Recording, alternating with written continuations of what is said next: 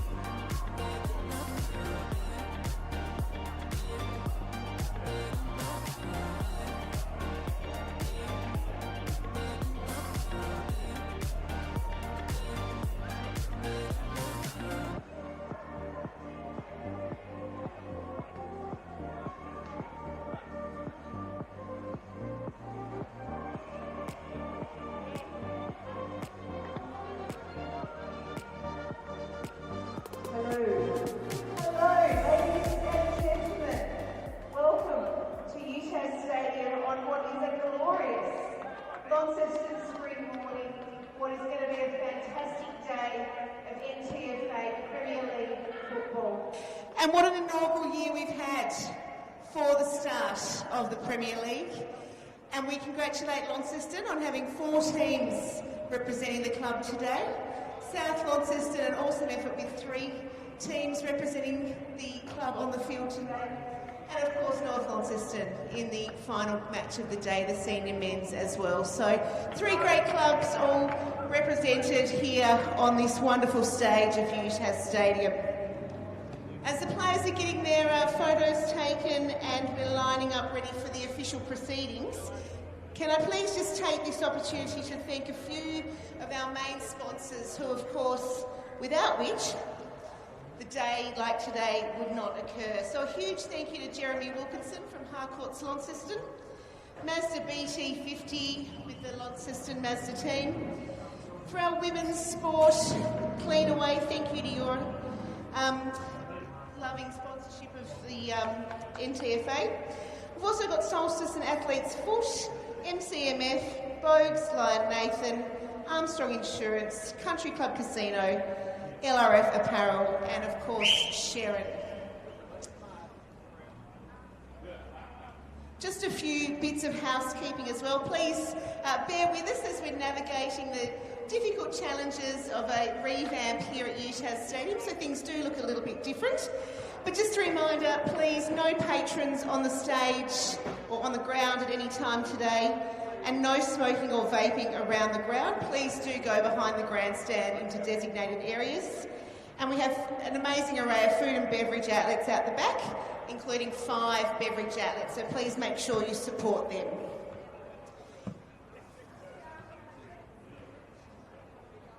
Well, as our under-18s line up for the National Anthem and official proceedings today, I welcome you all on behalf of the NTFA. My name is Rachel Williams.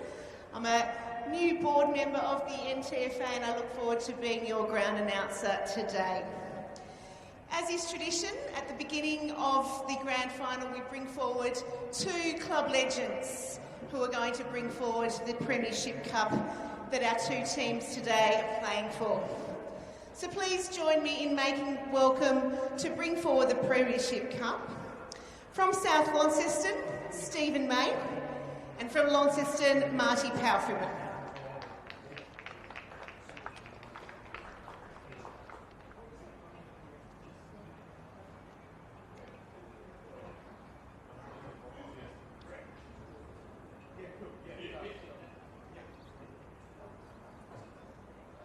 Cup is certainly glistening on this beautiful Launceston morning. So that's what we're playing for, ladies and gentlemen. Now, Stephen, if I can have you over here as well, you're going to be tossing the coin for us this morning, and Launceston's captain has the call. So if I can have the captain of both Launceston and South Launceston over for the coin toss, please.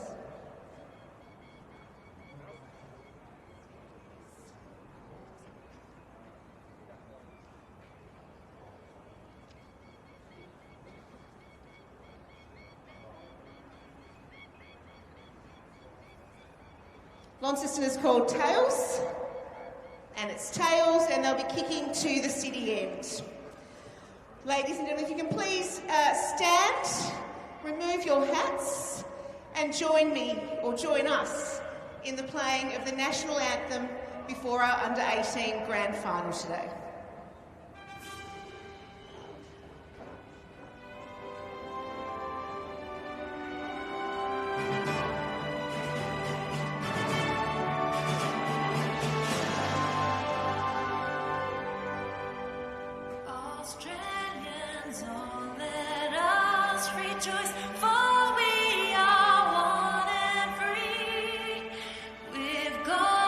Soil and weather toil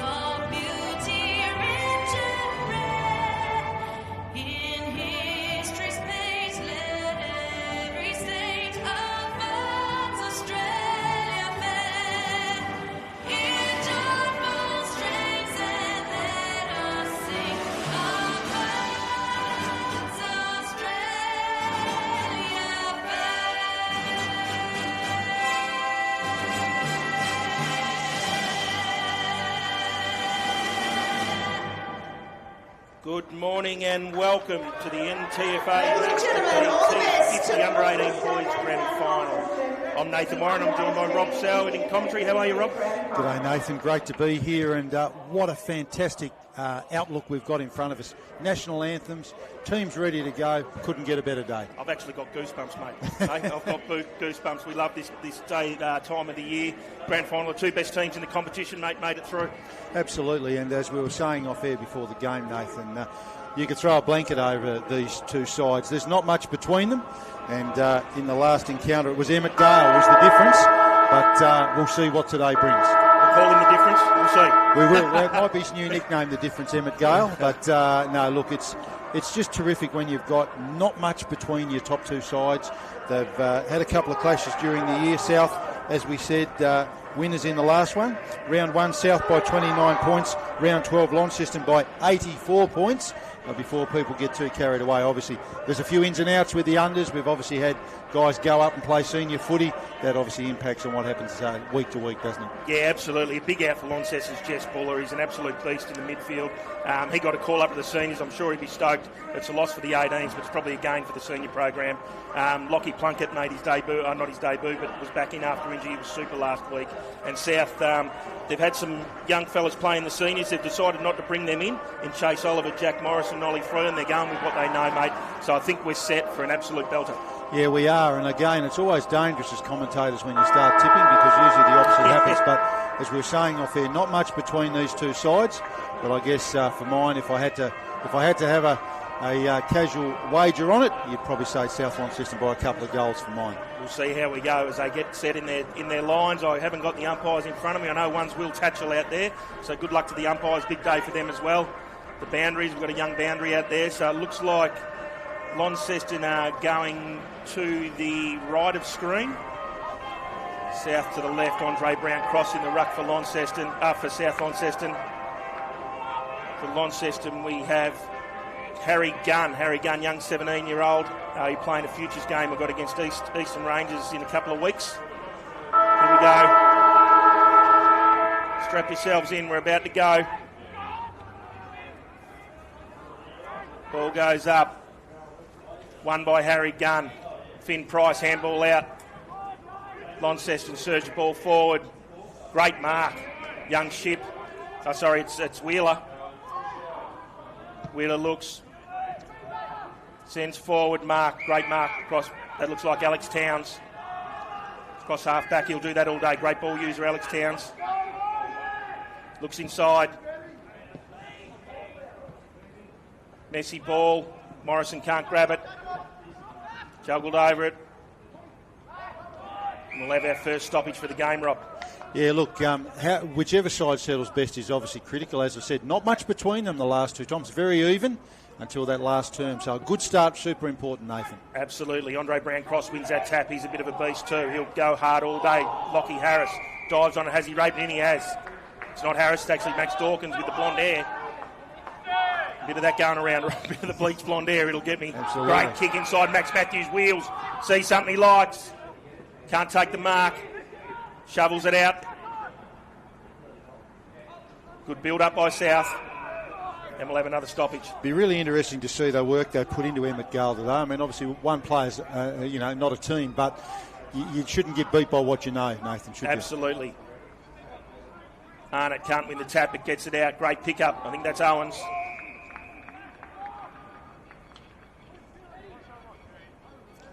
'77 is Archer Farrelly, young brother of Hunter Farrelly. South win the tap, but only in the way of Launceston. Launceston shovel out by foot. Dawkins pounces, snaps on his left. Can he find... I was going to call him Biscuits. That's his nickname. I'll call him Ethan Arnott. His nickname's Biscuits. That's a cracker. I like that one. Oh, there you go. Cracker, mate. I'm on fire, really, not even trying to. Pardon the pun. It was completely accidental, that one. Not a dad joke. But I liked it, mate. I liked it. Forward stoppage for South Launceston. Arnott can't win it. No one can win it, but he pounces back on it, shovels out. Price will take that. Has he been? No. Another stoppage. Nicknames are what make our game special, Nathan. It is, mate. There's some different ones out there. Absolutely. And that's Mybrow. I think, sorry if I pronounced some names wrong. Mybrow wins a tap. McGee hasn't been taken. She's kicked off the ground. Kale Fraser. It's just a bit of a stoppage game at the moment. I got scared the other day when I saw the name McGee in the Launceston senior team. Well, it was Matthew McGee, but no, young Hunter. He did okay, the young fella. He's back here in the unders today. He is. He's Chooker's his nickname. Yeah. Chooker. Chooker McGee. Ball's up. Brown Cross wins the tap. Only as far as Launceston socket off the ground. Oh, kicking in danger. He is actually. His uncle actually is Chooker McGee, who many would know, Western Storm, South Launceston and Longford player. Yeah, Brady McGee. Braden McGee, Yep, that's him. Yep. Launceston. Out as far as Speed, Logan Speed. Got in front of the Carlton draft sand. He wheels inside, left foot, nice left foot. Goes to centre wing, Brown Cross strong. Great mark. They seem pretty well set up across this part of the ground, South, and that's going to be challenging for Launceston to penetrate as this game goes on. Absolutely. You can see their eyes are darting inside. He wants to see something inside, but it's shut down by Launceston. He wheels, gets it forward, nice kick. Can't mark it. South Launceston pounced on it. It was Wicks. Wicks couldn't grab it. Only as far as Wheeler. Wheeler can't. Arnott using his body. Harris, snap. First goal of the game. Lockie Harris. Nice goal. Just kept it busy. It's just pressure, isn't it, Nathan? I mean, you look at that ball's lived in the South Launceston forward half for the last few minutes, and just reward for effort. And Harris on the spot, so very well done him. But Launceston have certainly got to be smarter with that, and they've obviously got to give some thought, as we said, to how they penetrate the South Launceston defence, because they look very well organised, very well set up, very well structured, which you would expect nothing less from Coach Anthony Taylor. Absolutely. Yeah, they said before they were looking inside, they'll dart their eyes inside, but Launceston, their forwards are coming up and covering up the corridor, which is great, so it's forcing them to go around, but on that term they kept it moving, and Lockie Harris was the beneficiary of the goal. Will Tatchell balls the ball up in the centre. Won by Launceston, Harry Gunn. Dawkins can't, yes he can. Nice by Max Dawkins, gets it forward. Here he goes again, messy ball forward. South Launceston, clean hands. Here's Harris, the goal kicker, onto his right. Eyes dark, great mark. Great build-up, Toby Morrison. Shot on goal in front of Bedford. Bedford, good defender. The thing you notice with these guys too, and again with a number of them that I know, their athletic background, and Harris certainly is one that fits that mould. You know, a good athlete growing into his football. 100%. Played a few senior games this year as well. So a lot of these under-18 boys have been exposed to senior level, which is awesome. We're behind, having a good look at this. Toby Morris marches in, and he splits the middle straight over the umpires. No, it's not over his hat. Well, faded away. I was writing it down too, mate. Never over till it's over. That's I right. thought that was going to go right through the high diddle. Noah Hedger, another one who's played a senior game this year. Great kick out. Can't mark Launceston. Great build up by South here. Wicks fumbles. Surged out by Launceston. Decent side centre wing. I think this is Johnson. Pounces on it. He's got some speed. Hack kick left foot. Only as far as Towns. Towns is crafty with the ball. He'll use it well. Sends it back where it come from. Only as far as Wheeler, and it finds out of bounds. The risk of labouring the point, and that's an example. They've got to be smarter with that ball forward going inside 50. Just a hack kick, not going to work when they're so well set up. In fact, I think they had 3 South where that ball landed. Yep, and you see Towns did that early on. Great by Cross, just uses his body, hands out as far as Wicks. Wicks can't get it to foot. It was a great tackle by Woolcock. Harry Gunn sends it forward. Here it is again. I thought that was Dawkins, but it's not. That's that blonde hair again, 88. They've obviously been to the same hairdresser yesterday, mate, for that pre-game stuff. It is a bit tricky with the salad on some of these fellas. Here's Lockie Taylor, son of Anthony, out to centre wing.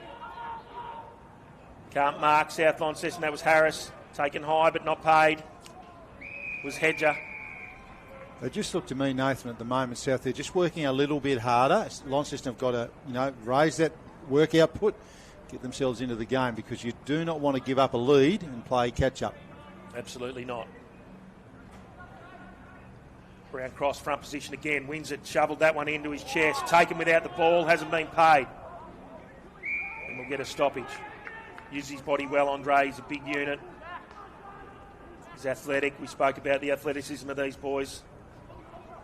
Centre wing stoppage again. Here we go. Brown Cross can't win that one. Cale Fraser shovels out the back to McCormack. McCormack looks inside. Nice kick. Only as far as Launceston. Sends it forward. Max Duffy. Great mark. The wheel goes quick. That's better. Nice build up by Launceston. Oh, there it is. You spoke about that, Rob. They've got to be a bit smarter there. Yeah, no, very well set up. And again, you look straight up, you've got 3 Bulldogs jumpers right in front of you. Yep. But he's giving it straight back to him. So they'll get another look here in Ryder Johnson. Yeah, South look like they've settled better. I mean, we've only played 8 minutes. They look like they've settled better. Opportunity here for Launceston. One of their first looks at it inside this front 50 for them. Yep. Another one who's made his senior debut this year in Ryder Johnson. Noted goal kicker. If you're looking for Shalmaker, I'd say he'd be down there. Rudy Shalmaker, the leading goal kicker, should be here somewhere. No, over his head only as far as Lockie Taylor. Just giving it back to him here, Launceston. Darts his eyes, finds something short. Nice little chiseler to Harris. Harris wheels. Goes wide to McCormack. McCormack, they want to keep this ball in motion. And he's slowing him up. Launceston, they've covered that corridor again. Here he is. Up, steps around Johnson. Kick to centre wing. Can't mark. It was Brown Cross. Gun. They'll form another stoppage. Yeah, they certainly look like South are just working that bit harder, as I said, at the moment, and a little bit more structure to what they're doing. So we'll see what the Launceston coaching panel can do with that forward setup. Yep, Kurt Wheeler, the Launceston coach. He's done a great job with them, Wheeler, this year. There's no doubt about that. But grand finals are a whole new thing, aren't they? Absolutely, absolutely. That's a great win by Gunn. Just getting some territory, knocking it forward. Here's Fraser. Can't mark. Has he been taken without it? Yes, he has. They need to capitalise on that work of Gunn too. He's obviously been the dominant tap ruckman so far. So see what they can do there. Father of Jason, a Collingwood supporter who'll be getting ready for tonight, no doubt. For tonight, absolutely. There's Fraser. Nice kick. Finds it inside 50. Here it is. Another bleached blonde hair there. We'll have to find who that is. 94. That's Emmett Gale with the bleached blonde hair. There he is. The difference. Gets it forward. Here's McGee. Chuka. Nice kick. Woolcock can't mark. Fraser pounces on it. So does Duffy. Fraser comes out with it. Looking backwards. Great pressure by Launceston. That's Shalmaker. Rudy Shalmaker. He's up the ground. Kick 21. A couple of weeks ago, Rob. Not a bad day out. 21 goals. Absolutely. I reckon he had the boot in the ice bucket that night. That's a pretty fair effort. They'll be happy if he gets 21 today. Absolutely. That's a great kick. Forward. Here's Duffy. Johnson, sorry. Taken without it. Doesn't get paid. Towns. It was Wicks, apologies. Out wide. Here's Wheeler. Can't grab. Great tackle. Pressure's top notch. Jackson Owen said, I don't know what I did there, but anyway, Gunn's got the kick. Gunn, wheels quick, sends it forward.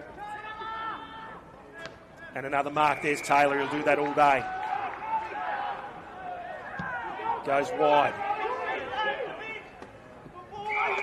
Farrelly. Clever. Yep, little chiseler to Harris. He's on inside, if he gives it, he does, over the top. That's great build-up, here's Harris again. The old 1-2, give and go. Looks inside. Over the back, there's a South Launceston player. Can't mark his Owens. He was taken without it, he thought. Handball backwards by South Launceston. Nice build up here. McCormack can kick the rock. Play on Morrison. Hands inside. Swung around. 86. The goal goes to Jackson Owens. Again, just a complete contrast, Nathan. That I'll spend a couple of minutes on that one. Complete contrast in the forward 50s, wasn't it? Again, another outnumber there. The South defence clear it out end to end. Smart ball use, and they just have option after option after option, and the pressure just, was the difference, wasn't it, at the other end? Absolutely, it's putting that speed on the ball, Rob. You see that forward handball. It's great in the football now, and Harry, Lockie Harris, we spoke about his athleticism. He stayed in it, so he gave it, got it back, sends it forward. And Jackson Owens pounces on it, kicks a goal. Yeah, they've got some options up there, South. I mean, the thing for Launceston too, just banging it inside 50 has shown in the first 12 minutes anyway, it's not going to work. So just a bit more smarter from the Blues. Absolutely. Gunn again wins that tap, but Launceston can't pounce on it. Thrown to the ground was Launceston player 36 in Polakovic. I may get that wrong. I'll go with Polakovic. Plakalovic. Plakalovic. They'll be Right, after you, go. Nate. They'll be after you. No, and Dane certainly he's played a few senior games this year. Very handy player. One again by Gunn. Only as far as South Launceston, they send it forward. Inside 50, Bedford, great positioning from the defender, and he's good enough to win it. Hands out, lovely hands to Myborough. Sends it inside. Great pick up by Schoenmaker. Handball outside of the wing. This is a better build-up. They go forward. Johnson, can he keep it in? It's going to beat him to the line. I'm just watching there too. 53 for South Launceston, who's Alex Towns, the captain. Smart enough to realise where the ball was going to go. Drop back, got rid of his man, 71, Max Duffy. Duffy's got to put some pressure on him. He cannot let that defender set up there unopposed to mark the ball when it comes in. Spot on. It's their bread and butter. They do it well, South. We've spoken about it on many occasions here. Ball goes in. Price, the ruckman on that instance, gets taken to ground and we'll have another ball up. It's part of that development. I know, Nathan, with the work you do and your other coaches, it's just teaching those forwards that it's two-way footy. It's not just all, running and getting the agate. You've got to be put that pressure on, which is that key at the next level, isn't 100%. 100%. One by Launceston, sends it inside. Dirty ball in. Duffy can't get it. Hands out. Here's Wheeler. Just got taken without. He's gone down there, Rob. He's holding his knee. I'll just get you to keep an eye on that. Yeah. South Launceston chisel it out. Picked up. Taken without it. Was Owens. Launceston force it back in. Wheeler still down in the play there. South Launceston out wide. They'll just try and get it to some space. A great pick up. A great tackle. And he's been paid. Great work, Launceston player, 75.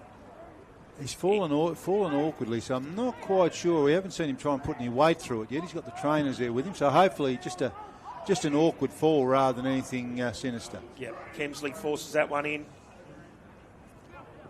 Taylor's around the ball. Schoenmaker out to Woolcock. Woolcock can't gather. Dawkins. Emmett Gale wanted that, and Dawkins will get a shot. It's Duffy. Dawkins is a white hair with South. Yeah, no, he's a red hair with Launceston. He's been very busy, Dawkins. I'm just watching now. He's not putting any weight through that knee. So let's hope he's okay. Yeah, hope he's okay. Here's Max Duffy. Tamer boy can't kick, pulls it left. They get their first score. 2-1 South Launceston to 1 behind Launceston here at UTAS Stadium on a cracking day. Taylor with the kicking duties. Marches outside the square. Low, long, mark, no. Play on, hands out, great forward handball. Surge forward by South. Harris just trailing in behind Hedger there. I think they're waiting to beat the line, but it doesn't. Good pick up. Myborough kicks it inside. I think it's just a kick and hope. Fraser goes up. Bedford, he's out of his defensive territory. Here's Dawkins. Great pick up. Hedger can't mark. Great effort by Toby Morrison. One by South Launceston. Great mark here. Good build-up. This is Farrelly. Doesn't give the hands. All their forwards are worked up now. They're working back. Can't mark. Good enough to keep it going forward. Owens is busy around there. Wicks is around it. Here it is. Out it comes. Get it out of there. Does Launceston. First one of the ball is going to be Wicks. No, it's not. It's going to be Schoenmaker. Hands out.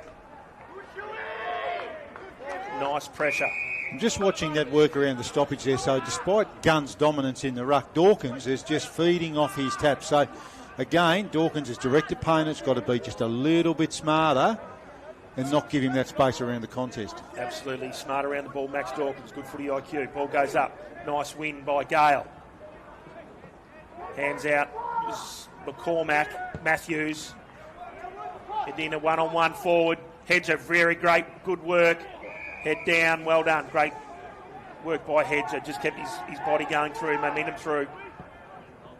Nice kick outside. Here's Kemsley. I can't see his number there. Oh, I think it's Gabe Kemsley. They kill us when they play on that far side of the ground. They should be playing this side. Yes, I can see them. It's just ping-ponging between the arcs here at the moment. Harris, he's been busy. Inside, outside, finds McCormack inside. He goes quick. He needs to be quick. He is. Only as far as the Launceston defender in Myborough. He goes out wide.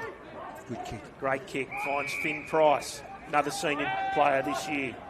Done some really good things at senior level, Finn Price. Probably could consider himself a little unlucky. Only a young player, though. Yep. Got a good future ahead of him. Absolutely. He'll play in our 17s Futures game in a couple of weeks. Here's Billy Port, shovels forward. Johnson, inside, outside. He'll go again. Snap, right shoulder. Oh, great defence on the line. It was Max Matthews. That's better. Clever there from Billy Port too. I like what he did just to, create an opportunity for his teammate, and unfortunately wasn't rewarded. Taylor goes out to Matthews. Matthews will go back to Taylor. They'll try and open this ground up a little bit. He looks inside. Little Chisler inside. Great pressure by Woolcock there. Opens the shoulders. I didn't see a kick that. Gee whiz. Not sure who that was. I think 36, Dane Plakalovich, our man, the co-captain. He'd be disappointed with that one. He will. It was a good chance for him there. Nice build-up. The pressure inside 50 was elite. Had more time than he thought, I think, Nathan. Yep. Taylor, he'll get this one out longer, I think. He won't go for that little dart. He goes. Gets it outside the arcs. Here's Towns. Can't get to that Wicks. Just gets it out of there. As far as Hedger, he'll be first on it. Has he been Tay? He's got it out. Throwing the ball, yep. Here's Harris, the goal kicker. One off. Oh, nice mark was Ethan Arnott. Biscuits. He doesn't mind a celebration either, Biscuits. Well, that was clever use from Harris there, because if you notice when he kicked that ball, the only person that could mark it was Arnott. He's out in front of him. Put it to his advantage. Right in the leading lane.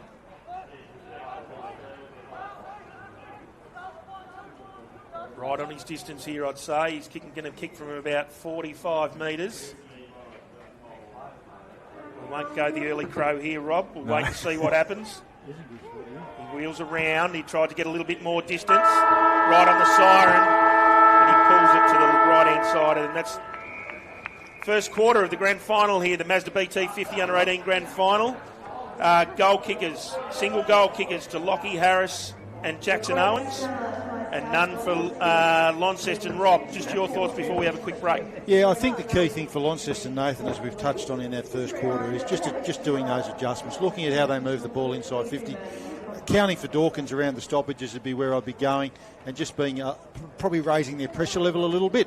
South have come out and started really well, and certainly stuck their flag in the ground. Spot on. We'll have a quick break and we'll join you in the second quarter, the grand final.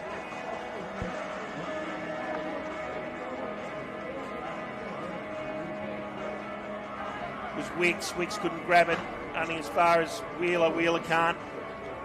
Arnott using his body. Harris, snap. First goal of the game. Lockie Harris. Having a good look at this. Toby Morris marches in and he splits the middle straight over the umpires. No, it's not over his hat. Faded Launceston. Nice build up here. McCormack can kick the rock. Play on Morrison. Hands inside. Swung around. 86, the goal goes to Jackson Owens. Here's Max Duffy. Tamer boy. Can't kick, pulls it left. Shovels forward. Johnson, inside, outside. He'll go again. Snap, right shoulder. Oh, great defence on the line. It was Max Matthews. Side.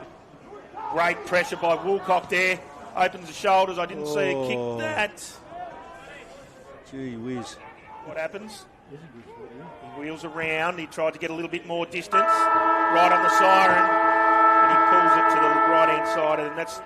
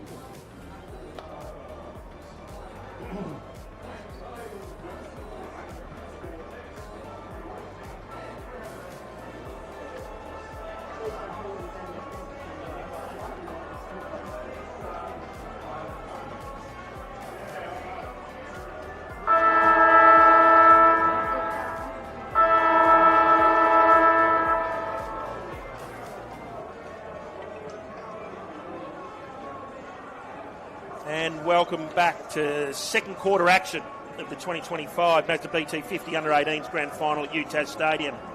Rob, that was a bit of a backward and forward first quarter, that one.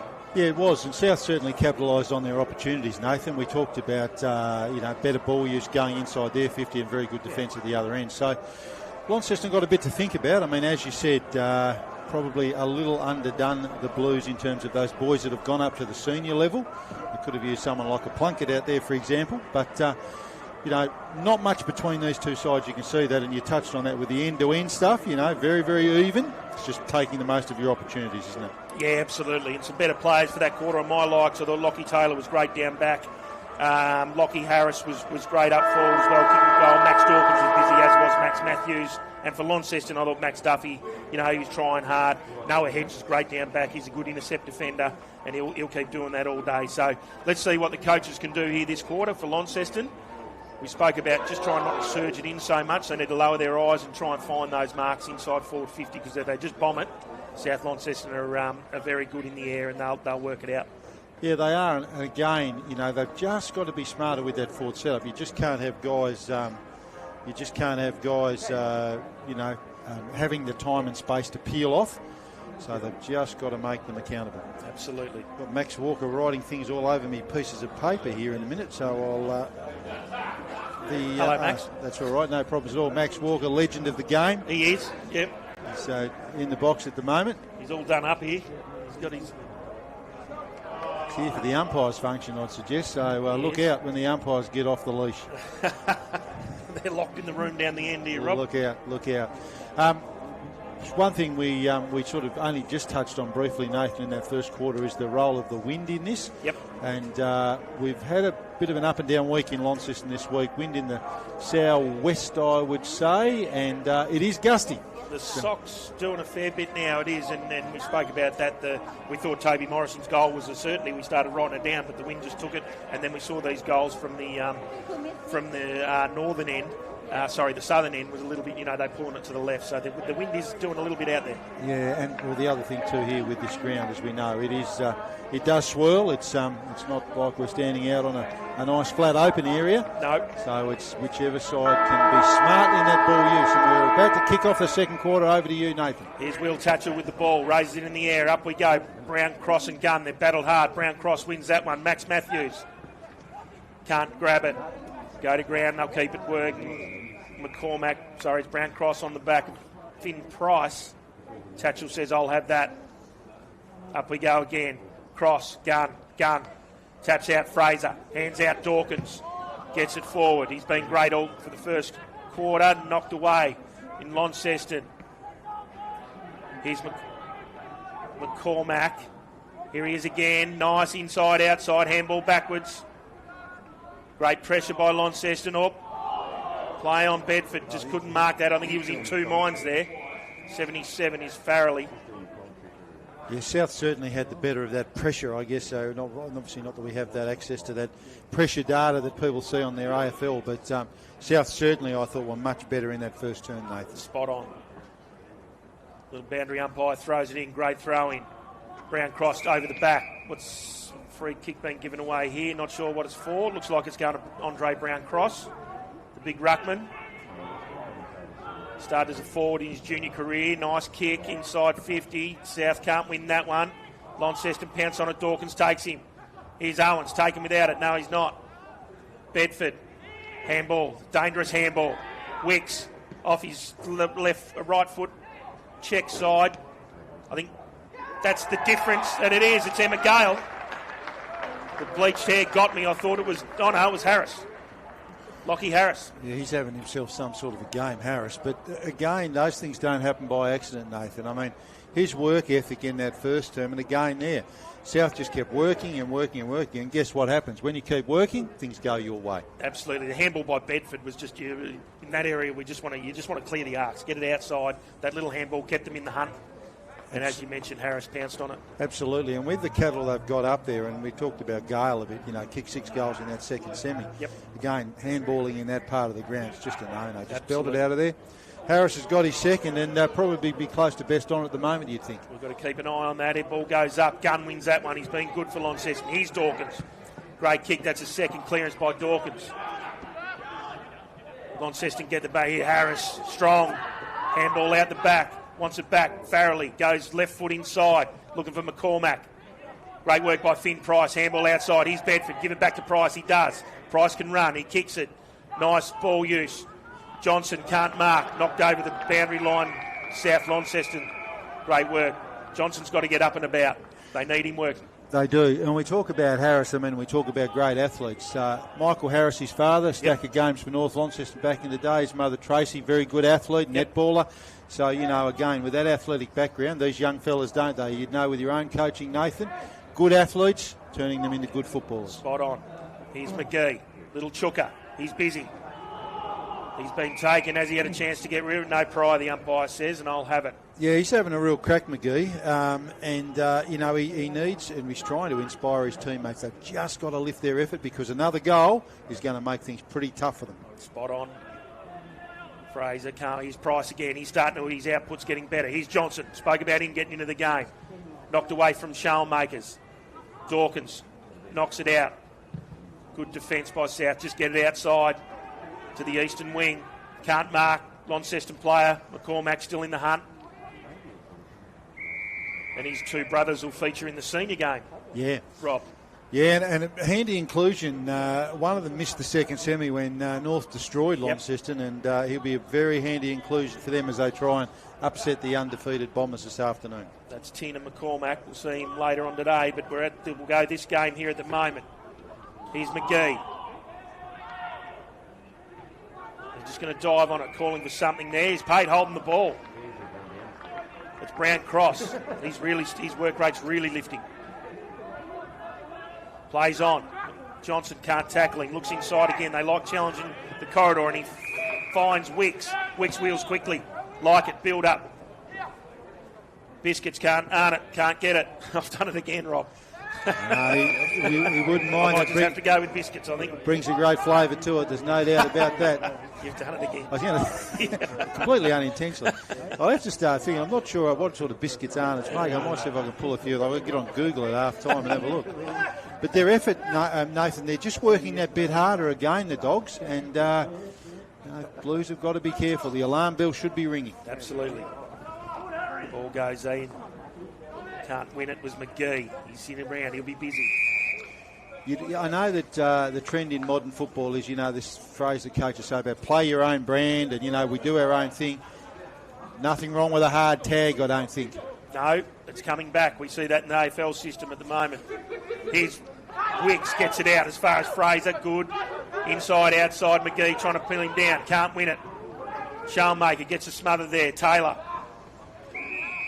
Oh, the whistle had gone. Won't pay. No, it's just where it is. Could have been 50. Simultaneous, I think. The thing that worries me too, Shellmaker too far away from goal. Absolutely. Needs him deeper. Here he is. Knocked away by South Launceston. Can't win it. Here's Duffy. Nice. Taken down after the kick. Play on, there's the umpire. Johnson, we wanted him to get going, and he tried. Kicked out by South Launceston. Got his teammate in Bergerman. Harry Bergerman goes out wide. Matthews, centre wing. Nice little kick. Can't mark was Morrison.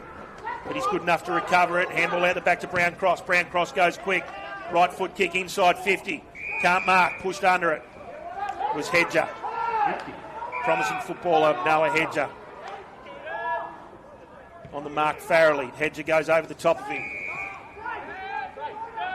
Finds Blakovic.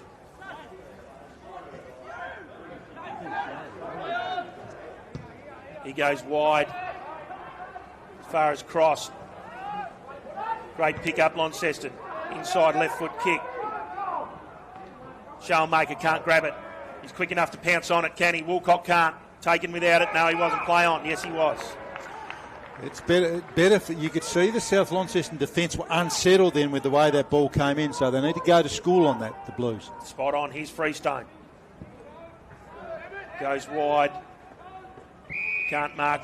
Unrealistic attempt by the look of it. Yep. Goes to Harry Gunn, who's been great for Launceston, one of their hard workers. Woolcock, he goes smallest man inside 50 and taken by Towns. It's about his third mark like that. Yeah, reading it like a book, isn't he? Absolutely. Here's Morrison. Speed on the ball. I like it. Oh, little dribbler. I think he kicked the grass. But anyway, got to go with two hands, young fella. He's good enough to stay in the hunt. Inside 50, one-on-one. Biscuits can't mark. Hedges there. Good defence. Goes wide. Just clear it out of there. Get out of danger. Here's Polakovic again. Good. McGee. Clean. Handball over his head. Polakovic. That's 3 kicks in a row there, Robbie. Worked hard. Did well. Taylor uses his body. Here goes Towns. We spoke about him earlier. Great ball use. There it is. Nice. Here's Gale. Wheels inside. Left foot. Dribbler to Dawkins. The two blonde-headed boys combined. Gets it inside. It's going to be an inside stoppage for South Launceston. I'll tell you what, they've been watching some of Jason Ackermanis' old footage, these dogs. There's dyed blonde. There, the boys. That's obviously a new thing. Us, you've got a bit of hair. I haven't got a lot these days, but I'll tell you what, I need to give that a bit of thought. Ackermanis did it for the Brownlow and he got it. Here's Biscuits. Nice handball. Taylor, the goal kicker. Clean. No, he's not. Can't pick it up. Ducked his head. Play on. Great decision, umpire. I think it was Farrelly. 8-5. Sorry, it's Casey Noble.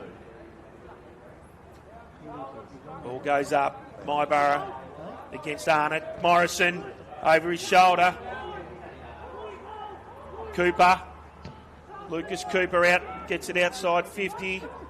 As far as Max Matthews. Can't pick it up. Here's Woolcock. Woolcock still in the hunt. Still in it. Fraser's in there. They're all in amongst the big names.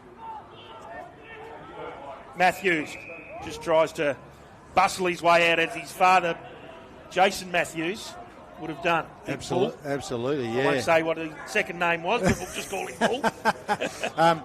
Very impressed in the last few minutes. Launceston have lifted that rating, which they really needed to do, but they've got to get reward for effort. Still haven't put a dent on the scoreboard. They haven't. Looks like Wheeler's back out there, so he's good, Rob. That's good to see. The young fella's back out there. Here's Gale. As far as Wheeler puts on some pressure. Fraser, handball inside. Oh, taken down hardly. It was Farrelly. Can't get it. It wasn't Farrelly, actually. It was Ethan Nast, and he gets the free kick, taken without it. They look alike, these young bucks from over on that far wing. They do. Here's Dawkins in front. No, it's Hedger. He's been great, Hedger, the last few minutes. I think that's the third mark he's taken. He'll do that all day. Good intercept mark. Not and the a best nice kick. No, not the best kick. As far as Towns, he's had a few from this area. That's a great kick to Morrison. He's been busy forward. Toby Morrison, he's going to... I like that. Doesn't turn his back. He keeps his eyes on. Something might open up. He's going to be kicking from about 48 metres. We'll get a look at this one, and we called it early. We'll shut our mouths for this one. Yeah, we won't jinx him. Nice approach. Has a good look at it. I'm going to keep my mouth shut. Right on the line, and Arnott's... I think, no, it was Max Matthews. Gets the goal on the line. Well, that's just... You don't like to be too critical, but gee whiz, poor defending. I mean, how can a South Launceston player be sitting goal side and have the time and energy to do that? And all of a sudden, Nathan, with that hard patch of work they've done the last few minutes, no reward for effort. They're now 23 points down. That's right. Yeah, it just goes to show you've got to kill that on defence. I don't know if Hedger was anywhere near it because I'm sure he would have. I think he was out of that play that little bit. And the thing where it starts to then get hard is that all of a sudden you say, well, we've played nearly a half a footy. We're approaching nearly a half a footy. No goals, you're 4 goals down. Where are those goals going to come from? Yep. They've certainly got the talent to do that, but haven't shown us that they've been able to penetrate that Bulldog defence. That's right. They've had their chances. Here we go. Gale's gone in on ball, looks like, and working hard. Goal kicker Matthews. Out to Gale. He sends it in. That's better by Launceston defence. 77 in Farrelly. Just misses. Here's Hedger. Being one of the better Launceston defenders. Takes his territory, just gets it outside. He said, here, fellas, I'll get it out here for you. Out we go. Great pick-up.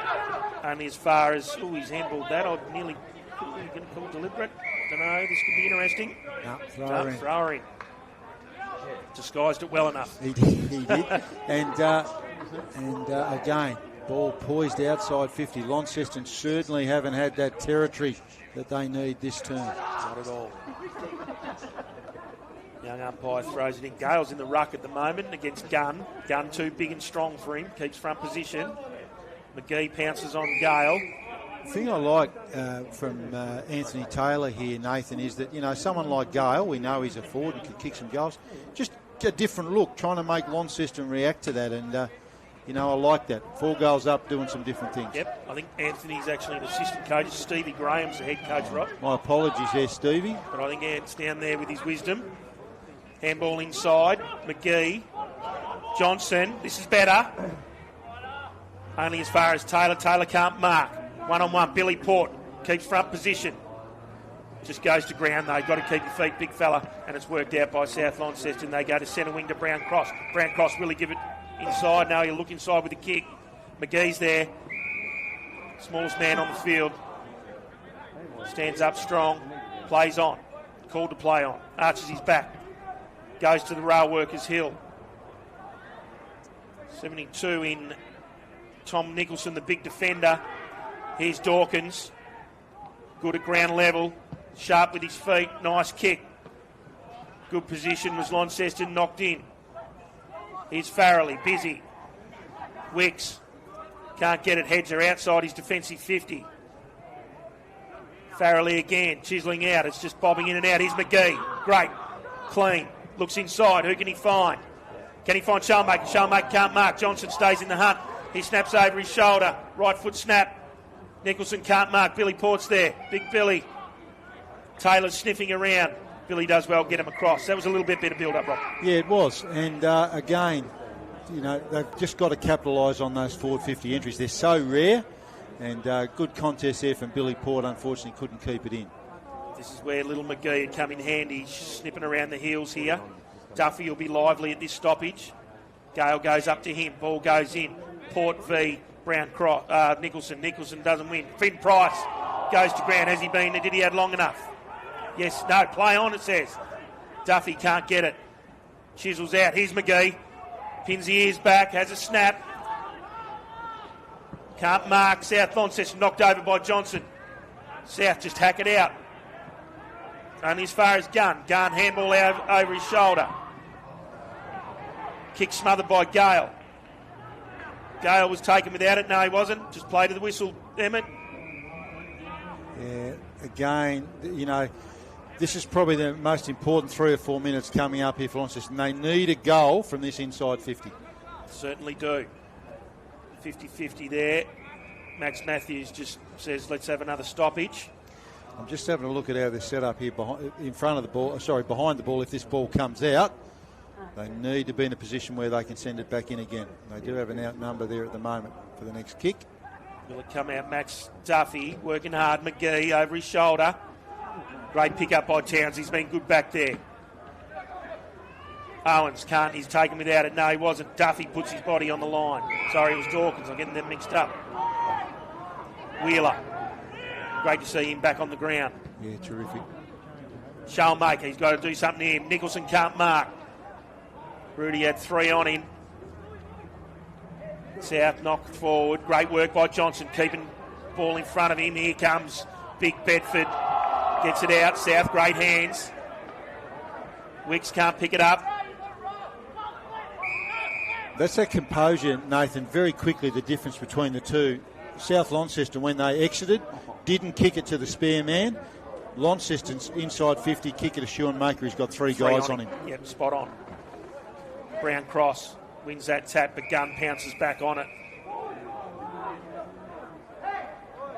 They'll go again. Been a good duel, this one. Up. We've got a blood rule.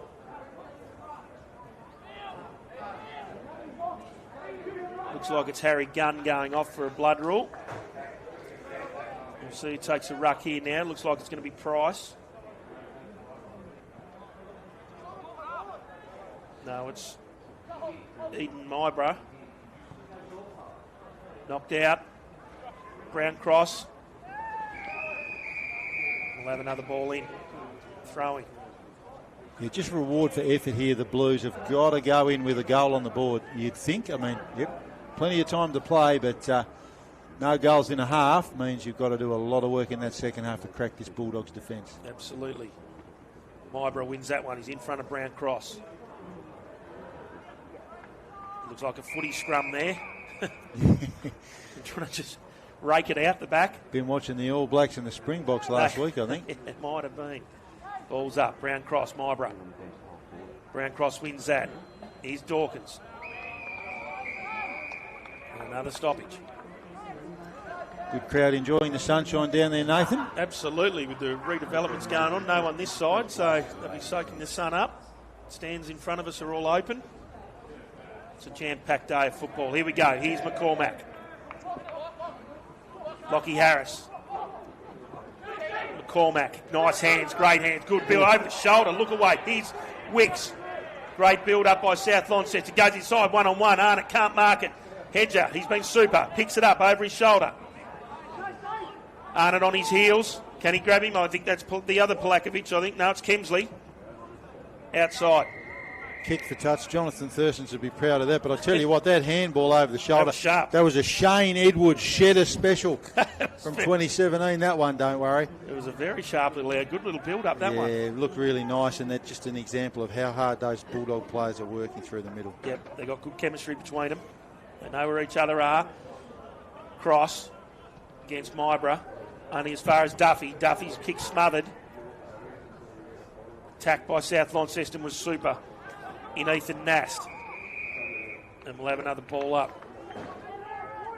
Love a little stat man here with how many ball ups we've had. We've had a lot of stoppages. Yeah, well, Dave Gruber's just entered the building. One of he has the too. Absolute best in the business. He has too. But, I'm interested in that, and I'm also interested in some of the clearance stuff as well, because we talked about Dawkins earlier. Yep, he had the first few of this quarter, that's for sure. Just inside 50. Johnson formed a one-on-one. Good enough to win it, but taking the ground. He had prior. Yes, he did. It's a great tackle by, looks like, can't see, Lewis Whiteman, 88. Yes, it is. It's called play on. Just gets it out. Even numbers at the contest. Over the back of McCormack. He zigs and zags, gets the handball. Only as far as a Launceston player. Marked again by Towns. I reckon that's probably about his 6th or 7th mark in the defensive area. And there we are. The end of the first half here at UTAS Stadium sees South Launceston 4-3-27 to Launceston 3 behind. Goal kickers, 2 goals to Lockie Harris, 1 to Jackson Owens and 1 to Max Matthews. Your thoughts before we have a bit of a break, Rob? Yeah, look, South have just worked, if I'm being blunt, South have just worked harder and got reward for their effort. Launceston certainly, you can't question their desire, but just in terms of that execution's been the difference at the moment. So I'm the Launceston coach, I'm throwing a few magnets around, I'm looking at some different looks going forward, and I'm looking at what I'm going to do around the ball. For South Launceston, Stevie Graham, super job in what he's done so far and coming up with a few different looks. And as I said, they're just working harder at the moment, and the scoreboard reflects it.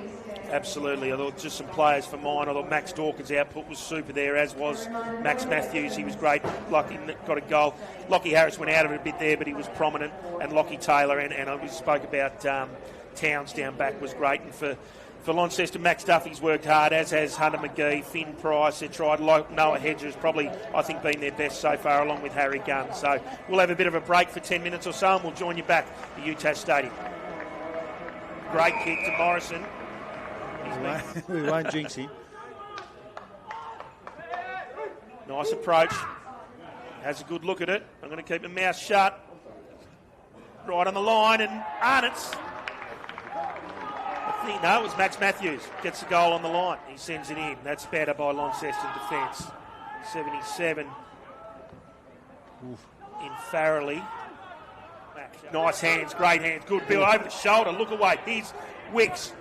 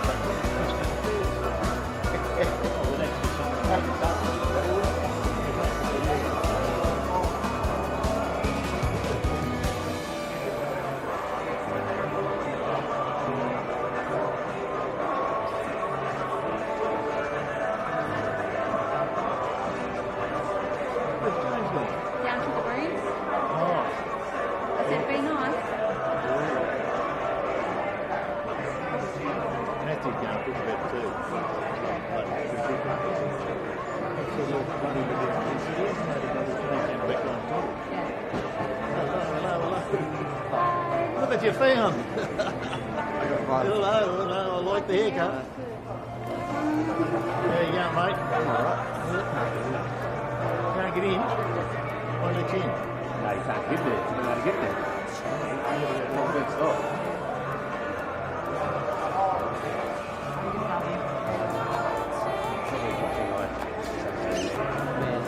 Yeah, well, I was worried about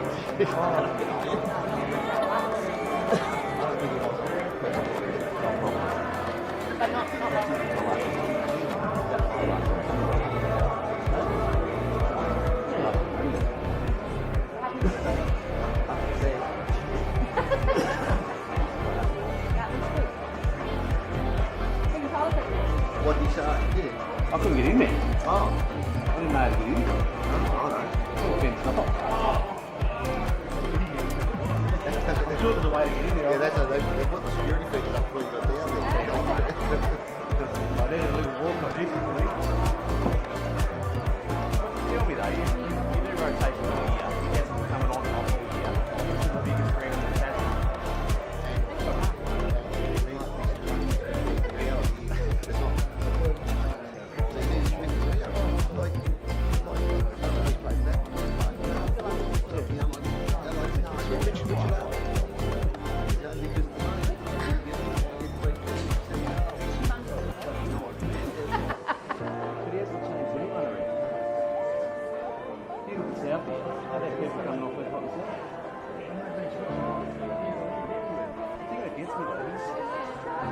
Rotates the base. Yeah, really, yeah,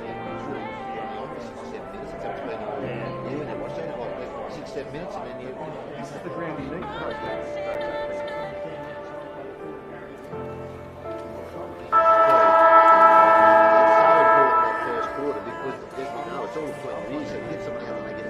Well, then they're away for the day, aren't they? But there's the quarter, they're struggling to get into the game. Yeah, so just around there, just around the area of the left. It is unbelievable.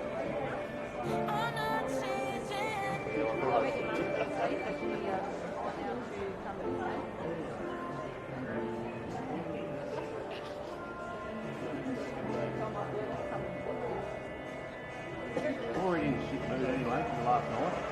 Oh, yeah, they started well. Then sort of.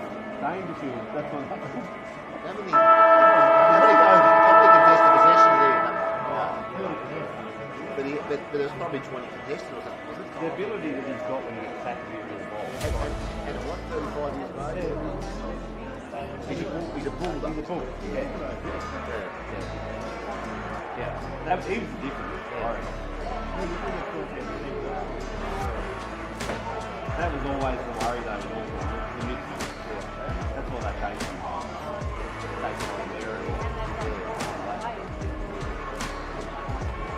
Yeah, that's right. They rely too much on that other guy who's been playing well. And the new can see, a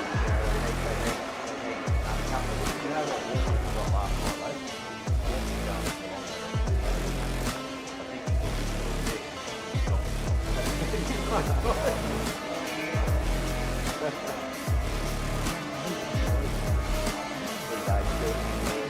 What did you get for?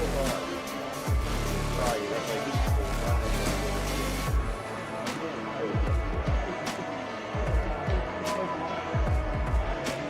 That's his game smart. With these issues he's experienced. Yeah, that's what it is. He's lost that little bit of, I mean, he hasn't lost much pace, but he's just got that game smart.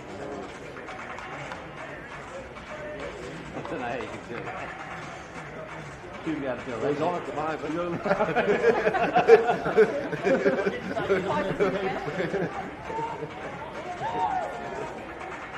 He's probably he's only got his 6th minute of on the grass at the moment, you're saying. he's probably thinking. And welcome back to UTAS Stadium for the second half of the 2025 Mazda BT 50 Under 18 Grand Final, which sees South Launceston 4-3, 27 to 3 behinds in front of Launceston. Rob, your thoughts on that first half, mate? Yeah, look, Nathan, it certainly was, you could probably say, not reflective in some ways. Launceston certainly worked really hard, but they just broke down going inside 50, whereas South, more avenues to go, worked that little bit harder and got the reward for effort. So, again, we didn't have that level of stats about inside 50s or clearances or things like that, but you just got the sense that South were far more efficient, and Launceston kicked to... They just made bad choices, going inside 50. You highlighted in the call. Sean Maker, their go-to guy, 1 on 3. I mean, that's not going to work for you. So they just need to think their way through it. And again, if I'm Launceston, maybe go in at three-quarter time, even if you're 10 points down. You've chipped into that lead. You're not going to get it all back at once. Whereas South, I just thought, worked a lot harder, Nathan. That was the difference for mine. Yeah, their foot skills and that are a little bit more superior than Launceston's that I'm seeing at the moment. They build up, they put a bit of speed and energy on the ball, which gets them those looks inside. So you're 100% right. Launceston just got to be a bit more patient and get it to you, showmakers. We know he can do the work. They've got Johnson there too. His output started getting a little bit better. Probably got to lift a bit more because he's a goal kicker for them. They've got workers in McGee, Duffy's working hard, Finn Price working hard, Hedger down back. So they've got the cattle, but you're right, if they can get a couple on the board here and go around that 10-point mark, they'd set them up for a good last quarter of football. And capitalise on the work that the Gun's been doing. I mean, a guy that impressed me, and you called him beautifully a couple of times, Andre Brown-Cross, started to exert some influence, and Gun been very good for Launceston. So, you should never get beat by what you know. I mean, of course, things get thrown up at you, but don't be afraid to shuffle the magnets. Have a look at some different things. And Stevie Graham certainly, I thought coached a masterful first half for South Launceston, and as I said, stuck the stake in the ground and said, "Righto, boys, this is what we're about." And at the moment, they've certainly got the ascendancy. The wind, I've noticed at half time, it is fluky here. It has died down a bit, so we'll see what impact that has, Nathan. Absolutely, and here we go. It's Eden Myborough against Andre Brown-Cross, who's been great for the first half. It's 50-50 win there, only as far as Matthews. Matthews can't grab it. Morrison shovels it out in front of him, keeps it in front of him. Great work, good pick up there by the Launceston player. Can't get the free kick. 49, I'll get his number in a minute. Logan Speed, great work. Max Dawkins goes over his shoulder, inside 50 to South. First one of the quarter. It's busy. Here's Emmett Gale, the difference. You called him earlier, Rob. Can he get it? It's over his shoulder. I think he has. Snap by Emmett Gale. That's his first for the day. Number 94 with the bleach blonde hair. It's making me a bit confused at the moment. There's a few of them out there. They look alike. Harris is naturally blonde. Well, if you're sitting inside the Launceston rooms at half-time, one thing you wouldn't have heard is let them get the first goal inside the first 30 seconds. So Gale, again, we talked about the difference in that second semi, 6 goals in that win. Again, there wasn't much in that at three-quarter time, and the difference made the difference, and that is just a really good reward for effort from him there. And again, it just throws the emphasis on Launceston now coming up with something to get themselves back in this contest. Yeah, that one hurts him a bit. Brown-Cross, great win. Here's McGee. McGee shovels a handball out, but only as far as Matthews. Matthews back to Brown-Cross. Good energy here. Can't get the handball away, and it's a great tackle.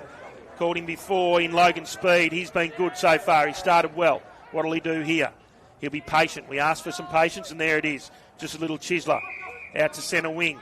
36 in Polakovic. That's Dane. He's calling his forwards to come up at him. Nice kick to the southern end. Great mark, Lockie Taylor. He's taken a few of them. He looks inside. There's that kicking action of Lockie Taylor's low and dart. Force back inside 50. Can't mark was Woolcock. Towns. Great hands. Here's some build-up. Finn Price pins the ears back. No, he doesn't. Find something short in Johnson. That's better, Rob. Yeah, absolutely. And it's always good. Nathan, we just talked about what they need to do, and they do it. So obviously they're listening to us. No, look, that was a much better inside 50 use of the footy, and they've got a really good look at it to get on the board for their first goal of the day. Absolutely, we'll get a good look at this one. Ryder Johnson, he is a goal kicker. They really need this one. What'll he do? Nice deliberate action as he goes in. Right foot kick. I'm going to keep my mouth shut, and it hits the post. One call I was going to say would work, but they aren't wood anymore, Rob. Back in our day they were, but they're not anymore. Yeah, so I think when Lee Matthews started breaking them, when he started snapping them up, that's right. They started moving on to the middle ones. That's it. Lockie Taylor. He's made good decisions so far with ball in hand. What'll he do? He'll go out wide. Great mark, Toby Morrison. That's a big presence there in front of Eden Myborough. Toby Morrison doesn't give the forward handball. He looks centre wing. He's found Lockie. No, he hasn't. He's found Max Dawkins. Dawkins goes quick to Fraser. Fraser gives a handball there. Here it is. Open goal. 86 in Jackson Owens. What's he done? Hit the post. Hit the post. I put my head down to start writing that one down again, Rob. That's a let-off. I learnt the first time, and it is a let-off. I mean, that was almost training drill stuff, Nathan. That length of the ground, not a blue jumper to be seen. Absolutely. It was a nice build-up. Out goes Blakovic again. Nice mate. He's Schoenmaker in defensive territory. He's come right out of his natural habitat. Nice kick to Chuka McGee. McGee, will he give the handball? No, he won't. He'll find something short. This is better. Nice build-up. Here's the handball. There's the speed. It's Schoenmaker. Schoenmaker, long, loping right foot kick. Inside 50. Billy Port knocked on. Can't win it. Woolcock keeps in the hunt. Here's Nicholson. Head over it. Can't pick it up. Taken without it, but Towns picks it up. He'll go to ground. That was better. Nice little slow build-up. Speed on the ball to Schoenmaker deep entry. Yeah, absolutely. And as we said, you've got to do some different stuff. If you just do what you've dished up in the first term, this is only going to be one-way traffic. That's right. Billy Port as far as Duffy, Chisler, taken without it. Was the South Launceston player. I think that's Ethan Nast it is. Ethan Nast goes short as far as Harris. Harris can't mark. Sees it over the line. Good pressure there on that occasion from the Launceston defender. I mean, that's the stuff, the little things. I think that was Billy Port again, actually. Yeah, it was. They're the sort of things that can make a difference. So instead of a nice, easy out, got it locked inside 50. Yep. Here we go. Ball goes in. As far as the Launceston player, he's had a chance to get rid of it. He did. Great tackle. That's Morrison with the ball. He's been taken high after it. Can't do that. No, don't like to criticise the umpires, although he did enough to win a free kick there and then offended afterwards. So unlucky on that occasion, Cooper. It was. Toby Morrison. Nice kick to centre wing. Can't mark. The Launceston player in front, and Myborough. The ruckman. I don't know, they've had a bit of a change up there structurally. Myborough's rucking, I'm not sure. I haven't seen where Harry Gunn is, who's been super for the first half for Launceston. Yeah, he went off for the blood rule just before half-time, didn't he? Yep, he did. Hope he's okay. Keep an eye out for him. Here's Dawkins. Max Dawkins, state under 16 player. Busy, played a bit of senior football too this year. Max Dawkins, crafty player. Thrown Gun forward. He's forward. Good, Rob. Lovely. Here's Finn Price. Great kick. He's worked hard. Can't mark. Johnson, great tackle. Whiteman chisels it out. Great mark on the boundary line. 96 in Brad Chenery. Looks inside. Morrison can't mark. Got the handball away. Here's Price again. Just go to ground. That's good. Don't cough it up. He's earned a free kick for a little bit high, I think, there from O'Sheen McCormack. Price goes wide. Finds his teammate in Speed, who started well. Speed sees something he likes up forward. It's little Chuka McGee. This is better. Nice little slow, deliberate build-up. McGee looks to go. There's going to be a block on the mark. He does. Takes territory. Kicks inside 50. What do we got forward? Handball out the back. Johnson. Has he got this one? I think he has. I think it's just, has it taken a bit of paint off the post, Rob? No, it hasn't. That's a goal. There's their first. Ryder Johnson, the first goal. One more coat of lacquer on that post, Rob. Absolutely. And I think it's touched. Absolutely, and a beautiful little off break. It reminded me back when I was about 8 years old, and Dad used to put a few through me with those little off breaks, used to get me every time. But again, just reward for effort, Nathan. You talked about that phrase you've used beautifully, the speed on the ball. Yep. All of a sudden, things are starting to go Launceston's way a little, and certainly that will give them some hope and a terrific goal on that occasion. Yeah, well, was that delirium? That slow build-up we talked about it. Wait. Nice territory taken by little Chuka McGee, just to get that Johnson chance on goal. Yeah, absolutely. So what happens next, the next couple of minutes, is going to shape this match, I feel, if it's going to go Launceston's way. Absolutely. Ball goes up. Myborough with the fist. as far as Morrison to McCormack. O'Sheen McCormack goes low, dart, great mark inside the defensive 50 is, I think it's our man Polakovic. I'm still saying that wrong, but I'm going to go with it. There's McGee. He's been good. He'll use the ball wisely, and he does to Speed. Speed can't mark, but his body strong. Fend-off taken. Yeah, that's holding the ball. I think his fend-off was a little bit high, but anyway, he's been taken. Holding the ball to Brad Wicks. Brad Wicks, another who's debuted in the seniors this year. Nice little kick inside 50 to Harris. He needs to get back in the game, and he is started well. Here's Harris, goes long, forward, Hedger behind, great mark. He'll do that all day. Great judge of the ball in the end, Noah Hedger. And he'll use the ball smartly. Generally makes a good decision with ball in hand. This one he goes long and wide. There's Bulldogs numbers everywhere here. Harris keeps it in front. Pushed in the back was Wicks, but didn't see it. That was a nice mark from behind in Hedger, Rob. Yeah, he's been really important for him back there. Been under siege a bit, but as you've called it, reads it beautifully. Yep. Here it is, Gale. Emmett Gale, nice handball to Dawkins. Dawkins handball to Whiteman, to McCormack, who's building this game nicely. Little dart inside, finds Matthews. Matthews looks to wheel, he does, quickly. Goes outside of the rail worker Hill, can't find Arnott. Arnott can't pick it up. Here's Hedger again, just head down, bum up, handball out. Great to see Wheeler back on the ground. Good, keeps the ball moving forward. This is nice territory. Gets it outside, and he does. Nice stoppage, centre wing. Yeah, you take that. Again, they were under siege on that occasion, the Blues, but thought their way through it. And, we're at a critical stage now. Almost halfway, Nathan, that third term. Yep. The premiership quarter, as they say.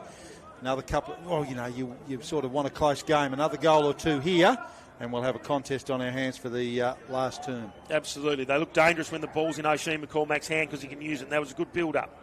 Here we go. Brown Cross v. Marlborough. Marlborough, I reckon, gets the chocolates on that occasion. As far as Speed handball out to Price. Price doesn't know where he's gone. Not done well. Arch the back. Looks a little kick. McGee just juggles it across the line nicely. Probably saved it from going out of bounds on the full. Price and McGee certainly again have lifted there. They have. McGee's been good most of the game, but they've certainly lifted. And Plakalovic, you talked about. Yep. Those guys with some senior experience, Yep. They've got to be the guys that grab this game by the scruff of the neck and get the Blues back into it. Spot on. This guy's been good since he's been in the ruck. He's Eden Marlborough.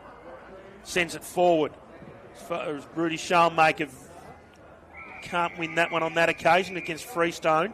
Yeah, they got their feet tangled up there. Schalmaker was sort of, hinting that there might have been something illegal in that. I think that was just two players going for the footy. Feet got tangled up. Yep. He stumbled, and that cost him an opportunity to mark that football. Absolutely. This is good, though. It's inside their dangerous area. In the ruck this time is Seb Polakovic. Younger brother of, I would say. Yep. Here he is, and he's won on this occasion, only as far as Towns. Towns hacks it out to Wicks. Wicks looks for the handball. Doesn't. Takes some territory and a nice kick out to the wing. Can't mark. Was Dane. Taken without it was Gale, but play on, says. Back in the Launceston player. Great pick up. Didn't have it. No. You get that sense, don't you, that they've just lifted their rating a little here, the Blues. Yeah, well, Kurt Wheeler, the coach, has probably put it on them there at half-time, I'd say. It's Abe Kingsley with the ball. Looks like 50 metres is going to go to Abe Kingsley. And they're going to go and let Emmett Gale know. The testosterone's flying here. The boys need a bit of a scruffle to get them going. The cameraman's got it on there. Keep an eye on the goal kicker. What's he going to do? There's a few on the line. Abe Kingsley marches in. He's taken a Michael Holding run up. Let's see what he's got with it. I think he's pinned the ears back and he's got that one, Rob. Yeah, he has, and that is, as I again said, the next few minutes is going to be really telling for Launceston, and that's just what they needed. They're letting our man Emmett Gale know what's going on, the difference. Yep. But the free kick was there. It was. You've got to make the most of these opportunities, and he just did that. Yep, spot on. That tidies the scoreboard up a little bit, 5-4, 34 to 2-4, 16.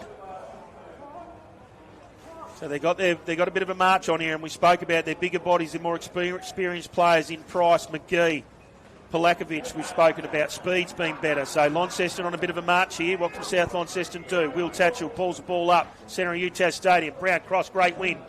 Knocks it down as far as Matthews. Matthews drives his legs out of the stoppage. Sends it forward. Lockie Harris on the end of it. That'll hurt. Oh, and he's gone through the mark there, did Bedford, and the umpire didn't see that. Lucky. Yep. Lockie Harris, generally a good shot on goal. Has a look what the wind's doing. The sock, yep. See what he can do here. It was a great start. UTAS Stadium. Lockie Harris marches in. He's going to go straight over the man on the mark. They like it. They like it. The goal umpire says that's 6 points. Lockie Harris, and that's his third. Yeah, and look, that really hurts you if you're Launceston. I mean, they've just worked so hard for that second goal, yep. And almost straight away from the clearance, Harris. You know, you called it beautifully, Nathan. Harris very, very busy in that first term.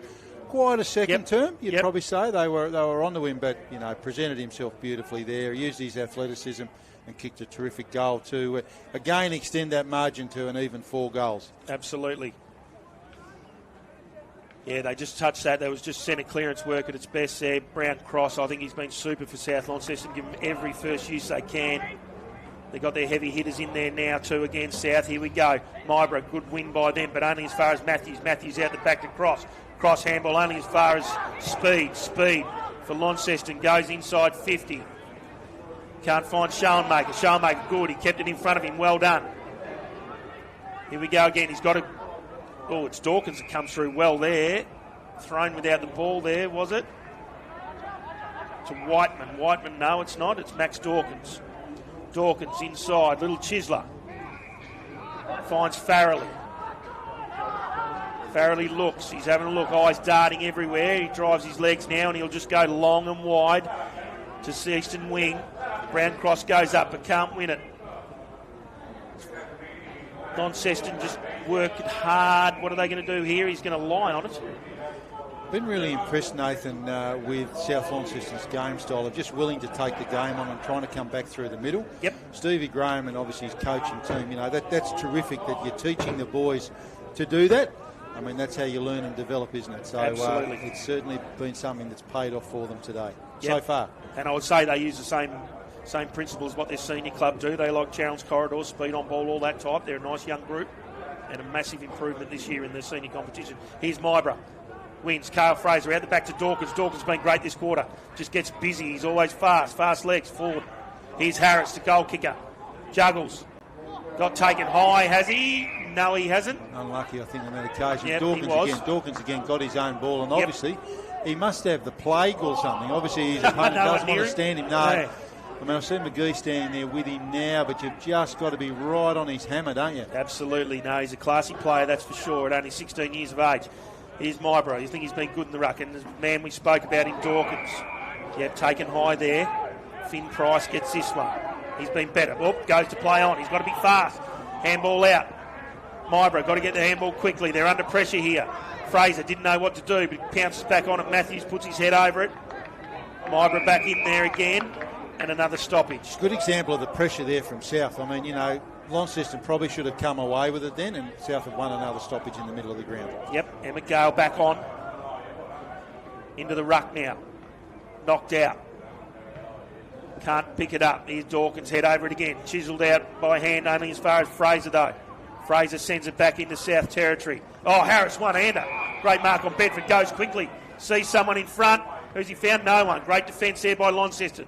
Knocked off the ball. Duffy. Duffy gets it. They've got to get out of here in a hurry, and he has. Can't mark in Polakovic. Is he good enough to pounce back on it? No, he's not. Picked up by South. Handball over the shoulder. Here's McCormack. Handball forward. Harris pinning the ears back. He likes a goal, and he's missed that one on the full. Missed a lot, but another opportunity again deep into this third term. We've only got a couple of 2.5 minutes to play. And it's at the wrong end if you're a Blues supporter. It is. People starting to soak the sun up on the Rail Workers Hill there. Ball goes wide. Long and wide. Great mark. No, not marked in front by Matthews, but it was good effort. Can't mark. Here it is. Handle out to Speed. Speed just dirty ball forward. Harris picks it up. Tries to win the handball out, and he does. Whiteman goes wide. Can't find his teammate in Freestone, and it looks like, yep, it's going to be the umpire's ball. I thought it was out of bounds on the full there for a minute. It was touched, Will Tatchell says. And I think it's boundary umpire Zegveld with the ball in hand. Nice throw in over his shoulder. Mybra v Gale. Mybra wins on that occasion. McCormack. Bedford, great mark. Harris thought he was pushed in the back, but he wasn't. Bedford goes wide. Can't mark his Price, but he puts the jets on, puts the burners on. Goes forward. Shellmaker over the back. Can't Nicholson handball. Shellmaker again, looking for hands, but he can't. Just get on the boot, Rudy. That's going to be holding the ball. David Gonski, he's just trying to do too much there. Then he had nothing to kick to, and that's again the danger. Take your key forward up that far up the ground. There's no one there to kick. South probably stayed home. He looked up and all he saw was light blue and white. And they just get it out again. Yeah, you're right. He was sort of looking at it. He just couldn't surge it because he knew they were going to mark it, but probably better off getting a kick down there where they mark it than where he was. But anyway, he had his time again. Yes, just another example, Nathan, of that South Launceston pressure. They've been ferocious, the Dogs. Yep. As you'd expect. Here we go. Mybra v Gale. Can't win it from South Launceston. Price, handball backwards. Handball inside his speed. Speed, good again. Uses his speed. Good stuff. Shellmaker, ball in front. What will he do this time? Play on, it says. Freestone, handball out to Fraser. Fraser takes some grass. Goes to the outside wing. Run on Towns. Great pickup. Handball in. Oh, cut off there by Launceston. Fantastic stuff. Didn't get his number, Rob, but send it inside. He's a man on his own. It's Johnson. Will it sit for him? Yes, it will. Has a look and smacks it into the net. Ryder Johnson with his second. Well, he's kept their hopes alive, Launceston. I was just having a look, Nathan, as you were commentating there. All square. It was until that goal this term. So Launceston hadn't been able to chip into that margin and obviously got on the board themselves. But that's... you say it's giving him a sniff, and there's a siren. So, all to do for the Blues in the last term. Absolutely it is. So it's South Launceston 6-4-40 to Launceston. Got their march on here with 3 goals, 4-22. 3 goals to Lockie Harris, singles to Jackson Owens, Max Matthews and Emmett Gale. And for Launceston, 2 goals to Ryder Johnson and 1 goal to Abe Kingsley. Rob, a quick wrap-up by you and we'll have a quick break. Well, Premiership quarter, as they say, Nathan, and South Launceston started like a team that wants to be the premiers, but to Launceston's credit, they fought back, they outscored South that quarter, so they've just got an absolute glimmer. They've kept themselves in it, but I'm looking at Stevie Graham down there with his coaching team there, obviously looking at addressing where Launceston got on top of them that term, and they'll want to put a cork in that, I'd imagine, and finish the game off in style. Absolutely. So I think Harris, we spoke about him, he stood up and got another couple of goals that quarter. Max Dawkins, he was super, I thought, as was Max Matthews. And for Launceston, speed, I thought his output was fantastic. McGee started getting into it, Price started getting it, as did Duffy. So anything can happen here, we'll see. Let's see what Launceston do. We'll have a quick break and we'll join you again shortly. That's a goal, there's it. Looks like 50 metres is going to go to Abe Kingsley, and they're going to go and let Emmett Gale know. He's taking a Michael Holding run up. Let's see what he's got with it. I think he's pinned the ears back and he's got that one, Rob. Yeah, he has, and that is... Harris marches in. He's going to go straight over the man on the mark. They like it. They like it. The goal umpire says that's 6 points. Swing. Run on Towns. Great pickup. Handball in. Oh, cut off there by Launceston. Fantastic stuff. Didn't get his number, Rob, but send it inside. He's a man on his own. It's Johnson. Will it sit for him? Yes, it will. Has a look and smacks it into the net. Ryder Johnson with his second. So he's kept...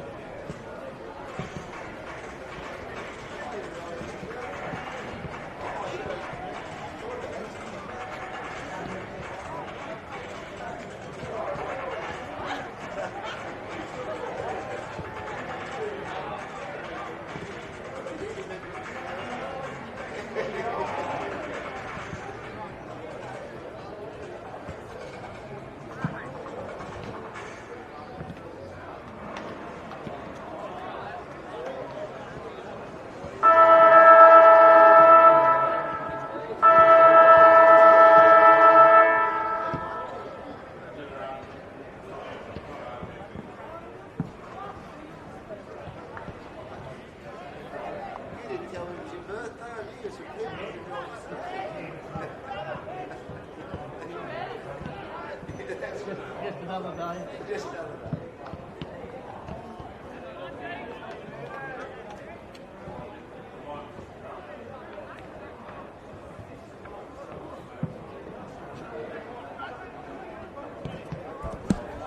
Welcome back to UTAS Stadium as we set into the last quarter. We see South Launceston in front by 18 points. We've got some scores here, Rob, some other under-18 games. There was one last night down the SFL with Clarence getting done by North Hobart. So North Hobart, whether they got some senior players back or what, Clarence has been pretty dominant down there in the under-18s.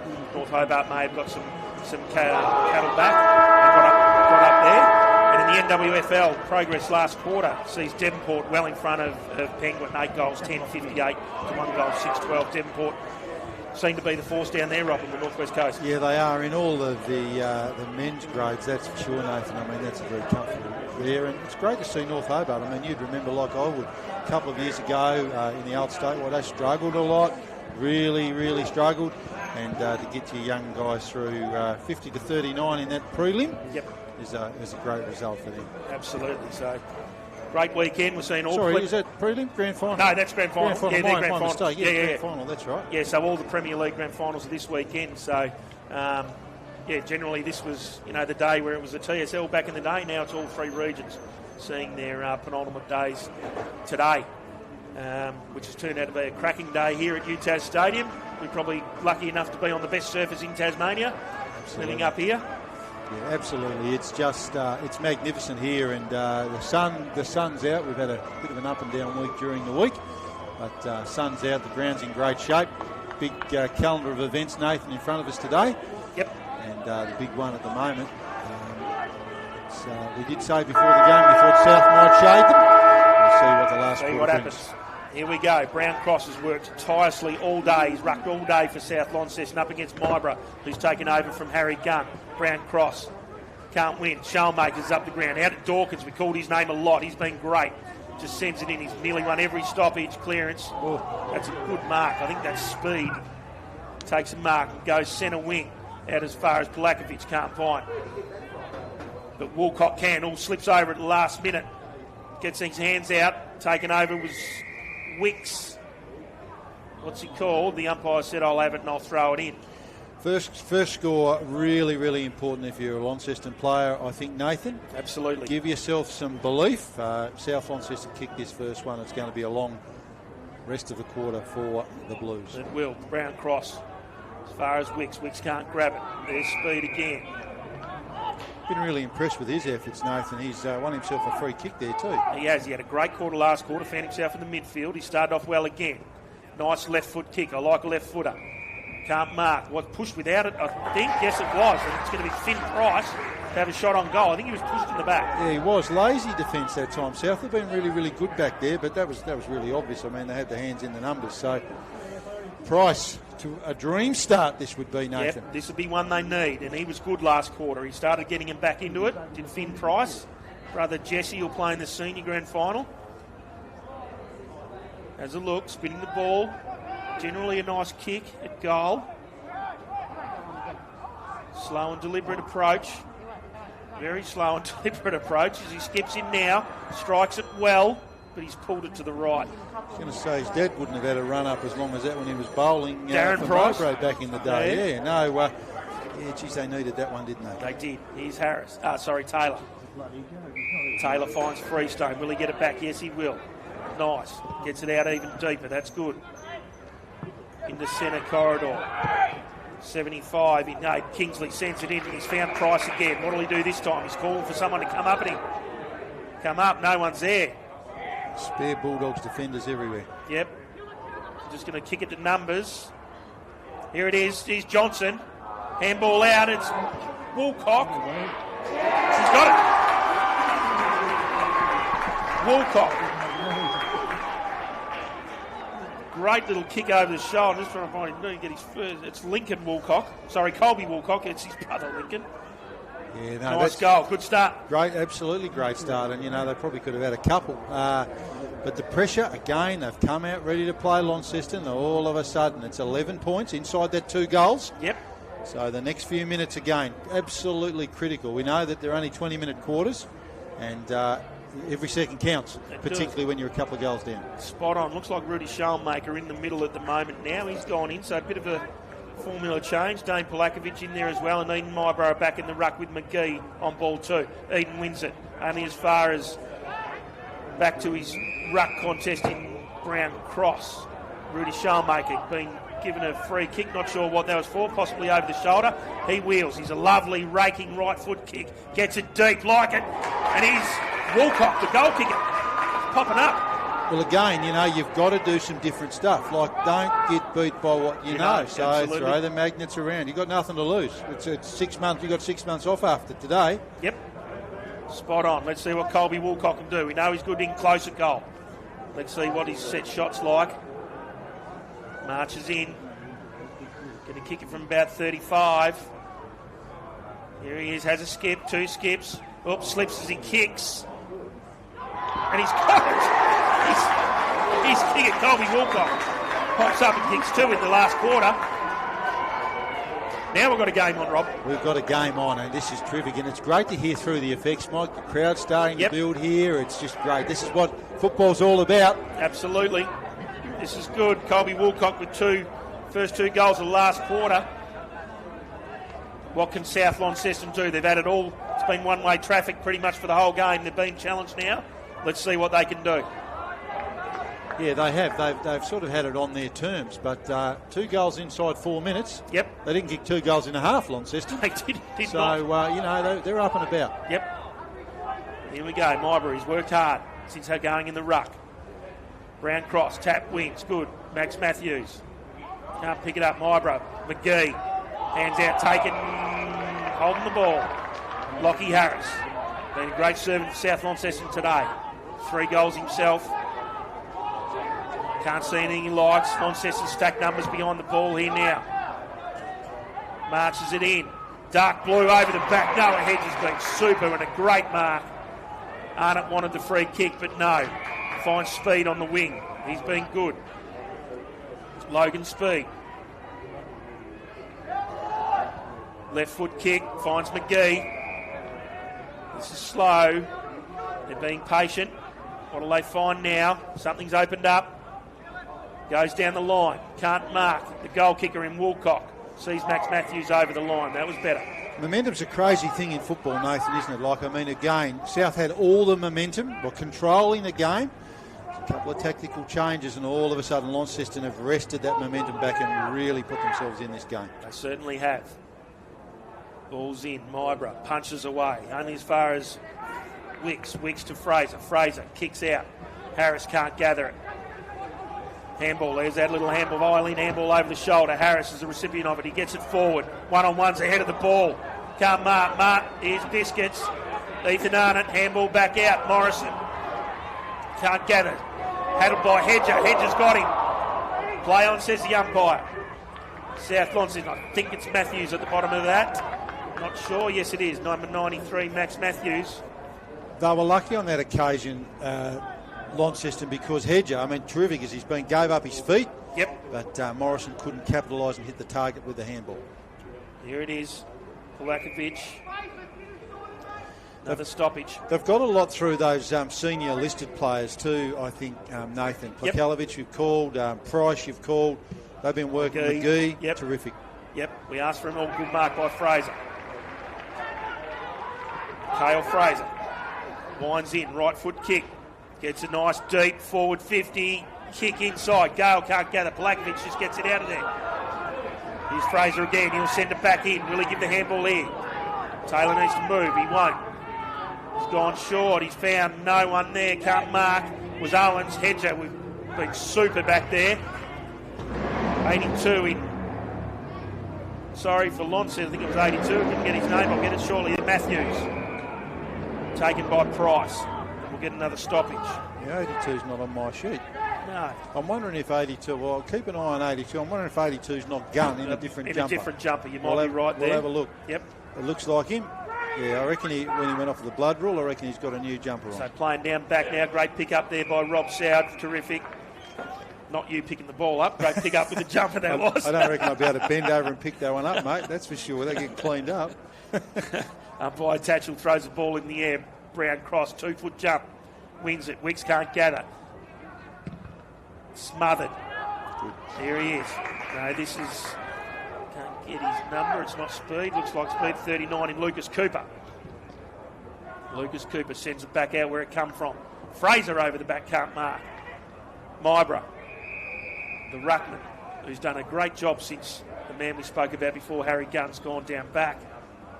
Done a good job. He's up against Brown Cross, who I think's been one of the better players for South all day. Wicks, head over the ball, pounced on it.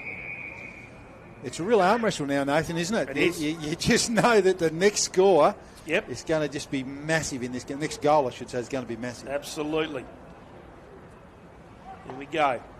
Hunter McGee, he's worked hard for Launceston all day. Wheeler, come back on after an injury scare. Puts his head over it, still diving in there, well done.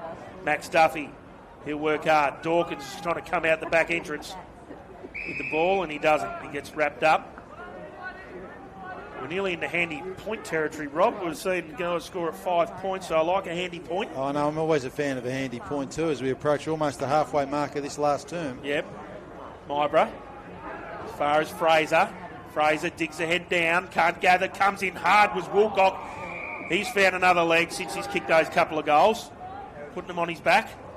Yeah, real contest stuff here at the moment. They just neither side letting the ball out into the open. Absolutely. Andre Brown cross, Mybra wins it on that occasion. Price, he's been good. Powerful, gets the hands out, great stuff. Here we go.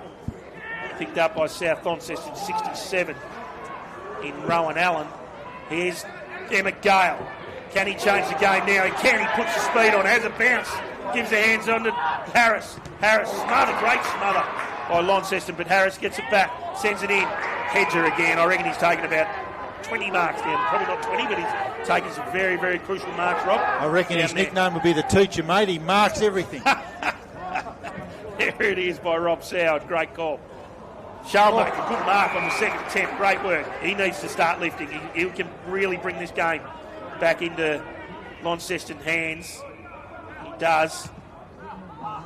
Not one of his best as far as Freestone. Yeah, no, nothing in that. Calls him back off the mark. Lucas Freestone. His two sisters will appear in the senior game. Women's senior game for South Launceston. Super players. They Freestone are. girls. Toby Morrison can't win it on this occasion. That's tough. Well done. You just love the pressure, don't you, Nathan? I mean, it's a grand final. It's Yep. less than a goal, the difference, and it's just everyone throwing their body in at the moment. Absolutely. Anyone's game as we hit the 10.5, nearly 11-minute mark of the last quarter. Ball's in. Wicks. Wheels inside. Trying to find Harris. No, he doesn't. Yes, he does. No. In comes Gale. Gale gets her hands out. Max Matthews worked hard all day. Hacked out by Launceston. Whiteman in front. Here comes Nicholson. No, it's not Nicholson. Apologies. It's Bergman. And Launceston get out of bounds. Henry Bergman, Flinders Island boy. Is he? Young Henry, yeah. Well, Is he? his dad's from Flinders Island. Yeah, I right, did yeah. run into his dad during the week and Yep. played for Old Scotch back in the day. Mario, back in the day in the old competition. Rightio. But loves his footy, young Henry, and good play from him on that part there. Absolutely. Here we go. Sent back in by South. Centre wing on the eastern side as the patrons over there bask in the sun. Yeah, terrific. Terrific to see that sunshine, Nathan. Yep, that stand will start going next week. That one goes as part of the redevelopment at UTAS. Ball goes in. Eden, Mybra, Polakovic. Forward. Great work by Freestone. A great tackle on that occasion. Number 70 in Wheeler. Wheeler goes out wide. Finds Finn Price. Price juggles the mark. Waiting for something to open up. Looks wide again. Can't mark was Johnson. Tries to keep it in, but can't. We get a ball in on the rail workers' hill side. I just noticed the eagle eyes of Dave Moore, who's calling the game a little bit later, just highlighted Sepp Plakalovic coming off the ground with what looked like an injured arm. So Right. we'll keep a bit of an eye on that one. Yep. They don't want to be losing soldiers at this stage of the game. Not now. Here's Colby Woolcock. He's going to get another shot on goal. Taken high there. He may have milked that one. Oh, Shalmaker probably could have given it to him because he'll definitely got the leg. He's going to find him. I think he's got him. Yep, he has. Rightio, here we go. This could change the tunes. 5 points to South Launceston at the moment. Rudy Shalmaker. I'm not as familiar with the goal-kicking prowess of young Rudy as I was with Ari. I mean, Ari, I'd probably have a couple of shekels on that. But what's his leg like, Nathan? Well, he's a right footer though. You'd probably like Ari with this one on the left footer. But he can kick the ball. And he's kicked 21 sausage rolls not too long ago. What's he done here? He likes it. I'll tell you what. Steps up when they need it. And now we have a game on. We've got a new leader, Nathan. We do. So, for the first time today, what have we played? 4 quarters. Yep. And we've got about 6.5 minutes to go, 6 and a bit minutes to go, and all of a sudden Launceston 1 point up. The handy point, 1 point up. What are they doing here? Shalmaker, great goal. You asked what his leg was like, and he said, Rob, I'll show you. I'll put it through the middle. Well, that's always good when you're a commentator. You ask the question rather than make the prediction. Yep. So, that's when they make us look silly. But I've really liked, Nathan, the different things that Launceston have tried. Putting Shalmaker into the middle is one of those. I mean, they've thrown the magnets around. They've not been afraid to try things. Yep. And that's what you've got to do when you're behind. Yep, spot on. Here we go. It looks like Gale in the ruck against Myborough. McGee working hard. Matthews just gets it out of there, uses his strength. Great punch away by Farrelly, who's a forward. Big punch. He's McCormack. Oh, can't get her. It was McCormack. Wicks in there. So is Harry Gunn. We've got him now, number 82. He'll take the ruck again. Here he is up against Gale. So Gale comes over the top. Morrison can't gather. Gunn gets it back. Handball's out to Launceston to his teammate, who just hacks it forward. Myborough, no. Yes, here he is. Good, the ruckman gets it forward. Here they go. Here goes Launceston. They got their tails up. Johnson can't mark. Whiteman, will he beat him to the ball? Yes, he will. Johnson's good enough. Keeps in the hunt. Well done. Keeps the ball forward. And they'll get another stoppage. That's fantastic. 1 on 4 there. It almost ended up there from Johnson. I mean, you probably could have marked it, but almost as good as right into the ground. 3 minutes 35 seconds left. Oh, hang on, my maths is wrong. 4 minutes 35 seconds left. Yep. And all of a sudden it's the right end of the ground for Launceston. Absolutely. Dave Moore asked a question about extra time, so we'll see what happens if that's required. I'm not sure what happens there. I reckon there probably will be five, I would say 5 minutes. I'm only guessing, I don't know. Simon Morrison, the NTFA comp manager, right across that. Here we go. Win by Eden Myborough. He's been super. Max Matthews wins the ball out. Great stuff. Brown cross. Gets the hands in. Shalmaker, the goal kicker. What's he done? Play on. He was looking for a free kick. Didn't get it. Here's Polakovic. McGee's on if he wants him. Ignores him. Nice build-up. Here we go. Deep entry again. Oh, Johnson. Ryder Johnson. This could seal it. This could seal it. He's turned his back. Hasn't he stood up, Ryder Johnson? He has. Yep. Had a good last term, last half. Here we go. Let's see what he can do.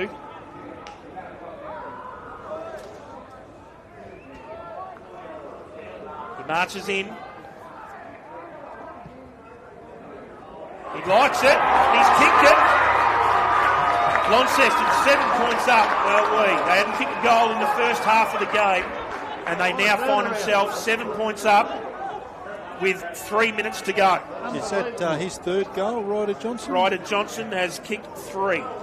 Yeah, again, like I said, if you sort of think you've got something and you come back, you've got something else. I mean, it's been a game of 2 halves, hasn't it? Yep, absolutely. All you could have South Launceston headed in. What was it at half time? 4-3 to 0-3. All of a sudden now Launceston 7-goal second half. Absolutely, this is good. Here we go. What can South Launceston do? The bloke in the ruck has worked hard all day for him and given every chance, but he can only do so much. And he wins this one again on this occasion. What do we got? We've got a free kick to Lockie Harris. Lockie Harris goes fast. Sends it inside. Oh, Cale Fraser can't mark. Keeps it in front of him. McCormack. Chooses out. Here's McGee. Little Chuka McGee. Great work. Out as far as his teammate in Polakovic. That's Seb Polakovic. So he's back on. Here's his brother Dane.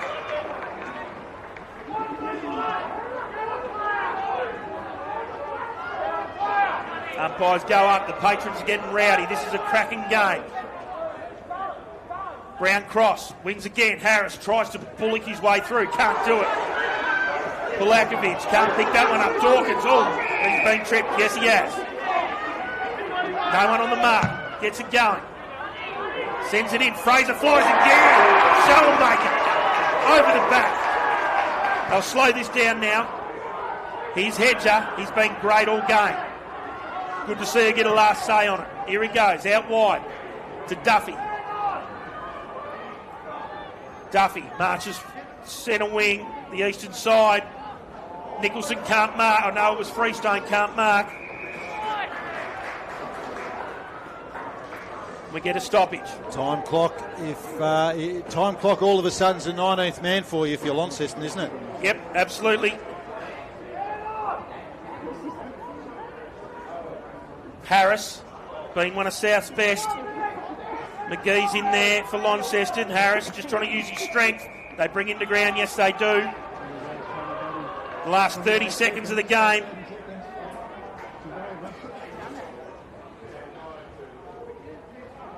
Oh, taken high was Woolcock. Hasn't he had a terrific last quarter? Absolutely he has.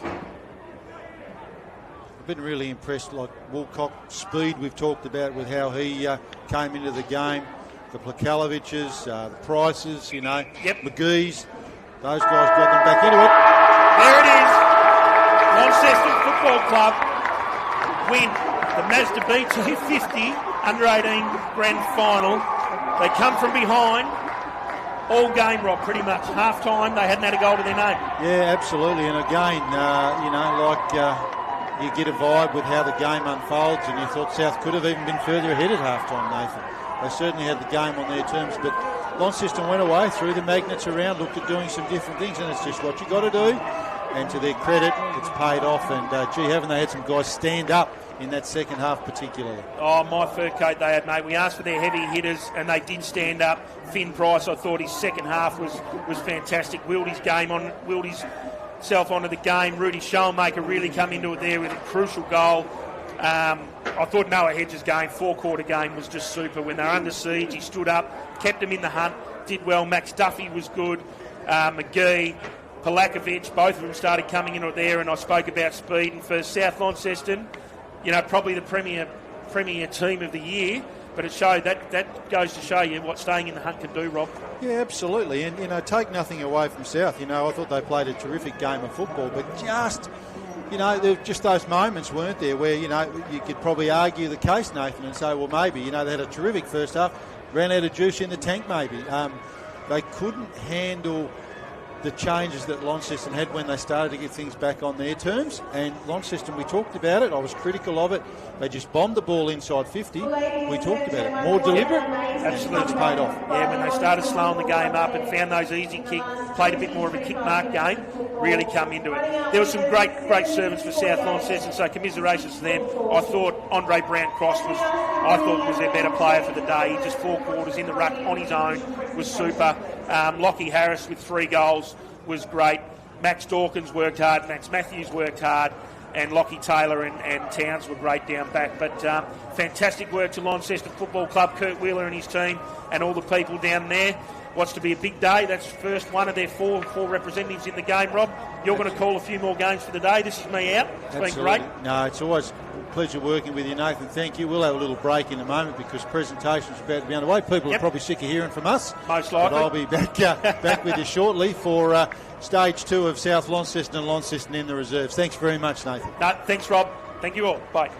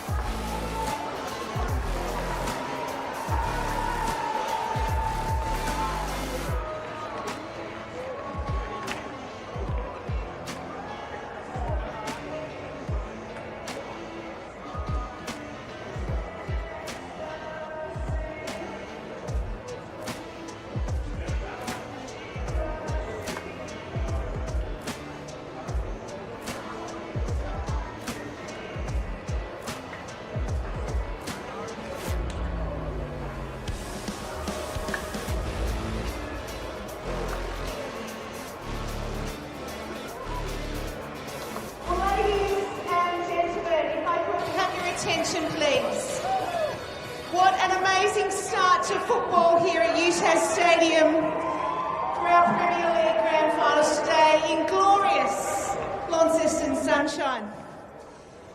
A very big congratulations to Launceston on a remarkable comeback after a slow start, and commiserations to the Bulldogs. It gives me great pleasure now on behalf of the NTFA to welcome Louise Millwood to present medals to a representative of the umpires.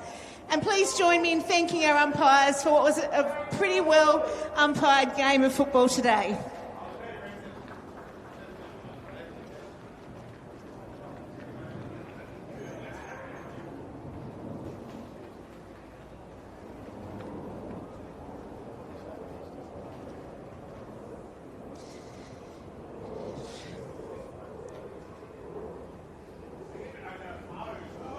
Well, there always has to be a winner and a loser in a grand final, and it's always a tough job. But if the coach of the South Launceston Football Club, please, Steve Graham, could please come up and say a few words.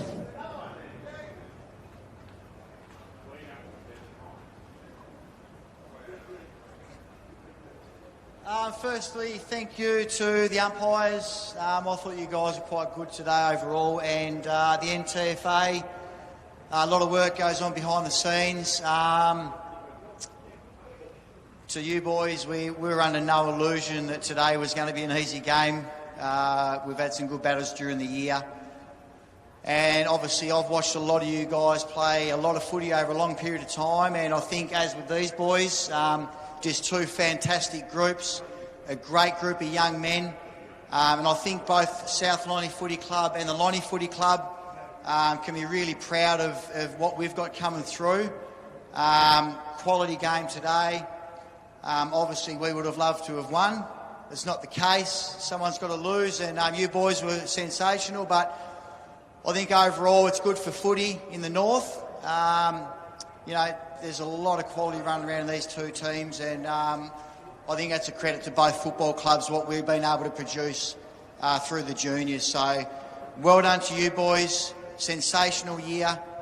Great effort today. To all your coaching staff and your volunteers and whatever, make sure you get behind them and thank them on a sensational season. So all the best and well done. To these group of blokes, I love them.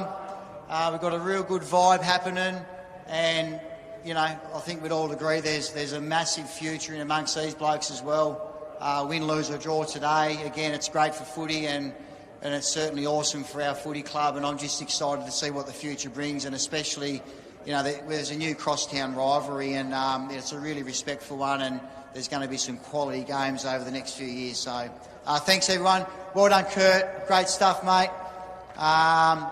And congratulations. Thank you to our committee at South Lonnie, all your support. I'll do heaps of thanking later, but our supporters down the end there, thanks very much for coming out. Disappointing we couldn't get the win, but we had a fair old crack. We've had a good year, and to us, don't let one game define our season. Well done, boys. Thank you very much, Stevie Graham.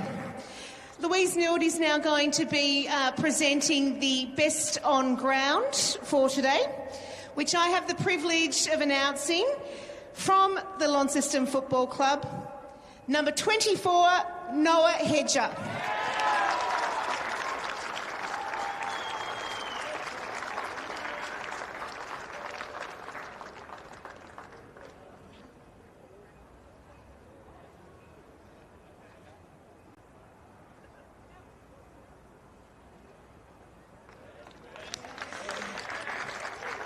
Our NTFA Director, Cameron Moore, is now going to help present the Premiership medallions.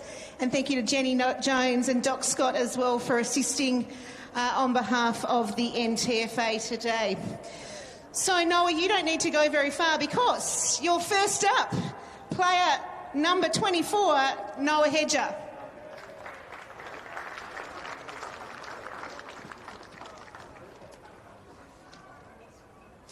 Number 27, Rudy Schoenmaker.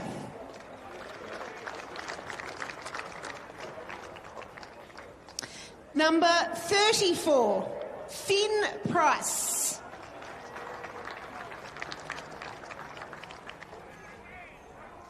Number 39, Lucas Cooper.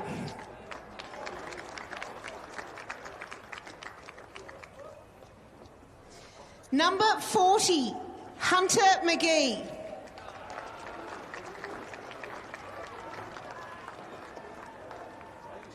Number 49, Logan Speed.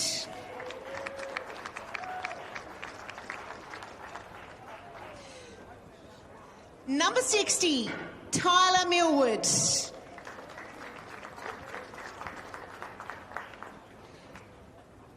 Number 61, Oliver French.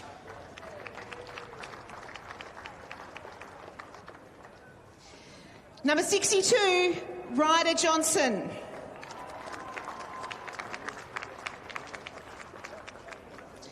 Number 63, Harry Gunn.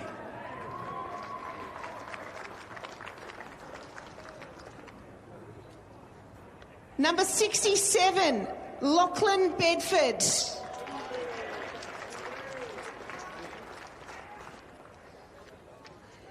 Number 70, Benjamin Wheeler.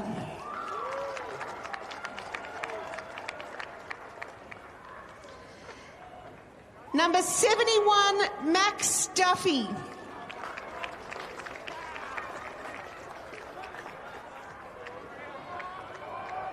Number 72, Hugh Campbell, as the Launceston reserves make their way out onto the ground. Number 74, Colby Walcock.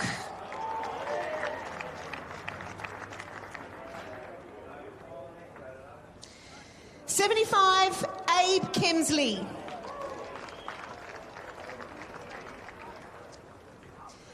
Number 78, Eden Myburgh.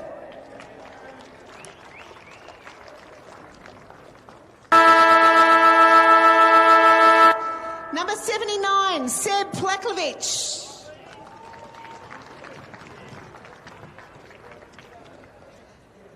Number 80, Billy Port.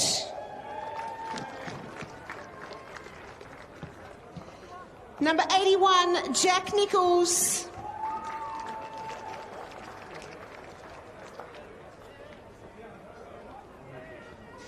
Number 85, Aidan Reid.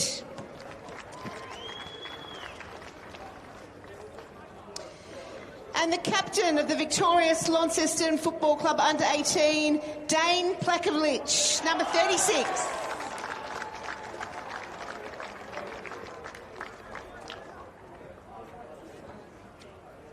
And the coach, Kurt Wheeler.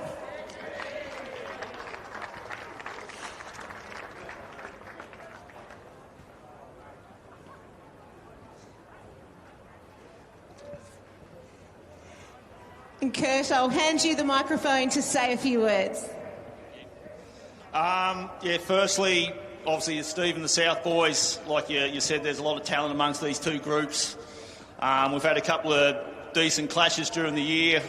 Very first round, we was 5 goals down, but it's a credit to the South Lonnie Footy Club. They've got a great junior program, and obviously a lot of these boys will like that are sitting there folded in and played some senior footy this year, like a few of our boys have. And commiserations, boys. I said to our fellas before the game that they're hard enough to get in, let alone win. Okay, so make it hurt and drive us to succeed again next year.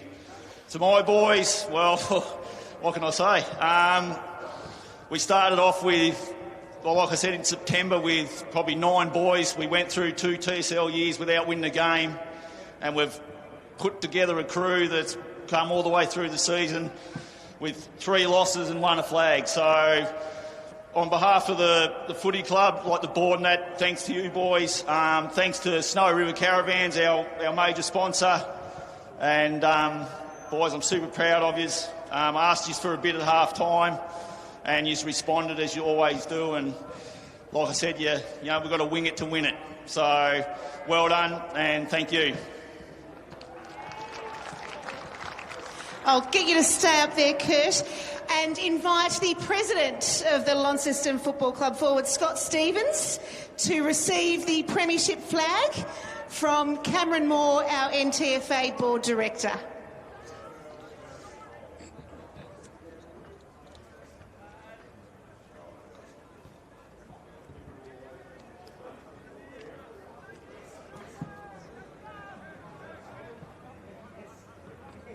Sure, that flag will be blowing beautifully out at Windsor Park a little later on this evening or tomorrow. And now the moment you've all been waiting for, the presentation of the Premiership Cup. Club legend Marty Palfreyman to make the presentation to the Launceston coach and captains.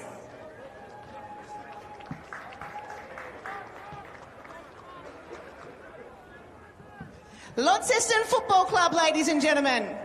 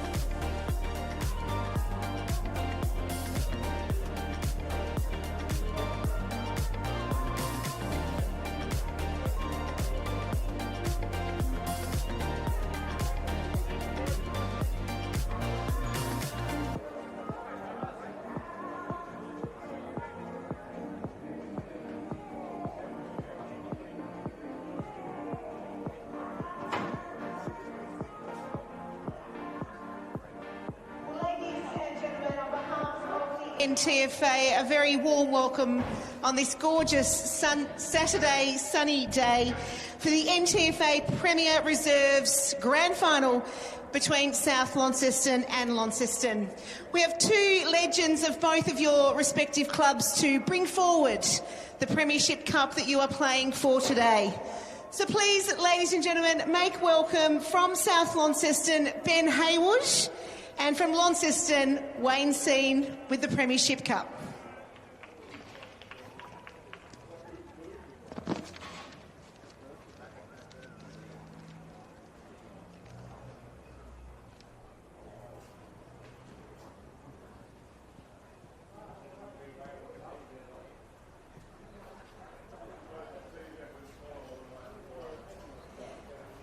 That is what you are playing for today, gentlemen. If I could ask the captains of both teams over to in front of the umpires, please, for the coin toss. Ben Haywood has the honour of tossing the coin today, and the Launceston captain has the call for the coin toss. Tails is the call. Tails it is. And we're kicking to the city end. Ladies and gentlemen in the crowd, if you could please be upstanding and remove your hats for the official national anthem before we start the grand final.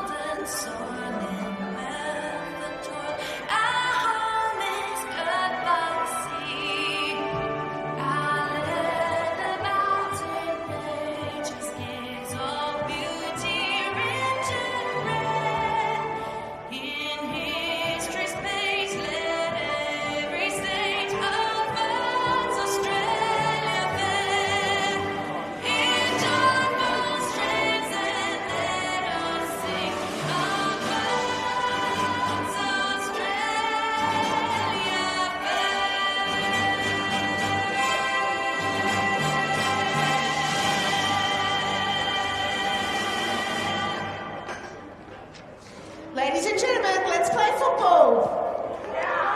Well, welcome to UTAS Stadium for part two of the South Launceston clash today. We saw a fantastic encounter in the earlier game where South Launceston dominated the first half, Launceston dominated the second half, and the Blues got the chocolates. I'm Rob Sowden, welcome to the NTFA Reserves Grand Final here today on a magnificent day at UTAS Stadium. The rain that we've had during the weeks left us for the moment. I'm joined by Aaron Roberts. Welcome, Aaron. What a fantastic, highlight to what's been a terrific season.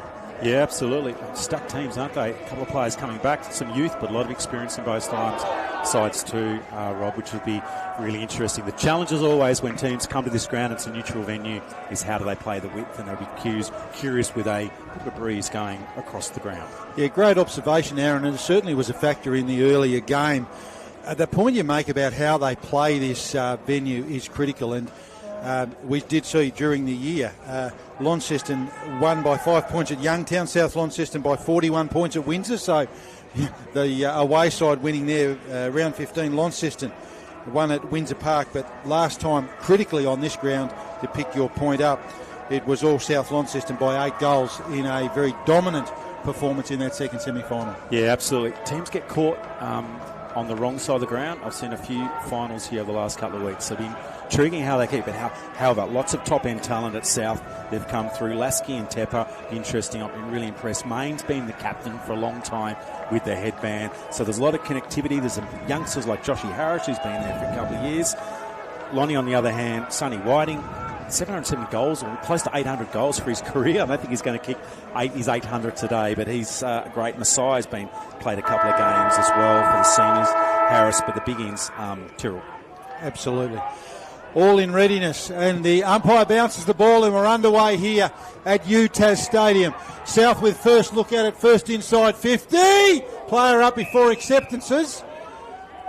It was Lasky, and the umpire quite rightly called that probably an unrealistic marking attempt, and the relieving free kick will be taken by that man Ryan Tyrrell that Aaron mentioned a moment ago. Tyrrell, a very experienced campaigner towards Ethan Conway, also a very experienced campaigner at senior level. Umpires picked out a free kick there, I think. South Launceston player dealt with unfairly, and that's Daniel Egan, the vice-captain, goes inboard. And that's probably going to be the first shot on goal for the day. So South Launceston will be looking to get that dream started, and it's in the hands of Jordan Tepper. And Aaron, you mentioned earlier, experienced campaigner, and he's one of them. Yeah, good player for St Pat's and with Lasky, and a very good kick experienced senior player with South Nottingham in finals as well. Well, Tepper, as the first minute ticks over, moves in onto the left foot, strikes it nicely, pushes it across, and that'll be the first score of this grand final. South Launceston will move on to one behind. Launceston yet to score. It's probably the most hardest spot to kick a goal if you're a left footer on that pocket. The left pocket, we call it the BCG pocket here at AFL Tas.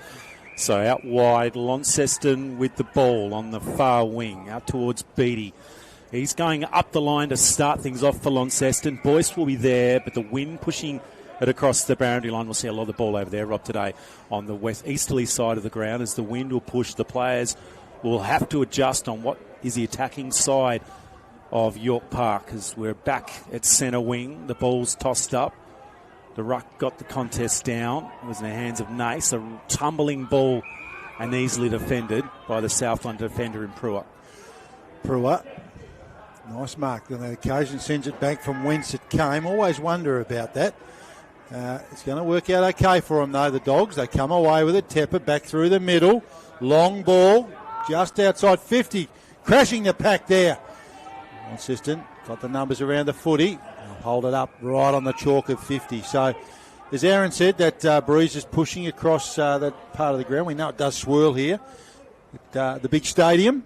Conway probably consider himself unlucky not to be playing in the later game. Inside 50 again for South.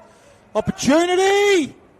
Rush through for one behind. Desperate defence there from the Blues, Aaron. Yeah, Lasky had the spot, didn't he, for that mark, but was unable to control the footy. Missed his opportunity. They'll bring the ball back in, the Blues. A lot of experience, as Aaron has pointed out. A lot of games there at senior level. Talk about that later. Player caught in the middle of the ground. Umpire said that was high. Luck's a fortune on that occasion for them. Clumsy tackle from the South Launceston defender. They go sideways. Not sure if that's what they intended. In the direction there of the Blues player. Can't quite pick him up at the moment. Goes back inboard to Franklin. Tackled high. Umpires picked out a free kick there on that occasion to Liam Franklin. Franklin right in front of us here. The commentary position. Franklin sends it inside 50. Got a lead. Whiting pushes his opponent under it. Using all that experience, Aaron, on that occasion. Yeah, that was Ship on this side with the long sleeves. He's had his whole career at South. I should say at Launceston. Quite a few of these players are one-club players too, Rob, which is really nice. There's a few little top-up players. There's a few guys that have come back. Sonny Whiting is one who's come back after 4 years at Lillard, a year at South as well. But anyway, we're attacking side for Launceston.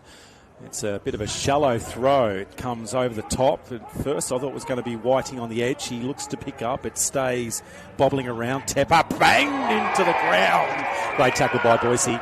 And standardly scuffle and push in the right pocket. A little willing, but I think it'll clear pretty soon as the umpires found a free. It's a South Lonnie ball deep in their defence. And they'll clear it for now. Going up to centre wing. The little punch off the side of the pack was nicely done by Conway. Now the run comes from South Bonnie. Left boot will be needed here as Lawrence, and then on to Elliott, the captain. He'll venture further up the field. It's a dangerous ball inside forward 50. Running it down is Cantrell. He gets off one, toes it through, and has he snuck it through? I think he has.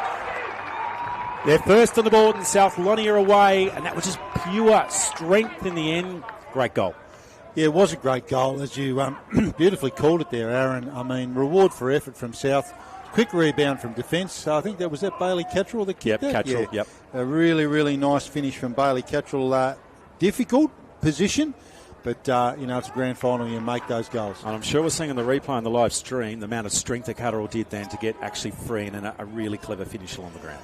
Yeah, it was. And he's a very clever player, Bailey Cattrall. And as we'll talk throughout this game, there's a smattering of players here, young players starting out on their journey, as well as more experienced season campaigners that we've talked about already. Ball back in the middle at the moment. Nason up in the ruck. Nice tap from the big fellow, Nason. Tepper caught, goes backwards. South, another inside 50. They're doing all right on those at the moment so far. That sits for Kenny. Not quite. Caught. Gets rid of it. Conway there for the Blues. Good tackle, good pressure. Bulldogs got numbers around. That's a throw, says the umpire. And rewarded for effort from their pressure there. South Launceston. Looks like Ben Tregurtha. He's been a very, very reliable goal kicker for South Launceston, has Tregurtha.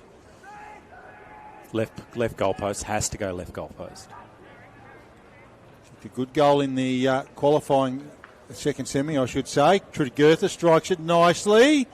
Just doesn't quite heed the advice offered by Aaron and pushes that one off to the right. That's another behind to South. They move on to 1-3-9 to Launceston yet to score. I know we've got a meteorologist in Fozzie, Dave Moore, in with us at different stages, but I've commentated, I think, 12 grand finals across juniors and Hawks Cup and last week, and no one's nailed that breeze. They're all aiming for the middle of the goal, so you might just have to take a bit of a change. There's Harris with a tumbling ball inside forward 50. It's going to roll towards the boundary line. He was under some pressure.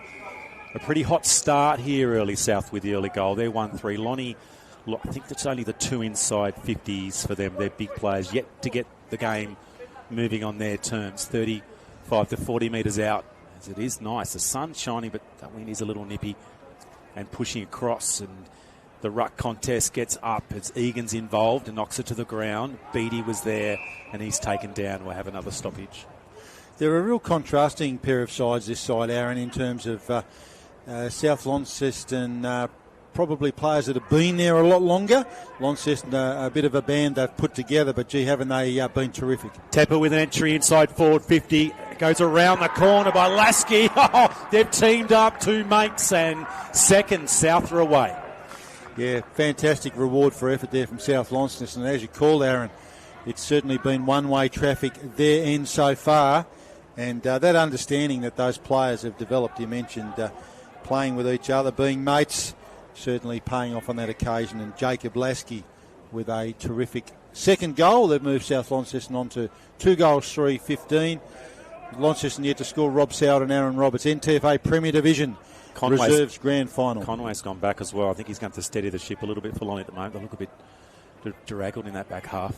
Yeah, certainly 6s and 7s. And this pressure we saw in the second semi where South got hold of them. They've certainly started in the same way that they finished. Ball clears the middle. Launceston player there perhaps tackled without it. Another belt forward there from South Launceston by Fox. Puts it on the boot. Umpires picked a free kick out, holding free kick. And that will go the way of that man, Ben Tregurtha, who had a shot at goal earlier. Tregurtha, just outside 50, goes short. Got a teammate that he picks out beautifully. And that's a terrific mark taken in the pocket. Not the easiest place to kick from, as Aaron's pointed out. That's Jonathan Lawrence. Very experienced South Launceston player, John O'Lawrence. And Aaron, you would know, as I'm sure many of our listeners would, 4 losing grand finals in a row, South Launceston, they'll be looking to arrest that today. Yeah, Longford, others have done the dirty on them, haven't they? Lawrence moves in, strikes it beautifully. I think he's got it. Oh, just offline. I was with you. What a teaser. I was with you. We had one in the under-19s, Nathan and I. We actually wrote it down. Yeah, right. That's how close it was. I do like goal umpires. They keep a bit of mystery in their decision-making. He kept straight, so that was an indication. There's a first exit for Lonnie, and it finds Conway. Masai's back there as well, so 2 of them are electric runners that can provide some pressure. Now here's Tyrrell. Can the experienced player, Bridge North for a little while, went up to Queensland too for a little while, Reiner. school SSA many years ago on the ground now, picked up by Boyce, launches it inside. That's the best passage of play. And Sonny Whiting's in the pocket. He spent 90% of his career in a pocket at various grounds across northern Tassie, and he's in a very difficult spot. I imagine he'll come around. Absolutely. He loves this sort of stuff, to Sonny Whiting. He laps it up. Sonny has kicked 1 million goals from pockets. What would you expect but Sonny Whiting dobbing Lonnie's first from the left forward pocket? And that is a sensational goal from Sonny. Absolutely, 1,000,001. Like he's made his career in that, Aaron, and he's just done it so effectively at a number of clubs. You mentioned South and Launceston, Lilydale boy, obviously way back, and played in some premiership sides there under Thane Bardenhagen and others. But that's the sort of craft that Launceston are going to have to rely on today. Him, Jordan Harris, some of these other guys. Jordan's a key as well. Yep. The ball's back in the middle. 2-4-16 South Launceston, 1 goal straight, 6 Launceston. Nearly 11 minutes played, first quarter NTFA Reserves Premier Division Grand Final. Umpires today, Jacob Anderson, Riley Donlan and Bo Skinner. And we're in play again. Launceston come away with it. Another look for their dangerous forward line setup. Harris nudges his opponent off it, runs at it. Good defensive pressure there from the Dogs. Goes without it, pushed in the back possibly. See what the umpire's got to say there. Just the defensive work then from South was amazing on Harris. They got 3 around the ball, and on the outside was Franklin. He needed to go and help them. Yeah, absolutely. My bad. That was Joe Boyce, actually. They'll go crook at me, those blokes, for getting them mixed up. But both experienced campaigners. Umpires picked a free kick out. Riley, Apted, none. Gives it off to that man, Franklin. Sends it inside. Goes over Whiting's head. Obviously very aware of him on that occasion, the Bulldogs defenders, and not able to keep it in there, Joshua Perry. So, entertaining start. 2 goals, 4-16, 1 goal straight, 6. Yeah, Whiting was on his stomach and hands out, asking, maybe pleading for a free kick. It comes to the hands of Conway, and he's gone to the near side and a minus. So Lonnie's starting to get a little bit of the football. A couple of stoppages out of the middles being good for them. It's a long, that's a decent roost of a ball.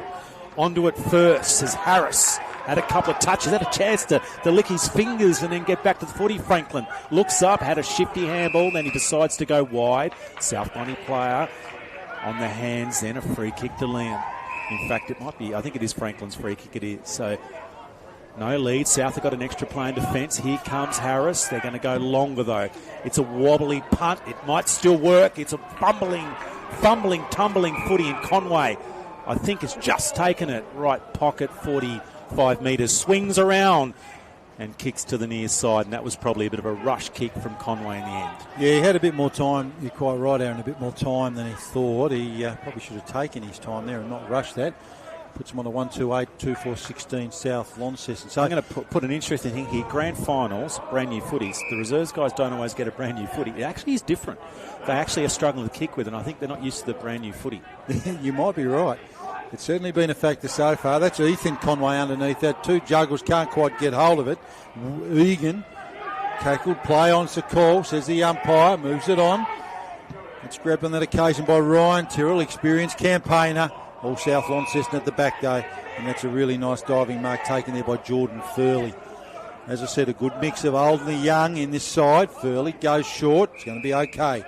Marked on that occasion by the skipper, Will Elliott. As we said, they've got the last 4 big dances, and the Tigers have had them, but they're not here today. That carries, clears. Nicely done there by Ship. Goes back inboard under pressure. Through the hands of Beattie. South come away with it. Good composure. Conway's in there for Launceston. Busts it up. The big fella. Will he keep that in? Not quite on that occasion. Unlucky. Great effort there from Ryan Conway. Just couldn't quite keep that in on that occasion. Really intrigued how people like Conway and Tyrrell, who are probably thinking are a chance for a grand final today, how they come back and they're engaged early and they've got a point to prove. But at times it's a challenge if you think you're playing the seniors and then a couple of days out you're actually going to be playing reserves. A tumble ball in by Harris. It's a dangerous one. Main was at the back. He needed to be at the front. Now it's on the ground. Sonny Whiting had a player further afield. The handball wasn't spot on to parry. He tries to bake one, and then the hands came through from Hibbs. I reckon he didn't dispose of the ball.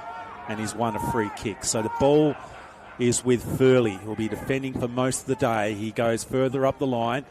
Messiah at the back, it rolls back again, ships there, and it goes over the boundary line. Centre wing, it's been, every time it goes that far side, it gets sucked towards the boundary line. So players have got to be really careful. Will they take on the 45? There's no options for South, so only up the line is where that ball can move. It's a long one. The defenders for Launceston kick it out wide, ship tight on the boundary and out of bounds. Yeah, and as you've said, it's living over that far side of the ground, which is just a commentator's nightmare because we couldn't be any further away from it if we were at the Busy Bee over the road. But it's certainly being pushed over there by that breeze, which is gusty and is obviously impacting to an extent so far. South trying to come away with it.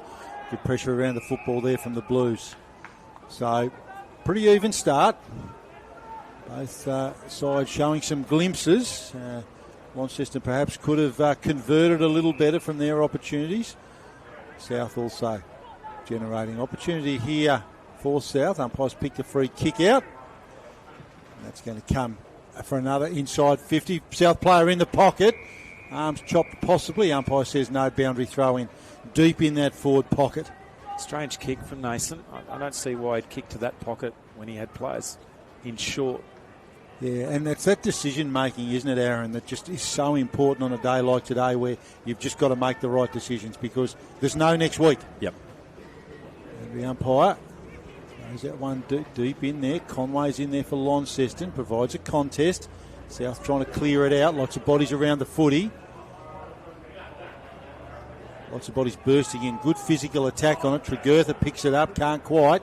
Upended. Umpire says play on, my ball. Lasky's in trouble here. Holding the ball. Yep, holding the ball. Dived on it. The umpires are pretty clear. You've just got to make an attempt to get it out. You don't have to actually get it out. Ideally, a ship off half back, deeper defence, winning a free kick from a Lasky. I'd say a mistake as he kind of sat in the ball and Lasky sat on top of him. It was Stucks on. That's a poor kick and that's out of bounds on the full. There is a good crowd. I wandered down during the 18s, which how good was that game? I came at half time and then I chatted to a few people, went up and had a chat to the NTFA board, and I looked back and it was a dead level again. But there's a real good number of South supporters in around that bottom end of the ground, I should say the northern end of the ground. So they'll make plenty of noise, and the women's in the next one, which will be a bottler as well. There's another ball towards the pocket, so it's copycat stuff at the moment. As we need a net further around the ground at the moment. We do. That's gone on the Railway Workers Hill that you don't see often, but that breeze that you talked about a factor there. Yeah, it's pushing right into that pocket. As the hoarding says, NTFA Grand Finals 2025. It's the Premier League after last week's Division 1-2 and the Women's Division 1. It's loose and rolling around. No one can take clean possession of the footy in late. It might have been high. Pearce was running at the footy. In fact, the umpire said, no, he had a chance to dispose of the ball and it was ineffective. It's long up the line. That's a good mark. It's been diving down. It's Apnun's got it. Take his time, he'll get back up. He's got a centering ball. That's a reasonable option. The run now from Harris. He'll get around one. He'll go to a longer spot. It's not the best. Main's in best position. He works his way to the front and takes the defensive mark. I'm very impressed by the amount of Bruce Dool-like headbands I'm seeing here today as well. That goes through Ship's hands. South have got the numbers. Should come away. Great pressure. That is fantastic pressure from Ryan Conway, the skipper. And he's won his side a free kick, and that's Liam Franklin. Been dangerous early. Franklin assesses things. Lots of Bulldogs jumpers there to fill the space. They could raffle it, and they don't mark it. I can't believe that. There was about 4 of them around it. Great pressure there from the Blues. Holding the ball. Yeah, that was sloppy, wasn't it? Rob from South. A real defensive error there. I think they all sort of thought the other guy was going to get it, and what it's meant is that there's a shot on goal from the pocket. I think that's Perry. Runs around and misses. So young Perry, recruit Joshua Perry from Hillwood. Played some good football down there for them. Stewie can't get that second goal on the board for Launceston. So 139 to 2-4-16. They bring it back into play. South go to that far side as you'd expect. Umpire says play on. It'll be a boundary throw in. So 2 shots from the left pocket. Sonny with one and the other missed. It's tighten up as Tepper's gone out of the game. Lasky, he got a lot of clearances in the first 8 minutes. And since then, the game has levelled as Tyrrell starting getting Franklin's involved. Launceston have settled in the grand final. They're 7 points in arrears. Are on centre wing for Lonnie. Just attacking side. It might have been high. Free kick to South Launceston. Looks like Homan will take it. He looks for a run. He's got a player further afield. He'll go the 45 option. Dangerous. There's two Lonnie players converging. It was neatly taken. Control's got it now. He'll look to go long again. Another floating ball. It's going to still advantage his teammate further afield. It hits the ground. Harris is there. That's Josh Harris. And he drags Messiah down to the ground and will have a ball up. So that was better. They took on the corridor then, South Donny. That's the first time they've really been aggressive. There's no Lonnie player came to the ruck. It's thumped inside forward 50, rolling for Kenny. Kenny steadies towards goal, and Kenny delivers. Number 3 for the Dogs. Yeah, that's a really bad mistake by the Launceston defence there, Aaron. I mean, you just can't.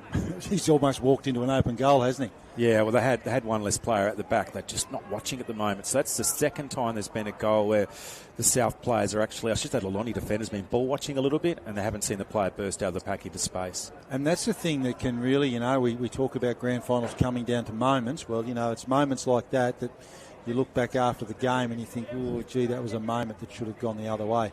We're back in the centre, 21 and a half minutes gone. South Launceston 3-4-22, Launceston 1-3-9. Rob Soward and Aaron Roberts bringing you all the action of the NTFA Reserves Premier Division Grand Final.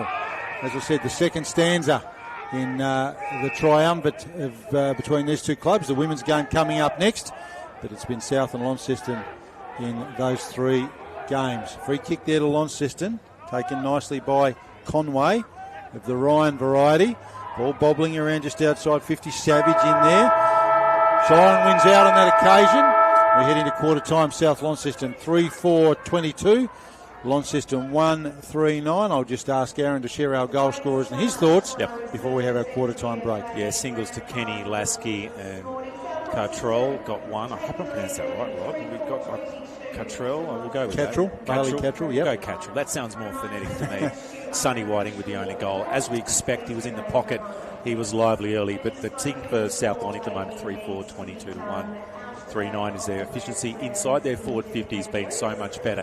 Yes, there's been a few defensive mistakes from Launceston, but they've been able to get shots on goal running towards the goal, Lasky and Kenny in particular. Lonnie then squeezed their way back after there was a lot of stoppage work done by Jordan Tepper, and then Launceston worked their way back by Franklin and Tyrrell.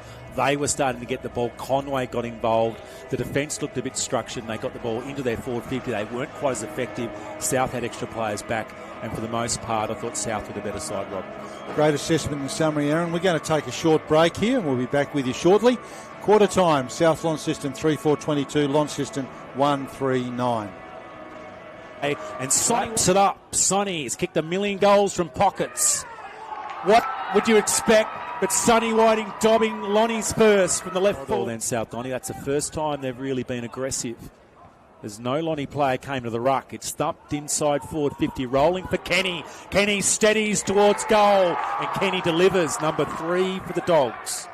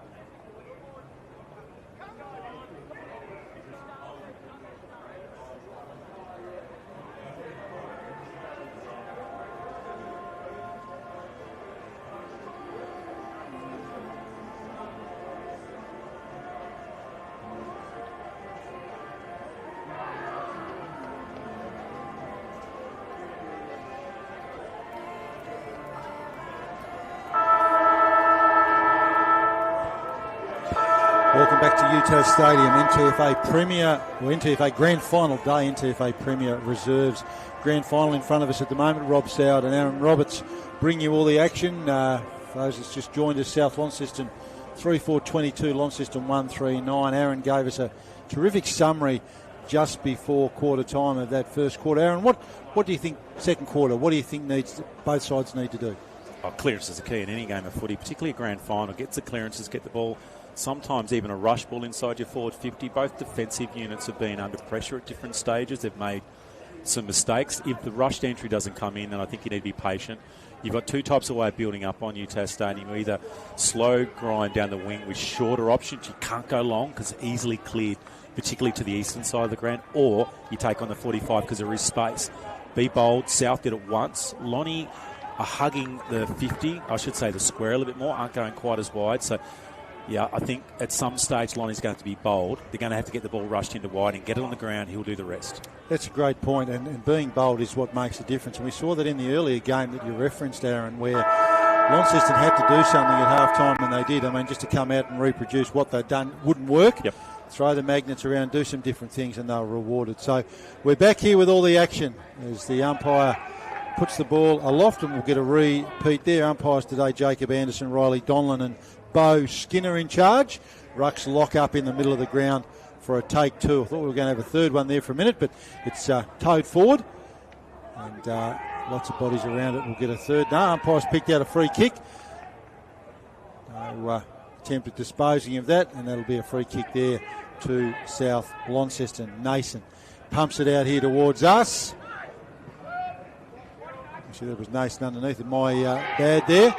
Harris feeds it out, tapped on cleverly, back through the middle. Conway's there, as is Messiah, can't grab it.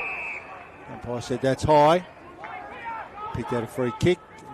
He's pretty tough, Tepper. He went in hard then on Conway. Yeah, Conway. Important inclusion for the reserves. Probably thought he would have been a senior player today. That's gone to Jordan Harris. Talk about experience. He's got it in spades. Has Harris. Played a stack of footy at Launceston, Evandale and some other places. Lilydale last year. Ball back towards the middle. And that's a good mark taken on that occasion there by Farquhar. Urban Farquhar. Ball goes wide. Launceston through Franklin. Well, Franklin's picked the boundary line out. Had more time than he thought. Be a free kick there to the Bulldogs. Yeah, once again, it's in the right pocket, out of bounds or out of bounds in the fall, as South will switch the play probably to the attacking side of the ground. There's no one up the line, so they'll have to kick it into space or bring it back again. It's over the top of Nason now.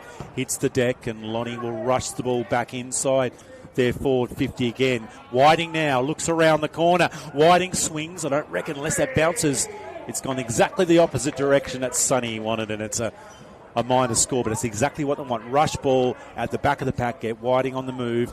Very hard to defend as the ball's in short to Tepper. So he's moved himself into a defensive spot just to settle it down, as maybe the left-hand side has a minor advantage with that breeze. Now it's going to go along up the line. Nason's going to be there. He's been a key target for South Launceston today. It's scrappily on the ground. Hibbs at the edge, and both players dragged down, and we'll have another stoppage. So 55 out. Lonnie going to the left-hand side of the screen there, wrestling in the ruck. Abnun now. Bumped down, a heavy clash. Messiah comes in. The tap off the deck was good by Conway. Going nowhere. South with numbers around the ball. That's a very good kick. Oh, that's fallen short, and Conway got the mistake. The kick. Messiah's in the middle.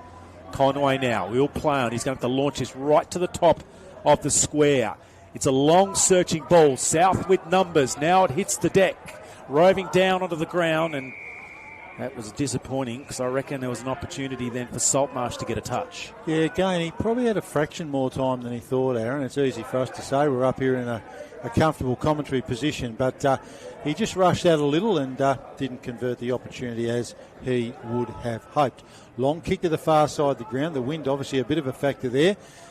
South tow it forward, trying to gain possession, but Launceston have swooped on it. Ball goes back through the middle. Nason by hand intercepts it. Opportunity here for the Dogs. Blues have got the numbers around the footy and they hold it up. Held up there. Umpire's called holding the ball. Well, he said he had a prior opportunity. And that'll be a relieving free kick there to Ben Tregurtha. He's had a really good start. Chaz Tregurtha pumps it inside 50. It might find the chalk, perhaps. Yeah, it has. That's Jonathan Thurston's in a different code would have been proud of that one. 40-20 probably in that game, but boundary throw in this game deep in the forward pocket. 4 minutes gone, second term, South Launceston 3-4-22, Launceston 1-4-10. Rob Soward and Aaron Roberts bring you the action. The NTFA Premier Division Reserves Grand Final. Boundary throw in. South into attack. Off the pack. Shot on goal! It's gone right across the face and missed the lot, Aaron. Yeah, that was disappointing from Lonnie around that stoppage then because he got cleared far too easily. We saw 3 in that first quarter from South Lonnie when they were able to get free inside forward 50 without a lot of defensive pressure. But in the end, the kick was a little wide and ineffective. As we've got another just bomb up the field. The back was Nason. It hits the deck and tumbles into the middle. There's a freer push. South Lonnie will have a free kick. They won't get the advantage because he's taken the ball about 10 metres from where the free kick. So got to take it all the way back from where it was. Free kick was then given away by, I reckon Jordan Harris might have been the one that gave that free kick away. And Homan will eventually go and get the ball. He'll go back. This is about the only time things slow down today. It's been a fast-moving pace game. Early doors, 3 goals to Launceston. And they're going to launch back inside their forward 50 again. Lasky running out wide. It's another very wide ball. It hasn't necessarily advantaged any of their teammates, and it rolls out in front of Lawrence, who looks to be playing deep at the moment for Launceston. And once again, the entry inside forward 50 for South has been a little poor. As you can see what they're trying to do. They're trying to break from the middle and get in towards the pockets for their shots on goal. But at the moment, the kicks have been 7 or 8 metres wide from where the players have been leading. 50 out from goal, right-hand side, southern end of York Park. It's over the back of the pack. App Nunn was involved. It now hits the deck. And the players come around. It's been a bit more of an arm wrestle this term as both sides trying to find that advantage. Umpires picked a free kick out there. It'll go the way of Launceston. That's Ryan Conway. Takes that one. He's kicked it to Nason. He's going to send that one back in. Long ball. Ethan Conway back in the hole. Marks and plays on. Just on 50. Back out from whence it came. Bounce, bobble, mark. Taken there by Will Saltmarsh just inside the boundary line. Saltmarsh looking for options. South have closed the options off. So he just goes long down the line. Nice mark. Taken in an intercept capacity there by Kurt Hibbs. Played a good game last year in the corresponding match against the Tigers, did Hibbs. Now they look to move the ball on quickly. South, going to get run down. That's okay, gets rid of it. South have got the numbers. Intercepted there on that occasion by Jordan Shipp in the long sleeves. Pumps it back. Ball bobbling. Is it going to sit for Fox? Yes, it is. Gives it off by hand. Gets upended for his trouble. Umpire says that's downfield. Mark was taken by Liam Franklin, but the umpire said he was dealt with unfairly. And the ball gets moved on quickly. Play didn't go back over the mark, but that's okay. Play on the call. Tepper goes wide. Right in front of us here. Good if the game got played more on this side in the Tregurtha direction. That's on the full, I reckon. Oh, umpire says throwing. I reckon that was off a boot. Fellow commentators here nodding, so I probably should be umpiring, not commentating. One correct call out of the last 30 from me.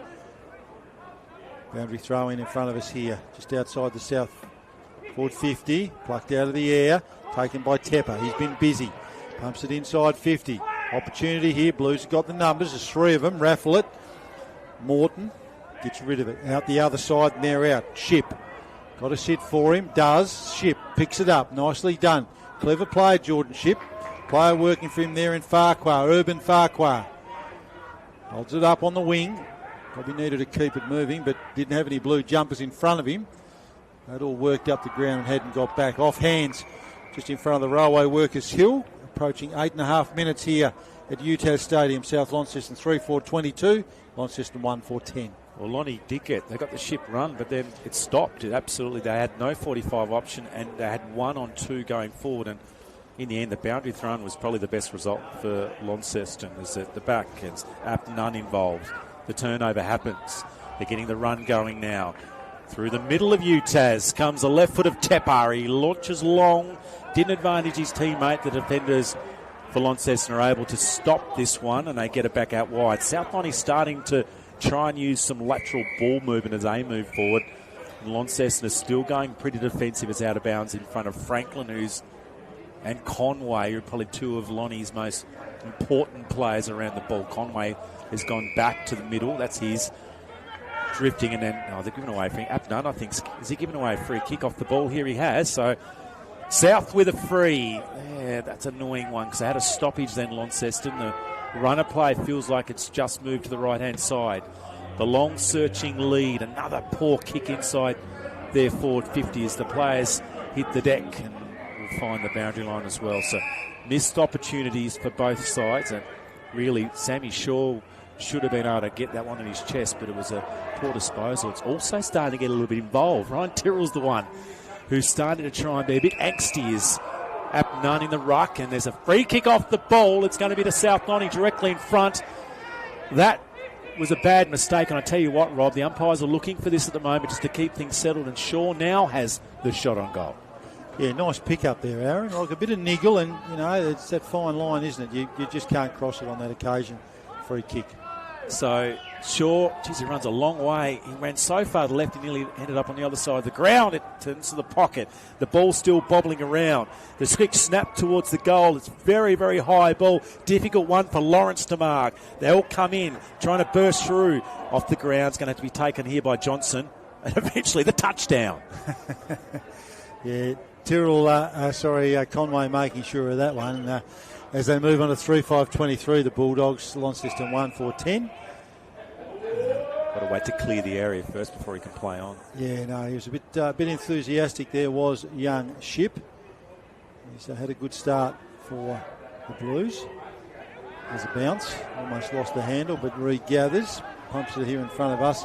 Harris for South, underneath it. Messiah was there as well. Lots of players there. Gertha with a tackle on Franklin. Ball spills. South.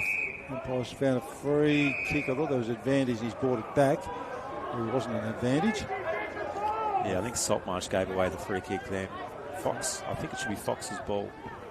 Yep, nice call. William Fox, number 37. Left-footed player for South. Pumps it inside 50. Lots of blue jumpers underneath it. Almost falls in the chest of a South Launceston player.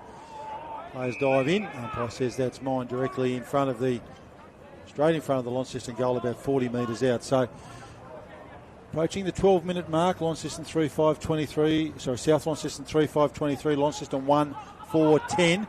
South in attack. Hackett forward. Ball through hands.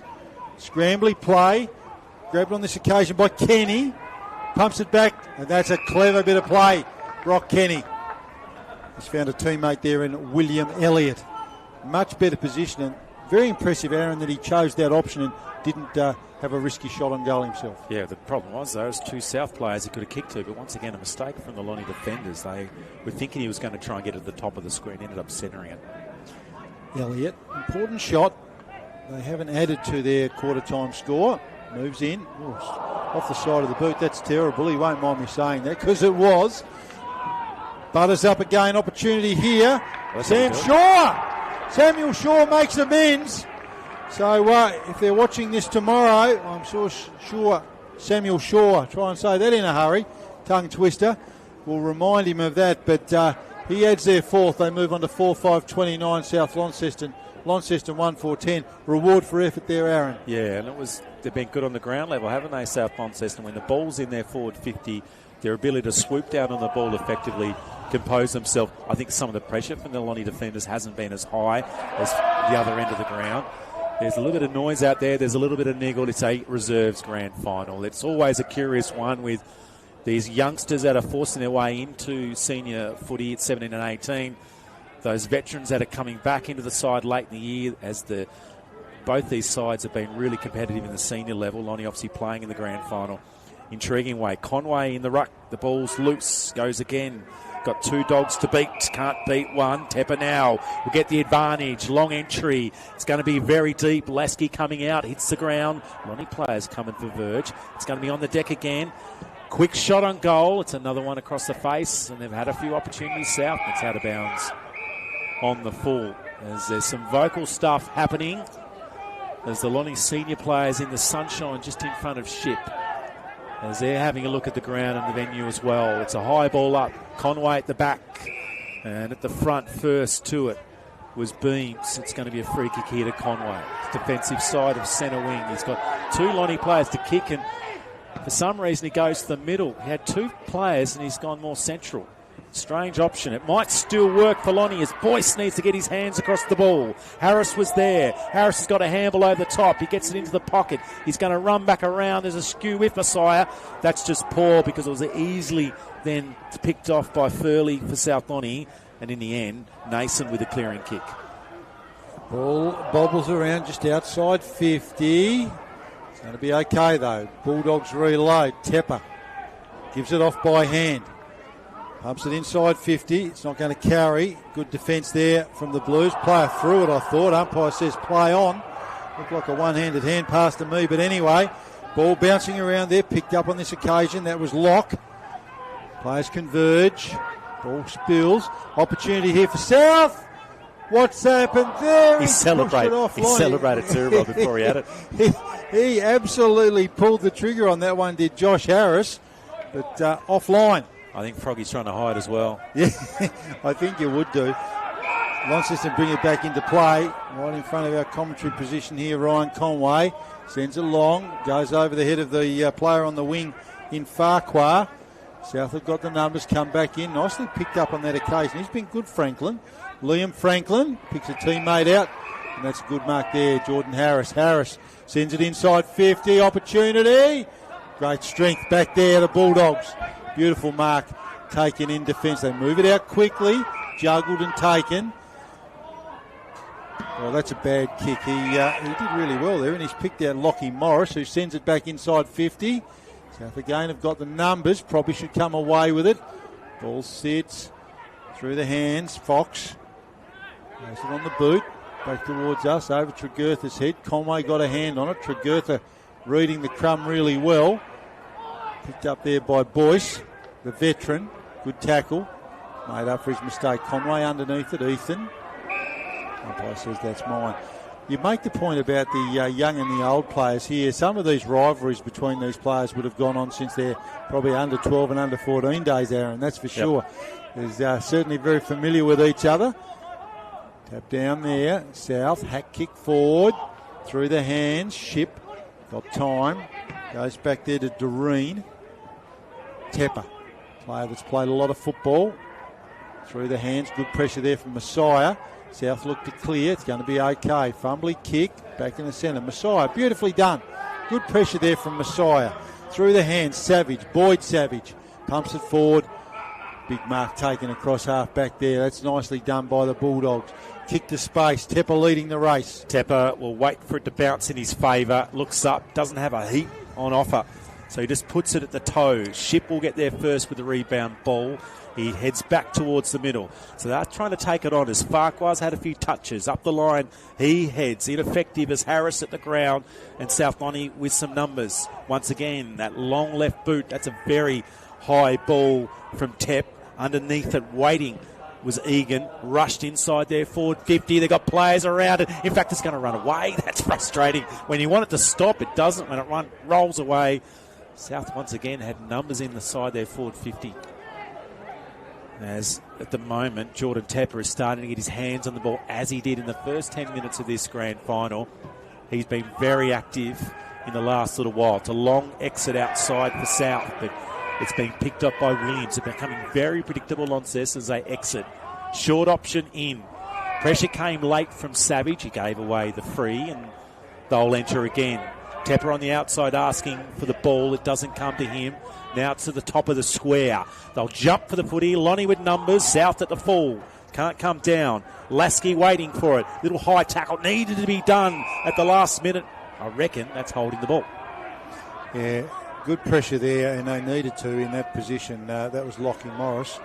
He's been busy the last few minutes. Launceston look to exit the 50. Nicely done. Conway to Conway. Sounds like a new bar in Launceston. Conway goes long. Through the hands. Perry. Nicely done. Good kick. Ball just falls short. Whiting there. Dangerous. High ball. Could have had snow on it. That's how cold it is out there, and that's how high it went. They come away through the middle south. Shaw. The goal scorer has a bounce, another bounce, puts it on the boot, sends it inside 50. All Launceston at the back. Strong mark taken there on that occasion by Lockie Morris.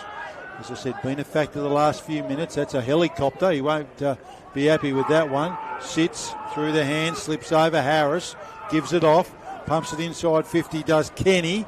It's going to bounce just the wrong way on this occasion for Lawrence. Caught. I said that was high, I think. The other challenge for reserves, sun's right in their eyes at the moment. That was Lawrence had his hands up, didn't he then, Rob, to protect the sun. Yeah, that's right. It is difficult this time of day, this time of year. Well, what's he done here? I'm not sure about that one. He wouldn't mind that one again. Opportunity this occasion for Elliott. Elliott! Wrong side of the post. Almost made the impossible look possible. 4-8-32 South Launceston, Launceston 1-4-10. There was two Lonnie players when he crossed it and he kicked between both of them because I don't think he knew who he wanted to kick to. But at the same time, there wasn't movement from either of them either. So they're standing still. It's up to the person who hasn't got the footy to do the work. Ship will go short. Conway is the hands now. Up the line is the only option for Launceston. Once again, they've cleared one. There's a player further back. They can go to Franklin. It's going to come towards him now. Franklin won't fly. Nunn will get there first. The tap, the juggle, not taken down by Homan. Good defensive pressure. Harris taken down. Nunn winning it. They've got to move this on, Lonnie. Here they come. Some run from Savage. Where is Whiting? It's into the pocket. Main gets there first. You mentioned around the headband. Well, he's got a bit more hair than the legend from Carlton. Now the ball goes to the middle. This is good. This is where they're starting to break the game open. The Doggies. The run comes over top and Tepper's creating it. The quick entry's fantastic. Oh, it's just gone a little long. Players just missing the mark. It's quickly tapped over the back of the pack. It's been picked up here by Lawrence and the players come and converge on him. It rolls towards the pocket. Steady stuff from Morris, who's been really good in this quarter, but it's going to come back again. Dogs are pressing here in the grand final. Late in this first quarter. A flying shot on goal. I reckon he's done it. And the Dogs extend their lead. Well, it just look. It's a bit hard to say. It was something from nothing. It was an ordinary old kick, but it carried and went through. Nason with the goal then from 45. It didn't look like it was a chance, but it just floated through, and after multiple opportunities, South, I feel, deserved that goal. Yeah, and they did. They've certainly had the better of the play in the last little while, and reward for effort after a few behinds. They've had a 2-4 to their quarter-time score as opposed to Launceston just one behind. But good spread of goal scorers too, Aaron. All singles at the moment, which again for South would make them happy. That's the half-time siren here at UTAS Stadium. Rob Sauer and Aaron Roberts, NTFA Premier Division Reserves Grand Final. And as they head into the sheds at half-time at South Launceston, 5-8-38.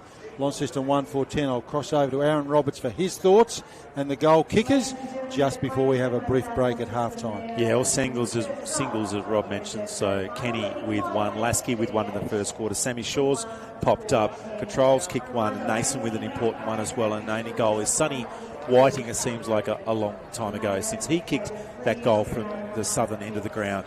But early doors, they settled things down, South Launceston. Tepper moved into defence, calmed things, got some touches, and then the ball work started to roll. The connectivity from South from defence into their forward line. The only thing that really let them down is their efficiency stopped. They got a lot of entries, a lot of balls were at the feet. A lot of Launceston players were out. They could have been up by 7 or 8 goals, South Launceston, and they were too predictable on the rebound. They were going long to the wing. They didn't have the marking contested players down there. They kept looking for Nunn. He kept getting out-pressured. Whiting had a couple of opportunities, but the ball was near his feet. Main was great. Morris on the likewise was great for Lonnie, but South just looked far too better across the field, Rob, at the moment. Absolutely, that's a fantastic summary, Aaron, as we head into half-time. We'll have a short break here, but as we said at half-time, it's South Launceston 5-8-38. to Launceston 1-4-10. We'll be back shortly. Impossible look possible. He's been really good in this quarter, but it's going to come back again. Dogs are pressing here in the grand final. Late in this first quarter, a flying shot on goal. I reckon he's done it. And the Dogs extend their lead.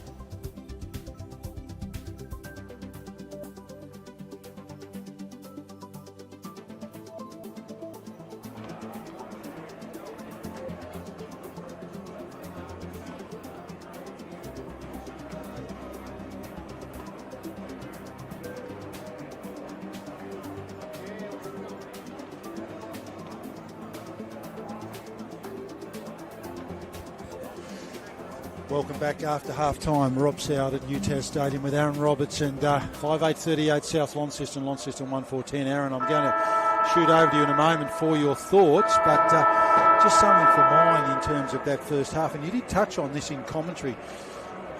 They're different shape sides. South are bigger, mature bodies. Launceston, a few more guys with a younger athletic profile. So one thing I'd be doing if I'm Kane Sanders is I'd be getting Launceston to try and kick it into open space, kick it to grass and run onto it and use that pace. Aaron, what would you be doing if you were coaches of both sides at halftime? Well, Lonnie have got a couple of challenges, and one is they've got to think about, do they actually run with Tepper? So Tepper had a heap of clearances throughout that quarter, had a few early when they got involved. When Tepper's touching the footy anywhere within 80 metres of goal, South looked really dangerous. On the flip side, when South, and they certainly opened up, Lonnie, they started to get a little bit of usage, but it was really poor entry inside their forward 50. They've got to get it to advantage of Sonny Whiting up forward. Main, who's much bigger than Sonny and a really experienced defender, been at South for a long time. I think he did his juniors at Launceston. They need to get the ball into his advantage. But at the moment, it's the spread of the ball from South is where they're more effective across the ground. They've been able to move it back and forward. Lonnie are far too predictable, so they need to change it up. Yeah, absolutely. And again, as we say, just to repeat what's not working is madness if you expect a different outcome. Ball back in the middle to start this second half. Rucks do battle. Bit of secondary ball up there. We saw it in the first game. Obviously, it was all South Launceston in that first half of the under-18s, but Launceston made some changes and came back. Can they do the same here? You get a feel that might not be the case because we've got some different cattle here. Free kick for South. Long ball, beautifully positioned there in defence for Launceston. That was Tyrrell, late inclusion. Rebounded though across half-back by Johnston. Pumps it out to that far wing. Ball bounces. Luxor Fortune sits for them. They'll get an early inside 50. Launceston got the numbers around it. Can't quite control it. Messiah in there. Umpire says that's holding the ball. Early look for South. Sent deep there by Cattrall. Kicked a nice goal in the first half. Oh, good mark taken though. Not quite. Launceston will work it out. Almost. But I had a few almost moments both sides today. They'll keep it inside 50. They go back inboard. Picked up by that man Tepper. Aaron mentioned him earlier. Taken away by Messiah though. Beautifully done through the middle. Needs a good bounce. Assistant player leads in the race. Good pressure around the footy. It sits. Clever tap. That was nice. Nicely done there by Farquhar. Trying to create an opportunity. Here's an opportunity for the Blues. They'll get a look at it. It's a bit of a nothing kick. Goes over Whiting's head. Player ridden into the ground. Umpire says play on. And guess what the difference was there, Rob? Messiah took it on, didn't he? Kick wasn't great, but he took it on. He did. And it just goes in with what we talked about now. Remarks after half-time, they've got to take the game on, do some different things, use that pace. Rucks do battle, taken out of the air there. That was Nason. He's had a good game so far. He drops what he should have taken. That was the other Nason, Riley Nason. They're away. They're out of trouble here, the Dogs. Nice mark. Or was that out on the full? Out on the full. Just through hands in front of us. Through the hands there of Nick Homan. So a mistake from South. The pressure has lifted a little bit, if you can sense, from the Launceston players. They need to take it on, but also need to be aggressive. That's good. Conway finds it. So the first real aggressive kick. One lead comes, and it's ignored. That was Saltmarsh forward, and it's a poor entry again. Got to take first option. Saltmarsh leads out all by himself, takes a longer option, the far more defensive option out of bounds, but it is a stoppage.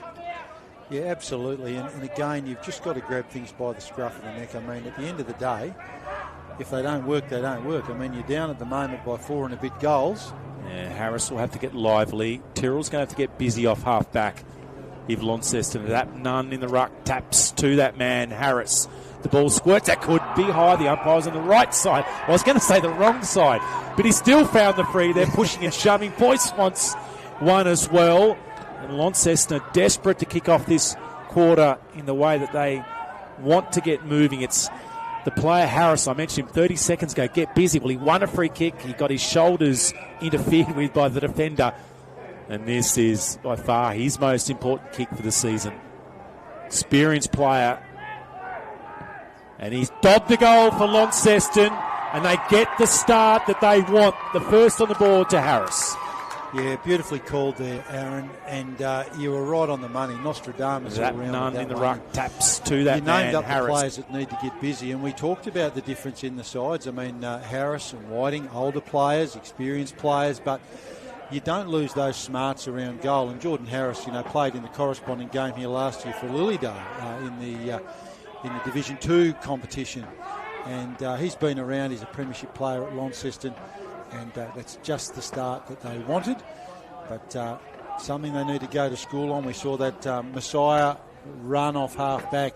They've just got to take that game on and see what South Launceston can do in terms of handling that. See who's been good is Nason in the ruck. Been super impressed in Apnan, who's a little bit more athletic than Nason. He does win that one. Can they get a breakout? This is where South have been really good at pressuring. Jordan's gone in there. The free kick's been found. South with the football. Tepper has the free. No runner going past. His left boot could go middle. In fact, it's not. And he will come. It's always going to get to Tepper. He then heads it up. Apnan at the back. A little push out. The shove. They crash in. The umpire has found a free. So that was a little bit of a missed opportunity then for the Doggies as they were going forward. So this is where Lonnie have struggled to kind of navigate their way across the grass. They don't have a lot of options going forward. Conway, I don't know what they were doing then. The ball hits the turf. It's Egan involved. He provides some pressure. Conway comes. It's the defensive stuff coming now. Rush ball inside, forward 50. Loping out now. Straight towards the pocket. And that was a little loose. Lasky has had a dirty old day in the fact that I don't think there's been one kick to his advantage today, Rob. He's had a tough day out in the field there for South Lonnie. Yeah, when you've got a class player like Jacob Lasky, you've got to give him the service that he deserves, and just building the ball is just not going to cut it. So, again, we'll see how they handle this big ground, these reserve sides. But that will be a factor for sure. Launceston trying to get the ball out. South have got the numbers around it. Towed forward. Opportunity here. Conway tackled. It's going to be holding the ball, I reckon. No, umpire says play on. Tregurtha smothered. Belted over the boundary line. I reckon it just landed on his boot. Only just. There wasn't much in that one. That's for sure. But as you've said, Aaron, it's got to be better delivery. You've got to really try and give your forwards an opportunity to mark it, not just belt the thing in where an outnumber can ruin that opportunity. Beats the rucks that throw in. Ball comes back in though on this occasion through Brock Kenny. Kicked a good goal early, been busy. Player taken high, umpire says no, play on. Put me whistle away, I was umpiring then, I thought that was a high tackle. Yeah, one right, one wrong, I think that was okay. Ball up about 20 metres out from goal, plucked off there by the Bulldogs. Just take that through, I reckon, wouldn't you? No, it's out of bounds. Be a boundary throw in hard up against that behind post. 7 minutes gone, 38-16 South Launceston's way. South pressing, 5-8. Yeah, that's the scoreline, 13. Scoring shots to 6 is a real difference at the moment. Is probably to the top end of the screen here at the moment. It falls down to Franklin. Now the ball's back in. They're grappling the footy. Out wide, Tepper. Left boot. Let's see what it can do. He ends up on his backside and he kicks the goal. How about that, Jordan Tepper? Left boot may have even been out of play. May have been over the boundary line. And the South fans were right there to congratulate him. That was a beauty. It was. And one of the great things, as we know about community football, Aaron, is that these people are known to us. We see them in our day-to-day lives. I had a conversation with Jordan Tepper at the gym one morning this week. Now, I will say Jordan Tepper, not a regular gym goer, so he might have just been getting a workout in before the grand final. But one thing he said to me, Aaron, which is really important, he said he loves playing at South because that's where his mates are. So, I mean, that's what it's all about, isn't it? Sport is about playing with your mates and the guys you've grown up with. Yeah, he's had a little bit of time away, but he's come back to the club of his home club. As you get a bit older, your motivations do older, and maybe the gym becomes less important. Old people like us, we need to get active though. keep the weight down. That none in the ruck. It's been stolen. So high ball, Lonnie with 1-on-2 down in defence. Conway was first to it. Tepper now comes. That fabulous goal. Him and Conway are competing foot to footy. Beattie in there as well. It doesn't look like now. It does pop out the back. Lurking is Egan. Conway now gets some fresh space. It's a good kick from Conway because the run will be on here. This ball can sit. It just didn't stay for the other Conway. That was, I should say for Savage, for Boyd was running. Now he's going to take the ball. So Savage is 55 metres out. Sonny with a lead. He's going there now. No, he's going longer. It's a low worm burner straight to the bottom of the pack. Hands come now, and that, I reckon, is holding the ball. Yeah, unlucky there for Perry. I mean, the guy's 6'3", so you're probably not going to want to land a pass on his bootstraps. He did well, but good tackle from the South Launceston defender in Fox, who pumps it back out the other side. Dangerous ball. Whiting was applying pressure, just hit him front on. I reckon that was the factor there. He's asking the question, but, that's a free kick any day of the week, Sonny. What's he saying? What's he asking for? Is his club? Yeah, I think he sort of thought he was arguing the case that the ball was his intention, which I'm sure it was, but front on, that's always going to be a free kick. Taken there through Main, who's got the best of that battle so far. You would think Sam Main pumps it out to the far side wing position. Lots of numbers around it. Umpire will ball that up. Just ticked over 10 minutes, quarter 3 here. NTFA, Premier Division Reserves Grand Final. Rob Soward in commentary at the moment with my man Aaron, and we're calling the action 6:8:44 South Launceston 2-4-16. Ball back through the middle. South rebound again, loaded up, send it long, good use of the body. Yeah, it's a push. I reckon this is interesting because Lasky, I think this is accidental, but he still fell over it. He even clipped his foot, I reckon. Yeah, he did. I mean, unlucky. We talked about he hadn't always got the best service. He got rid of his opponent, Franklin. Darts one way, then the other, comes back towards us, got a player out and picks him out in Ryan Conway. So Conway was the more defensive option. Once again, they're still a little bit defensive.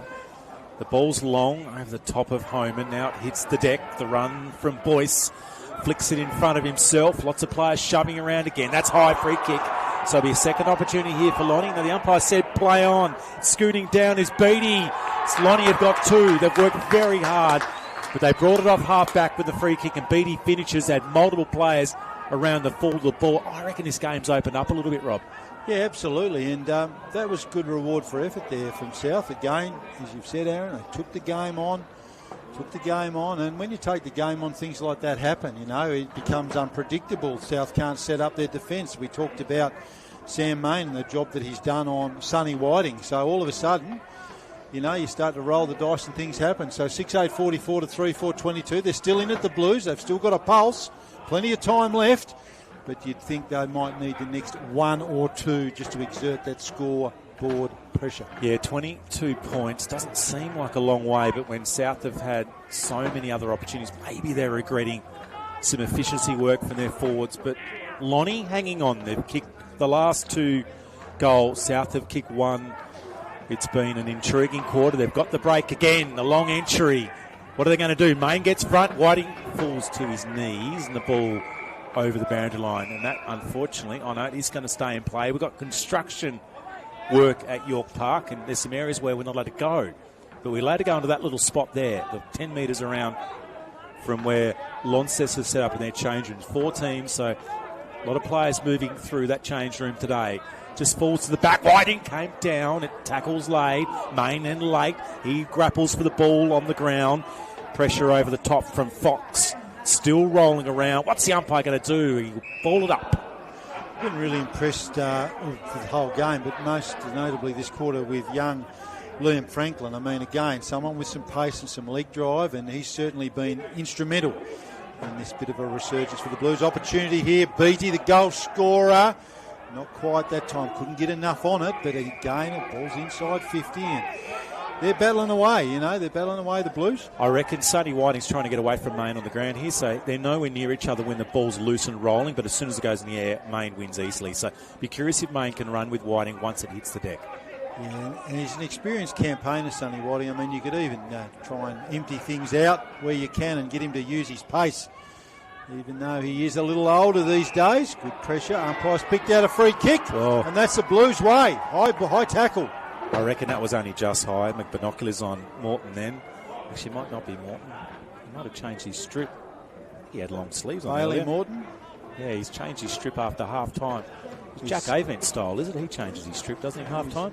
I think Bailey Morton's gone suns out, guns out option here after half-time, but that will all be for nothing. He wants to kick this goal, pushes it across and hits the post. So it must have swung back because the goal umpire nearly ended up at the behind post, but it ended up hitting the post. Well, he almost ended up at the construction side. He worked out hard across there. I thought they were going to ask him for his white card, Aaron, as he moved across the face of goal. I hope you guys all signed in today as well. We've got me, Dave Moore and Dave Gruber with their helmets and vests on at the moment next to us. Off hands and on that far side, a boundary throw in. Now, 10,000 seats are left here at UTAS, and 90% of the crowd are standing up against the fence still. And I find it curious. I want to get close to the action. All the Hawthorn supporters, there was a function down in the mud bar last night, and all those at Geelong, gee, they were impressive. That's not the best throw-in. It should be done again. A long way away from the players is coming back onto the ground. His beams, he's had a little bit of time off. So it's centre wing. Lonnie making a little comeback. They've got it back. Nearly under 20 points. It's 21 at the moment. They need another. They've had a little bit of the ball. None in the ruck. App none with the left hand. Tepper at the ground, battling for the ball. May have been taken high. Good tackle from Masai. Did he hold him for too long? No, the umpire said he had an opportunity to dispose of the ball. So Kenny taking on Masai defensive. They're screaming out for a free. And now it's back out. So the ball loose now as Franklin drives it in. There's two doggies there in the way, and that was a disappointing kick. It's been taken by Fox. No spread at the moment. Now it comes as Fox goes wide out towards centre wing. Great pass to the footy. It's been pretty good today. Now the long searching ball up towards half forward. Conway should be able to get his right hand onto that and knock it to the ground. It's pinged out the back. It falls out towards Kenny. Rush ball inside forward 50. He goes again off the ground. Loose footy. Numbers around the footy. Here come the Dogs. Dragged down. Great work. And we'll have a stoppage. As we get into the business end of this third term, the Premiership quarter, what we need to see, if you're a Launceston fan, we need guys like Tyrrell. We need some of these other experienced players like Conway. We need him to stand up and just really craft something, to create a goal or two, to give them a chance as they head into three-quarter time. It's another boundary throw in. Time clock ticking away. It's just gone over 16 minutes. South Launceston 6:8:44. Launceston 3:5:23. Aaron Robertson, Rob Soward here at UTAS Stadium. The NTFA Premier Division Reserves Grand Final between the crosstown rivals South Launceston and Launceston. Bulldogs pump it inside 50. Just doesn't quite sit again. Lasky must be just going, come on, guys, get it in front of me. In saying that he wasn't moving, he was standing still. So maybe Lasky does need to get a few leads going. I don't even mind the idea of throwing Lasky on the ball. They could change things up. He's had some awful entry inside forward 50. The ball's been flicked out wide. Shaw's there. Has it been kept in? No, it hasn't. It's been in this left pocket for a couple of minutes now. Does Lonnie need to break out? They've been pretty good today in the last, or should say in this quarter, and actually getting the ball out the back and trying to find a little bit of run and getting it back through the middle of the ground. Hands go up. No one wins the ball. It's down towards Elliott. There is a lot of space behind the ball, and the free kick's been found here. So Lonnie will win it off half back. They need to find a late goal, and he's been good, Ryan Conway. He's playing on the ball at the moment. He's been a key target. Harris is leading at centre wing. It's going to go a long way to get to him. Shorter options where they go. Perry down. At the back is none. Now it hits the ground. Ship will get there second. Could have given a free kick away. The little tap was good. Can Lonnie build again? That's a better pass. The run now coming. On the boundary, tight rope was Boyce. Pocket is good. Whiting runs around. He should gobble this one up. It hits the deck. Main comes late in towards Boyce. It pops out again. The South Bonnie defenders are able to defend, and that was a big missed opportunity for Launceston. Yeah, it was. Still in the play, though. Harris gives it off. Good carry through the middle of the ground south, looking for options. Nicely done on that occasion. Ball in dispute, pumped in. That was Egan. Found a teammate, not quite. Tepper gives it by hand. Opportunity here for South. And that one's gone through from Samuel Shaw, who, believe it or not, becomes the only multiple goal scorer. And we've already had 9 goals kicked today. But critical goal, Aaron Roberts. Yep. 7-8-50, Launceston 3-5-23. Tepper bodywork. He knocked over Messiah. Could have been a 50-50 free kick, and then he got back up. The handball was great. Quality finish from Shaw on the run. They've missed some opportunities, the Dogs, on the run, but on that occasion, Shaw did the job, and we're back out to that dangerous lead where it feels a long way. Yeah, it does, and there's certainly, if you didn't look at the scoreboard, it's been a much better effort from Launceston this term, but South just find a way like good sides do, Aaron, don't they? They just find a way, and they just crafted a goal there. And Tepper again, that name, it keeps coming up, doesn't it? Yep. He's right on top. Tip-top work from Tepper. Ball back in the middle. Rucks do battle. Looking for another clearance here. The Dogs, they've been good at doing that. Tepper's around the ball and picks it up now. Just a little hack kick forward. Picks a teammate out. Doesn't quite sit for him. It's okay, though. Regathers does Catterall. He's been good today. Through the hands, Samuel Shaw, the goal scorer, pumps it inside 50 again. Masai there for the Blues. He's held up. He's had a good quarter, Catterall, hasn't he? He's been really active. Yeah, he has. He's a creative player. Kicked a nice goal there early. But he's been working hard as we're approaching the end of this third term. And it's a dangerous margin, as Aaron Roberts said. 7-8-50 South Launceston. Launceston 3-5-23. Umpires picked the free kick out. And that's Nicholas Messiah. Just going to kick this one from the chalk on 50. Very high ball from Messiah. It just provides an opportunity for Beams to come over the back. And South Lonnie will roll the ball back in. Kenny's involved, and he loses the ball. And we'll have a stoppage 35 metres out. As Kenny's been dangerous, he's rolling towards the footy. Lawrence looks like he's moved back on the ball. Homan with his hands on it. Tepper at the full ship with the flick. Neither team are composed at the moment as it's got a little sloppy as Messiah may not have given the handball away, so it's going to be a rush ball back in. Is the advantage taken now? Lasky screws it around. He gets to the top of the square. Launceston will defend for now. That's an excellent kick out if it can hold, though. Hibbs comes across, swinging handball. He'll receive it back again. He has time to get it to the pocket as a player all by himself. He doesn't get the ball to fall into his lap, and Johnson takes it over the boundary line in front of a few fans that are enjoying the sunshine. I'd give you the tip, if you're not in the sun, you're cold today. As the only problem is, if you're in the sun on the eastern side, you've got to have your hands up later in the day. Ball up. South have dominated the last 5 or 6 minutes as we've got the ruck contest. Conway will get involved. Flicks it to the ground. Really get it away. Now it's out the back. It's been taken by Franklin, who needs to start using the ball, and Hibbs picks it off.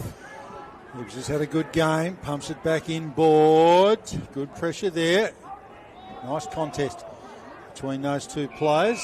Umpire says holding the ball. The siren beats them, though. 3-quarter time. 1 quarter to go in the NTFA Premier Division Reserves Grand Final, and it's all South Launceston at the moment. 7-8-50, Launceston 3-5-23. And again, I'll hand over to Aaron Roberts in a moment for the goal kickers, but that quarter, 2 goals straight to South Launceston. Launceston 2 goals won, so they won the quarter, but didn't manage to eat into that margin, Aaron. Yeah, that was, as you said, an even quarter in that way, evenish on the scoreboard, but they didn't get that advantage back at all. They got within 21 points. That was the closest they got in that quarter. Multiples to Sammy Shaw. Lasky with one, who's had multiple balls near him, but none of them have been that best for him. Brock Kenny's kicked one. Nason bobbed up. Cattrall's kicked one. For Launceston, a couple. Whiting, Beattie and Jordan Harris with a free kick and set shot from 35 metres. But early doors, Lonnie got on top. They started to take it on. We saw a couple of moments when Messiah and co ran the ball through the middle of the ground. I saw some good work from Franklin, who's been close to their most aggressive play. Tyrrell's still been a little bit quiet. The ruck contest has been interesting. Abdunn's been involved. Ryan Conway's been in there, but I think South Lonnie have won most hit-outs as well, and when they went forward, South look a little bit more dangerous. Yes, Lasky hasn't had the best options, but there's been opportunities for a lot of their smalls and their forwards to get forward to the ball and have some shots on goal. So at the moment, it's going to be very difficult for Lonnie to kick what they're going to need to kick 6 goals minimum. They've only kicked 3. Absolutely. We'll take a short break here at UTAS Stadium, and as we leave at three-quarter time, it's South Launceston 7-8-50, Launceston 3-5-23. Back shortly.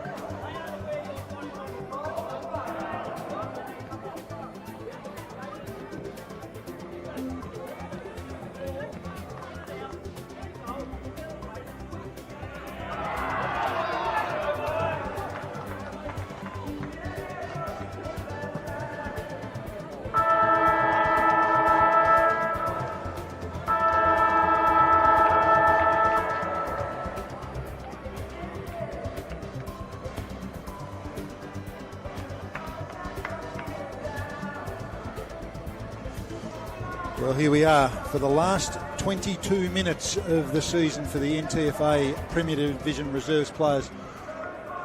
And I'm Rob Soward, Aaron Roberts joining us in commentary as well. And as we head into the last stanza, it's South Launceston 7-8-50, Launceston 3-5-23. Aaron, I'm going to put you under the pump. I'm going to put you under the pump and say that your Kane Sanders at three-quarter time. What do you say to your Launceston players? Well, they've put some experience around the ball for a start. So Harris has moved near the middle. They need to just get a bit of stoppage. So at the moment, Conway and Tepper have kind of been running near each other. They need to break even. So they either stop Tepper and attack. They need more speed in the middle. I'd chuck Messiah in the ball just the first couple of minutes. They've now got him in the wrong spot, I reckon. And the other thing is they've got to start winning the ruck contest. It's going to be an intriguing moment. They've got to take it on. Yeah. Beautiful assessment, and I love your idea too about getting Messiah on the ball. Conway and Tepper's an interesting matchup because Conway obviously a bigger body, key position type player. I don't know, if I'm Jordan Tepper, I'm probably liking that matchup every day of the week because Tepper still got a step, has Tep, and it sounds like a Dr. Zeus story, and he's still got the smarts. Conway, as I said, bigger, stronger body. We're just waiting for everything to get underway here. Umpires in position. The last 22 minutes of the season for both these sides, and at the moment it's the Bulldogs with a 27-point lead. Rucks do battle. Probably take that as a square up. Come away with it South. You'd think if a first goal to them and that could be it.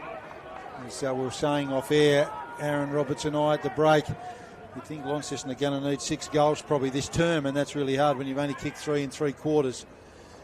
Well, they've got an opportunity. South building on that far side. Player ridden into the ground. Upper says play on. Ball comes out. Well, the umpires found a free for a throw, but just before that happened, Franklin got whacked in the face, but it was incidental. He's still holding his nose. He's still down. Jack Beattie relieving free kick. Picked that man out there. Looks like Masai pumped up the wing. Opportunity here for Launceston. Building. That's not a good kick though. Boundary line wins out on that far side. Just got to be more efficient. Harris was there, and it was Ship off half-back. He was attacking, and then Harris was fine. The kick was the right spot, but far too high in the air, and the boundary was the result. So can they get something happening? Nason's been great in the ruck today for South. He's involved then. The ball crashes in the turf. The umpires found a free. So it is off the footy. Savage with it now. He's right on the 50. He'll be kicking. Actually, in fact, he's just outside the 50. Here comes the lead low. It's a good kick. Has it just hit the turf? It did. South Lonnie players come to defend, and once again, they've thrown Tyrrell deep, and he let out. And once again, it just fell in front of him, didn't it, Rob? It just those kicks haven't quite hit the mark for Lonnie. Yeah, it's just been an almost game, hasn't it, for a few of their forwards today? It just hasn't landed. Opportunity here. It was Jordan Ship. He's been one of their better players today. The Blues through hands, boundary throw in. Deep in the forward pocket. We're approaching 2 minutes gone in the last term. The time clock starting to work against Launceston. They're behind 7-8-50. 3-5-23. Been a good battle between these two sides all year. First and second on the ladder. South Launceston would have come in as favourites after that good victory in the second semi-final, but Launceston have certainly given them no quarter today. Rucks do battle. Ball spills. Ship had an opportunity. Spilt. Hacked into the air, belted down again, in dispute. Ball sits this occasion. Out of bounds on the full. Quick kick forward there on the occasion. I think that was Jordan Ship. Boundary umpire says that's your ball. We're waiting for the ball to come back from the stand, and that will be Joshua Harris. I think he's waiting for that. Oh, no, it's not. Player 52, Jordan Furley, waiting for that one. Yeah, it was disappointing from Ethan. I should say Ryan Conway in the ruck. He actually had to take the ball out, grab it, and then Pearce's kick was poor. Masai climbs up, he misses the footy. The other Conway via Ethan kicks it in. It's been chipped off easily by Nason, the ruckman. He's got a player up the line, and that's about where he's going to go. A searching ball from Nason. Lonnie players around, a great crack in the end, one-handed by Williams. Centering ball from Williams. Lasky runs, he gets front spot. Ball's popped off the back. Cattrall's got it. He's got a player in the square. He decides short to Lasky. The defenders come. Hits the deck. The flick out handball now. Williams runs off the side. He can't get an effective handball now. The quick entry inside forward 50 at the front. And it's been taken by Egan, who hasn't really had a lot of the footy, and he looks a little ginger as he lands 45 metres out left pocket. Yeah, it looked like he put a bit of weight through that leg. He sort of jarred as he landed. Hopefully he's okay. And maybe he's even a cramp. He's kind of stretching at the moment. So Egan, it'll be a significant hit if he gets the first goal for the Dogs. A little bit of a breeze pushing into his face, so you have to put this right goalpost. Let's see what he can do to extend this South lead. It's going across the face. No, it's snuck in. Significant moment for the Dogs as they've kicked the first goal in this last quarter by the hands of Egan, the VC, and he's got his first. Yeah, and that's probably a dagger into the heart of Launceston supporters, you'd think, Aaron. I mean, plenty of time left, of course. We've only just ticked over 4.5 minutes, but again, as we've said, if you've only kicked 3 goals in 3/4 of footy, to think you've got to find 6 or 7 now in 18 minutes, that's a big ask, particularly against such a good defence that South Launceston have. They've worked really well as a unit all day, but in fairness too, that service going inside 50 hasn't been what the Launceston forwards would hope. Ball back in the middle. You just think that they've just got to roll the dice now, the Blues, and just throw all caution to the wind. You're better off getting beaten by 10 goals than not having a crack. Ball inside the 50 again for South. Launceston defenders under pressure. Johnston belts it out. Ball bobbling around. Nicely gathered. They're away. Beattie sends it off to his teammate in Savage. Pumps it up the wing over Masai's head. South got time to clear it up at the back. Hibbs lost the handle. No, nice little clever hand pass over there. He actually fooled me with that one. Through Conway's hands. He's in there. Ball bobbling around. South looking to clear it. Got the numbers around the contest. If it comes out, they'll be okay. Tepper. How good's he been today? Back through the middle. Plenty of composure. Another attacking foray forward here for the Bulldogs. Long kick. Strong mark taken on that occasion by Egan. Kicked a nice goal a moment ago. Sends it forward quickly. Through hands. Well, Lasky had a bit more time than he thought there, I think, Aaron. Just didn't quite snag it. May have been a little finger from the defender from Launceston and put him off, but that was probably the best kick. That was good. Egan's a couple of moments from him being really good. Yeah. It's all in front of them at the moment, the Blues, and South finishing off as you'd expect a good side to do. That's a pretty low and flat and fast throw. Boundary throw in there. For the shorter ruckman. Umpire said that's holding the ball. And just that pressure around the footy telling the tale here at the moment. Having a chat to Jack Beattie as he gets up. He hasn't been Launceston's worst today. He's had a real good crack as young Jack. Shot on goal here. Homan's got it. Homan, he's in a difficult spot for me to see his number. Good call there, Aaron. Homan lines up, moves in, and overcooks that one, does Nick Homan. Eight goals, 9-57 South Launceston. Launceston 3-5-23. Ball comes back into play. Right, now the story's pretty easy for Lonnie. Attack, attack, attack. They can't get something happening now. They do take it on as Conway's got the ball just defensive side of the centre square. Where does he go now? As I put my arms in the air waiting for something. He goes long, Ship at the back. That could be a wonderful kick. There's a player in the middle now as Ship builds up towards the pocket. The kick is poor though. It was over the top and easily defended by Prua. So two good kicks, reasonably attacking. Last kick though, Rob, poor from Launceston. That's been the story of their day. They've been able to link multiple good possessions together. However, they've at least got it towards their forward 50. There's plenty of players grapple around the footy. Nason gets it up. His right hand hits it.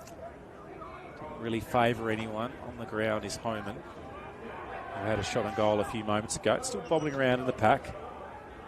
Now spurts out. The run now from South Launceston. Been so good in this quarter off half back. It's a long searching ball up. Lasky's run a long way out to get a touch of the footy. And the defensive mark's been taken by Johnson. Once again, a lot for Johnson. Will he go the attacking 45? They've set up well here, South Launceston. They're putting a lot of pressure. It's nice in the ruck, hand over late. And South Lonnie will once again repel. Yeah, we did mention in the earlier parts of the game, this is their fifth consecutive grand final in a row. They lost four. Well, in fact, it might be their sixth in a row. They did win one against South Launceston and then lost the next four against Longford. So looking for redemption today, and many of those players are here and have had a good season in getting the Bulldogs back to the big dance. It's a stoppage there on the wing. Approaching 9 minutes gone. Final term. NTFA Reserves Premier League Grand Final. Builded forward by Conway. Trying to create something here for the Blues. Just belted out there by the South defence and off hands. And another boundary throw in front of the Railway Workers Hill stand. And as Aaron said, quite a few people sitting there enjoying the sunshine. Nice weather in Launceston today after a bit of rain around during the week. Cold breeze, unfortunately. Snow on the mountain somewhere. Another boundary throw in. Rinse and repeat at the moment, Aaron. They're happy to chew the clock up. Yep. We'll see what will happen this time. Heading towards the 10-minute mark. So chipping away. Rucks do battle. Off hands. Nicely done. Blues opportunity. In the Whiting direction. Doesn't sit for him. South at the back. Got time. Belted out of there. Ball bobbling around. And they're out. The Blues. Almost a mark. It's been an almost game today for them. Through the hands. That's Egan. Kicked a nice goal a while ago. Backwards they go. Measured, steady. And after all that, he's picked out number 52 there, Jamie Johnston, in defence for the Blues. Blues come out our way. Towards Perry, through his hands. Not the best kick. Good tackle. Messiah, away. Trying to create something. And that's a beautiful bit of body work there from Kurt Hibbs, a young player. You could watch that and see what Hibbs did to get his opponent under the footy. That's the story of the day for Launceston. That kick out's been chipped off far too easy. Egan at the front. Messiah with his right boot, right fist to the back. That could have been high. The umpire on the wrong side of the contest to have a ball up right on 50. So it looks like it's going to be the dog day out. And Youngtown will get the victory here. There's still some time left. Egan in the ruck. Todd down at the ground.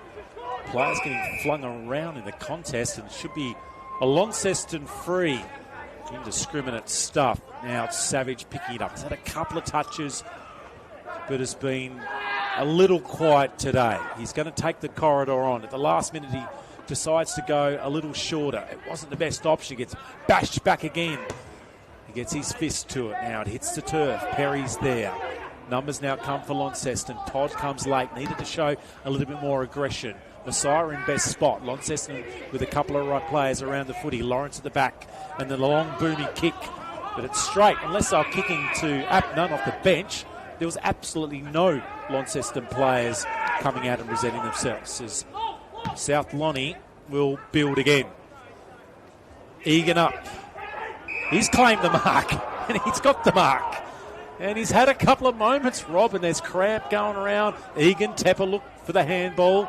He's now going to run into the hole. No Lonnie players going with him. Finally, late Morris, who's been pretty quiet in this second half. And Egan looks, Rob, he's going to have a shot. Yeah, why wouldn't you when you're up by 6 goals? Well, he's going to have to get everything on this kick. Let's see what he's capable of doing from 55 metres. Maybe he'll put it to the square. Maybe he'll go short. That's the best kick you could possibly do. Long, hard and direct. Wonderful spot up, and Kenny's got it directly in front. Yeah, the old Maxwell Smart faked the shot on goal option there. And he picked Kenny out beautifully, as you called. So he's had a good game, Kenny. I think he's already scored a goal. Brock Kenny lines up for his second. So Kenny with the direct shot from the pass from Egan from 55. Now he's got it within 25. And he's pushed it to the left. No good. Well, he's made that look really hard, Brock Kenny, from where he was. I think sometimes that happens, doesn't it? They take a nice mark and it's sort of almost like a concentration disappears. But anyway, 8-10-58, the Bulldogs.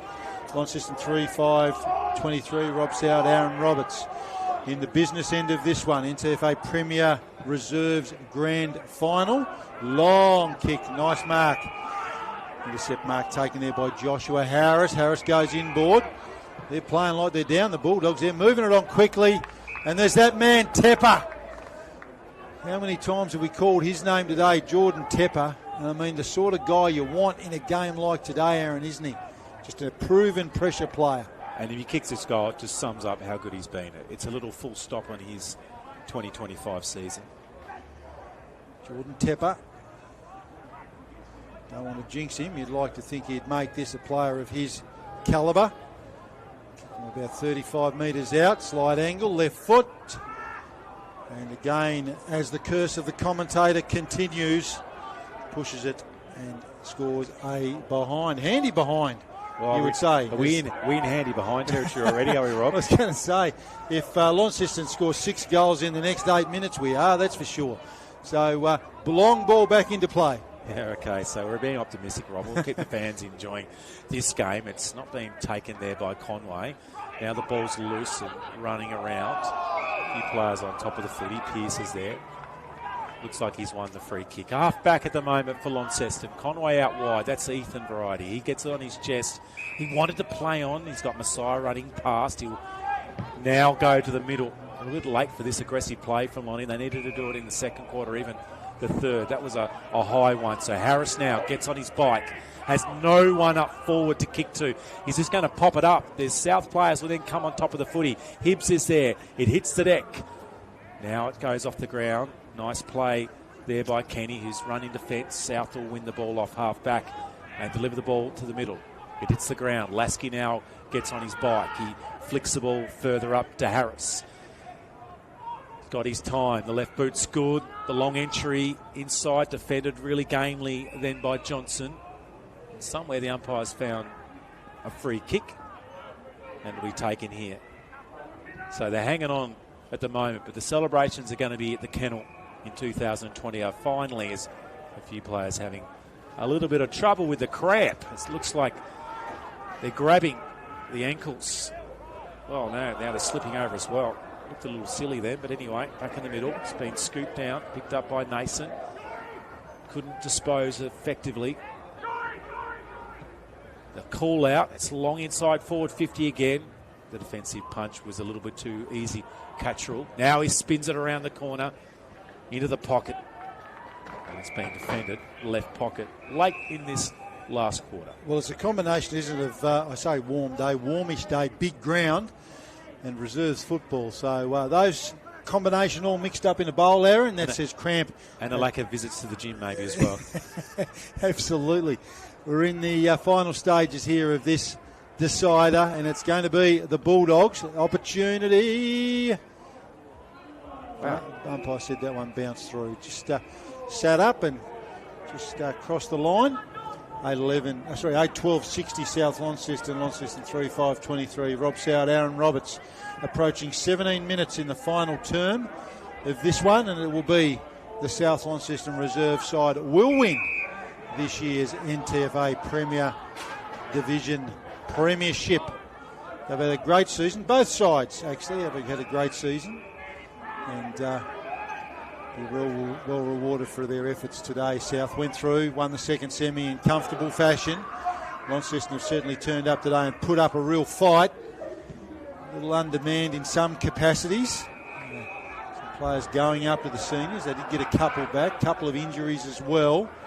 But South take nothing away from them. A great environment up there at the Kennel.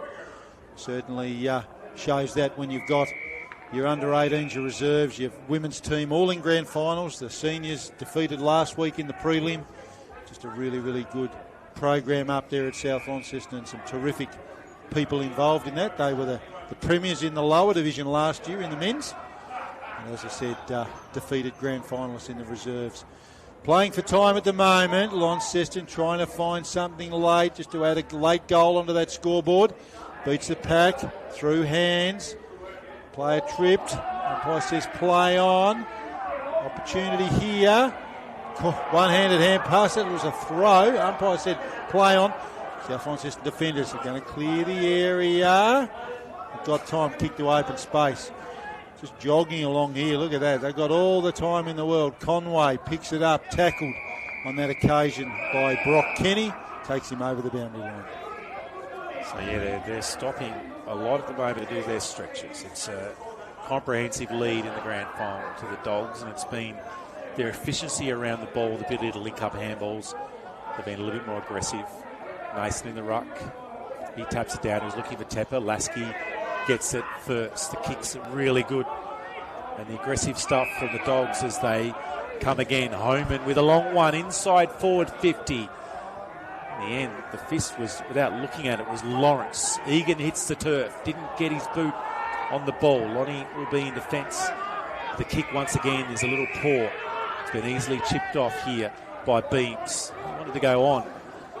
First of all, Tepper, he decides Beams, no, I'm going to kick it instead. A good ball, Egan on it. He's on his bike. He's kicked one already. He's lining up. He's 45, 50 metres out from goal as Morris also cramping. There's players everywhere going down. I'll tell you what, Aaron, I'm going to run a side hustle next year of pickle juice, I think. I'll get a little stand going down there because I don't think I've ever seen as many players with cramp at any time in the game. It's only about 9 degrees, so I know you mentioned it was warm. It's sunny, which is important. It's not windy, but it's an Egan kick from 50 metres. This will be nice, and this will push him past as he... What's going on there? Well, Egan had a player all by himself That is crazy, isn't it?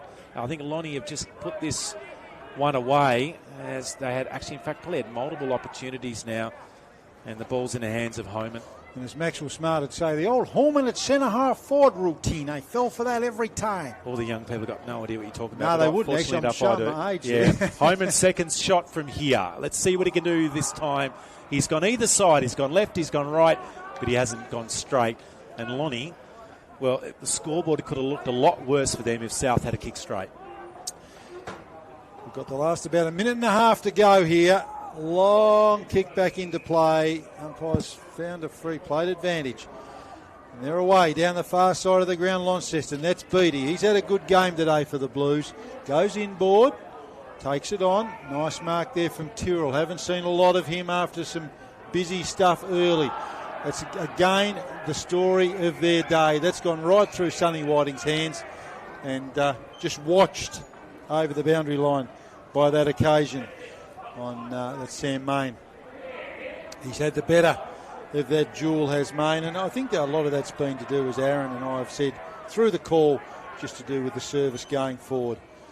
Launceston trying to find a late goal here, a consolation goal. It won't be much consolation because it's certainly not going to change the outcome of what's been a terrific display from the Bulldogs today. They've had a very, very good game. Haven't been headed. Tepper. He will enjoy this. Tired legs there. He's put that one out on the full, has Jordan Tepper. I'm going to hand over to you, Aaron, just to finish this one off.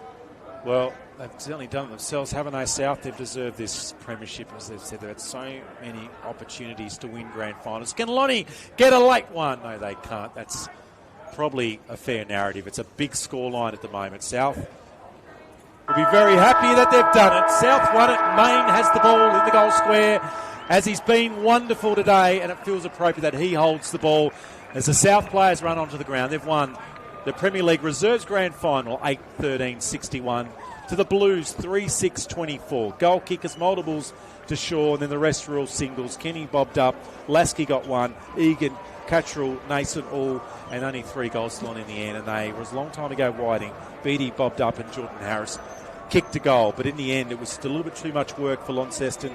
The narrative was pretty this. It was the effort of Tepper out of the middle, got the ball rolling. The stoppage work was great from him. They linked up with handballs and kicks way more effectively, and their kicking efficiency was far more impressive from Launceston. They needed to take it on. They couldn't find the leg speed. They couldn't find the combinations around the middle of the ball.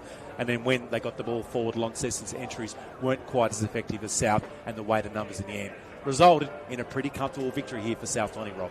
Yeah, great summary there, Aaron. And look, take nothing away from both sides. You know, you finish 1-2 on the ladder. There's a lot of work that gets into getting to today. Obviously, it's the showcase game. People turn up and watch it in good numbers here today. But it's the work on the track, those rainy winter nights, the pre-seasons and all that sort of stuff to get here. So full credit to both clubs, proud clubs with great histories. But on this occasion, South Launceston been the bridesmaid, as we've said, at the reserves level the last few seasons, getting there and doing the hard work, but not quite. But today was their day. We will sign off here shortly because we're just about to head down for the on-ground presentations. Rachel Williams, the MC today. But as we sign off, Rob Soward and Aaron Roberts, NTFA Reserves, Premier Division Grand Final, the South Launceston Bulldogs get the job done. 8 goals, 13-61 over a brave Launceston Blues outfit, 3-6-24. Thank you for joining us. On-ground presentations coming shortly, and then as to follow, we'll be joining the NTFA Women's Premier Division Grand Final between, guess who, Aaron? South Launceston and Launceston. And Rob, also on City Park Radio. City Park Radio, tune in. That voice was Dave Moore in the background. See you in a few minutes. Sign off for now, and thank you for joining us.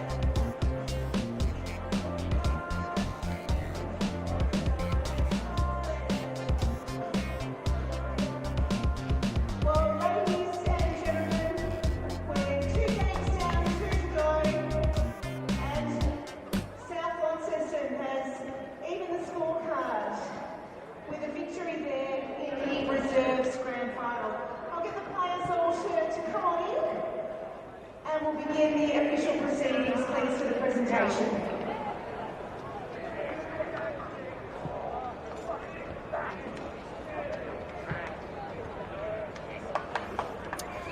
Welcome to UTAS Stadium. It's grand final day here, and it's a day of celebration. We've had 2 grand finals already, and we've got 2 big grand finals coming up.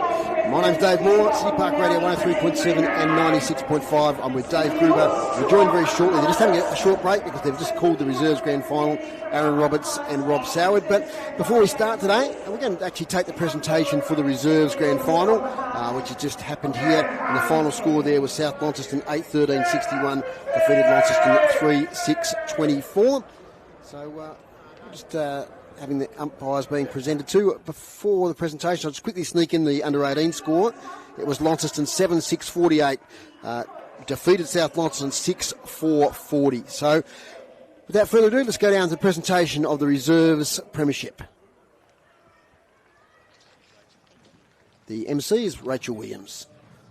About to speak is Kane well Sanders. done to the South Lonnie Football Club. A great effort to have 3 teams in grand finals, and well played, boys. You've been outstanding all year.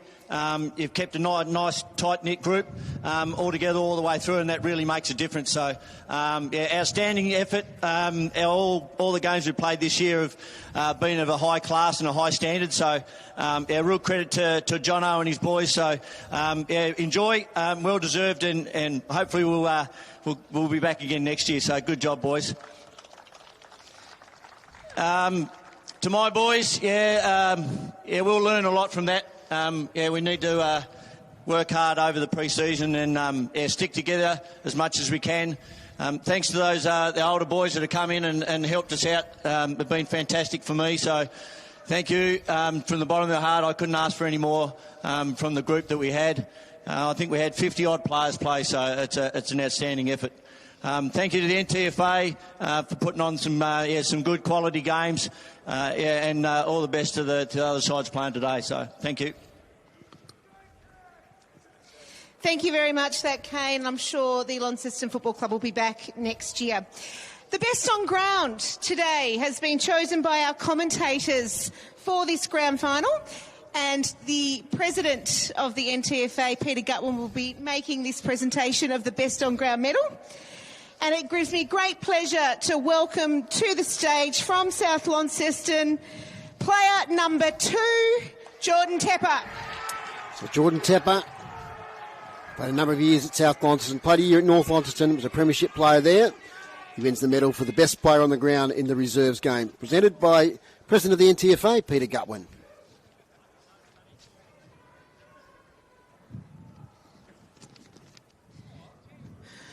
We now have our player medals to present, and Peter Gutwin, you don't need to go too far because you'll be making those presentations today with the help of Louise Millward, Director of Women's Football, and also the Doc is here to help as well.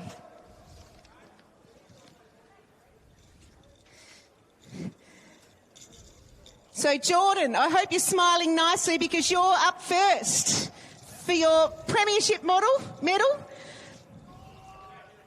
Oh, we're just taking one more quick snapshot.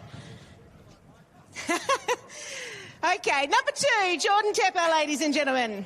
So Jordan Tepper, the medalist, had a fine game this afternoon in the midfield. Number 6, Kurt Hibbs. Kurt Hibbs, former premiership player in the seniors, and one of the senior players in the reserves. Number 16, Brock Kenny. Brock Kenny played a number of games in the seniors this year. Kicked a lovely goal early in the game. Number 23, the vice-captain, Sam Main.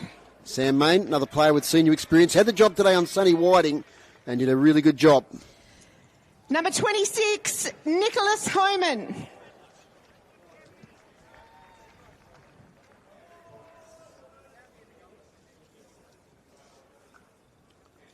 Number 30, Ben Tregurtha. Ben Tregurtha, long-time player at the Bulldogs. Another premiership medal for him. Number 31, Jacob Lasky. Jake Lasky returns to the Bulldogs this year. Experienced player, been in a number of clubs. Number 32, Jordan Beams. So the banners are out for the women's teams. They'll be on the arena very soon. Number 37, William Fox. Will Fox played down back, had a fine game. Number 38, Samuel Shaw. Live wire was Samuel Shaw all day. Having a great run through the middle of the ground. Fellow vice-captain, number 40, Daniel Egan. Another player returning to the Bulldogs this year. Played a fair bit of soccer as well. Number 42, Clark Williams. Young ruckman, played a bit of senior footy this year. Originally from the Launceston Footy Club. Number 45, Bailey Catterall. Another player that's played at the Bulldogs for quite a while as the Bulldogs women into the ground for their grand final. As the South women's team run out onto the field for their grand final. Number 46, Daniel Johnston. Another experienced player with the Bulldogs. 48, Riley Brewer.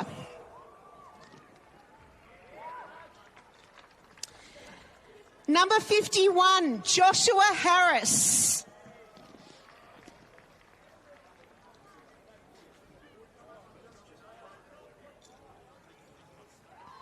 Oh. When you did. Okay. Number 45, who wasn't listening, paying attention, Bailey Catterall. As the Launceston girls now out on the ground. Come from fourth spot through to the big dance this afternoon. Number 52, Jordan Furley. Presentations continue. You've just joined us in the reserves Number at South 54, Launceston. Caleb Nason. South Launceston winning by 37 points in the reserves. And the Blues, Number 8-point winners in the 58, under-18s. Riley Nason.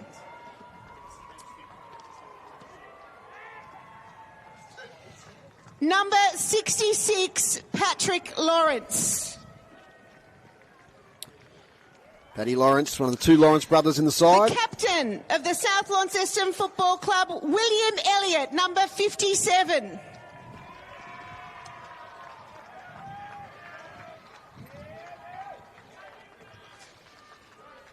And number 55, the playing coach, Jonathan Lawrence. Jono Lawrence had a fine season with the Bulldogs. He's been with the Bulldogs since a youngster. Debuted in the TSL as a teenager. Jono, I'll give you the microphone, Jono, to say a few words. Firstly to Kano, Ryan and the Lonnie boys, thank you all year. It's been a great hit out. Really look forward to versing you boys each time throughout the year, and it's a credit to you boys. Your club's in a great position for grand finals today, so well done and thank you. To the umpires, also big thank you. Wouldn't happen without you, and thanks for the old boys that umpired and put up with us all year. Thank you. To the NTFA, another big thanks for making it all happen. And lastly, to my boys, thank you for a great year. It's been good fun. To start with 30-odd blokes and turn them into 30 mates that's all I set out to achieve. So thank you very much. You stay there for the photo. So well spoken there by Jono Lawrence.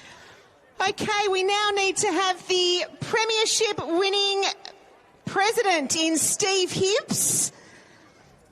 Steve Hibbs can come up to collect the premiership flag on behalf of South Launceston from Peter Gutwin.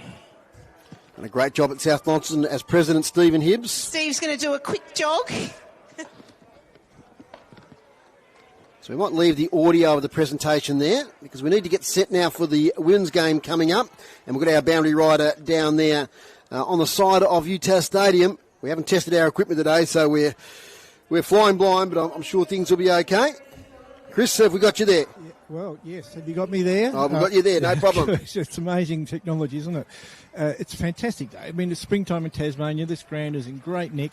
It's interesting. York Park is definitely a construction site. So all the lower part of the western stand, all the seats are gone. There's no access. So there's a lot of restricted access off the ground. Of course, there's no restricted access on the ground. We're in for a couple of big games.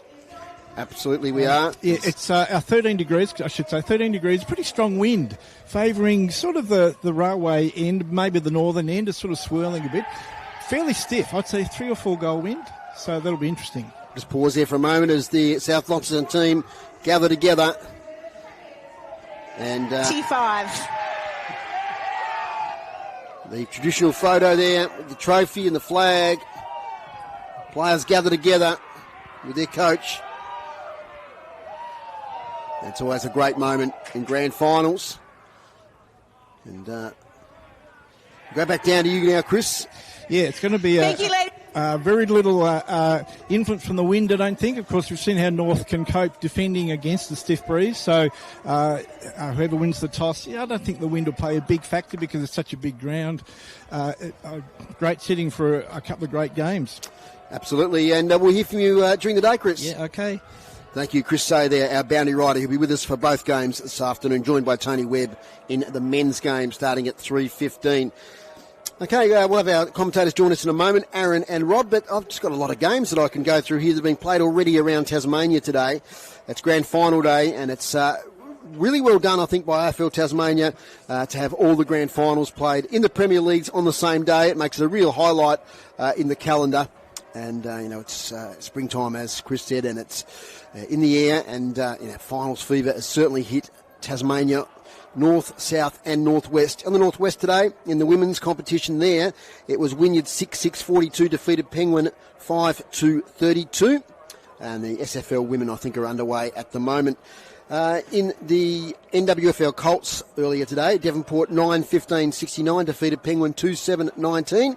Here earlier, it was Launceston 7-6-48 defeated South Launceston 6-4-40. Now, that was an incredible scoreline because at half-time, South Launceston 4-3 led Launceston 3 behind. So, a 4-goal margin at half-time was reversed, and the Blues stormed home and kicked 7 goals in the second half to win by 8 points. The medalist there was Noah Hedger, the young defender for Launceston. In the reserves, we just saw South Launceston 8-13-61 defeated Launceston 3-6-24, margin of 37 points. The medalist there was Jordan Tepper.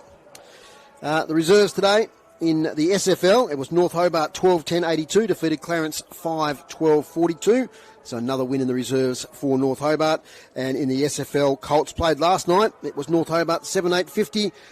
Defeated Clarence 6-3-39. So we're about to get underway very soon in the women's game. Let's set our sights on that now. We're starting to be joined by my fellow commentators.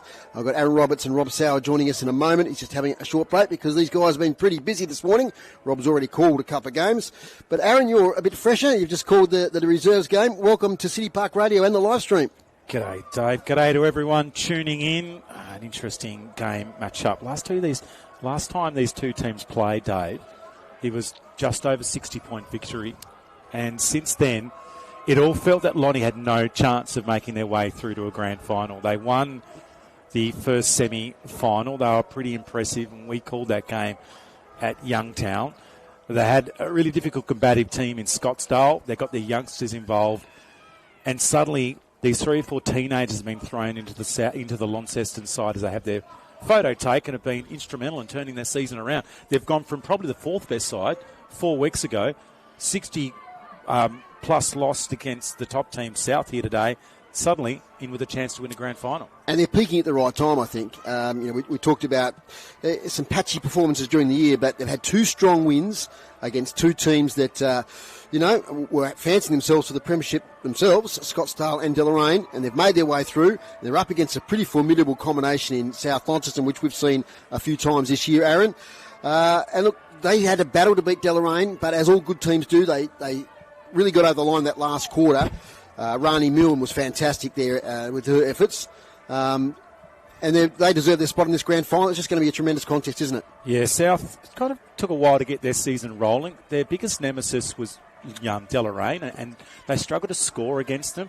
They changed some structural things around their side. They started to get a little bit more ball use. They used Jazz Freestone a little different, and Georgia Gillow as well. They kind of really tried to push Brewer onto the ball to be their major breadwinner, I suppose, around the footy. And Viney's really had a great season, the experienced player from her. But it's been Milne, 2 goals in that final. Morrison's been really useful. Liana's pretty much their best player most weeks. On the other side, the flip side, Launceston. So the players that are exciting me at the moment, Shan Dunn's come in from Tamer, so she's a season permit. It's been Jamie Todman, though. She kicked those goals in a couple of weeks ago against Scottsdale early doors. I think she surprised everyone. 100% South Lonnie will not be surprised by Jamie Todman today. She will be closely checked. The Lonnie defenders, well, we know who they are. Hayley White in defence has been magnificent for most of the season. She's rarely beaten. Winberg's been great throughout the ball, Meg Radford. They've got a lot of good defenders. I reckon Leonard might go to Sulzberger. And then in the middle, Georgia Hill will hit the ruck to start with as well for the first couple of minutes. We'll introduce Rob in a moment, who's just taken up his seat, but we better get back down to the ground level. Rachel Williams is the MC. Here's the formalities before the NTFA Premier League Women's Grand Final. On this grand stage, it gives me great pleasure to welcome with the Premiership Cup that you are playing for today, two of your club legends. Representing South Launceston, please make welcome Emma Attard, and from Launceston, Darren Geard.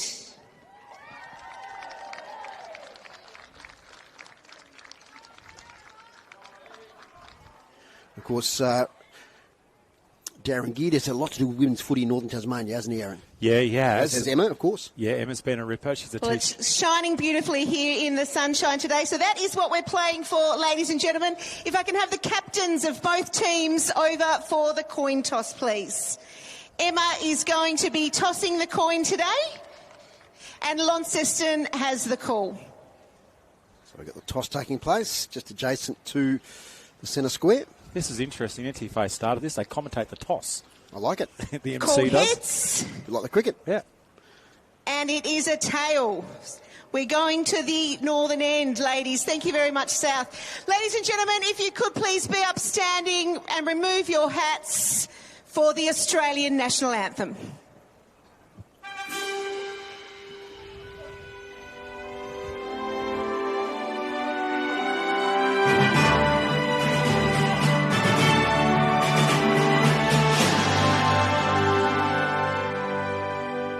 Australians, all let us rejoice, for we are one and free, with golden soil and wealth of toil.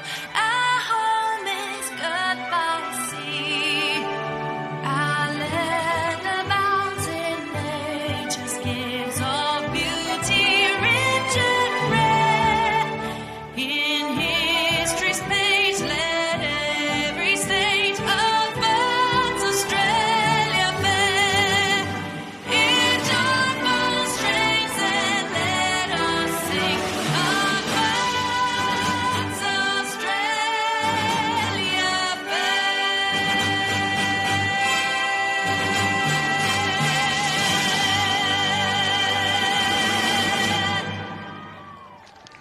Good luck to our teams in the Women's Grand Final, brought to you by Cleanoy. About to get underway, and let's introduce the rest of the team. To my right, we've got the best in the business with the stats here today, Mr. David Gruber. He's not mic'd up, he's resting his voice for the men's game later on, but he's here providing us with stats along the way. And our expert commentator, who's done a couple of games already. Rob, how are you bearing up? It's Rob Soward. I'm holding up very well, thanks, Dave, and I can tell you that Riverside Lions Club steak sandwich has got me ready to go. I just get so excited about these games. Basically, hundreds of hours of work have gone into what's in front of us today, and it should be an absolute cracker. Now, you've seen these teams throughout the year. You've done a fair bit of commentary on the stream for the NTFA women's competition. It's going to be a great matchup, isn't it? Yeah, it is, and I think I caught the end of what Aaron was saying before. Deloraine, you know, they're not here, but a bogey side for sure. And Launceston on their day, you know, their run and their spread and their carry and their pace. Georgia Hill, you know, just a terrific player, but take nothing away from South Launceston, Dave. They'll go in as favourites, deservedly so. And like all good sides, they just found a way in that second semi, didn't they? Just a nice little touch there. I think it's out of the English Premier League, but the two coaches there shook hands before the game. I like to see that. It's good sportsmanship. Aaron, who are the keys, do you think, for South Launceston? For me, the key is the Freestone sisters on the ball, along with Brewards being sensational. Ash Corbett, the former coaster, will have a role to play as well. And then there's the players that are probably lesser known. So Cocker up forward has been really dynamic. Hasn't played footy for about half a decade, I'm pretty sure. She's come back in. She's got sensational hands. Doesn't kick a lot of goals, but will take a defender. And then Sulzberger, the one who's been the key forward. They're the ones I think will have a role. The other one that's been impressive for the last couple of weeks has been Georgia Gillow. She's been freed up. I reckon we might see someone run with her early doors. First bounce here at UTAS Stadium. You're on City Park Radio and the AFL Taz YouTube live stream. Away we go from the ruck contest. The tap was won by Jaslyn Freestone to the side of the contest. Tracking it there is Brouard towards the wing. Picking it up now is Haberly for Launceston. She kicks to the half-forward flank there. Gathered for the Bulldogs by Georgia Cherry. It's a contested footy now on the railway wing. And it's going to be a ball up centre wing. So first goal here will be really important just to get some momentum into this contest. Up we go again. Georgia Hill wins the tap. To the advantage there of Delta Witt. She gets to the footy. Handballs to a bit of space. Bulldogs will come away. Up towards the half-forward flank. It's a one-on-one contest here. And leading the face to the ball there was Hillier. And it's out of bounds. Slightly attacking side of the wing for Launceston. No score through the first minute here at UTAS Stadium. Yeah, it will probably a little scrappy early doors. Liana Freestone got an early ball out of the middle. She'll be a key. As Jazz is actually in the ruck, and Georgia Hill, she'll hit the ruck for the first 2 to 3 minutes of every quarter, get a body work around the footy. She gets hands on it, looks for Radford. Freestone with a quick entry inside forward 50. The ball rolls in towards a pocket. Cocker's there. And at first entry for South Launceston in the grand final. So all their better players have had a touch early. Both the Freestone sisters have had a touch. They'll feel a lot more confident. Getting that hands on the Sharon is so critical in the early stage of the grand final. Interesting to see how long Georgia Hill stays in that ruck area up against Jazz Freestone. They launch the footy now. Freestone with the left hand on the footy. Really good pressure then from Hillier, who's been impressive the back half of the season, and she wins a free kick. So Hillier off half back for Launceston. She kicks it up to the wing. We're on the eastern side of the ground here at York Park. And South Lonnie will go forward again.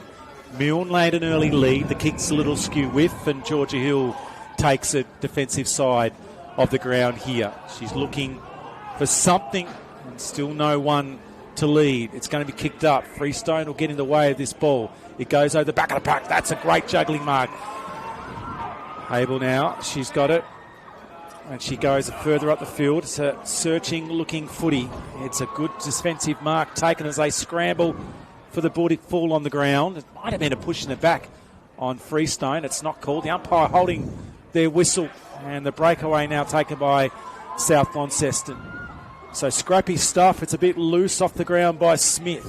Back towards the middle. Witt will be important.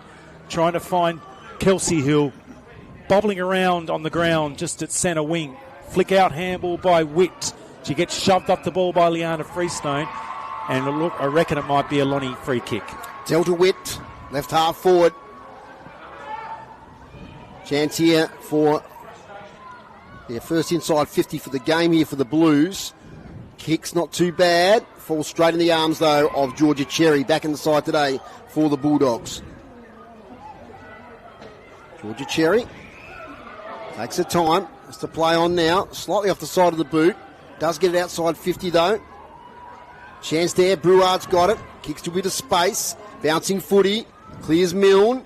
She tries to get back onto it. Rani Milne, the hero, a couple of weeks ago. 2 goals in the last quarter and an assist to get the Bulldogs over the line against Deloraine. So we've got a ball up on centre wing. And I've got a feeling a lot of the players going to be over on that side this afternoon. From the tap out, Georgia Hill might have won it.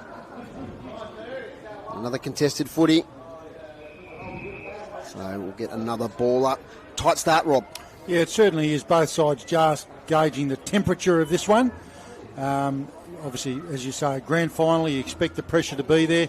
For mine, the thing I'm going to keep an eye on, you've both touched on the high-level players, the absolute marquee players. I'm looking at that next level of players because that depth is going to be the difference.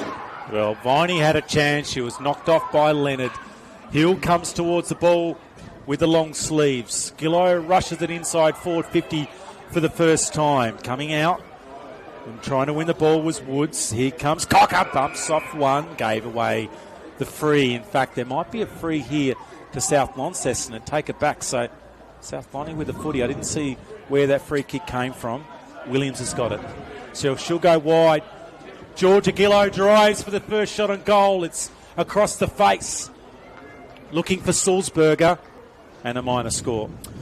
It's Tanner Viney there running off the ground, sort of holding her abdomen. So I hope she's okay. We'll get Chris to have a look at that.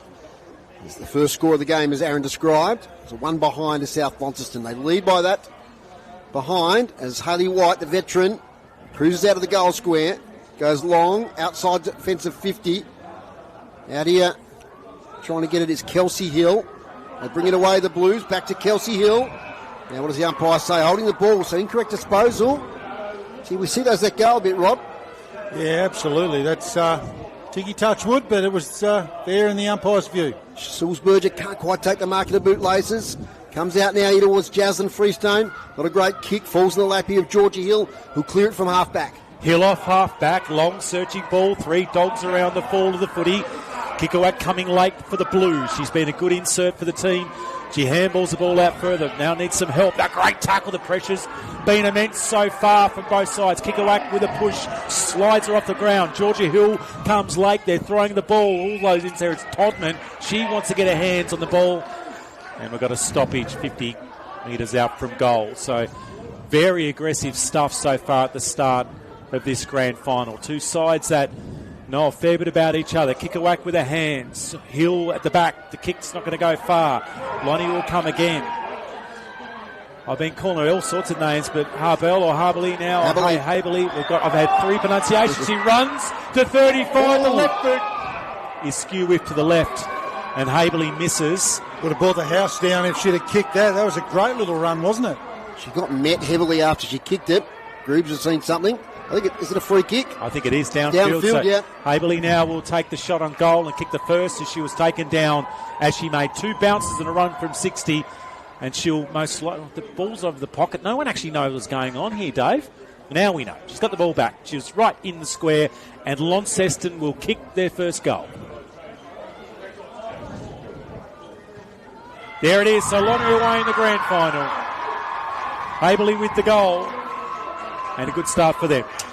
Yeah, they, reward for effort there. But she took it on, didn't she? She did take the game on, Georgia Haberley. She's a terrific player, and one of those ones I have on that next tier. You both highlighted the gems from both sides, but the depth is also the impressive thing. Great goal, Georgia Haberley. Chris Say on the boundary. Yeah, Hannah Vine is getting her left shoulder taped up, so I don't think it's going to put her out of the game, but she's a bit tender, but she's getting some support on the shoulder. Also, one of the runners for South is the legendary Aaron Viney. Thank you very much, Chris Sayer. So Hannah Viney not too badly injured there, so that's good news for the Bulldogs. Today's broadcast brought to you by Elgas for your LPG needs statewide. Talk to the locals with knowledge. Phone 13 11 61. Here's Aaron Roberts. Right, so Freestone, that's Jazz out of the middle of the ground. She gets it up towards half forward. Here comes dangerous Sulzberger. A little push in the back, not called. Ball's bobbling around in front of Weinberg. They're just grappling for it, 40 out from the goals. Sulzberger, who's had a great battle with Toyesha Hines in the Premier League. Toyesha just fell short of getting the 50, or just got past 40. It was a great battle throughout the year. Ball's in the ruck. Weinberg got first touch. Viney, it's actually flicked out. Liana now bobbles it inside forward 50. Rainey Mill in the pocket, out of bounds. So Mill kicked 2 goals. It was the game you guys called a couple of weeks ago. Yes, it was fantastic. To be honest, it was the difference, wasn't it, Rob? It was, absolutely. She just popped up. They were down. They had it all in front of them, and 2 goals in a couple of minutes, and as Dave Moore said, an assist as well. So Hill still in the ruck. That's Georgia. She's going to be battling Riches at the moment. Taps to the ground. Radford, no. It comes now at the back. A long exit by Weinberg. She's been really good in the back half of the year. It's been stolen out the side now. Corbett, her first real dangerous touch. A long ball up inside forward 50 for South Launceston. Liana Freestone was at the ground. I reckon she's won another free kick, Liana. She's 45 metres out from goal. She's got the free kick. She doesn't have the distance I wouldn't have thought. There's a slight breeze, so she'll kick right on 50. A lead from Sulzberger. It's been ignored. Liana now goes to the top of the square. Rainey Mill at the front. It hits a deck. Quick shot on goal by South Launceston. And it should be picked off the back here by Launceston in the hands of Hillier. Hillier clears the area. but only as far there as the Bulldogs' number 28 and Grace Weldon. So Weldon probably too far out to score. Crowded 50 ahead. Plays on. She nearly gets a kick smothered. Falls into the hot spot. I'll try and work it out here again through Hillier. Off the ground, Liana Freestone. She picks it up. This way, that away. Inside out kick to the goal square. A lot of Lonnie defenders back there. They should be able to see it through, and they can through Weinberg for a rush behind. 2 behinds now to South Launceston. The Blues, 1 goal straight, 6 inside 50s for Dave Gruber, 6 to South Launceston, 2 to the Blues. But they lead by 4 points. Here's Aaron Roberts. Weinberg's a really, really important player for them today, Aaron. Yeah, totally agree. She had a brilliant second half of the year. She's already had a couple of taps of the ball as Jazz Freestone comes in late. The ball's still moving around. Little flick out handball. That was cool. I heard the whistle, though. It sounds like it's going to the Blues. I reckon it's been given away by Brewer, the captain, and such an important player. She's been a dominant player throughout the season for South Launceston. So they've got a player wide. Radford will get involved. She knows this ground better than anyone because she works on it throughout the year. She painted the lines, I think, during the week. It's a little short, bobbling around. Witt had a chance to get it. Brewer's involved. Now they've got a player in the middle. They're going to go a little longer. It's okay. It's over the back of the pack. It was searching for Johnson. Tumbling ball inside forward 50. Haberley's going to get there first. She had a player run past, and then the defenders come. Grace Gillo's involved, and she's got it. One player we haven't talked about yet, boys, is Jamie Todman. 3 goals last week early in the game. Just blew it open. Such a talented player. From the ball up. Falls to the side. Rosso's got it. She's tackled from behind. And we'll get another stoppage. Great to see, too, community sport. We talk about it. Aaron Viney down there running. 42 years of age, played for the Campbelltown Robins this year as well. So well done, Aaron. Kick off the ground. Lefevre. Only as far as South Launceston, Caitlin Lyons, who has some time to boot it out at fence. Schonmaker. Ball's a bit hot off the bounce. Clears the contest. Radford might get there first. No, kicked off the ground by the Bulldogs with smart play. Although that might be a free kick going the Blues' way. How do they read it with a kick off the ground, Aaron? Still last touch, yes? Yep, between the arcs. Yep. That might be coming into the AFL next year. Good thing, I reckon. Hate that insufficient intent rubbish. Free kick. Tell us what you really think, Rob. Rising high there was Shannon Dunn. Couldn't take the grab. Falls to the side of the contest. They dive in. There's a umpire whistle. Hold off the ball there. Free kick going the Blues' way. They'll get another entry. Good spot. Lefevre. Funny old kick. Fades away. Close to the boundary line and over. No. Stays in, says the umpire. Haberley handballs it straight there to Corbett. And her kicks out of bounds off the touch. We've been playing 13 minutes here at South Launceston, 2 behinds. Launceston 1 goal straight 6. 30 metres out, left forward pocket, southern end of the ground here at York Park. In Launceston, northern capital, sun's just disappeared for now, but it's very, very hot footy. We've seen a lot of footy across the year between these two sides, and these two teams have been pretty good, but South have had the advantage. But at the moment, it's really aggressive, and Launceston have got the first goal on the board, and Haberley's playing deep forward. That's a little bit of a change up from Ash Smith. I do like it. Georgia Hill staying on the ball for a little longer as well, so it'll test her fitness. She hasn't been there that much this year. It's also forced Georgia Gillow and Leona Freestone to be a bit more defensive on the pack at the moment. It's at the ground. It's going to be a free kick, or what's happened here, Dave? It's a free kick to Leona Kikowak. Yep. So Leilani with the free. She actually is in range. She's not bad at bombing long punts. She probably needs to take a couple of more steps. She does herself. Obligatory pull up the socks, although she didn't raise them at all. So Kikowak now, the prospect, under 16, under 17 player, bombs it a long way to the left. She knew what she was doing. She had the journey, Rob. She certainly did have the trip. Highly talented player, as you both said, and unfortunately the radar was not on that occasion. The breeze is tricky today. If you've just joined us, it's blowing across the ground to the easterly direction.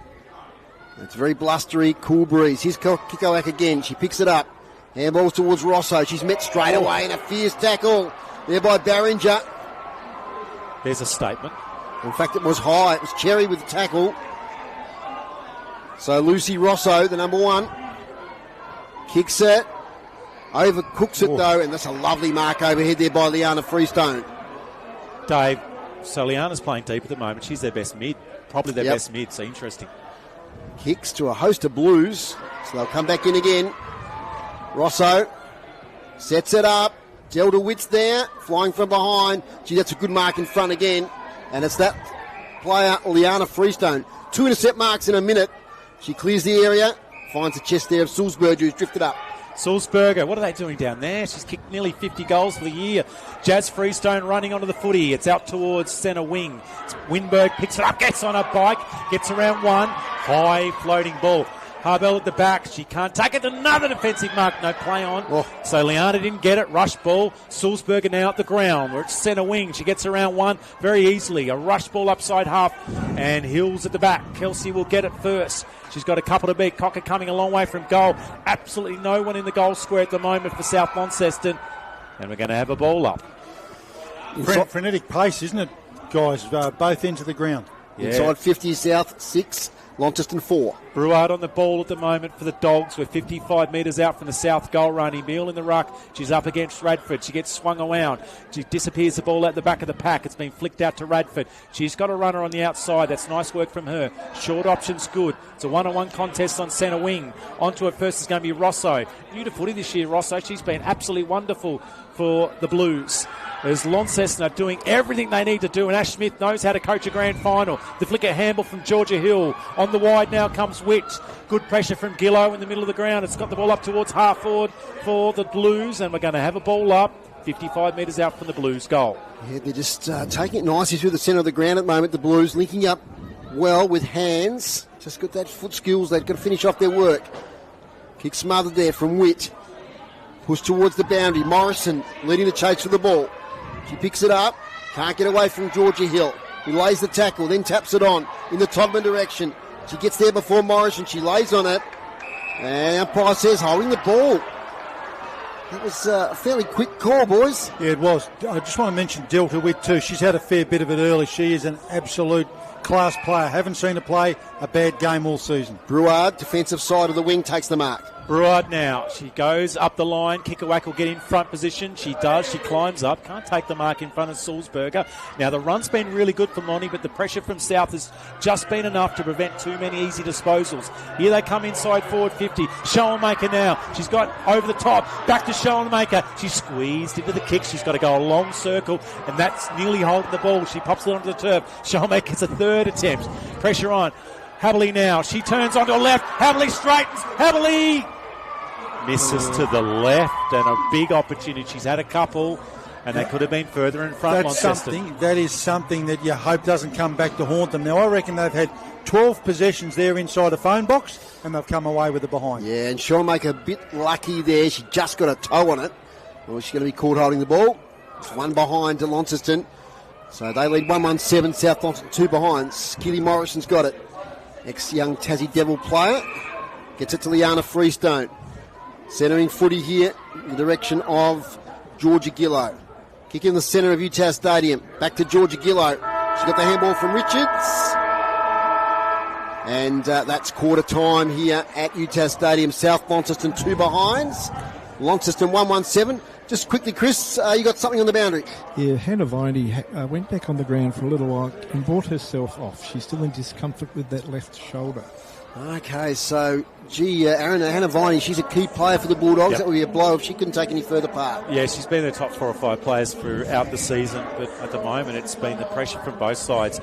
What's been really interesting from Brett Gillow is he's actually thrown their better players back. So Liana's played deep. Even Sulzberger's rolled up the ground. She's not necessarily the best defender. She is quite fast. They're sort of out of their game at the moment, South Donny. The running game's not apparent.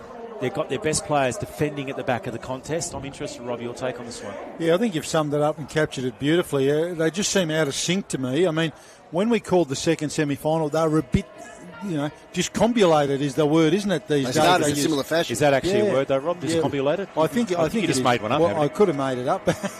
I've pinched it from somewhere, but they were, and it was only in the last quarter, Dave Moore, wasn't it, where they got things together. Launceston, for mine too, if I'm being really critical, I mean, their effort's outstanding, but just overusing the footy. They just need to just slow it down, be a little bit smarter, and take their opportunities. Dave Gruber's stats to quarter time, very even across the board. Hit-outs, the Blues 7 to South Launceston 6. Clearances, the Bulldogs 6 to the Blues 5. Inside 50, 6 to South Launceston, 5 to Launceston. Only the one mark inside 50 to the Bulldogs. Intercept marks, there's been plenty of those. 5 to South and 4 to Launceston.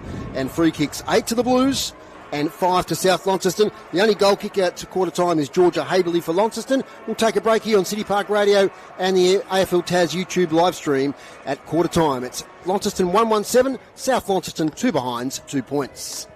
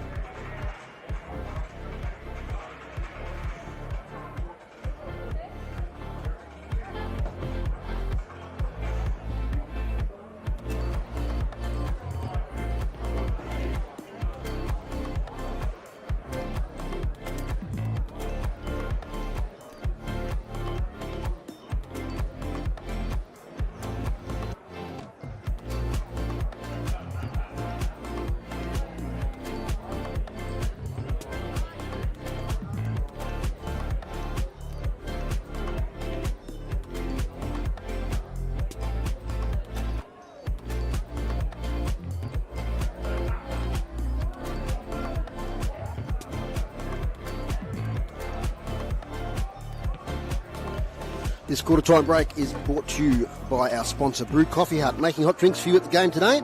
And you'll find them at the entrance to UTAS Stadium if you're coming down this afternoon near the Silver Gates. The usual gates you might go through today are not open due to construction work, so when you enter the arena, you'll see the Brew Coffee Hut there making some great hot drinks. We've already partaken in some of those this morning. Our sponsor here on City Park Radio. At quarter time, it's South Launceston 2 behinds, 2 points. Launceston 117. The goal scorer for the Blues in the first quarter was Georgia Haberley. Just earlier today, very quickly, in the under-18s, it was a win to Launceston by 8 points over South Launceston. And in the reserves, it was the Bulldogs turning the tables. They won by 37 points over South Launceston. So both teams being addressed by their respective coaches, Ashley Smith and Brett Gillow. Rob, what do you think Brett Gillow would be saying there at quarter time? I think a big part of what he'd be saying, Dave, would be just about going back to their system. I mean, we were just saying off air, Aaron and I, just about the disjointedness of how they've been playing their game, going back to their game plan. I am a little confused about throwing those players around to start the game. We talked about some of the forwards playing in defence, but I think it'd be just about going back to their structures and their normal stuff and just playing with that purpose. They did look disjointed to me in that first term. Pretty even game. When we went through those stats of Groobs, Aaron, it's going to be, I might go down to why this one, it's going to be maybe a 1 or 2 goal game. Yeah, the challenge for Ash Smith, and this is the thing that he's battled with all year, he's got 5 top-end players that use the ball really well. So Hill and White off half-back. George has got to run through the back and through the middle. He's got some forwards. He's got Kickawack now, so he's got a couple that have come into the team. He's got to work out where they fit. For the last 2 games, it's worked perfectly. So everything's fell in their way. They've found goals. So he's just got to work out how to structure things up. Jamie Todman's, as I said, she's caught teams apart. She did not catch South apart. They went to Todman. They laid a lot of pressure on her. The other thing I hear is that they want to get into Georgia Hill early and crash and bash into her, try and get her away from the ball. I'd be simple, though, if I was Brett Gillow. I'd be going, Jazz Freestone's the best mobile player in the league. Liana's one of the better decision makers. She'll be creative. You have Breward and Viney around the footy, though Viney's having a rest. Sulzberger's kicked 50 goals. Get a forward. Maybe just be simple about it. Chris Sayer's been on the boundary. What have you been hearing? Yes, the Launceston coach was quite insistent to not crowd the game. Wingers stay out.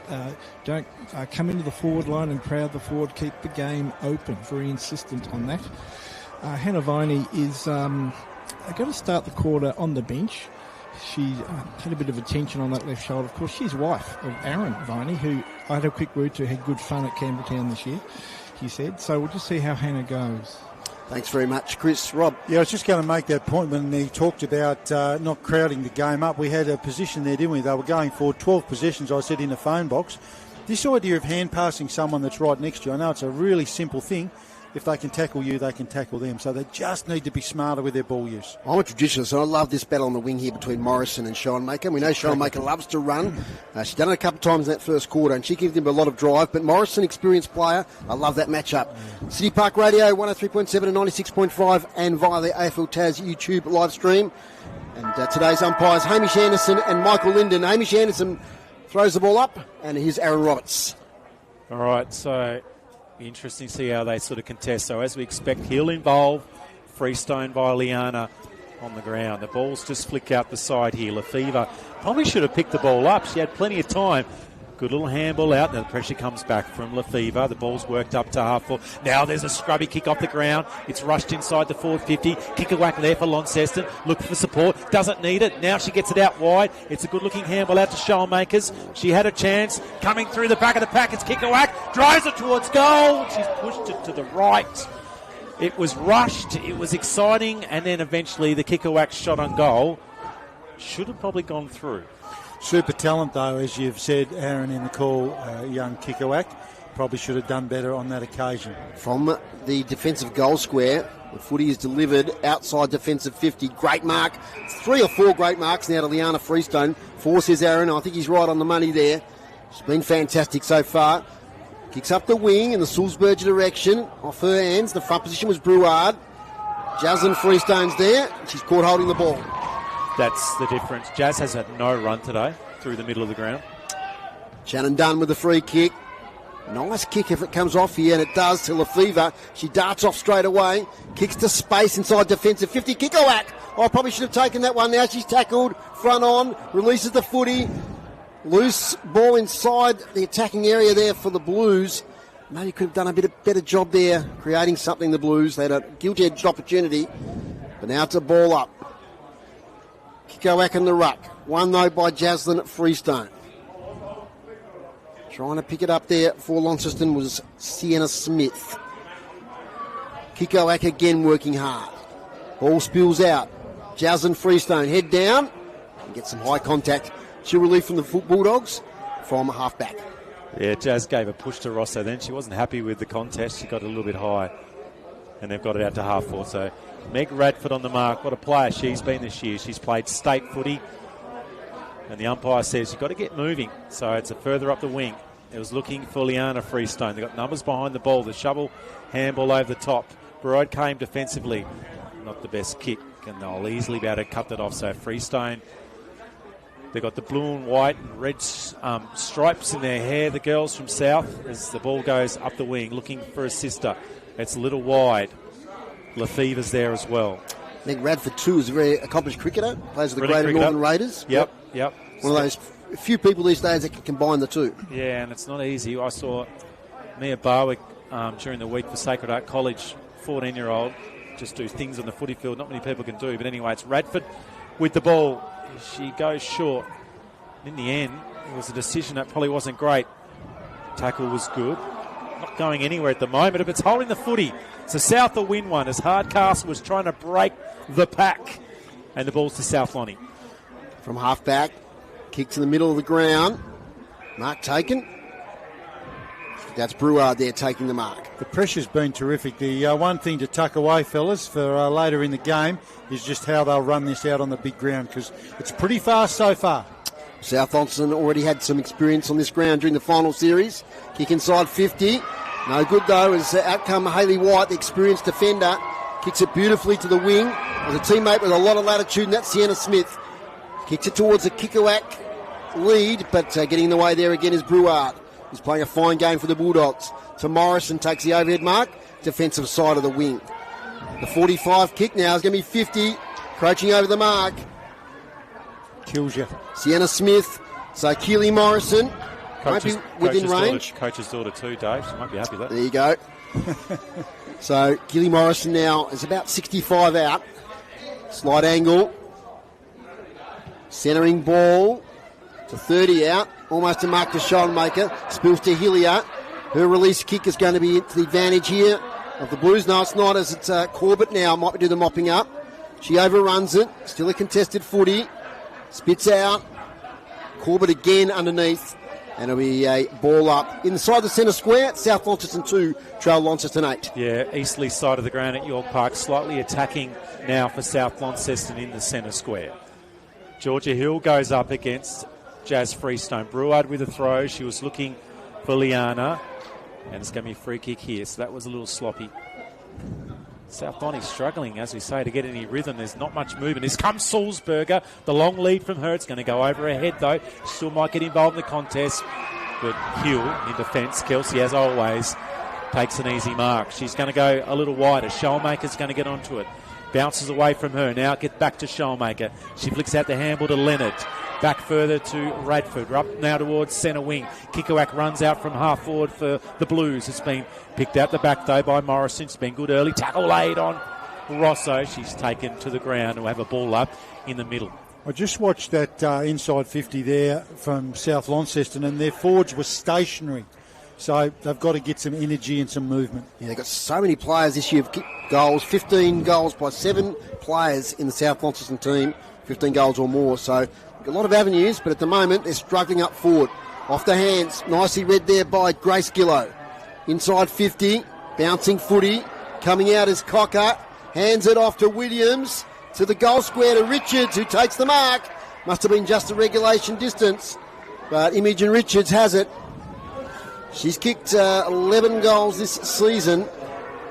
Waste no time, kicks and misses. That was a nervous rush kick, Rob Soward. Yeah, look, you know, it's a grand final, I get that, but just go back and go through your routine. She kicked that off 2 steps, and it went where she aimed it for. 1-2-8, Launceston, South Launceston, 3 behinds. The ball's there with Hardcastle. First involvement, kicks to the wing, to the advantage of Lucy Rosso. Well, Rosso's waiting for the ball to stop. Now she grabs the football. She's got a player up the field a little further. Yeah, that was great from Grace Gillow. That was probably their best movement for South Donny a few moments ago. Into the middle, up to centre half forward. The ball hits the turf. South Donny with numbers around the ball as they try and work the ball back through the middle. Radford's going to stop it, though. Breward comes in, gets a hand on the ball. Probably a free kick given away. And it is. So Radford with the ball, tucking side of the centre square for Launceston. She's got a lead now. Here it comes. Haberley now runs out. She's dropped the ball. She'll have a second opportunity. Tries to beat the tackle. I reckon she hasn't beat the tackle. Tight in the goal square. It's Johnson. And her kick has gone to the right-hand side and a little bit of a missed opportunity for the Blues. But the presser was better from South Lonnie, and they're starting to get a little bit of linkage work going. Half-time today, we'll have the presentation of the City Park Radio Player of the Year award down on the ground. Mac is down there, and I won't reveal who the player is. We'll keep it a secret, but we'll have that presentation. But it's a player that's playing in the grand final, put it that way. From outside defensive 50, Radford there. Tries to get the ball. Comes out here towards Kikoak. She tries to shrug 2 tackles. She's caught. Given a bit of leniency. Out now here's Lefevre. Back to Radford on the boundary line. Short kick. Tries to find connection here with Rosso. South will bring it away. Torpedo punt up the wing. Front position. Mark taken there by Sulzberger. Once again, a long way up the ground. 49 goals this season, Sulzberger. Over the top of Richards it goes. Overrunning it is Leonard. Mopping up is Kelsey Hill. She links up there with Weinberg. High kick to half forward's good. And the mark taken there by, that's Haley Thompson. Thompson tries to spot up a teammate inside the 50. Georgia Hill pushes and shoves, creates some space. Important ball to be won here. Umpire circles and they'll clear it out South Launceston. Yeah, Gillow was good then, but fortunately the kick's going to come back. Radford drops the mark, maybe some perceived pressure coming at her. Round 1 goes Weinberg. Didn't get past the second. That resulted in a free. South have got the ball half forward line. There's a runner coming past. South on here trying to go very wide. Rainey Milne with a long lead. Gets in the fingertips. White with a push off. Flick out handball back from her. Now it's into Lefevre off half back. The kick's not that effective. Freestone will get the run. First time today from her. They cut her down though. The kick was good. Leonard drops the mark. Has time to release the handball a little wide. That's good to Hardcastle. High ball now. Middle of UTAS. It's on towards Rosso. Has time to deliver the ball. Looking for Hill. Gone a little wider. Harbley now has time to look up. Steadies herself. Had a player over the top. It should be a goal here coming up for Launceston. Running into an open goal. That was brilliant by Thompson. Wonderful by Harbell. They were very good through the middle. And Launceston's best play of the day. Well, I want to take you back to here. There was a tackle on Freestone. I'm not sure who the Launceston player was. It affected her kick, turnover, and it resulted in a goal. Yeah, it did. And again, it's a study in contrast, isn't it? So great pressure that you highlighted there, Dave. And then connection, goal. It's completely different to South Launceston at the moment because they're much more disjointed in their ball movement. So upper hand at Launceston at the moment, and you've got to take the opportunities when they're there, as we've seen in the earlier games, guys. But terrific goal reward for effort there for the Blues. Today's broadcast brought to you by Elgas. For all your LPG needs statewide, talk to the locals with knowledge. Phone 13 11 61. Thanks for your support here on City Park Radio, 103.7 and 96.5. As from the ball up, Kiko Ack goes at it. She's made a big difference in this game, a physical presence. Sharkdo by the Bulldogs. It'll bounce. Which way will it bounce? It's contested footy. They overrun it. Hesitation. The Bulldogs wanted it more in that situation, although Richards couldn't take it with her. Taken there by the Blues up the wing. Clash of bodies. Falls to the back to Liana Freestone. She picks it up. Throws on the boot straight away. But it's coming back here towards Hardcastle, who takes the mark. Hardcastle defensive side of centre wing. The short option was on. Dunn's got it. Had a couple of touches early. Long ball. Gillow might get involved. It just eludes her. And they all grapple for the footy. 70 metres out from the Launceston goal. Been very impressive. Just going to highlight something down there in that Launceston defence. You know, a name we talk about, Hill. Kelsey Hill. Her work back there has been top draw so far for the Blues. Absolutely. Such an experienced player, and always her and Radford link up really well. As Kikowak's not impressed with the attention at the moment from Lefevre, I should say from Freestone. They've been at each other. Gillow will get first touch. Witt on the ground. The ball's moved up towards Launceston's 50-metre line, and we're going to have another stoppage. So the intensity as a 9 out of 10 at the moment. And it's Todman's gone nowhere near it, but it's been Kikowak, the other teenager. Freestone has had no leverage today. Lefevre with the ball, a rush kick outside. They've been so much under pressure, South Launceston. Brewer in the middle of the ground. And now the ball's loose. Gillow, that's Grace. Flick out a handball to Rani Milne. She can't take possession of the ball, and a ball up around about 70 metres out from the Lonnie goal. Dave Gruber's stats here inside 50 this quarter. South 4, Launceston 5. Clearances 3 to Launceston, 3 to South Launceston, 1 to Launceston. From the contest here, it emerges. Liana Freestone again. In fact, that was Milne on that occasion who slipped over. Quite Rani Milne, but we know she can be explosive. Yeah, the one thing, again, keep in your back pocket is we know South Launceston can score quickly, and she's a classic example of that. Kikoak kicks high in the air towards half forward. Should make a little tap on. Cherry's in there for South Launceston. And it's been a little bit scrappy in the last minute or two.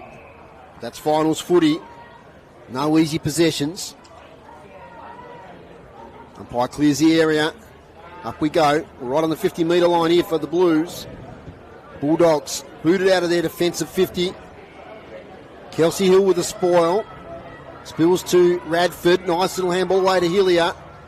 She gets a kick away just in time. And strong mark taken there by Todman. Or was it Schoenmaker over there? I think it's Schoenmaker. Little kick from the number 10 up towards half forward. Gillow couldn't quite take the mark. Breward tries to clear the area, only as far as Leonard, who gets around. A kick goes sideways though. Leading the chase of the ball here is Lucy Rosso. She should get there first. Up against Cherry.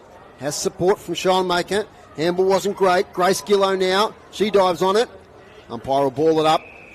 Right half forward for Launceston. They lead 2-2-14. South Launceston 3 behind. Rob, it feels like they're under some pressure, South, at the moment, aren't they? Yeah, they certainly are.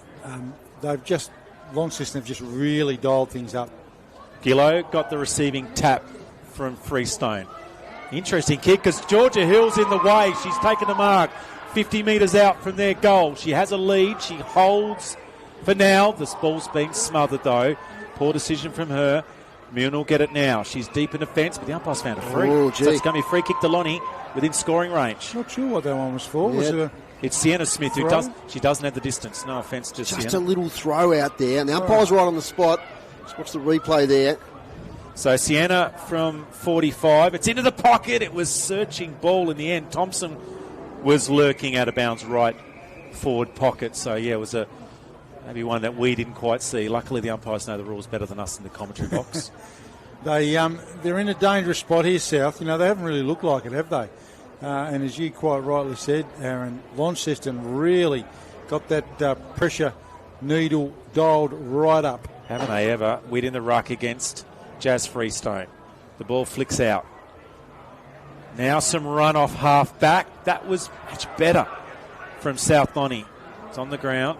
Viney's there. Now it's Sulzberger, I should say, is there. She'll win a free, so she's playing a long way from goal at the moment. Once again, she's being attacking. She's trying to find Georgia Gillow in the middle.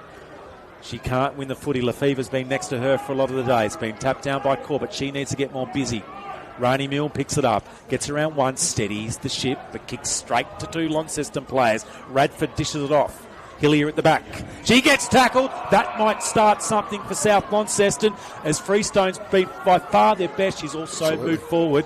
So Freestone looks up. Corbett now, Cocker, I should say, makes the lead. She's at the back. She gets a fist to the footy. It knocks to the ground. Radford there first. Cocker again. She gets held by White. She throws the footy out. It bobbles around. It looked for Freestone. It didn't get to her, and Launceston are away. Up towards Todman. Gets around her opponent. Beautiful handball inboard to Rosso. She couldn't take it with her, though. Cherry just throws it on the boot for South.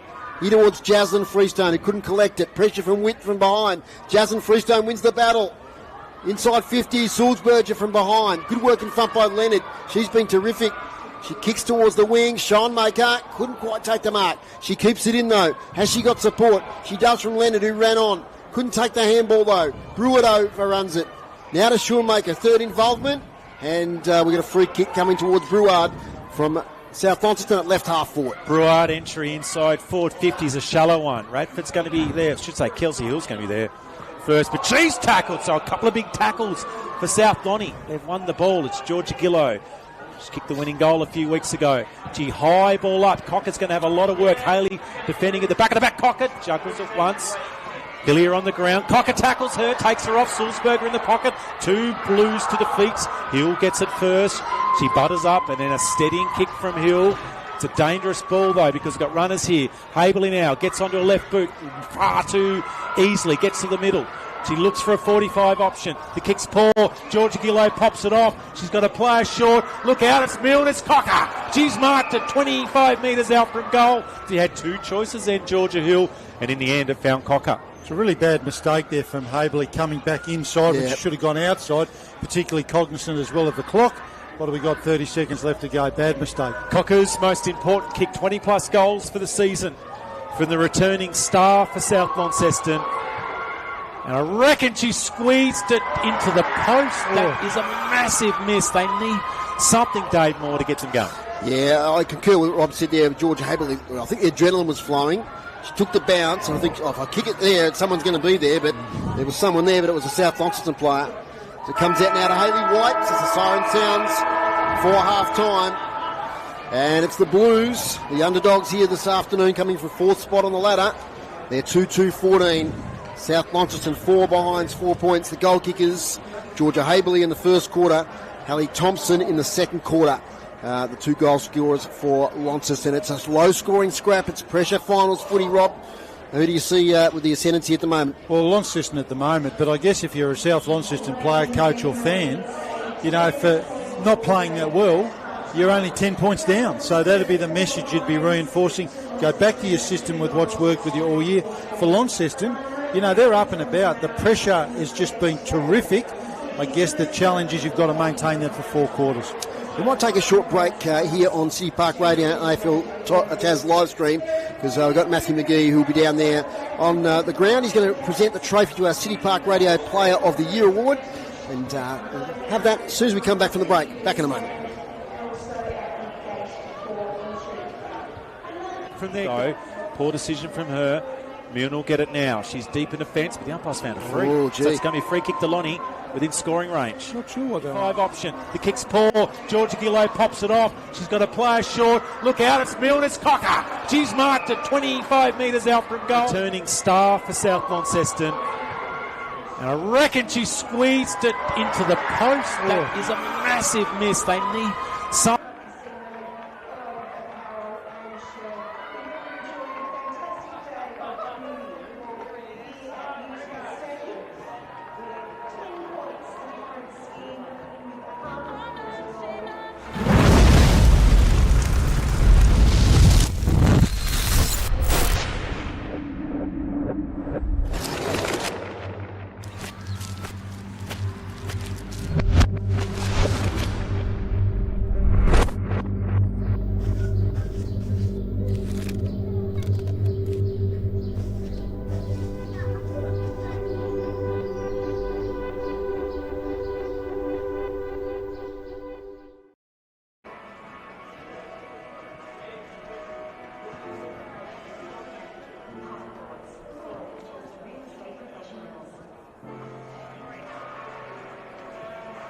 It's half-time here at UTAS Stadium. I'm Dave Moore, this is City Park Radio 103.7 and 96.5 and via the AFL TAS live stream at half-time. In the Women's Grand Final, it's the Blues 2-2-14, leading South Launceston 4 behind 4 points.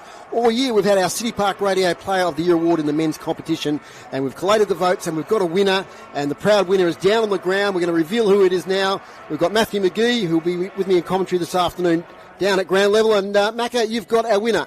Yeah, good afternoon, Foz, and good afternoon to all of our listeners. Yeah, the very prestigious City Park Radio Player of the Year, been going for many years, some great winners, and this year's just the same, 2025 Player of the Year goes to Jake Hines from the Launceston Football Club. Congratulations, Jake. Thanks, mate, appreciate it. Yeah, obviously you don't play to win awards like this, but to get one is very special, and it's been a good year. Had its ups and downs, different competition for the boys, but to be able to adapt to that the new competition that we faced, and my role as coach has been challenging at times, but I said in the media throughout the week, some people that I've spoke to previous playing coaches, they've always told me that if you have any insufficiencies, it's to lead by example by playing well. So that's what I've been trying to do is lead by example and set the tone with some certain things, and lucky enough to come away with an individual award.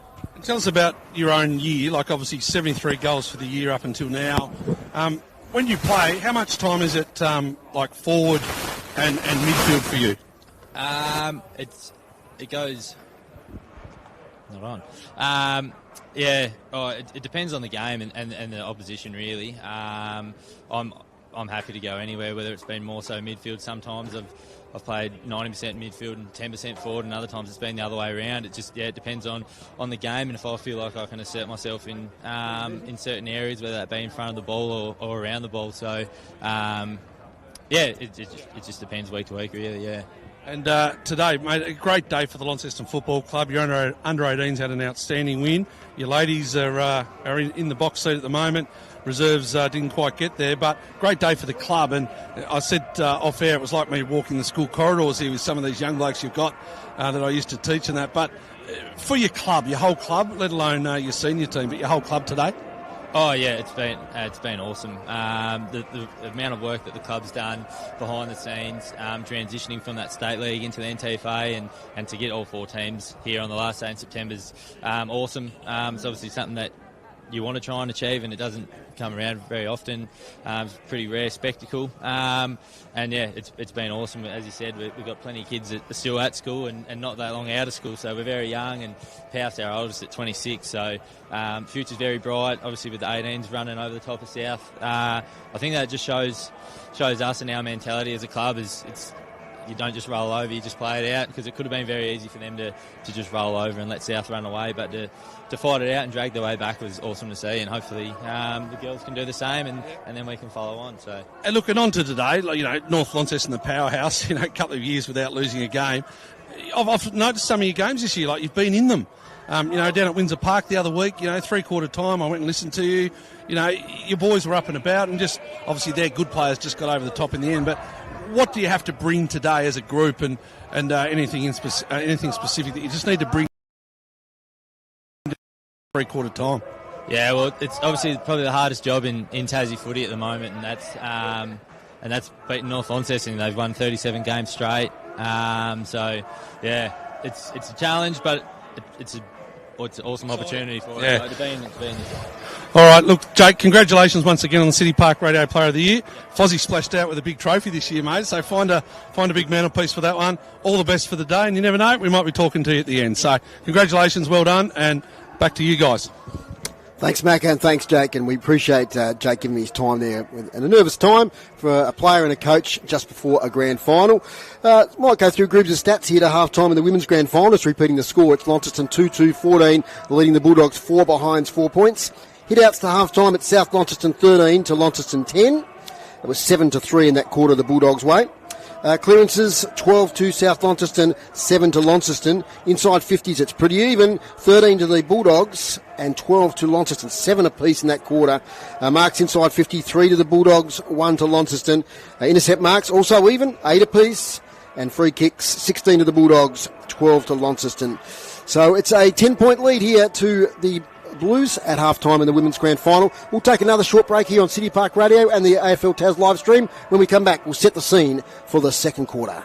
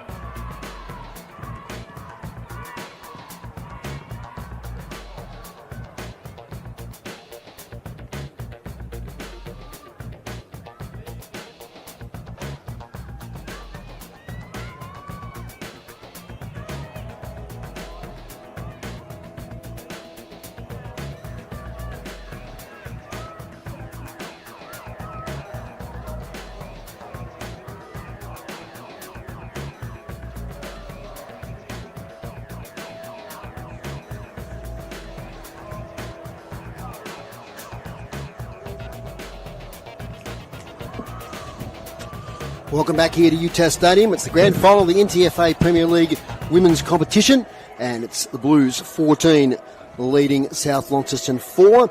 And looking at those stats, Rob, from Dave Grouper there, things are fairly level. It's just Launceston look like they're moving the ball better and are winning some of the key moments. Yeah, they are. It's about winning the moments that's doing it for them at the moment. But for all their, dominance in winning those moments, it's only a 10-point margin. And again, you made the point through the call. South Launceston have got so many avenues to goal, and I guess you sort of think, well, can you quell those for a full 4 quarters? Obviously, they've done a good job in the first half. They're goalless, but can you keep that up? Whereas at the other end, I don't see Launceston with as many avenues to goal. So, if this becomes a 4-goal to 3 game or a 5-goal to 4 game, Launceston wins. But South Launceston kick 3 or 4 goals, Launceston will have a job in front of them. Half-time, time for a hot coffee or mocha from our sponsor, Brew Coffee Hut. Making hot drinks for you at the game today, just inside at the front gate. Thank you for your support. Aaron, I know you follow the women's footy around Tasmania, and Kingborough have won the SFL Women's Grand Final.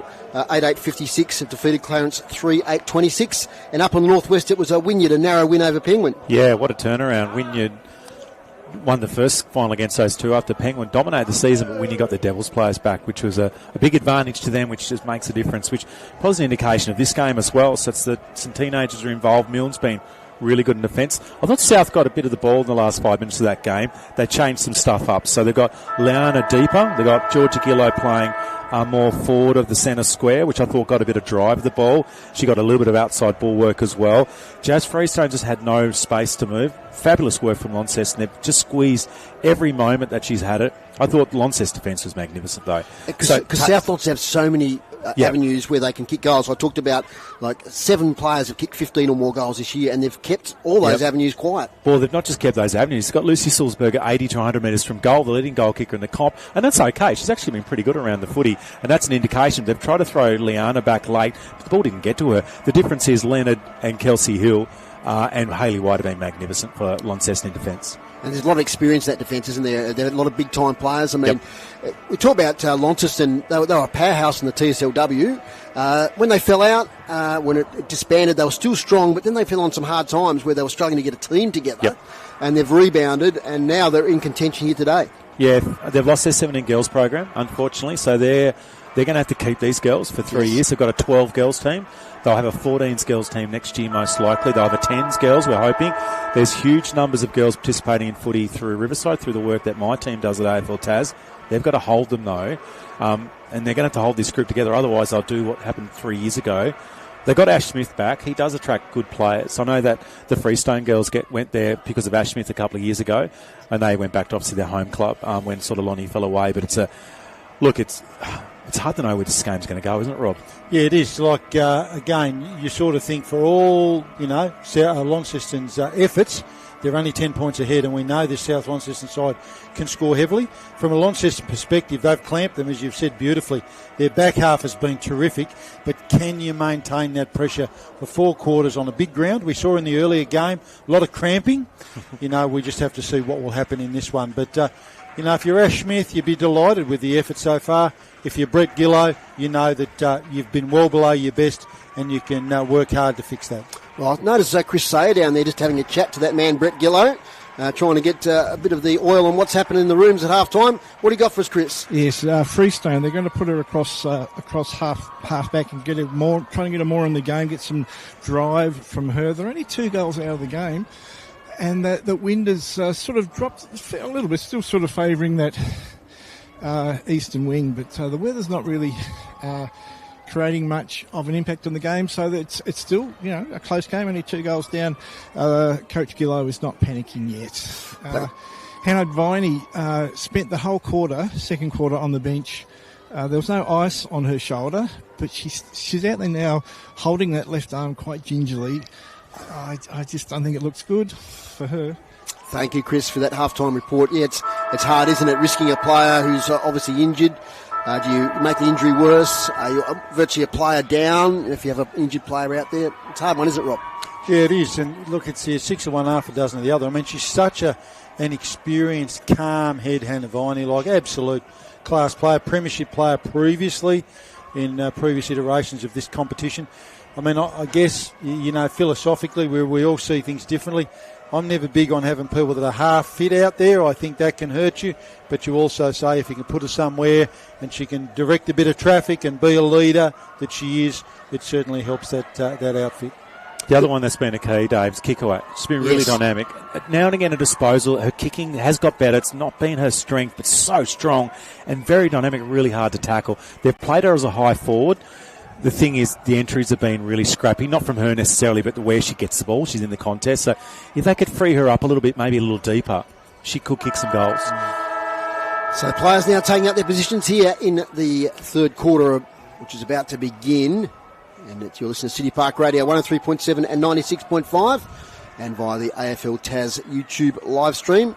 Yeah, Hannah Viney coming to the bench again. I can see some strapping on that right shoulder. She's just holding her arm a little bit gingerly. It was interesting yesterday or last night, boys, with Tom Stewart going down. I think everybody thought, he's broken his arm or an wrist injury, but it was just that effect of the concussion, wasn't it? That made it the illusion that it was an arm injury. Yeah, it was just the angle of the camera. I think everyone thought that, as you said, the arm underneath him, but that head rebounding off the turf wasn't a good look.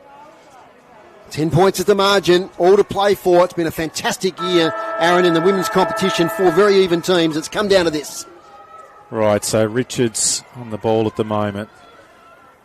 Really, Georgia Hill straight into it. Radford will run. Georgia Hill will come for its second. She tumbles over. Did she get a free? The umpire said no. They progressed the ball a little bit. Launceston, right-hand side is where they're going in this third quarter, maybe into a tiny cross breeze as it'll force the ball to left. Georgia Hill's left hand on the ground. Georgia Gillow gets the speed. Hubbly now wobbles it up towards half forward. Jamie Todman's involved. It now spills to the ground. Corbett's on half back at the moment. That's a really good kicker. That gets all the way out. It does. She needs to get busy. And so on the outside, it's Beringer now. She flings the ball out further afield. Hilly was there, but Sulzberger gets a little victory on Hillier. They've been running near each other, so they've moved it up to half forward. South Launceston. They've moved the ball into the pocket. Cocker comes out. White gets to it first. Freestone gets around. She lines them up towards goal. She puts it to the right. That was better. So they built the ball nicely. The lead up from Sulzberger, and then Freestone deep out of bounds, right forward pocket, Dave. First score of the second half to the Bulldogs. Minor score as Hayley White picks up the ball. Turn Rob's microphone off as he has a chip. Got to remember to turn it back on, Rob. Hayley White now as kicks outside defensive 50. Almost a mark there to Brouard. It's going to be a free kick. Now Rob's finished his chip. Back in business. So these are Dobber here. And they're very crunchy chips. Thank you very much, Tony Webb. Terrific. Hayley Brouard, 60 out. Gets some extra distance on the stand rule. It might clear the contest. It's Mark. Guess who? Rani Milne. And she almost single-handedly won the game for South Launceston 2 weeks ago. And she's popped up here and taken a strong overhead mark. She's on Leonard. So Leonard's much smaller than her. It's a curious decision to have Leonard playing on Rani. 15 metres out, 45-degree angle. We're right behind this one. Cameron Ahmed's all over it. Let's see what happens. Rani Milne has missed. I built it up, and she's missed almost out of bounds on the full. Aaron drops his binoculars. I was just about to say, break glass and grab Milne was the go-to for South there, but not as accurate as she was the other day, Dave. And I think it's 5 behinds now. Yes, the score was caught up there. 5 behinds to South Launceston, 2-3-15 to Launceston. As we got a free kick for a hold. It's going to come back in. Bulldogs are all the play early on. We're having trouble with courts here, Dave. Rob's in the middle, nearly tripped him up. I was going to say, I'm got him wrap around my leg here. I can't move. Georgia Hill almost hatched it. Out it comes. Little kick, Beringer. Liana Freestone up against the other number 6 there and got high contact. Yeah, Weinberg was still sloppy then. So Liana's done as much as she could possibly do. Sulzberger's on the ground. She's holding her leg at the moment. That doesn't look great. Hubbly's going to actually help her up. There's a great sportsmanship. But it's Liana Freestone with the ball. There's a South Launceston player there completely unattended in the middle of the... she's now got an opponent, I was going to say. No, she's Beringer's injured, sorry. Yeah, that's they're waiting for it now as Beringer's getting some treatment. I saw the ink on her and I thought it was Sulzberger when she's lying on the ground. We'll go back to the umpire. We'll go back to Liana Freestone. She's 40 metres out, right in front of the railway workers' wing. It's a huge kick. It's going to land in the goal square. Cocker comes in the front. Mill on a chest. Comfortable mark. Where were the defence for Launceston? And yes, I always scratch my head and wonder how you get beat by what you know. She tore this game apart, the semi-final apart here 2 weeks ago, and she's standing there unattended. So Rani Mill directly in front to score South Launceston's first, kicking to the northern end of the ground. She's missed one only moments ago, very close to the player, and the mark, she stabs at it. The South Lonnie players can converge on her, and Rani Mill has the dogs away. Yep, and again, as we said earlier, break glass, grab Milne. She's obviously a go-to there. They've just got to be smarter in defence. We've talked about how organised they are. We've got an injured player coming off, boys. Yeah, Beringer's now been carried off. She was down for a while. She's in a bit of pain too. Yep. Jade Beringer. Not putting any weight through that left leg. But Rani Milne, yeah, she wasn't going to miss the second one, but 2 strong marks. And her influence on this game, margin back to just 2 points. I think she needs a longer shoe because she's got them both on a toe. Yeah. They've only just both got the distance. And they've got to look at that matchup that you said because there certainly is a size and strength differential there, Aaron. Yep. So from the middle of UTAS Stadium, ball's cast to the sky. Jasmine Freestone won the tap. Spills out of the side of the contest. Not a great kick there from Habley, I think it was. Out to the wing. Trying to get it as Hardcastle. She falls over. Sienna Smith there held her opponent without the footy. It'll come back here to Georgia Cherry in the long sleeves. So all the play this quarter, South Launceston, 3 inside 50s to 1. Further up the wing, good strong contested mark. And that's Brouard. Hayley Brouard towards half forward, spills over the back of the contest. Chance here for Wayneberg. She handballs to herself, but an opponent gets there first. She lays a tackle. Launceston just took a little bit rattled at the moment. Handball there from Hardcastle. Finds Georgia Hill. Sienna Smith with a sideways kick, not effective. Now the handball. It's all South Launceston. Brouard. She might have coughed it up though here. The Blues can launch an attack through Lefevre. Over the back, the dangerous Todman. She can pick it up. She's pushed in the back. Umpire says play on. She's over it now. Good, tough, hard grand final footy, boys. Yeah, absolutely. And I've noticed no coincidence, Hayley Brouard having a heck of a quarter. Absolutely. Getting the Bulldogs back in the game. That was Davies then with that tackle. That was phenomenal from her. Kigawak trying to bust through the pack. Launceston making a bit of a push, but South are on top so far. This is the first time Lonnie has gone forward as Kigawak has moved on to the ruck while the ball's forward. Jazz got it down. Lefevre trying to work her way through, and she gets held up. We've gained a couple of metres.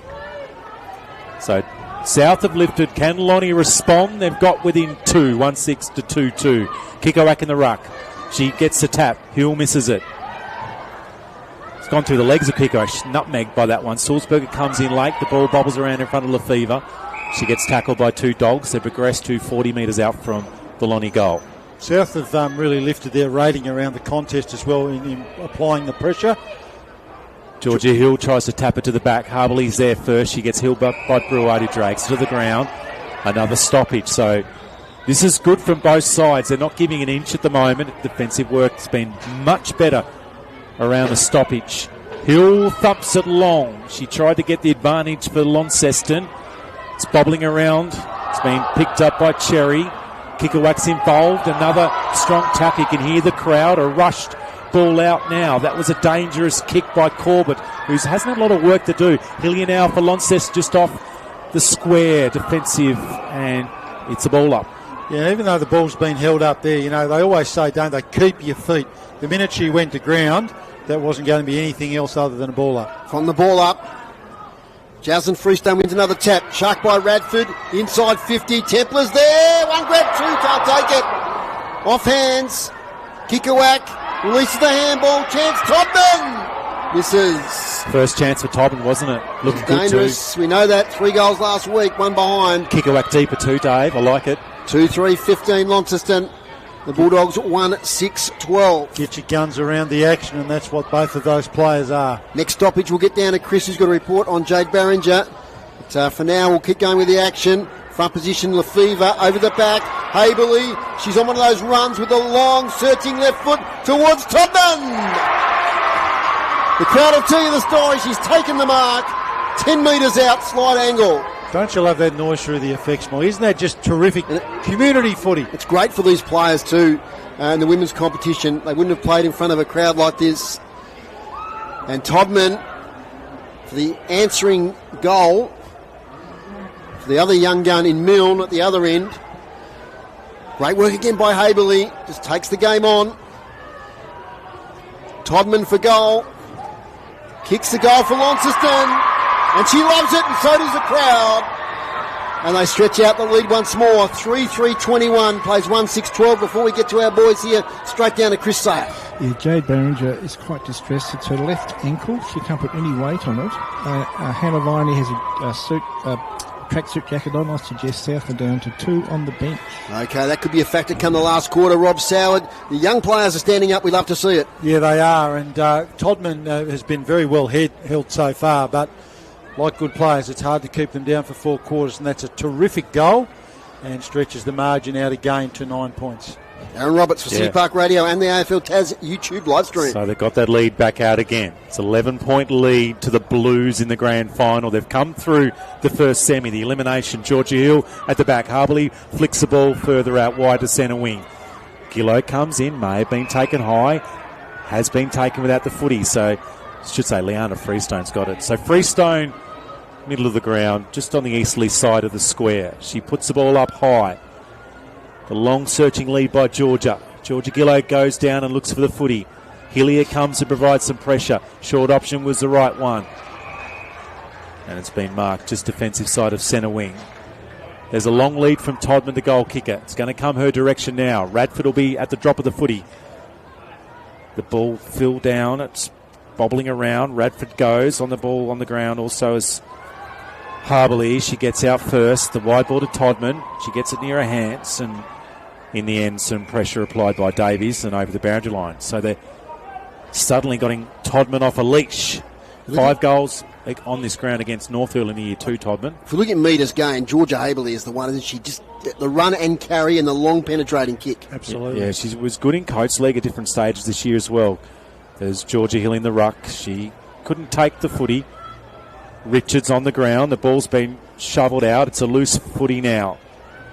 Schoenmakers couldn't win the ball. Dunn involved.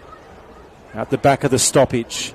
South Lonnie have got the footy. It's a long searching ball. Kelsey Hill will get there first. She'll drop into the hole. Hayley White will help her out. Hill will receive the handball now from White. Milne comes from behind. She drags down Hill, holding the footy. Big moment now for Milne because they've got a player in the goal square. She needs to get the ball moving quickly. It's 2 South players now waiting for the footy. High ball in. It's been going to be chipped up. In fact, it might have to go back here. Back over the mark, Aaron. So Milne will have to go back. That's probably okay because in the end, Launceston were able to get the defenders back, and Rani Milne on the attacking side of the square after the tackle on Kelsey Hill. Yeah, Kelsey just blindsided there, Rob. She just didn't quite have the awareness that she was under the pump. And a good tackle laid by Milne. Now pumps it inside 50. Long ball over the back. Leonard's there. Taken. Snap towards goal there by Georgia Gillow across the face. It's let run out of bounds. They can reset again from the left forward pocket. Bulldogs into attack. 12 minutes gone, third quarter. Launceston 21, South Launceston 12. And it's 5 inside 50s to 3 this quarter to the Bulldogs. Next goal's pretty important in this game. In a low-scoring scrap. Any lead beyond 6 points will be significant going into this last quarter. Tap down. Taken by Sulzberger off the side of her boot. Loose footy. A lot of players descend upon it. Spills towards Haberley. Freestone free kick. Free kick going to Liana Freestone. The number 6 for South Launceston has kicked 22 goals this year. So she knows where the goals are. And she's probably just within range, delivering from 35 out. Kicking to the Invermay Park end, waste no time. For their second goal, Liana Freestone delivers a goal for South Launceston. And puts them back within 3 points. It's 2-6-18. South Launceston. Launceston 3-3-21. And a little bit of experience there from Liana Freestone. Well, she's won a couple of free kicks. She's won one there in the first quarter. And the reason she's winning the free kicks, the old-fashioned, she's first to the footy. And she's so strong, Liana, as well. She's been a key. Also, like the fact we talked, she was deep in defence in that first quarter. They've now thrown her forward. She's creating some opportunities. Georgia Gillow's further forward as well. Update on Jade Barringer from Chris Sayer. Yes, she has ice on the ankle and the crutches are out. So South have 2 only on the bench. Will that be a factor, Rob Soward? Well, it could be. I did reference the earlier game with players suffering from cramp. The big ground, warmer day. We'll see what happens. Richards couldn't win the tup. It's bobbling around. Not can really pick it up. Now some run on the outside. Hill now. The ball's up towards half forward. Haberley now. Kickawhack trying to get involved in the contest. It's bobbling around in front of Corbett's been good in defence today. There's a rush kick. Will Todman get there first? She's got it now. Pressure now coming back. She gets around one. The kick's still there. Todman will go again for a second time. Schoenmaker's involved. She's trying to pinch the ball. They're trying to rush it out. Very scrappy stuff. A couple of times they've gone across the face of goal, South Lonnie. If you're Launceston, you're going to want to lock this in here as best you can, given the time clock and given the margin. Kickawhack got first use of the footy. Jazz Freestone tried to break a tackle. Todman with a flick handball out the side. Lefevre-In's in there for Launceston. Harberley's now on the chase. It's around about 35 metres out from the Lonnie goal. Harbley there. Will she get the footy? No, she can't. Gillow with a rush ball. High, searching. Freestone gets it. It's falling in the hands now. It looks like Dunn's got it. So yep. Shan Dunn from Tamer Demons. She's did well on their 17s count. I don't think she's got the distance. She's 45 metres out, taking the mark from the errant kick from the South Donny defenders. It does look like, though, she's going to have a set shot, though. She goes short in the end, looking for Tobin at the back. It's easily pinched off the back. That was a poor kick, and Corbett has it, and she's on the run. Corbett kicks outside defensive 50. Kelsey Hill meets the footy and tackles Sulzberger. We get a ball up inside the centre square. 15 and a half minutes gone. 80-minute quarters. 3 points the margin the Blues' way. 2 goals to 1 this quarter. And the advantage of the Bulldogs. Off the ground, Georgia Hill. Ricochets back to her. Tries to wrestle the ball free. Can't do so. And the umpire will ball it up. So you can see South setting up defensively. 2 players free. They're rolling the dice.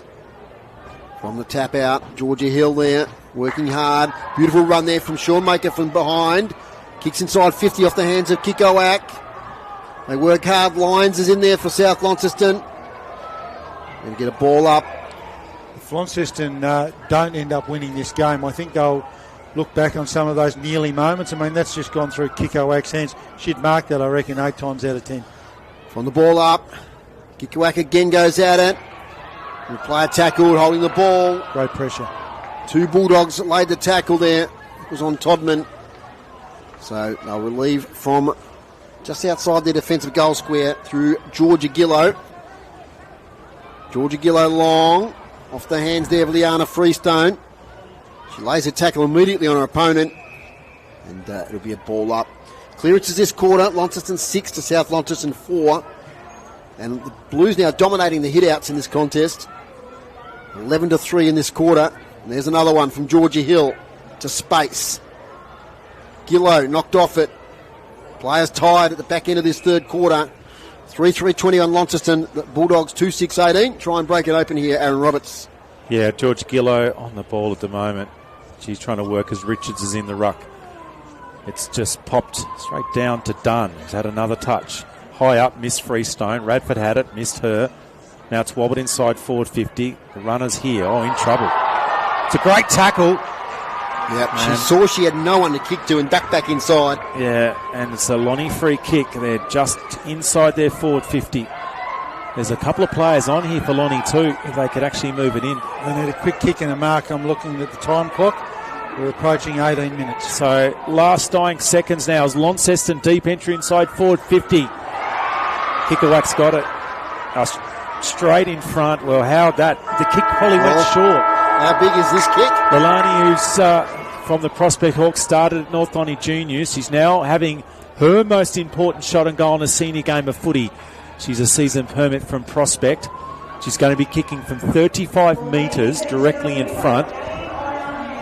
As Rachel Williams does some emceeing. Let's see what Liani can do. She kicks towards goal. I reckon she's pushed it to the left. And she goes down with cramps straight away. So 3/4 time. The Blues 3-4-22. Leading South Launceston 2-6-18. A 4-point margin. Stay with us, everybody, on the YouTube live stream or on City Park Radio, where today's broadcast is brought to you by Elgas. For your LPG needs statewide, talk to the locals with knowledge. Phone 13 11 61. Boys, as we go into 3/4 time, we'll just quickly talk about the goal kickers. Launceston, it was 1 each to Georgia Haberley, Jamie Todman and Hallie Thompson. And for South Launceston, Liana Freestone and Rani Milne are the goal kickers in that quarter. So, lads, what are we thinking? You can throw a blanket over them. I mean, there's nothing between them, but you do get the impression, well, I get the impression, South Launceston come out and kick that first goal of this last term. I reckon they win the game. Launceston kick the first goal. I reckon they hang on. It's pretty simple, isn't it, Rob? Okay, Yeah. well, like that. We'll see what happens with your predictions. Liana lifted in that quarter. She got forward, took some good contested marks. Gillow was better. Corbett was great off half-back. I thought she created a lot of the run for the Bulldogs. Schoenmaker and Todman started to get a little bit of the ball, those two youngsters. Todman was trying to read the ball off Kikowak's hands, and just a few moments, she just wasn't quite scooping up the ball and clean with her hands. That's the pressure of a grand final. South a little down in rotations. geez, we're set up for a fantastic last quarter here. You're right, Rob. There's not much that breaks other than the 4-point lead at the moment to Launceston. Launceston 3-4-22, South Launceston 2-6-18. Time for a break and a hot drink. Get a cappuccino from our sponsor, Brew Coffee Hut. They're at the game today near the entrance. We'll take a break here on the live stream in City Park Radio. When we come back, we'll have Chris's report from the boundary and Groobs' stats. Back in a moment.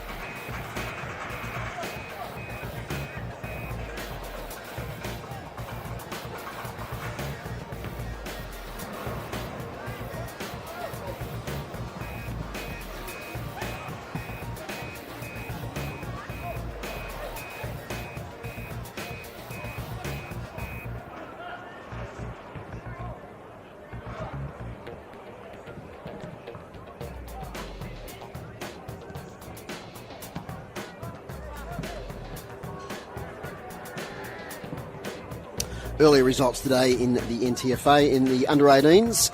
It was Launceston 7-6-48 defeated South Launceston 6-4-40. In the reserves, it was the Bulldogs 8-13-61 defeated Launceston 3-6-24. Trying to run through Gruber's stats, thanks to Dave Gruber, our statistician on City Park Radio. The hit-outs, 16 South Launceston, 23 to Launceston. The Blues had 13-3 that quarter and really got on top through Georgia Hill. Clearances, pretty even, 16 to the Bulldogs, 14 to Launceston over the day. Inside 50s, dead even, 18 apiece. Just shows you that we're in for a big last quarter here with these two teams neck and neck.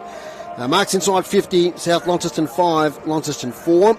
The Blues had 3-2 in that quarter. Intercept marks dried up in that quarter, 9 apiece over the day, just 1 each in that quarter. And the free kicks, 24 to South Launceston, 13 to the Blues, and they led 8-1 in that stat, the Bulldogs, in that quarter. So that brings you up to date with all the stats here on City Park Radio and the AFL Tas live stream. Chris Sayers down there listening to Ashley Smith as he delivers his last instructions to his team. Well, you know, you play all season, you start pre-season way back, and it all comes down to this, lads. Yeah, absolutely. And, you know, we're just chatting off air. South have certainly got the firepower to break the game open and run away with it. Launceston have certainly been terrific in just restricting the electric South forward line, reducing supply to them, but as we've said, it's being able to do it for 4 quarters, being able to hold on, and particularly cramp. I know, Aaron, you referenced it a little earlier towards the end of that quarter. Is that going to take a toll and fitness be a factor on this big ground?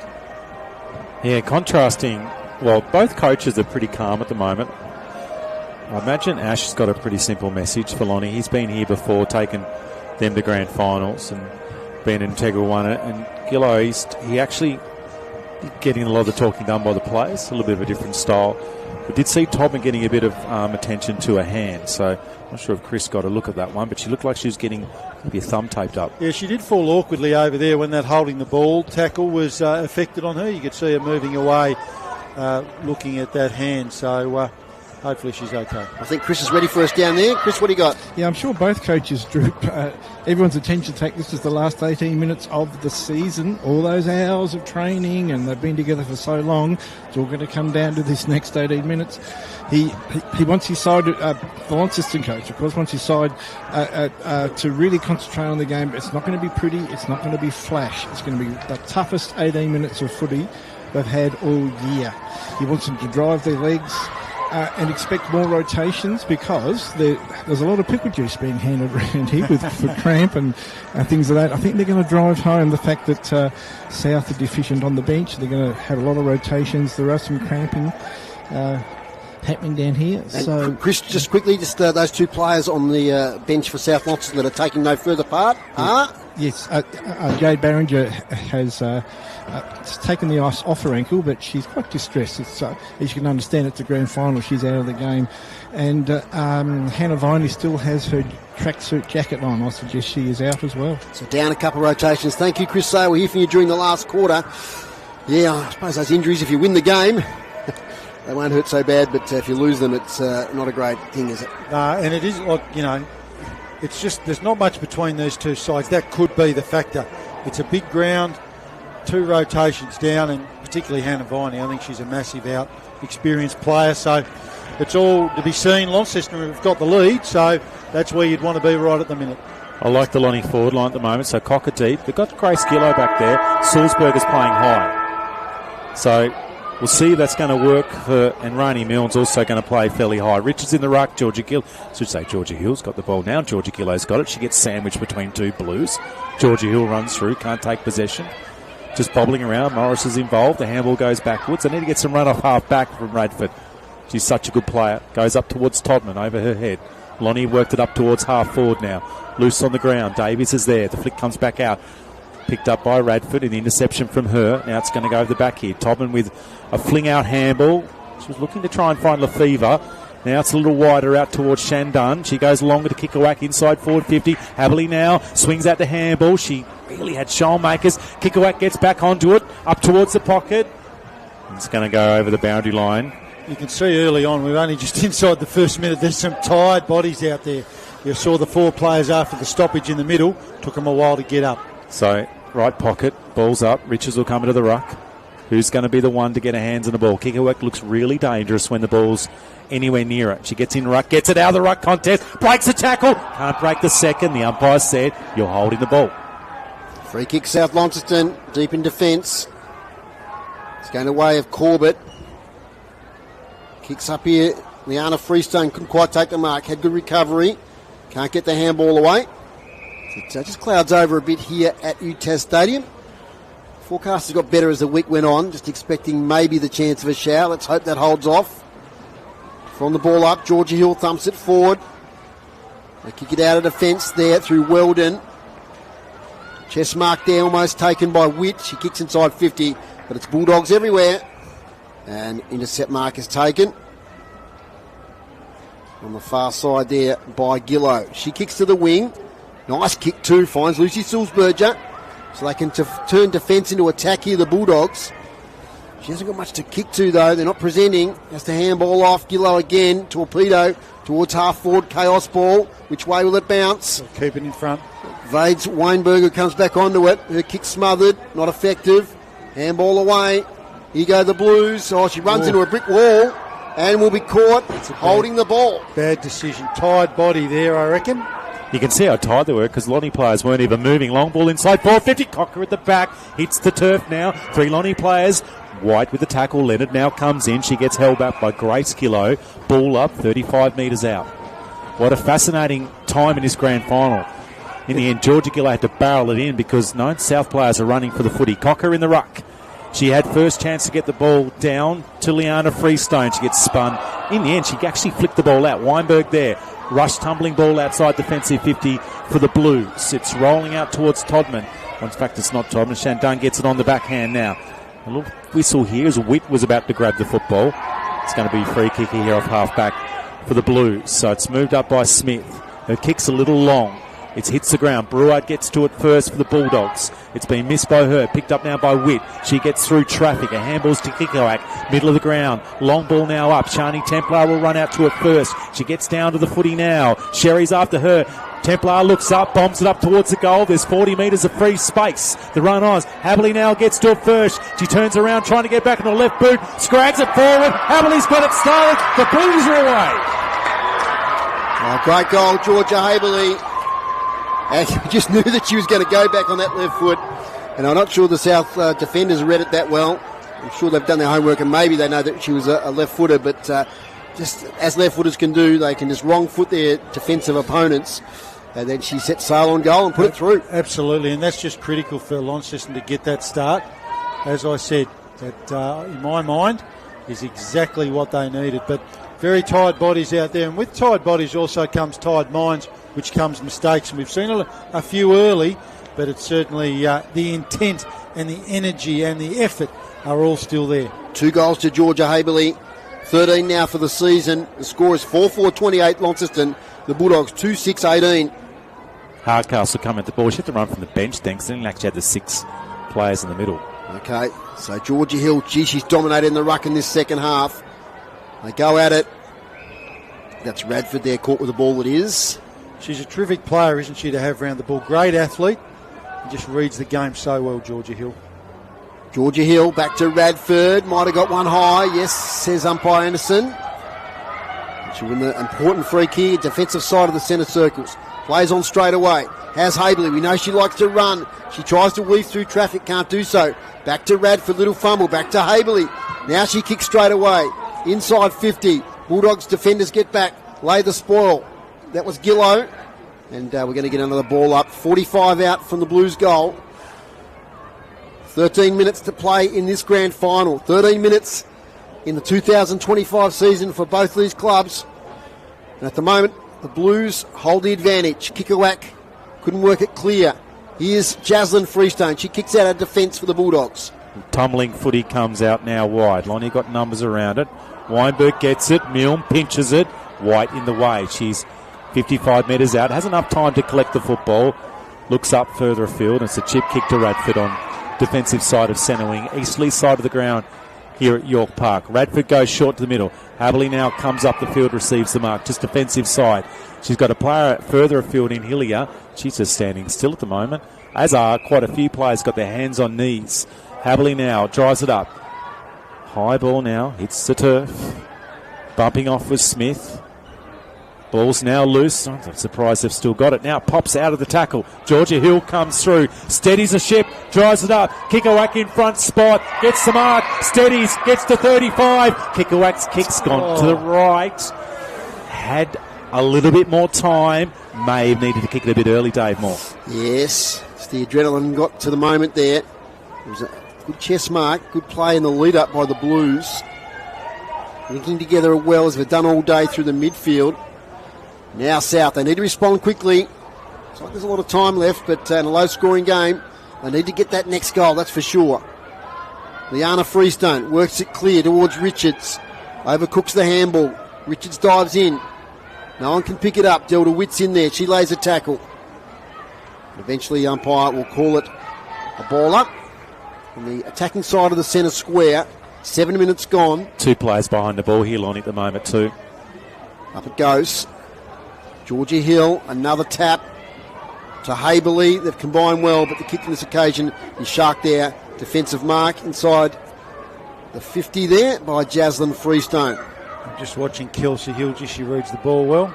Up the wing, off hands. Spills.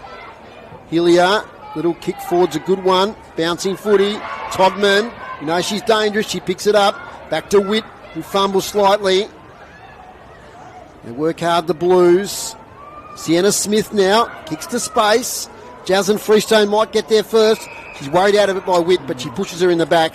Free kick, Jaslyn Freestone, back pocket. They've asked so much of Liana Freestone today. She looks cooked, I'd say, and she's key. It's going to come up towards Bruard, who juggles the ball. Can't take the second touch. It might get towards Liana now.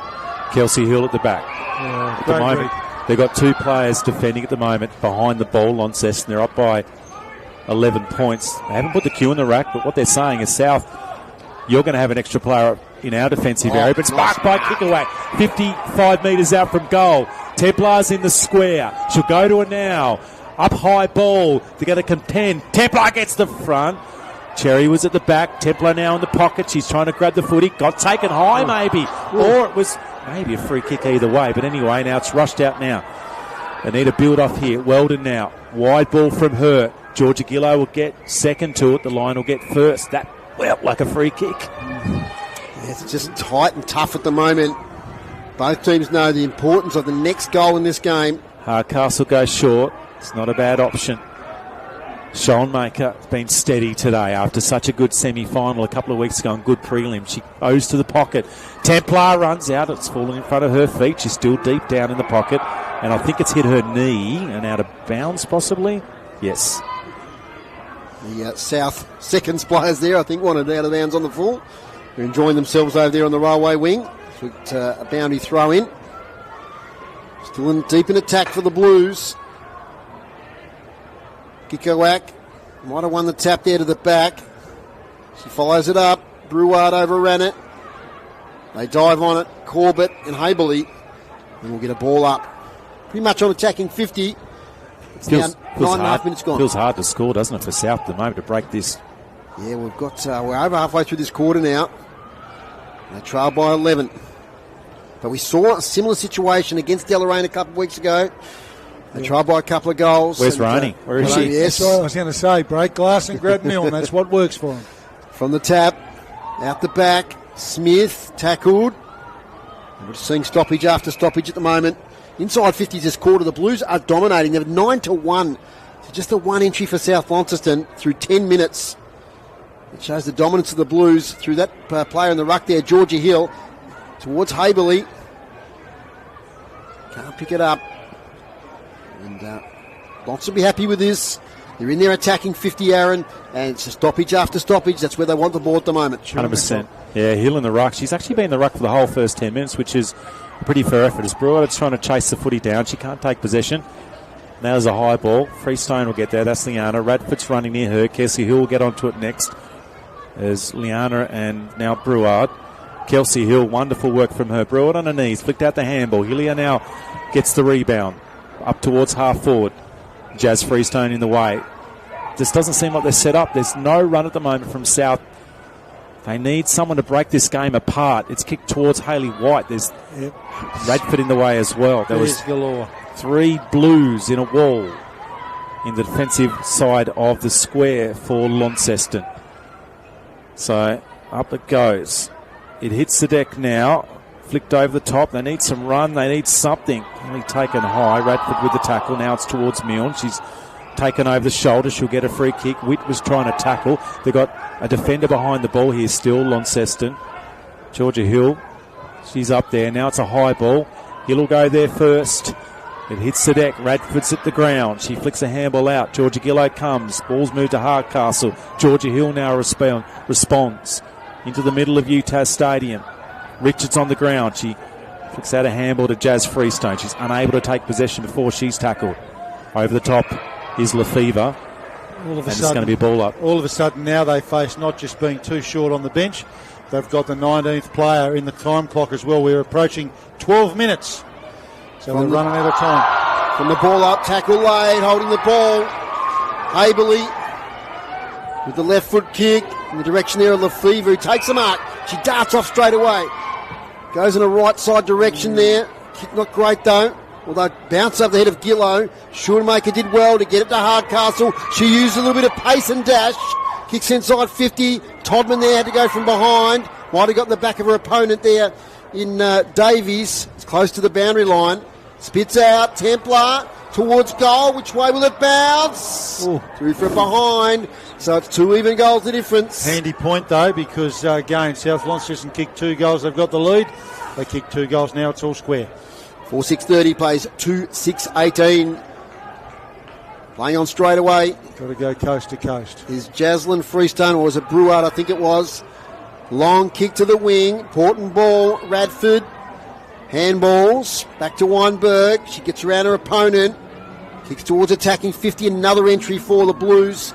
Get to that stat in a minute if it goes out of bounds, which it does. That's now 12-2 in this quarter. Aaron Roberts, they've had all the play, the Blues in this quarter. Yeah, it's looking like a hard graft here. If South Lonnie want to win it, they've got to break the ball out. They've got Jazz Freestone deep, and they probably want her a little further forward, but they're taking one offensive weapon out to try and get attacking run. As Kikowak and Freestone, as Kikowak wins it down. Haberley now nearly got taken high. Kikowak now, she's had multiple chances on goal. High into the square. Templar getting to the front. It may have even gone over the line, out of bounds on the full right forward pocket. Northern end of the ground here. This is the end Lonnie's going there at the advantage at the moment of 2 goals. It seems like they're miles, literally miles from the goal at the moment, South Lonnie, as the wall's now being set up. Breward's in the middle of the pack. She couldn't win the footy. Knocked the ball out. Lefevre now. She got a finger to the footy. Haberley now, and she gave away the free kick. And they'll try and build. They've got to switch the play here, South. There's literally no movement. Rainey Milne, they've turned it over maybe. Some pressure now. Breward scoops down. Tobin comes over the top. Havley now. And they've given away another free kick. So 2 free kicks at Breward. Let's see what she does this time. Breward goes wider. We've got to start taking some risks, South Launceston. They're going to rein in these couple of goals. Kick to the centre ground. That is a risky one, but doesn't come off. Georgia Hill, who's been magnificent. And I'll be interested to see who wins the medal at the end of the game here. Kick inside 50. Contested work here from Kickoke is good. Little handball. Haberley has just had a huge last quarter. Ball emerges. Breward, she's tackled. Players out on their feet. Now a bit of clear air for the footy. Cherry, little handball backwards. Every kick is under pressure at the moment. Lefever's there. And it's going to be another ball up. Just alert you, gentlemen, just ticked over 15 minutes in this final term. Yeah, I think it's going to be a battle here at the moment. South have got to kick a goal in the next minute. Freestone try to squeeze one through. Grace Skillo at the ground trying to grab the footy. Loose footy still. It's been just Witt near the footy and a ball up. And they're all down at the moment. As they're all starting to cramp. Liana's cramping. Georgia Hill in the ruck. Jazz Freestone. The ball's flicked out. Is this their last run, South, to give themselves a chance? Sulzberger in the middle of the ground. Radford, brilliant. Hill, they have combined magnificently today. The ball's been cleared out. The race is on. Georgia Gillo's up against Witt. Georgia Gillo wins that battle for now, but then handball back into a defensive area. Georgia Gillo now goes again off the ground. She's got a great little battle here with Witt. Pokes the ball further afield, up towards centre wing, over the boundary line. And it's going to be a free kick here to Kelsey Hill, who's got someone in the middle. You slow it down, wouldn't you? Slow it down. Goes to Georgia. She's got Leonard further. She's got multiple kicks. She can go to White. She decides to go up. She could, you're right, Rob. She could have slowed it down, but she hasn't. Intercept mark. Taken for South Launceston. Play on. Bouncing footy. Meeting it as Lefever. Off hands. Players, as I said, are tired now. It's a big ground. It's a big occasion. 90 seconds to go. South Launceston need 2 goals. Launceston, underdogs in a couple of grand finals here already in the under-19s, under-18, sorry, and the women's. They could be taking home their second premiership. Comes back to Radford. The defence has been filled with experienced players in this last quarter. Kelsey Hill, Radford, White. Up on the wing, spills out. Breward kicks forward for South Launceston. Off hands, Williams is there. Comes out to Hillier. Kick around the corner to a bit of space. Liana Freestone meets it hard. In fact, that was Gillo, sorry. Affected kick though. It's up the wing here towards Keely Morrison. She gets the worst bounce ever. Out the back to Delta Witt. Handballs to Georgia Haberley. 30 seconds left in this contest. Will bounce into space. Kikoak. Great influence on this game. Oh, that's a lovely smother by Corbett. Showing leadership there in the dying seconds. Back here towards Hill. Handball backwards. Push and shove. Lonnie player tackled. Whistle. And what an effort from Launceston.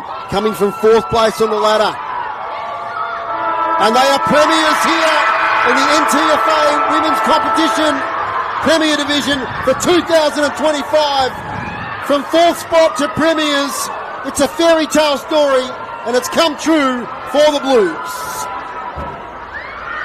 Yeah, what a fantastic scene, and you can hear that through the effects, Mike. It's really hard not to get goosebumps when you look at the journey. They've come through the hard way. Obviously got over Scottsdale in a tough game, got over Deloraine in another tough game, and came here today in an absolute arm wrestle. And as we said, they're only ever going to win in this type of situation. It wasn't going to be an 8-7 win. Chris Say with Ashley Smith. Yes, Ash, you must be proud of these women. What a team. Yeah, really proud. Just managed to get it together at right end of the season. It's been a bit of a stop-start year for us. We've had a few girls out with injuries, away with Devils, and So I think we just managed to get them together at the right time. With the depth of talent, along with those Devils players too. Yeah, recently in the news, there's been a lot about our young ones. But, credit to our older, loyal girls that have hung around for years. They're the ones guiding them younger ones. So it's a credit to our team effort. 44 weeks ago we started, and we put some work into it, and we've come from last and second last in the last 2 years. So to go the way and win the flags, massive effort. Well, credit to you too. Well done. Yeah, thank you very much. Thanks, Chris Sayer down there. Great interview with Ashley Smith as players continue to celebrate. The presentations coming up very soon. Guys, the goal kickers, before we go any further, South Launceston, Liliana Freestone and Rani Milne with the goal kickers. And for Launceston, Georgia Haberley with 2, Jamie Todman with 1 and Hallie Thompson with 1. Stats today, thanks to David Gruber. Georgia Hill, the hit-outs after half-time were just huge from her, 36-19, and that was a big factor in that second half, especially in the last quarter. Clearances in the last quarter, though, South 6-4, winning that stat. Inside 50s, they played out the game, the better of the two sides, definitely Launceston, 13-2 in that last quarter. What other week? Look there, 13 set marks apiece is another stat there. So, well done to Launceston, Aaron. Yeah, fair effort. Ash Smith knows how to coach finals, and that's what he did today. Haberley was magnificent. Georgia Hill stayed on the ball a lot more than she has throughout the year. So her ability to go, and maybe some of the South players will regret their inability to be in the right spot at the right time. Kelsey Hill off half-back was magnificent once she robbed, and then a half-back all day was great for Lonnie. But the first 5 minutes, you said, first goal wins. The first 5 minutes for Lonnie set that game up in that last quarter. The Haberley goal, and then it all felt too hard for South. Yeah, absolutely. They just choked them. The pressure they applied was just outstanding. But take nothing away from South. It's been a great season. Unfortunately, not their day today. But what an effort from Launceston. And they grafted away. They had a plan. And the thing is, with grand finals, you've only got to turn up a minute on the day. Yep. And they certainly did the job. The key for South throughout the year when things weren't going their way was Jazz Freestone. So she actually, when the game was there to be won, she actually ended up being quite deep in defence. They needed her up towards the ball. Richards was pretty good around the footy, but they just didn't get enough usage out of Jazz Freestone. Liana was probably their best player in the end, and in the end the forwards, such as Rani Milne, weren't getting the use that they needed. But what a great game, what a victory for Launceston. Well done to them. They've done it the hard way, coming from fourth. That's outstanding. Thanks, boys. You've done a great job today here on the live stream before City Park Radio's broadcast and during City Park Radio's broadcast. Well done on 3 great calls this morning. Thanks very much, Dave. All the very best for this afternoon. Thanks, Aaron. No worries. And look forward to a good game in the senior men's game coming up shortly. Thanks, guys. Thanks, Rob. Thanks, Aaron. And thanks for the work you do during the season. We're about to have the presentations here for the Women's Premier League Premiership taken out by the Launceston Football Club. So they took out the under-18s earlier, and in the middle of that, the reserves was won by South Launceston. So the final score, 4-6-30 to Launceston, to South Launceston, 2-6-18, a 2-goal margin. We'll have the presentations now, and the MC for the presentations is Rachel Williams.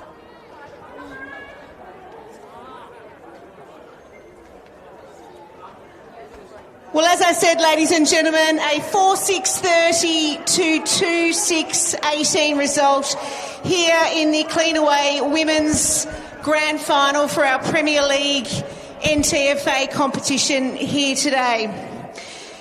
It gives me great pleasure to welcome, and please join me in welcoming to the stage our NTFA patron, Sarah Courtney, who has a box of medals to present to a representative of our umpiring group today. So please thank our umpires. Without them, the game simply cannot go ahead. So thank you to you.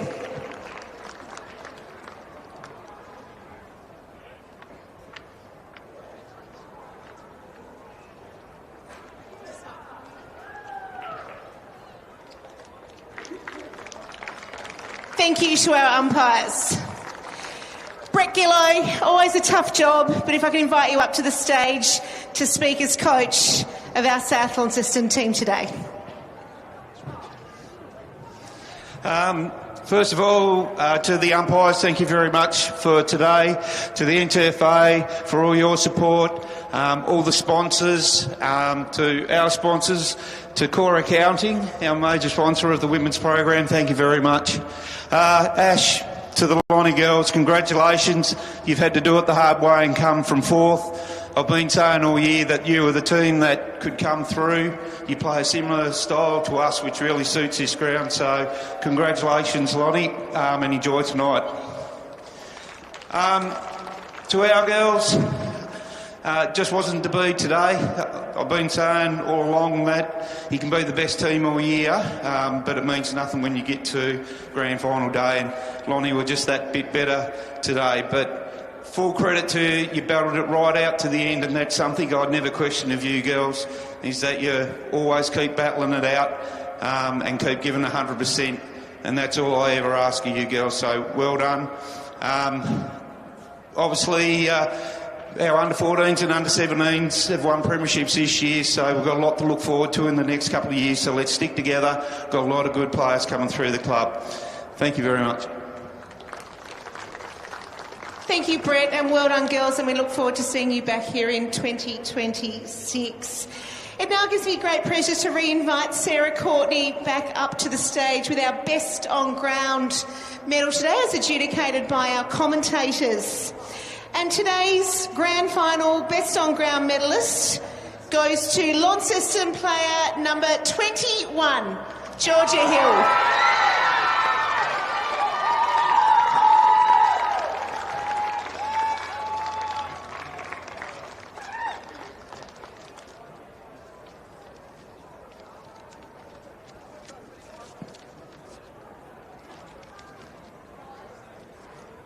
Well done, Georgia. Our Director of Women's Football at the NTFA, Louise Millwood, and Cameron Moore and Jenny Jones and Doc are going to help us do the presentations of medals and caps to our winning Launceston team. So we've got the medals presentation now. Just joined us. So we have from Cleanaway, sorry, my apologies, Matt Eisel is here to do the hats. Beautiful, bright, aqua blue hats from Cleanaway, fantastic supporters of women's football. So let's get this show on the road for our successful women's team. They're desperate for their medals. Play at number 1, Lucy Rosso.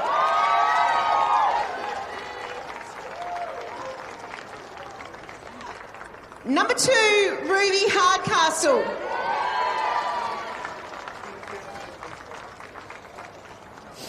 Number 3, Delta Witt.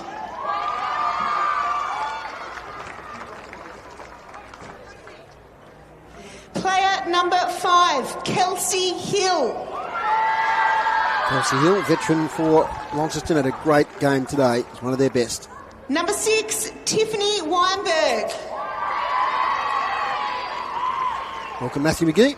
Good afternoon, Foz. Yeah, good afternoon to our listeners and the viewers. Number 7, Sienna Smith.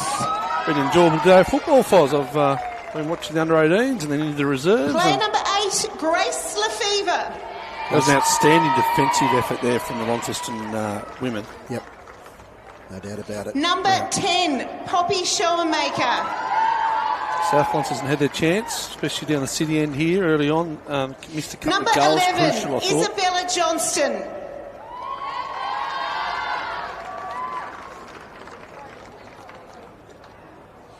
Number 12, Meg Radford. And those experienced players, also an elite cricketer, Meg Radford. Yeah. Her dad was a good footballer at Hillwood Number in the day, 16, Foz. Shannon Dunn. Good mix of experience and youth. Number 18, for the Launceston women. Taylor Leonard. Really well coached. I was down there on the boundary for a little while, and the likes of their coach Ash Smith and Deb Number Reynolds 20, there Georgia as well Havley. as their assistant. Skip Branson, their runner, someone we're familiar with. Number 24, Jamie Todman. Yes, 3 goals last week, which really set up the win over Deloraine. A crucial goal today, and Georgia Habley before her, I think she was Number 25, one of the best Hallie on the Thompson. ground as well. Todman. It's interesting in this league because she's playing against some older women. She's actually faster than them. Yes. And that's a real Number handful for South Launceston coaching staff. McKenna Hillier. Solid in the back line today, McKenna. Good season with the Blues. Number 27, Lalani Kikowak. Outstanding young player. Oh, she's tremendous. Every time I looked up, she had the ball across half forward. Physical presence in the forward line. Takes a good mark. Number 30, Shani Templar.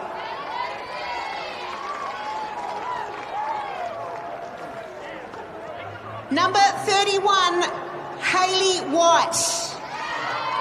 Player that stuck with the Blues over a long period of time.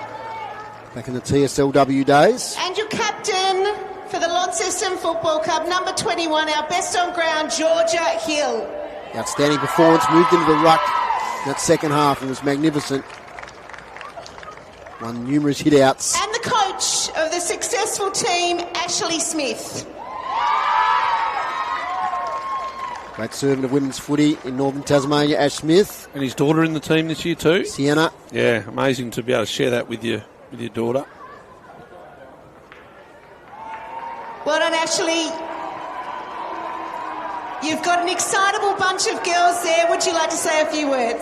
As the Blues come out on the ground for the men's game, we'll get down to Ashley Smith. To Peter and the board, just want to thanks for the roster you've put on for the women this year, mate. I think this Premier League comp in the women's been an exciting roster, very close between those top four sides, so credit to the board.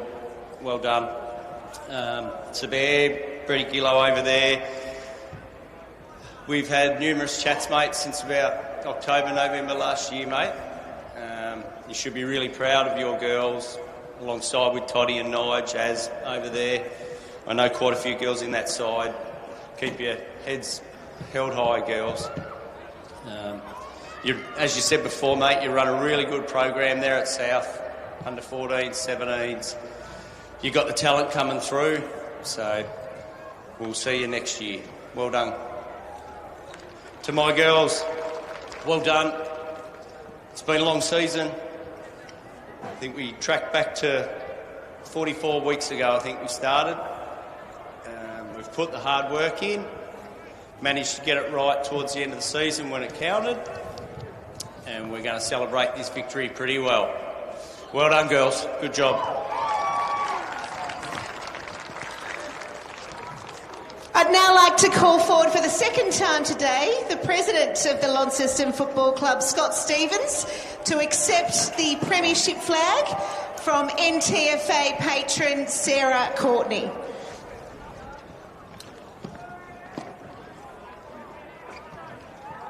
So the flag presentation, always a highlight. Scott Stevens taking on the presidency, Macca, at Launceston this year. Done a fine job. Yeah, look, and I spoke to Jake there at half time. It's a one club model, isn't it? You know, it's one club, women now, under 18s, all their juniors.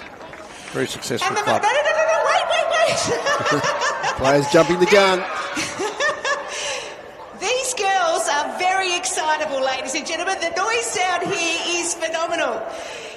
We've got the Premiership Cup to present first before you're allowed to come up and celebrate. And your club legend, who is certainly very proud and excited to be here today, in Darren Geard, is going to present the Premiership Cup. Darren Geard was very much involved in women's footy when it was starting to evolve a few years back. The Launceston Footy Club. And there it is. Now they're up. Congratulations. NTFA Women's Premier Division 2025. And as the players pose for the photos there, we'll turn our attention to the men's game, Macca. Yes, Fozzel, let's go. And the players are out on the ground. There won't be a big turnaround here, so for Chris in the studio, we'll keep things here. We've got our boys down on the boundary to give us a report in just a moment. We'll let the girls get off the arena first.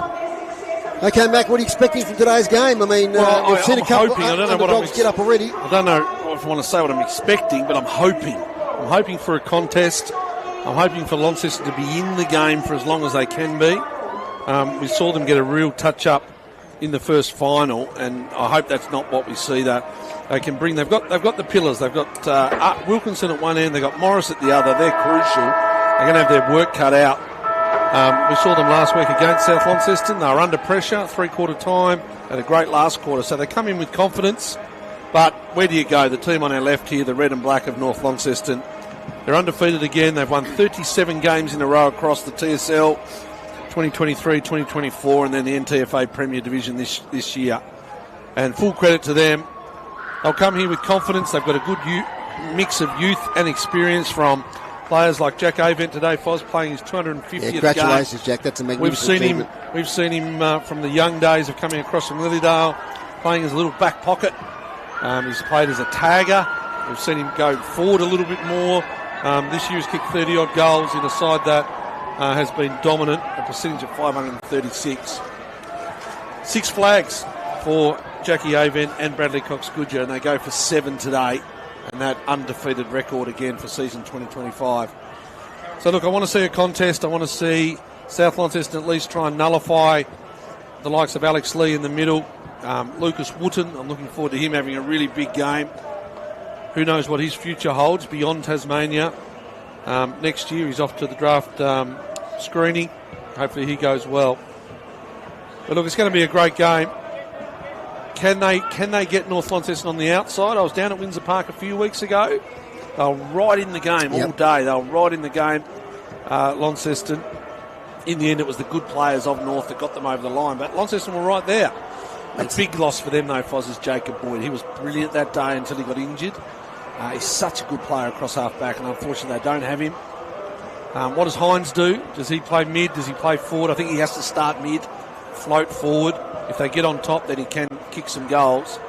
I was impressed with Tina McCormack last week as that secondary ruckman when Farquhar copped a bit of a corky. A bit of an injury there, so I look forward to him playing against Alex Lee. Oliver Dean will do a bit of a chop out. I think he played 10 minutes a quarter in the ruck the last game in the final, so it'll be interesting to see how Alex Lee, maybe a little bit sore, but what a backup the youngster in Oliver Dean. To me, Mac, I think North Launceston have more avenues to goal than Launceston. Oh, totally. Look, I looked at the goals as we do in the homework. You know, Cox-Goodger 85, Leary 55, Declan Chugg 44, Bailey Mitchell 35, Avent 31.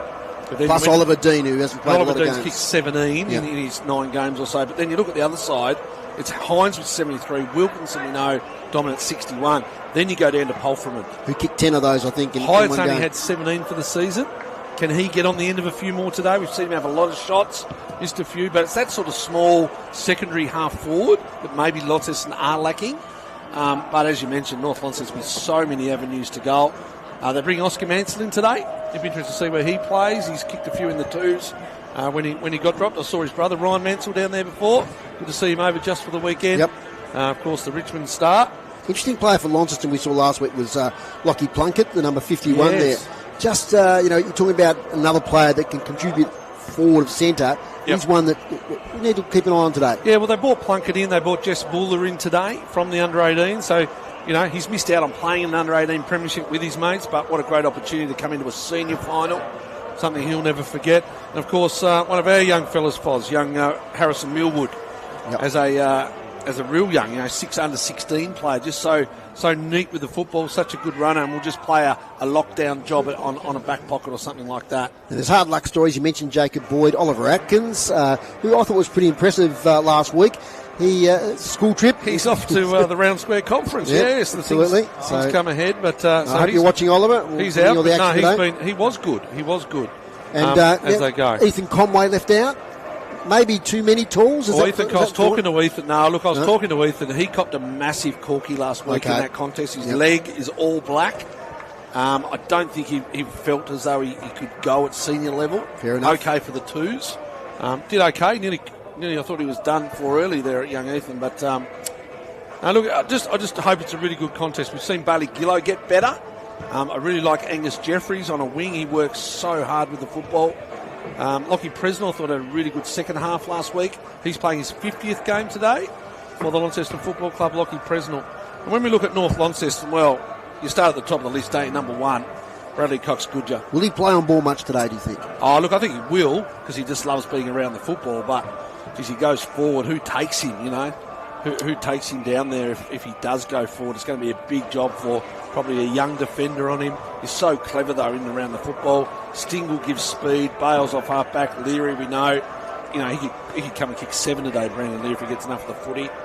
A few of the veterans, Bennett and Young, the captains and vice-captains of their team. You go all the way through. Bo Nash up from the northwest coast has given them something. He's had a terrific season. Yeah, he has. Declan Chugg, we've mentioned, just as he started off as a defender, come in as a forward now, 44 goals for the year. Toby Callow. He's one I'm really looking for. Now, Thomas. He's been playing up forward with North, and we know that he's played back with the Devils. What do you think? I think he'll play forward. Okay. Yeah, I think he'll definitely play forward today, yeah. And Riley McHenry, best and fairest for the Devils this year in the under-18s. Super hard runner with the footy. Sometimes a little bit messy with it, but he will run and run hard and then ride a bug there. And Maxi's favourite, we shout out to Maxi, who couldn't make it with us today, Foz. His favourite, Alex Lee. Just dominant in the ruck, Alex Lee, over the years. So, good afternoon, Grooves. We haven't said hello to you today. You've been getting ready there. Look at him. Big day, Grooves. Yeah, just getting ready for this game. But yeah, good afternoon, fellas. It's been a tough last 24 hours, Grooves. Oh, look. Last night's result. Always tough, mate, spotting those couple of interstate trips one after the other. They played well, just not well enough. No, that's right. The Hawks, of course, Foz, is who we're talking about. We better go down. We're about to start the presentations here at UTAS Stadium, so we'll head down. Rachel Williams is the MC. As is tradition, we bring forward the cup that you are playing for today by 2 of your club champions. So please join me in making welcome from North Launceston, Roger Lowe, and from Launceston, Damien Donnelly, with the Premiership Cup. And these are the people, Foz, not players as such, off-field. Big Lowy there, one of their managers, yes. Always been around for many years, and Damien Donnelly, of course, one of the statisticians who does a great job. He's a player and a volunteer for many years. Oh, and it's just great that they can bring this cup out. It'll mean a lot to them. It's a fairly recent tradition, but I actually love it at all levels of footy. There is the cup that we are playing for in this Division 1 Grand Final today, ladies and gentlemen. If I can have captains from both teams forward for the coin toss, please. Brady Polferman for Launceston, Alex Lee for North Launceston. Damien Donnelly from Launceston will have the honour of tossing the coin tonight, and North Launceston has the call. Heads is the call, and tails it is, and we're kicking to the city end for Launceston. Ladies and gentlemen, if you could all please be upstanding and remove your hats for a welcome to country, followed by the national anthem.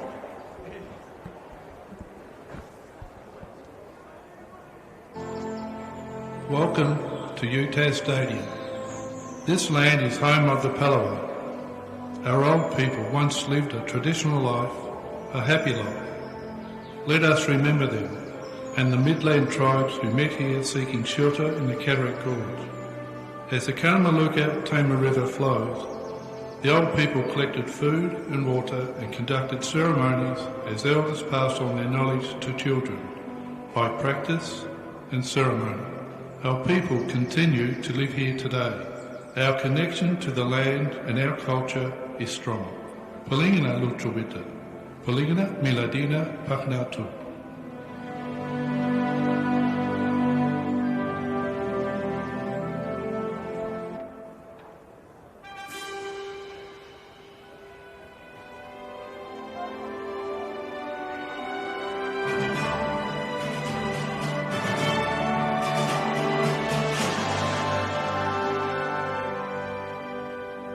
Australians, all let us rejoice, for we are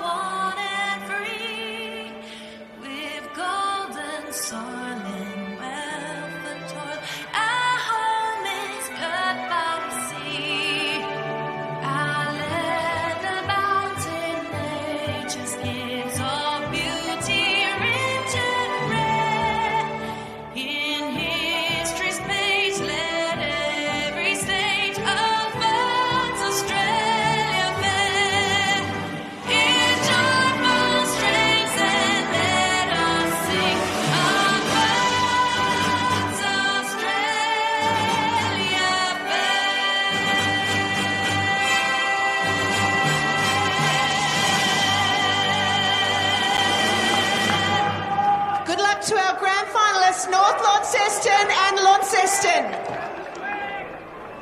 Thank you there to Rachel Williams, the MC this afternoon. We've got our boundary riders today. We've got Tony Webb and Chris Sayer, and they're down there ready to give us their ground report. G'day, boys. Yes, I've got company for this game. It's clouded over and it's got chilly. As soon as that sun sets behind the Grand Centre at York Park, it gets cold. Cloudy. I don't think it's supposed to be rain until tonight, so we should escape the game without any rain. But it is a bit chilly. The wind is favouring that railway wing, as it was in the previous game. So, yeah, look, I think it'll be North Launceston winning this game. What does Tony think? Yeah, I tend to agree, actually. I think it'll be probably around about the 19 goal mark. I think Launceston will stick with them for the first half, but I just think that they will turn the ball over a bit too much, and that's really how North Launceston tend to kill teams. Now, speaking of it, Launceston have actually had a win. They won the toss and they're kicking towards the town end of the ground. As you say, it's not much of a win there. There is a little bit of activity in the windsock way over behind us, but it's not much, and I don't really think it's going to have a big impact in the game unless you're kicking towards the railway wing, which they're not. Thank you, lads. We'll hear from you during the day. Macca? Just a couple of scores from around the state, Foz. The other Premier Leagues, surprise of a score down in Hobart. Clarence 7-6-48, lead Lauderdale 3-5-23. Wowzers. And up the northwest coast, not as big a surprise. Devonport 4 straight 24, lead Wynyard 0-3-3. Earlier today it was Launceston 7-6-48 defeated South Launceston 6-4-40 in the under-18s. In the reserves, South Launceston 8-13-61 defeated Launceston 3-6-24.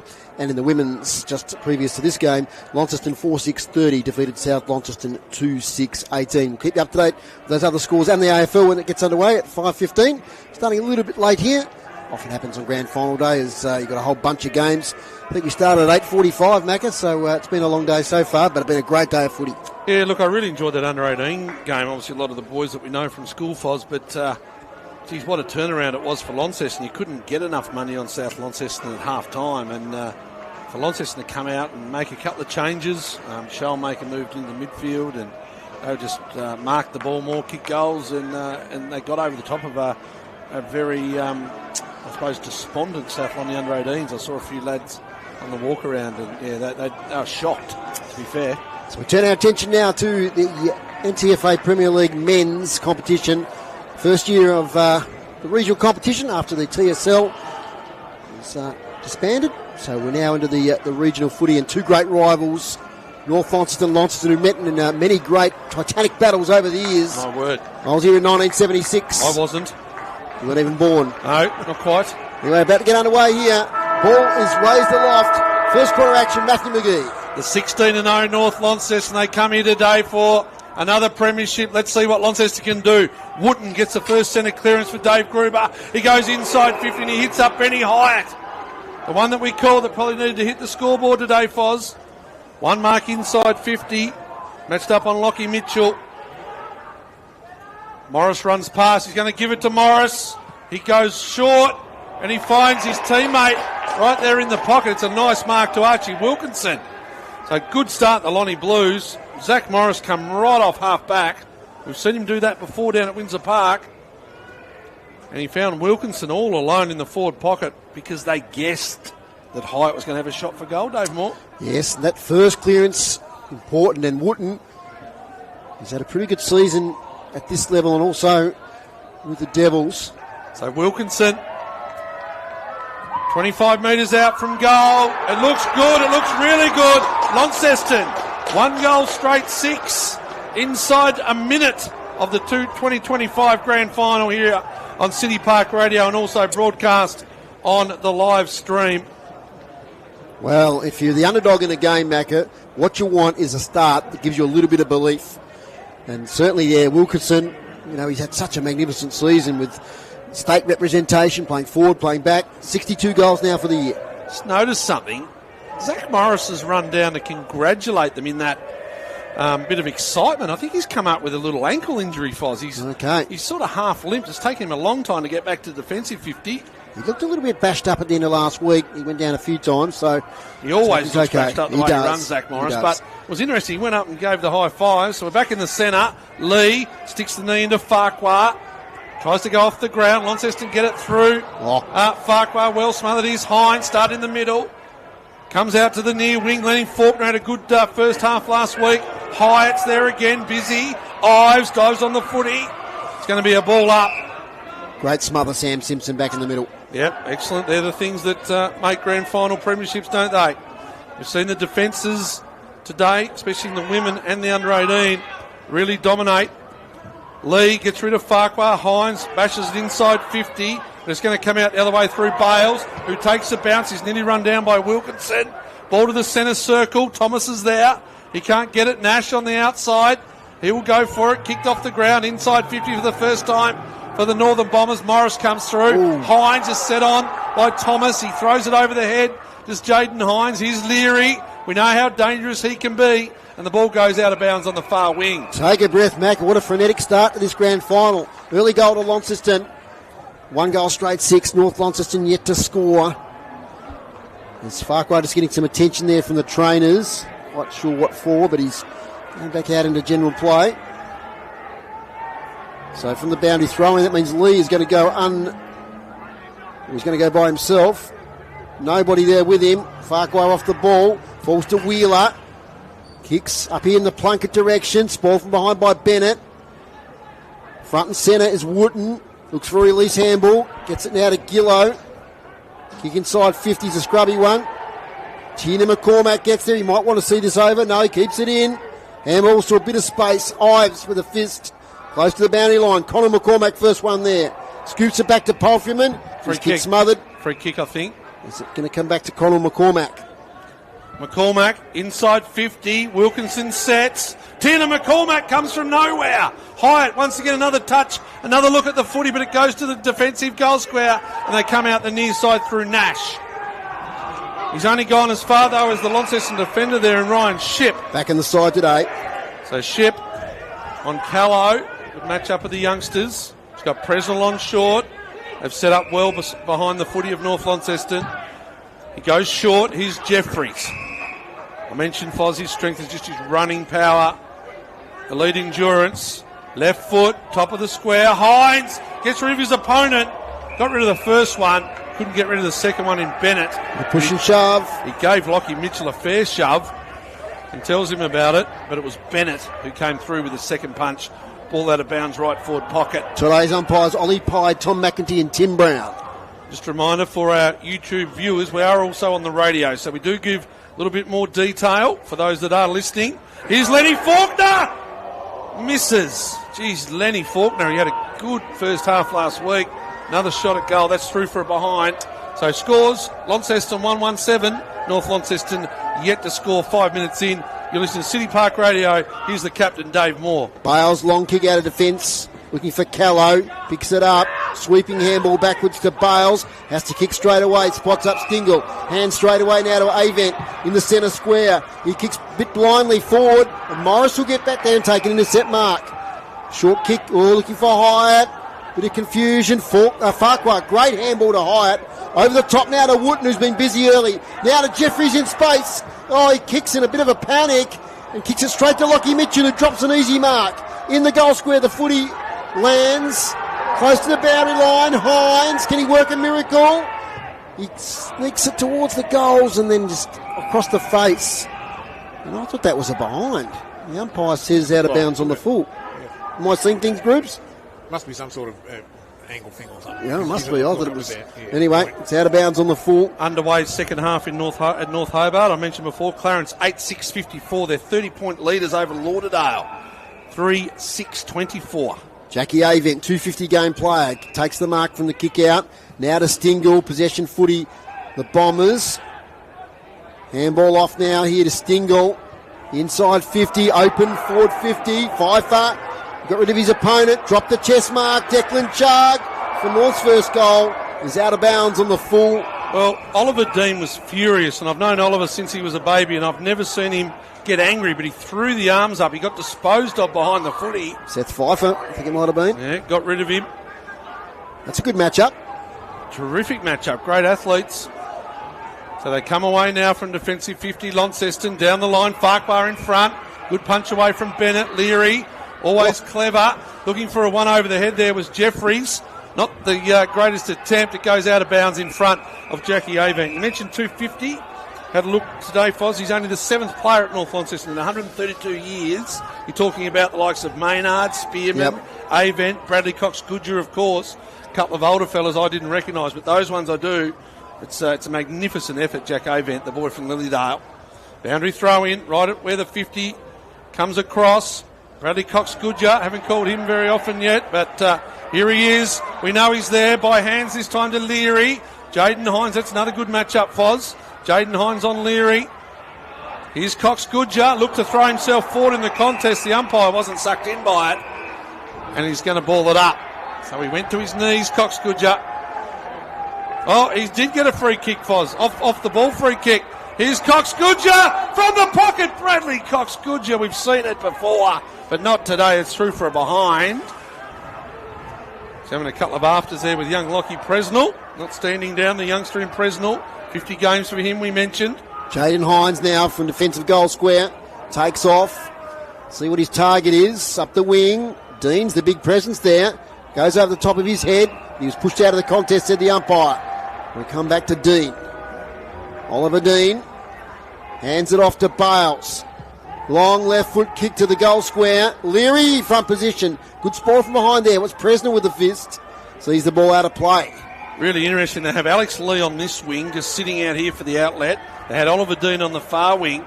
So whichever side they go, they're going to hit a big, tall ruckman from North Launceston. Lee stays out of this contest.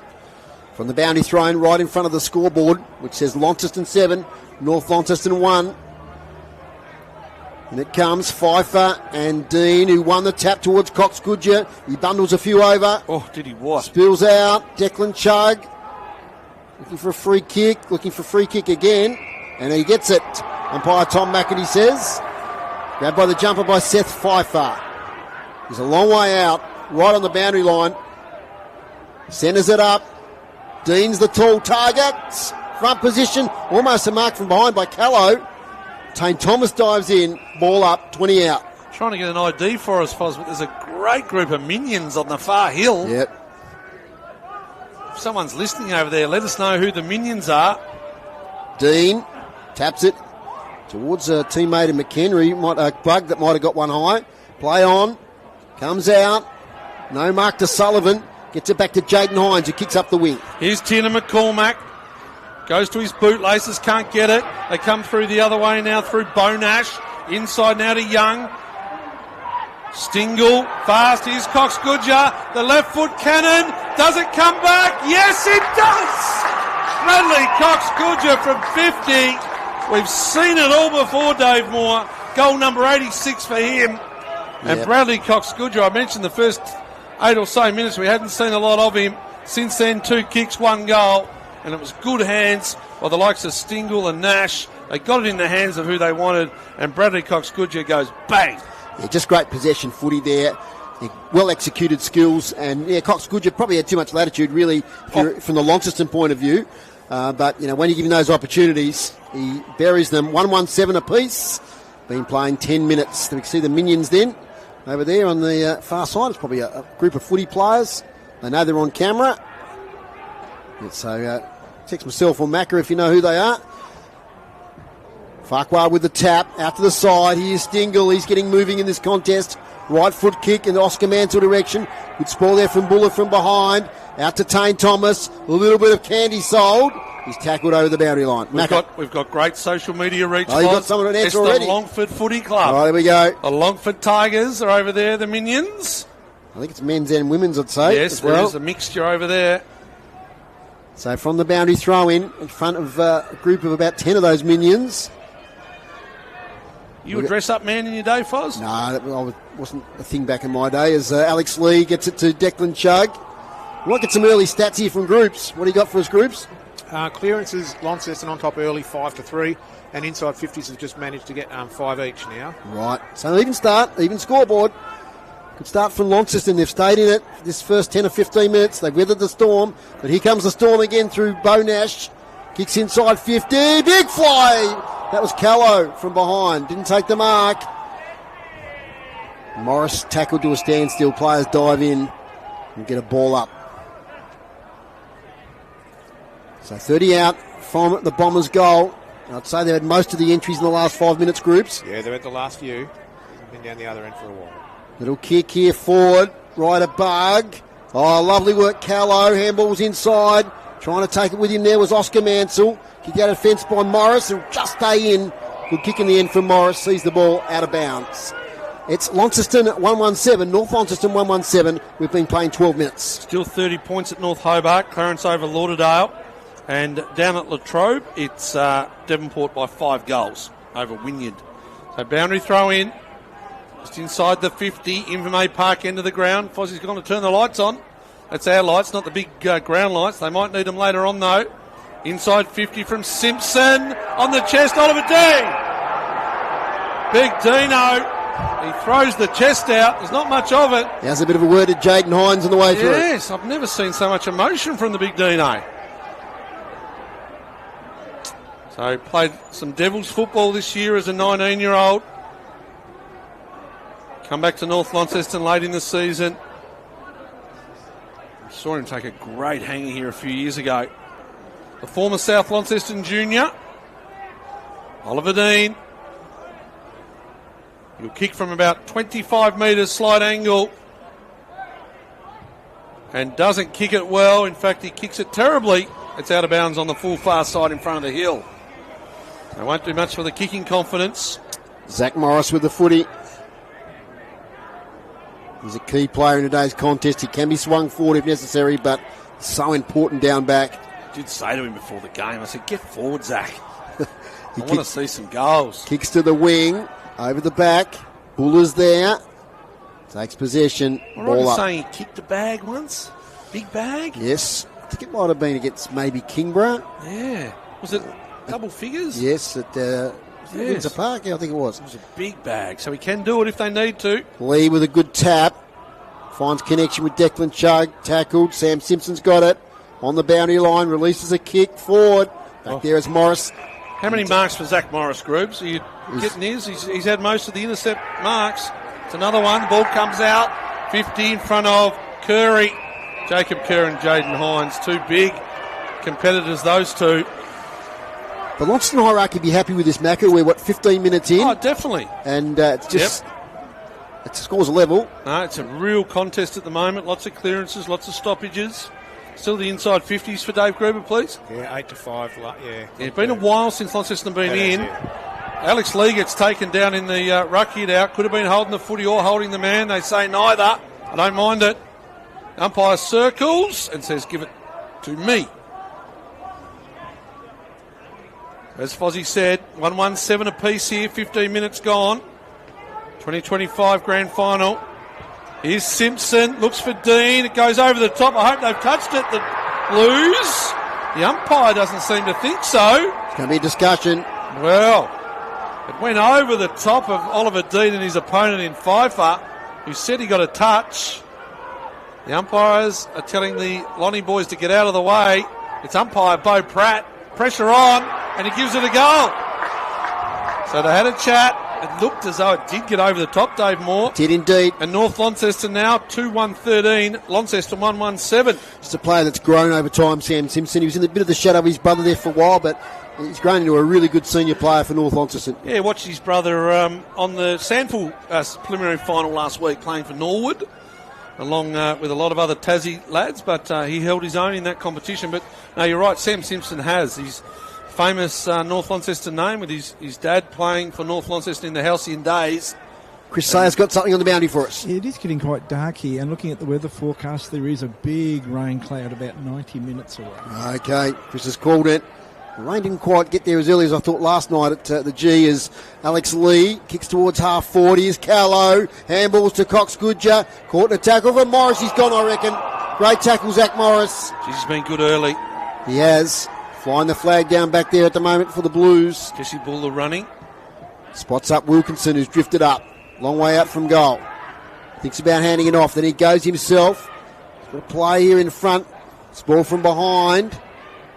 Picking it up is Jake Nash, kicking towards the boundary line. Aven will get there. He'll be happy to see it over. Problem is with Wilkinson getting a mark inside the centre square, he turns around and kicks it long, and if if Jake Hines is not forward because he started midfield, it's really hard for someone else to take a mark. And that's where North Launceston love to attack from. So they've got to be careful of that, Launceston Blues. Boundary throw in. 2 ruckmen go at it, Farquhar and Lee. Farquhar taps it towards the advantage of Wheeler. Getting there first is Chug. Cox Goodger releases a kick towards half forward. Mark taken, there he is again. Another one for you, Dave Gruber. Intercept mark, Zach Morris. Yep. Is that 3 or 4? I've got 3 down. Yeah, I'll give him 3. Zach Morris. Plus a couple of other ones. Oh, it's smothered there by Callow. He keeps it in play. Might not be the best choice there. There's Presnell. Dives in, so does Toby Callow in the follow-up. Presnell will tackle by 2. They've lifted their intensity, North Launceston Macca. Well, that wasn't great. You know, one of the first things you learn as a junior is get off the mark. Give yourself some space. But isn't it, you know, it's great to see brothers of premiership players like Mansell we mentioned. You've got Callow, the brother of Jackson, who's a premiership player, and also Simpson. Here's Wheeler picking it up, tackled by Cox Goodger. We'll get another stoppage. It's North Launceston 2-1-13, the Blues 1-1-7. Today's broadcast brought to you by Elgas. For your LPG needs statewide, talk to the locals with knowledge. Phone 13 11 61. Here's Macca. Of course, Tane Thomas, another one, Foz. Yep. Brother. Here's Tina McCormack. He fell over himself. Gets the ball out wide to his teammate there in Jesse Price, but he turns the ball over to Kerr. Not a great kick there from Launceston. They find Nash on the outer side. That's Jake Nash. He goes short. Looking in. Cox Goodger sets. Jaden Hines. Intercept mark. Another one. Get your total number in a moment for Launceston intercept screws because 5 intercepts total. Yeah. Doing well. Just got to get it off. Here's Zach Morris again. How many inside 50s, David? For Launceston? For Launceston, 6 to North Launceston, 10. Okay. Would have been a few less than that or more the other way. Here's Bales, did well in the 1-on-2 contest, finds Lee, goes short, finds Oliver Dean. Started well, telegraphs the handball to Bales, but he's fast enough to get away. Here's Cox Goodger from his pocket. Well done there to Seth Pfeiffer out in front. So 2-1-13, 6-point lead over Launceston 1-1-7. Just about to tick over 19.5 minutes. The 16-0 North Launceston. They've won 37 games in a row. Extraordinary. It's a real era here at UTAS Stadium. Oh, taken high in the tackle there. Brandon Leary. Just, I think it was Gillow, as I get the binoculars up. There it was, went way high, not even half. Now, Leary might be hurt here. No, he's getting up. He's shaking his hand a little bit. Just getting the headband back oh, in that the was spot. it. Okay. Yes, he takes it off now. Last game North Launceston lost, Macca, was the grand final in 2023 against Kingborough. Yeah, amazing. Amazing that 2 years. Thomas leads, ignores him. Can Leary get there? Maybe not. He'll make me look silly now. He wheels and goes. It's going to be near side. It stays there, through for behind. 2-2-14, North Launceston. Launceston 1-1-7. 20.5 minutes gone here in quarter number 1. Listen to City Park Radio 103.7 and 96.5 and via the live YouTube stream. Well over 1,000 viewers on that one, Foz. Great to see. We've got grand finals happening all around the state today. The ultimate finish to a great season with the 3 regional finals being on the same day at the same time. I love it. Jaden Hines kicks in the tin in Cormac direction. He couldn't quite take the mark. Spills to Hyatt, front and centre. Nice kick, finds Polfreman. They haven't been inside 50 for a while, the Blues. It's all Clarence down south, Foz. They're 5 goals up and about to kick another.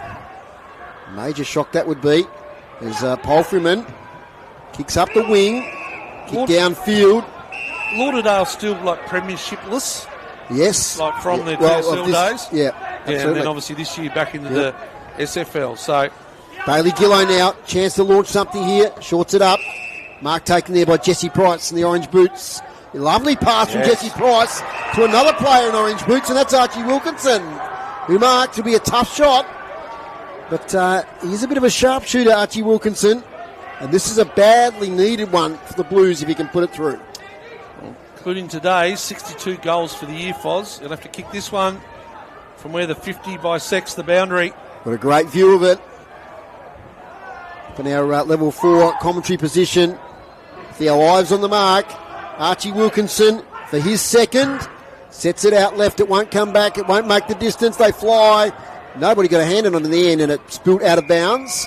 Still a chance for the Blues here, deep in their forward line. I was trying to see where Jake Hines is, Foz. He wasn't in that contest. Did he come off the ground down there? He's down on the ground. That's the sort of ball you like seeing him under, but he's off on the boundary at the moment having a spell. Farquhar and Dean in the ruck contest. Ooh. Nobody really won it. Hyatt dwelled a bit long on the footy. Might have been caught with it. Spills out. They dive in. Angus Jeffries and Conor Young coming together there before. Did not even look at the boundary throw in. They just looked at each other. Actually, Jacob Kerr it was. Up it goes. Players wrestle again. This time Dean won the tap straight to Wooten, who snaps on the left and will kick a goal for Launceston. Something out of nothing now by Lucas Wooten. He read his fellow Devils teammate Oliver Dean's tap beautifully and launched on goal with the left foot. And that's a really valuable one for the Blues, Macca. Well, we know how elite he is at the stoppages. He twists, he turns. On that occasion, he read it off the ruck hit out beautifully. Off the back of the stoppage, left foot snap, top of the goal square, bounces through. So they're right in this, Launceston, 2-1-13. They trail by a point. North Launceston, 2-2-14. Great day here at UTAS Stadium. It's been undergoing development, Foz. They've already locked off a few areas. The seats are going to come all the way up to the boundary line. And look, the ground is in great condition. We know that grounds can be a bit tired this time of year. They've had a lot of footy. Brilliant. But it's come up beautifully. Absolutely. Here's McCormack in the ruck up against Dean. Ball comes down. Taken the other way by Simpson. That's beautiful hands. Here's Stingle. We know his pace. We know his speed. Not a great kick though. Finds Morris. Intercept disposal again. Not a mark on this occasion. But it's still an intercept disposal. And there's another one. It's a turnover. That's a good mark there on the other end by Bo Nash. Foz pointed out the turnover from me, Foz. Was that Ship? Yeah, it was Ryan Ship. Yep. The long sleeves. So Ship just went short back across goal. And it was cut off by Bo Nash. Boy from the northwest coast. Get your score from there. It's Devonport dominant, 52-1. So here he is, Bo Nash. Not great off the boot. And stays right side through from behind. Yeah, so you talk about North Launceston dominance here. Devonport dominance down the northwest coast. They're up by 49 points. Yeah. When you've yet to kick a goal. North Launceston 2-3-15. The Blues 2-1-13.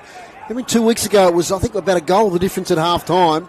So Blues putting in a similar effort here. Can they sustain it over the game? That's the question. As we've got another ball up happening on the attacking side of the wing for the Bombers. Inside 50s, Dave Gruber, this quarter, please. 12-7, North Launceston. Okay. As Dean slaps it in the Callow direction. Loose footy, they dive on again. They let it go. Hold on a second, Macros. It's going to come out, I think, through Gillow. Bailey Gillow had a great game last week. Kickstart forward. Oh, he should have almost taken the mark there, Farquhar. Spills to Faulkner, who might have got one high. Wilkinson, back to Farquhar now, who's got a bit of space. He kicks it here. Running forward is Presnell. Underneath it was Sullivan. Spills to the front. Taking it as Bale. Smart handball now to Kerr. Oh, Kerr, a little fumble. He gets it though to McHenry. McHenry off half back. He's under pressure. Presnell didn't stick the tackle. Here's Simpson. They're forward of the footy. Declan Chugg over the top. Quick kick in. Here's Cox Goodjar. Well, I mentioned before, Foz, they attack off half back. And Wilkinson telling Farquhar he should have kicked it inside 50, but I know when he looked up, he actually had nobody forward of the footy, so he came back across the ground, but just put his medium, small forwards under too much pressure. It ends up in Bradley Cox Goodjar's hands. 30 metres out, directly in front. Cox Goodjar, that kicking style, misses on this occasion. We don't see too many of those. Lucky break for the Blues. 2-4-16 North Launceston. The Blues 2-1-13. It's a big break, isn't it? It's Morris with the footy in defensive goal square. Invited now to play on as he cruises out. Up here in the Buller direction. But that's a good mark. Taken there to pick up the player with the glasses. That's Bailey Mitchell, the number 11 there. Taking the mark. It's been quiet so far. Plays on now. Long to the forward pocket. They fly. Callow. Oh, that's a good mark. From behind, has it been paid? It has. Toby Callow had the sit, flew from behind, and vice-like grip on the footy has taken it. We mentioned in the pre-game, Foz, that we've seen him do that across half-back. A lot of intercept marks. We know he's got terrific jump and reach. So on the boundary line. He's come from 3 deep. Yeah, I can remember his brother Jackson taking similar marks down at the grand final against Lauderdale. Down at Belrive. Yes, Toby Callow underneath the scoreboard. About 30 out. Kicks to Invermay Park end. And he's kicked it. The North fans behind the goal like it, and so does the umpire. A goal to Toby Callow. Good goal. And they've been pressing and pressing. It'll take a lot to beat that as mark of the day today. Absolutely. Dave Moore. I suppose in this game, Mac, it's a game of NTFA Premier League footy, but we're looking for VFL spots here and spots elsewhere. You know, if you perform well under pressure, it doesn't matter what the game is, people look at that, don't they? Oh, look, someone like Toby Callow is a prime example. Like 18-year-old, grade 12 this year.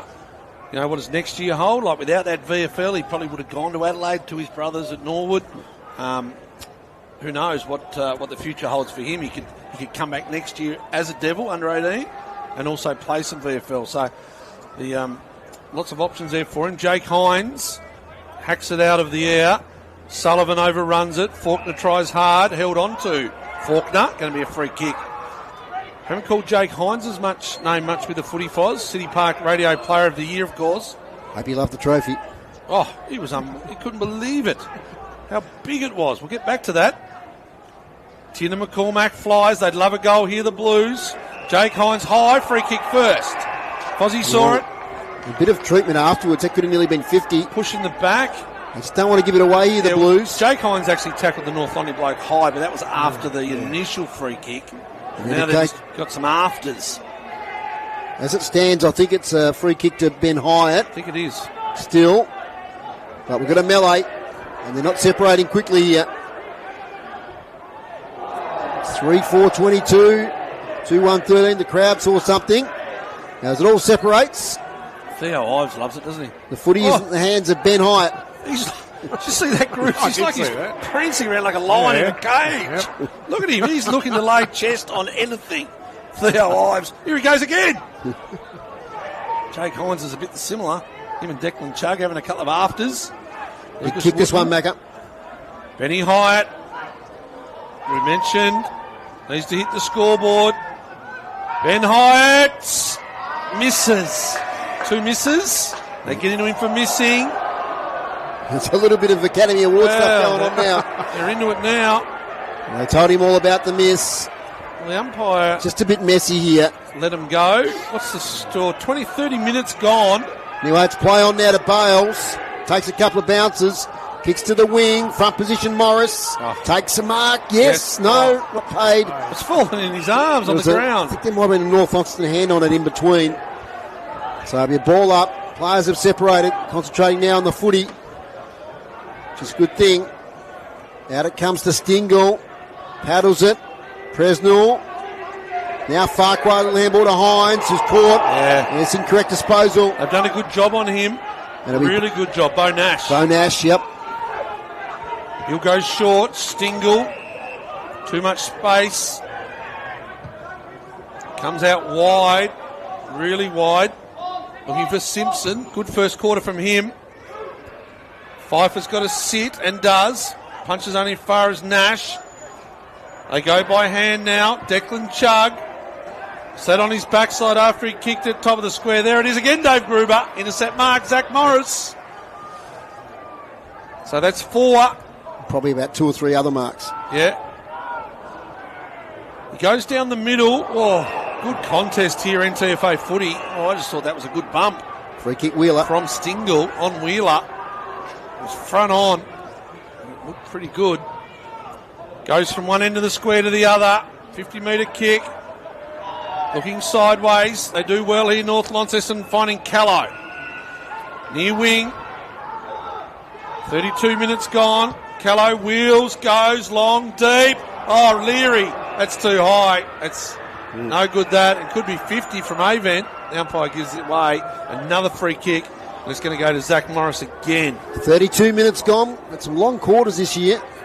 It's only been the 5 goals kicked, but a few stoppages. It's out now with Presnell. Still think Jake Hines will be happy. 8-point margin.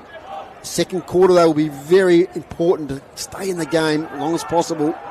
As here's Declan Chugg. Little look away handball to Callow. Back to Declan Chugg on the boundary line. Left foot kick will go out of bounds on the full. Yeah, you just get the feeling that Launceston are looking for that siren. Jake Hines is saying, let's just calm it down. I saw him put that to the bench. Massive number inside 50s for North Launceston this quarter, Macca. 17 this quarter already. Yeah. To 9. 17 to 9. That's a lot of entries. At some stage, unless Zach Morris can do everything like he has done this quarter, the floodgates could open at any time. And this is it with North Launceston. They just do it for longer. They just keep doing it. Zach Morris, near side.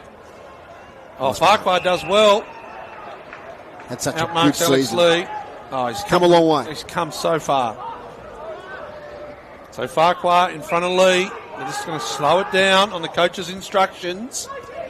Comes down. Theo Eyes will take it on his chest. Unattended. And it's going to be quarter time here at the 2025 Premier League Grand Final for the NTFA. 33 minutes a quarter. And the scoreboard reads 3-4-22 North Launceston. Launceston 2-2-14. The goal kickers, Dave, for North Launceston. Bradley Cox-Goodger, Sam Simpson and Toby Callow. And for Launceston, Lucas Wooten and Archie Wilkinson. Well, it started in an electric fashion, didn't Mac, with that first clearance from Lucas Wooten and a goal to Launceston. And there was an arm wrestle for the first 15 minutes, but you just felt the longer the quarter went on, North Launceston had lion's share of the opportunities. Perhaps Ben Hyatt, though, a bit of a crucial goal that he missed late in the quarter. He had a couple of goes at it, Benny Hyatt. So quarter time, 3-4-22 North Launceston. Launceston 2-2-14. We can see there at 3-quarter time Macca at North Hobart. Clarence 62. Leader dejected-looking Lauderdale there 27. And I'm pretty sure it's a big margin there at Latrobe, Macca. Yes, it is. Devonport 8-6-54. Wynyard 0-3-3. So Clarence, coached by Grant Fagan, of course, come back to the club this year. They lost a lot of players to Lauderdale, Foz. They've got a good group of kids, of course, some veterans there in Josh Green as well, but they're up and about. Clarence, 9-8-62, lead Lauderdale 3-9-27. Groups of stats to quarter time. Hit-outs, North Launceston 16 to Launceston 6. Lee got right on top of the latter half of that quarter. Clearances, pretty even. North Launceston 11 to Launceston 10. Inside 50s, this is the big discrepancy, 17 to 9 North Launceston's way. Marks inside 50, 4 for North Launceston, 3 for Launceston. Intercept marks, 3 for North Launceston and 6 for Launceston, and of course Morris taking the bulk of those. And free kicks ended up with North Launceston with 6 and Launceston had 10. We'll take a break here on City Park Radio. It's at quarter time, and it's this break is brought to you by our sponsor Brew Coffee Hut, making hot drinks for you at the game today near the entrance at the Silver Gates there. We're all coming in today because of the construction, so thank you Brew Coffee Hut for your support in season 2025. Okay, at quarter time, it's North Launceston 3-4-22, Launceston 2-2-14. We'll come back to set the scene for the second quarter in just a moment.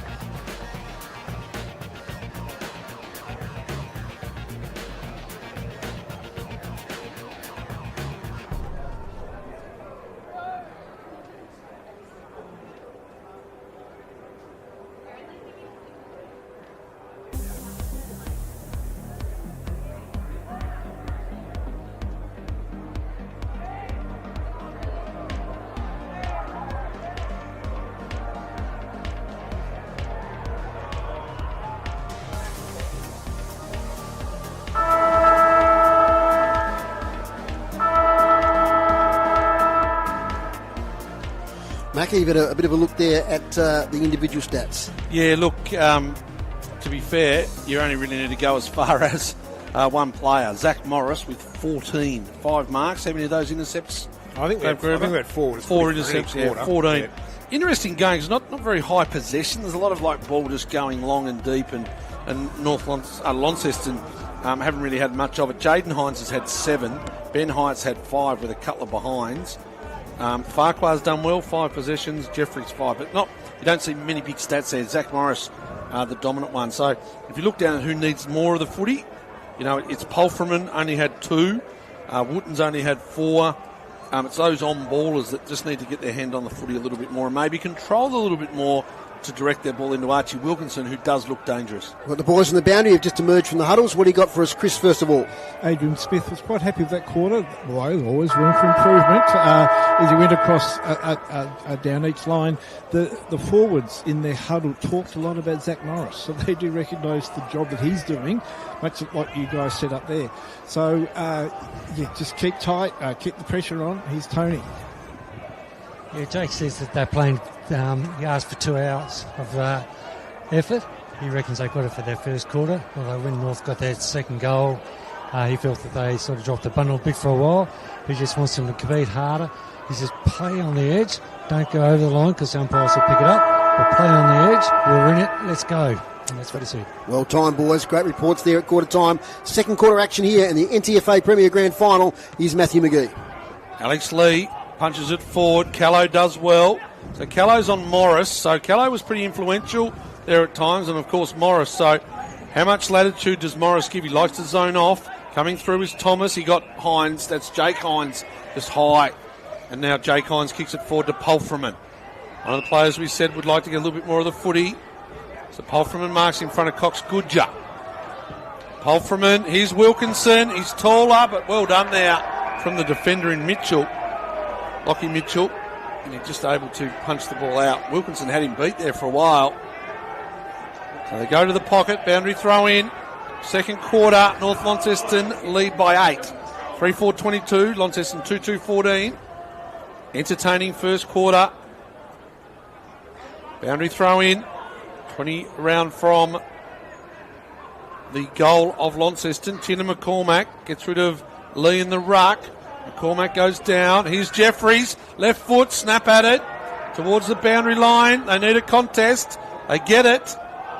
They did well there, Launceston, to get that contest in Hyatt. Here's Jeffries again. Off the side of the boot. Go towards goal. And it goes out of bounds. That was a quick kick there from the Lonnie player in Faulkner.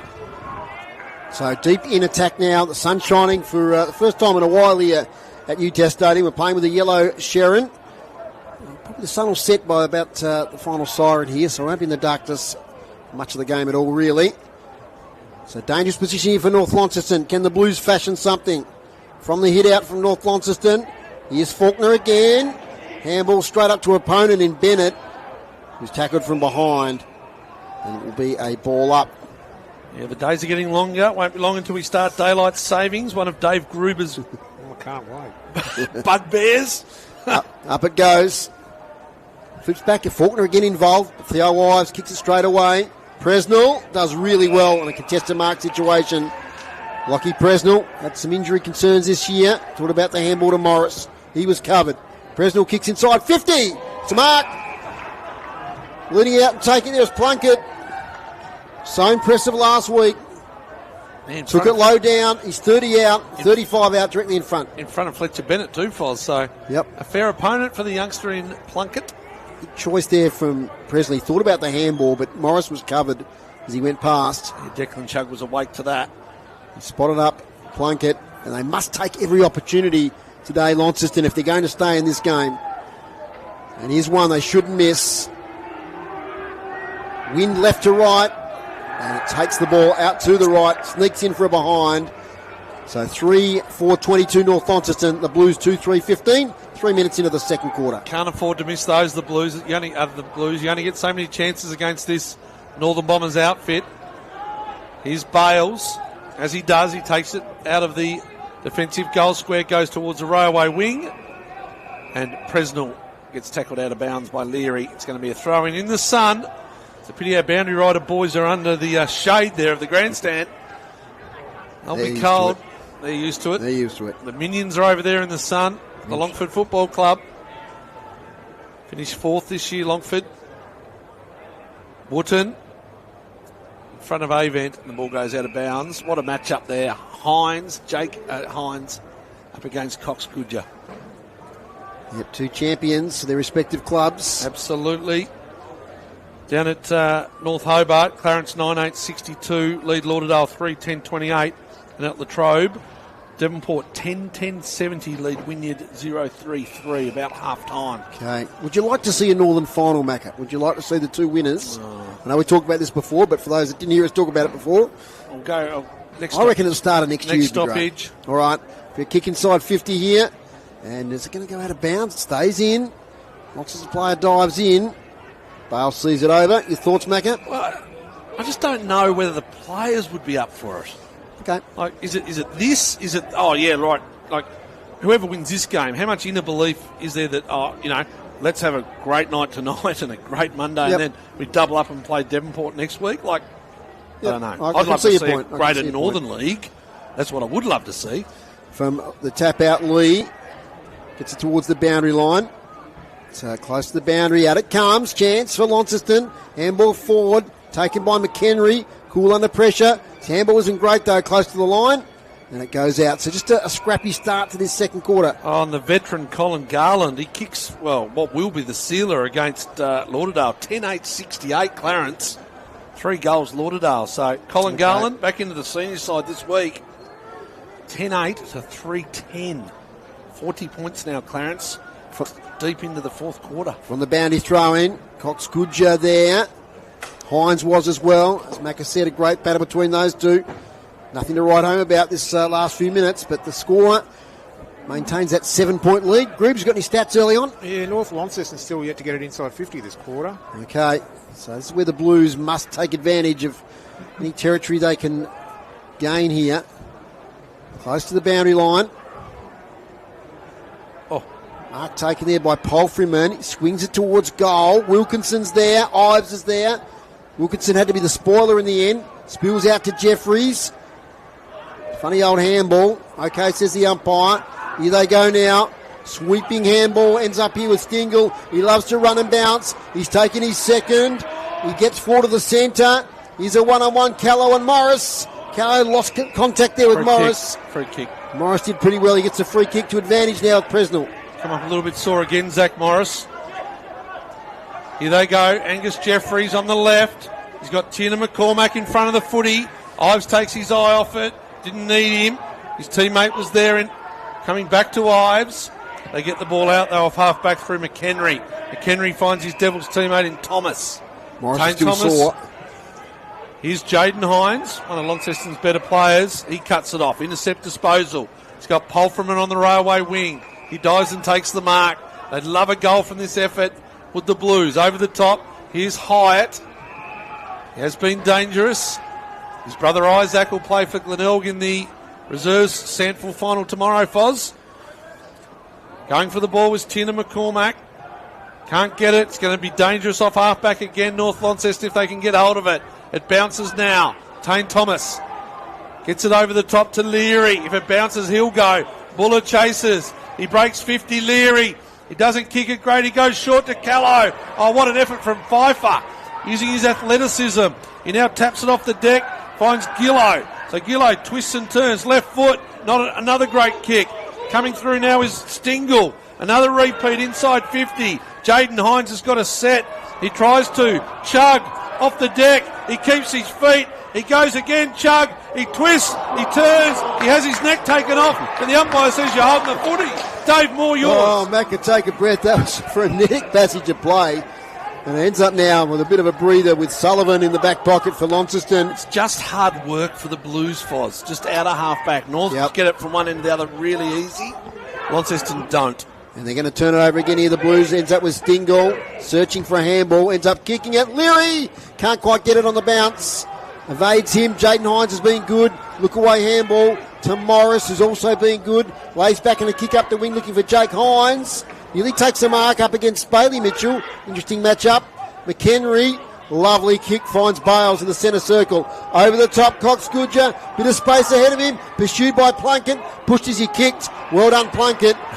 He upset the kick and it's ended up with Jaden Hines. I'll tell you what is upset. Bradley Cox-Goodger's upset. He thought he got a push in the back. He thought he did, and I think he did, Foz. Connor McCormack now wider. Over there, and the mark taken by Plunkett. Plunkett comes back inboard. It's got to be good. Leary sets, but he can't get Wooden. So Lucas Wooden, he twists and turns. He's got Faulkner a long way away. Is it going to get to him? It is. Right on the 50, Lenny Faulkner. Looks for hands. Got Wilkinson on the lead. Comes back inboard. They need a mark. They're not going to get it. It's going to come to Cox Goodger, but it doesn't bounce for him. 30 metres out from the Launceston goal. It's going to be a ball up. Was that the best choice, Macca? That's the best chance. Benny Hyatt, a one-on-one overhead mark contest. Well, he missed the Wilkinson lead. He led a little bit early, Wilkinson. That was the one. Wilkinson gets rid of Lee, Connor McCormack, but they've got the goalkeeper there and it goes over in front of him. That is Riley McHenry. So they're doing it in points. 2-4-16. They trail by a goal. North Launceston 3-4-22. 10 minutes gone, Mac. We've just seen the two behinds to Launceston as a scorer in this quarter. Both defensive 50s are doing a really good job to disrupt their forwards. Who is going to break first? That's the question. As Bennett goes sideways now to Bales, who's had plenty of it.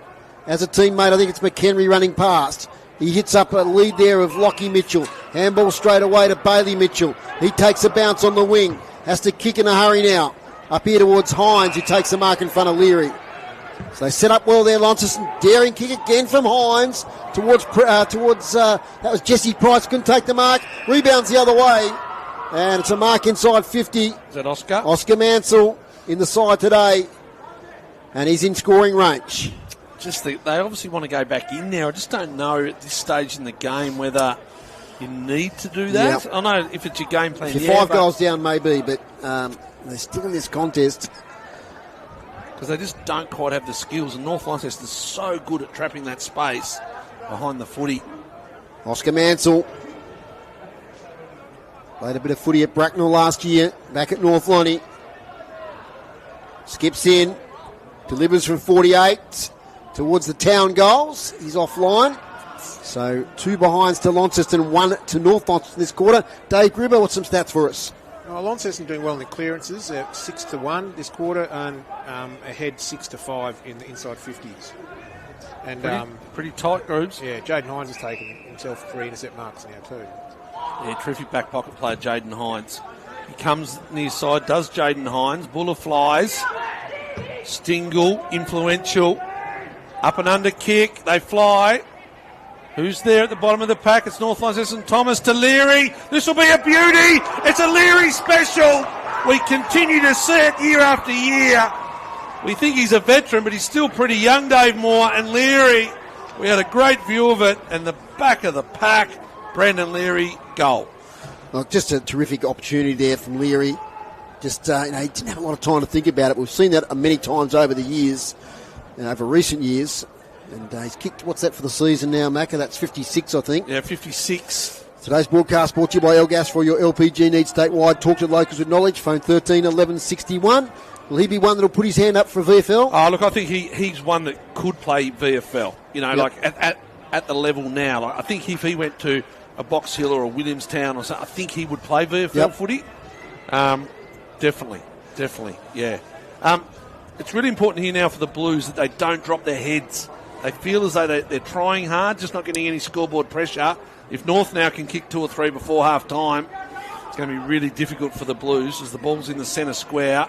They get another stoppage clearance, not quite. Tackled there, excellent by Wooten. I know you expect him to be good, but Stingler's been outstanding today. He's been involved in a lot. Well, we've got to do some voting later on. It's a bit early to talk about that. But I've already got his name there first half. Bo Nash gets it to half forward. Tane Thomas couldn't take the mark. Callow cruises through. Bo Nash got the footy. Got it towards Bug. It's a bit later tackle now on Presnell. So it'll be a ball up, 45 out from the Bombers' goal. He has. They give him a lot of space, but I don't know who locks down on him. Here we go again. Beautiful tap to Bo Nash from Lee. Declan Chugg, quick kick to Dean. Got his hands to it. Got him chopped. Over the shoulder. Yep. So free kick against Fife going to Dean. And he's about 15 out, 10 metres in from the boundary. Now, this is not his greatest skill set. He's going to go around the corner. The big O. Talking to his dad this morning. 2-time Clarence Premiership player, South Launceston Premiership player. Woodsdale. It's been a tough... No, it's been a tough... Oatlands. It's been a tough... Oh, well, yeah, Woodsdale as well. But it's been a tough year for him. Barracking for his boy in the red and black. Oliver Dean for his 18th goal of the season. Close to the man on the mark. Delivers the goal for North Launceston. There's Oliver Dean. And that's a second in a couple of minutes. And could this be the surge that we see so often from North Launceston in tight games, Macca? Well, it's just going to be the attitude of Launceston. This is what they've got to do. They've got to have some belief. If they keep chipping away, get another one or two before half-time, they're right back in it. But it's just the multitude of total disposals. I mentioned at quarter time, we do get the Launceston stats. They weren't high. Yes. North Launcestons are high. They go by hand, they go by foot. They just find so much space. And with targets down there like Oliver Dean, like Leary, like Toby Callow, it's a tough job now. Declan Chugg having a run on ball, Macca. As the ball's bounced in the centre of the ground. Farquhar only goes as far as Stingle. Here's Declan Chugg, got it off Lee. Inside 50, Ollie Dean's going to go again. Coming over the top was Pfeiffer. Morris falls over. He's now under pressure. Ollie Dean picks it up. Couldn't get it to the big size 18 boot. Yes, I did say size 18 boot. Yes, you did. Has to get the size 17 stretched because he can't buy the 18s, Grooves. Yep. There's a stat for you. Oliver Dean, good tap. Leary. Buller puts pressure on. They're under the pump here. The Launceston Blues have got a hold, and they do 15 metres out from the goal at the city end of the ground, bathed in sunshine. Got the boundary boys here. Tony Webb, I'll get you in a minute. We're close to the goals here. Ball up. Dean tries to get rid of Pfeiffer. Jake Hines does well. Relieves the pressure. Goes far side. Just can't mark the footy at the moment, Launceston. Tony, we'll get you now. Yeah, Tina McCormick came off a couple of minutes ago. He's got an injured left ankle. He's taking the boot off and getting some treatment. So see what happens later. Okay. Thanks, Tony. Down at North Hobart. Looks as though with 10 minutes to go, Clarence 11-8-74. Lauderdale 3-13-31. Ball comes back to Dane's position. Callow rises. Morris front position. Leary, did he get one high? Pye says no. Be a ball up, 20 out. Could have nearly got it high, but the umpire was on the other side. Look out. He's blowing the whistle here. Free kick North Launceston, Dave. There's a few afters there. They don't need that, the Blues. Going Leary's way. Jake Hines said to keep cool. Don't overstep the mark. Well, they have. It's going to be a free kick. We'll see who comes up with the footy. Is it Chugg? No. Who's going to get the footy there? On the 50, who's that? That's Leary. He's Leary. right back on the there 50. he is. Yep. Yeah, there he is. He's way back. So Brendan Leary, he's got one. He's going to have a shot after that free kick. City end of the ground, and it goes over the head of the goal umpire. And now they're up and away, this juggernaut of North Launceston. They have a percentage of 536 for the season, Dave Moore. And it's there for a reason, because they put the foot down, and it's now 11 scoring shots to 6. 6-5-41 North Launceston. Launceston 2-4-16. 17 minutes gone, second quarter Premier League Grand Final. 3-0 in this quarter. And Launceston, this is a crucial 13 minutes or so in this second quarter. It's remaining. Hopefully we're going to catch up with Peter Gutwin at half-time, the president of the NTFA. I know he's got a busy day, so I won't have any expectation, but he said he might be able to give us a few minutes at half-time. So we'll talk to him about the season that's just gone. Exciting season it's been. And the NTFA across all divisions. It's back in the centre of UTAS Stadium. It's in bright sunshine now. A bit of a chilly spring day. Lee with the tap. Tries to get the advantage of Avent. Polfreeman gets there first. On the right foot, spots up Jake Hines on the wing. They need the next one, the Blues. Sweeping kick here to Morris. Get it just in front of his opponent. Plays on now. 45 kick towards the boundary. Links up with Connor McCormack. Takes his time. Handballs to Jeffries on the boundary line. Left foot kick inside 50. Connie Young was there. Spills to Ives. He can't get the handle on it. It's out of bounds. Inside attacking 50. Speaking of inside 50s groups, what do we got this quarter now? 9-7 North Launceston's way. Okay. So they've kicked 4 goals from those. No, 3 goals from those. 3 goals from those 9 entries. Half time in the NWFL. Devonport's 11-10-76. Wynyard 3 behinds. Okay, so a big win coming up for Devonport. Falls out now to Stingle. Runs his full measure, takes a bounce, under pressure. Great block there from Bales. Kicks long to the wing. Coming out and almost taking the mark was Jacob Kerr. On the recovery, does well, shrugs an opponent. Little left foot dinky kick. Trying to link up there with Connor Young. Close to the boundary line. And it's going to be a ball up. Railway wing. Most of the players have been over there today with that breeze blowing it from the west. Umpire flips it up. Comes out here in the Bailey Gillow direction. Does a nice little turn. Handball in front of Lenny Faulkner. Tackled from behind. And it's out of bounds on the full. A free kick in the back pocket for North Launceston. So it's a real battle here for the Lonnie Blues. North Launceston controlling play in this second quarter. Fletcher Bennett finds Nash. He's had a good first half, Bo Nash. Lots of the footy. Slowing things down here. North Launceston. A jump for the footy over the top. Callow. 3 back again. So Toby Callow, there's a real lull over the game now, isn't it? The supporters struggling to keep in the game. The Lonnie Blues. There's someone's held. Zach Morris held. No. Against Morris. No. Umpire went the wrong way. The wrong way, yep. The wrong way. Declan Chugg's a bit confused, but Zach Morris another kick. Slowing the ball down. Need a goal though. He goes short. Far side. Pulfreman. So Pulfreman sets. Comes on the 45 to Gillow. So Gillow. Off half back. Just no movement ahead of the foot. He's going to go long to Farquhar. But you know where there's Farquhar, there's going to be Lee, and there's Ives as well. Ball comes down. They're just trying hard here. Launceston with not much happening. They go through here now. Good tackle. North Launceston player and Riley McHenry was tackled and held up. 25, 30 metres out from the Launceston goal. They haven't scored a goal this quarter, Foz. Only 2 behinds. Need one desperately. You go. Tap from Lee. Out here towards Bailey Gillow. He's got the footy. Handballs to Palfrey, moves under pressure. Handball sideways. Jeffries got the footy. Gets it to Ben Hyatt. Kicks towards goal. Lands in the goal square. Off the hands of Plunkett. Out of bounds. So another chance here, Launceston. But that North Launceston defence is set up so well. Hard to penetrate. It's been their one wood over the years as their defensive unit. One of those great teams. Terrific back six. And when someone left, there was always someone there to replace them. Front position Lee, taps it, Stingle again, another possession, left foot, outside defensive 50. Falls to Avent, just Buller, tackled by Avent, loose footy in the centre. Chance here for the Blues, they've coughed it up. They might get it back again though through Gillow, who's trying hard at the moment.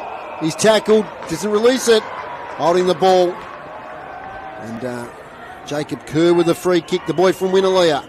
Handballs it to the fellow Hamilton one in Connor Young. To half forward to Callows, had influence on this game. Too far out to score. Chips it to Brad Cox. Good job. He takes the mark. Man on the mark, 45 out. 5 metres in from the boundary. We love being behind these ones, Macca, don't we? He'll run out a little bit, but he'll bring it back on that left foot, Foz. Have a perfect view of this one. Yeah. Perfect little shape for him. Kick one. 86 for the year. Still playing excellent footy. Part of that golden generation at North Launceston, all those premierships. Here he goes. Kicks to the town end. It's off to the left. It's going to miss everything. But the big build-up, it's out of bounds on the full. What a letdown. Yeah, the old days he would have gobbled those anyway. It's a free kick to Ryan Shipp in the back pocket. 23 minutes gone. It's North Launceston 6-5-41. Launceston 2-4-16. So it takes a while to get the footy back here. He's stuck somewhere. Might have gone under the grandstand, not sure. Have to get another ball though. I know what's happened. It's gone into the construction side, I think. Got it back. 5 minutes to go at North Hobart. Lauderdale 4-13-37. Clarence 11-10-76. Big night at Clarence tonight.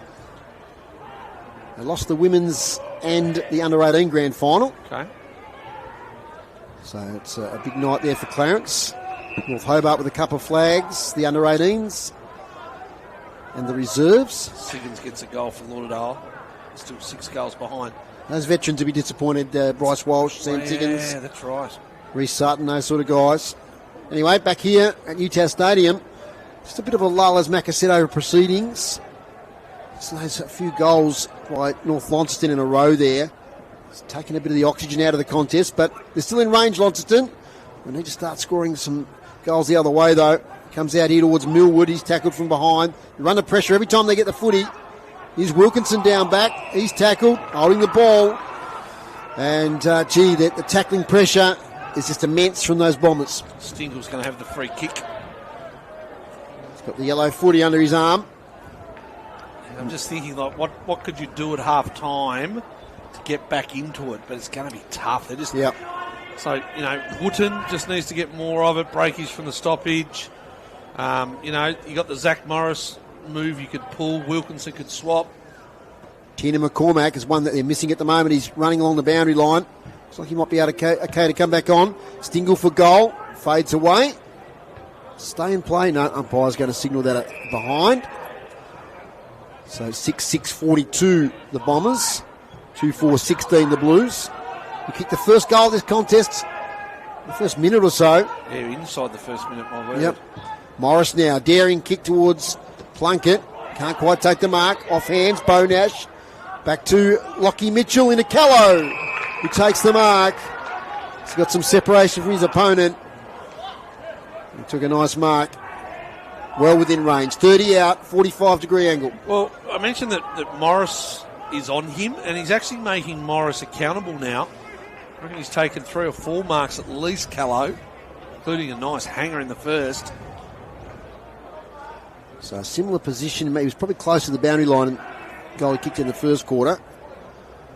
Through second, and North Launceston 7th. Kicking to the town end. Toby Callow. It's well offline. Misses everything. So they're just keeping the Blues in arm's length, Macca, with these misses. Stinker, Toby. Absolutely. That's not good at all. We're still trying to find another footy.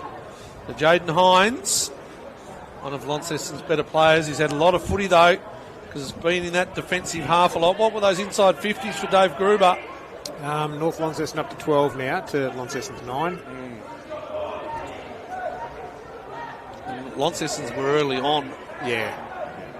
Haven't been up that end for a while. Had that turnover kick up there, which wasn't great. It's the last one I can remember. So they're going to come down the line. A little bit inboard. North Lonnie set. Good mark. Excellent behind the footy right at McHenry. So McHenry. Has he got another year to go in the Devils? No. Right. No. So McHenry, outstanding junior runner, Foz. Here's Morris. Another defensive mark. Intercept mark from him. Comes across near side now to Pulfreman. So Pulfreman, he steps inside. Nice kick. That's better. He finds Hines. So Hines has got no one in front of the football. And if it is, it's only smalls like Jeffrey. Oh, they go to Hyatt again. Just don't know if it's a kick. It's cut off by Stingle. Hines has to go and fix his work up. Tries to do so. Here's Jesse Buller.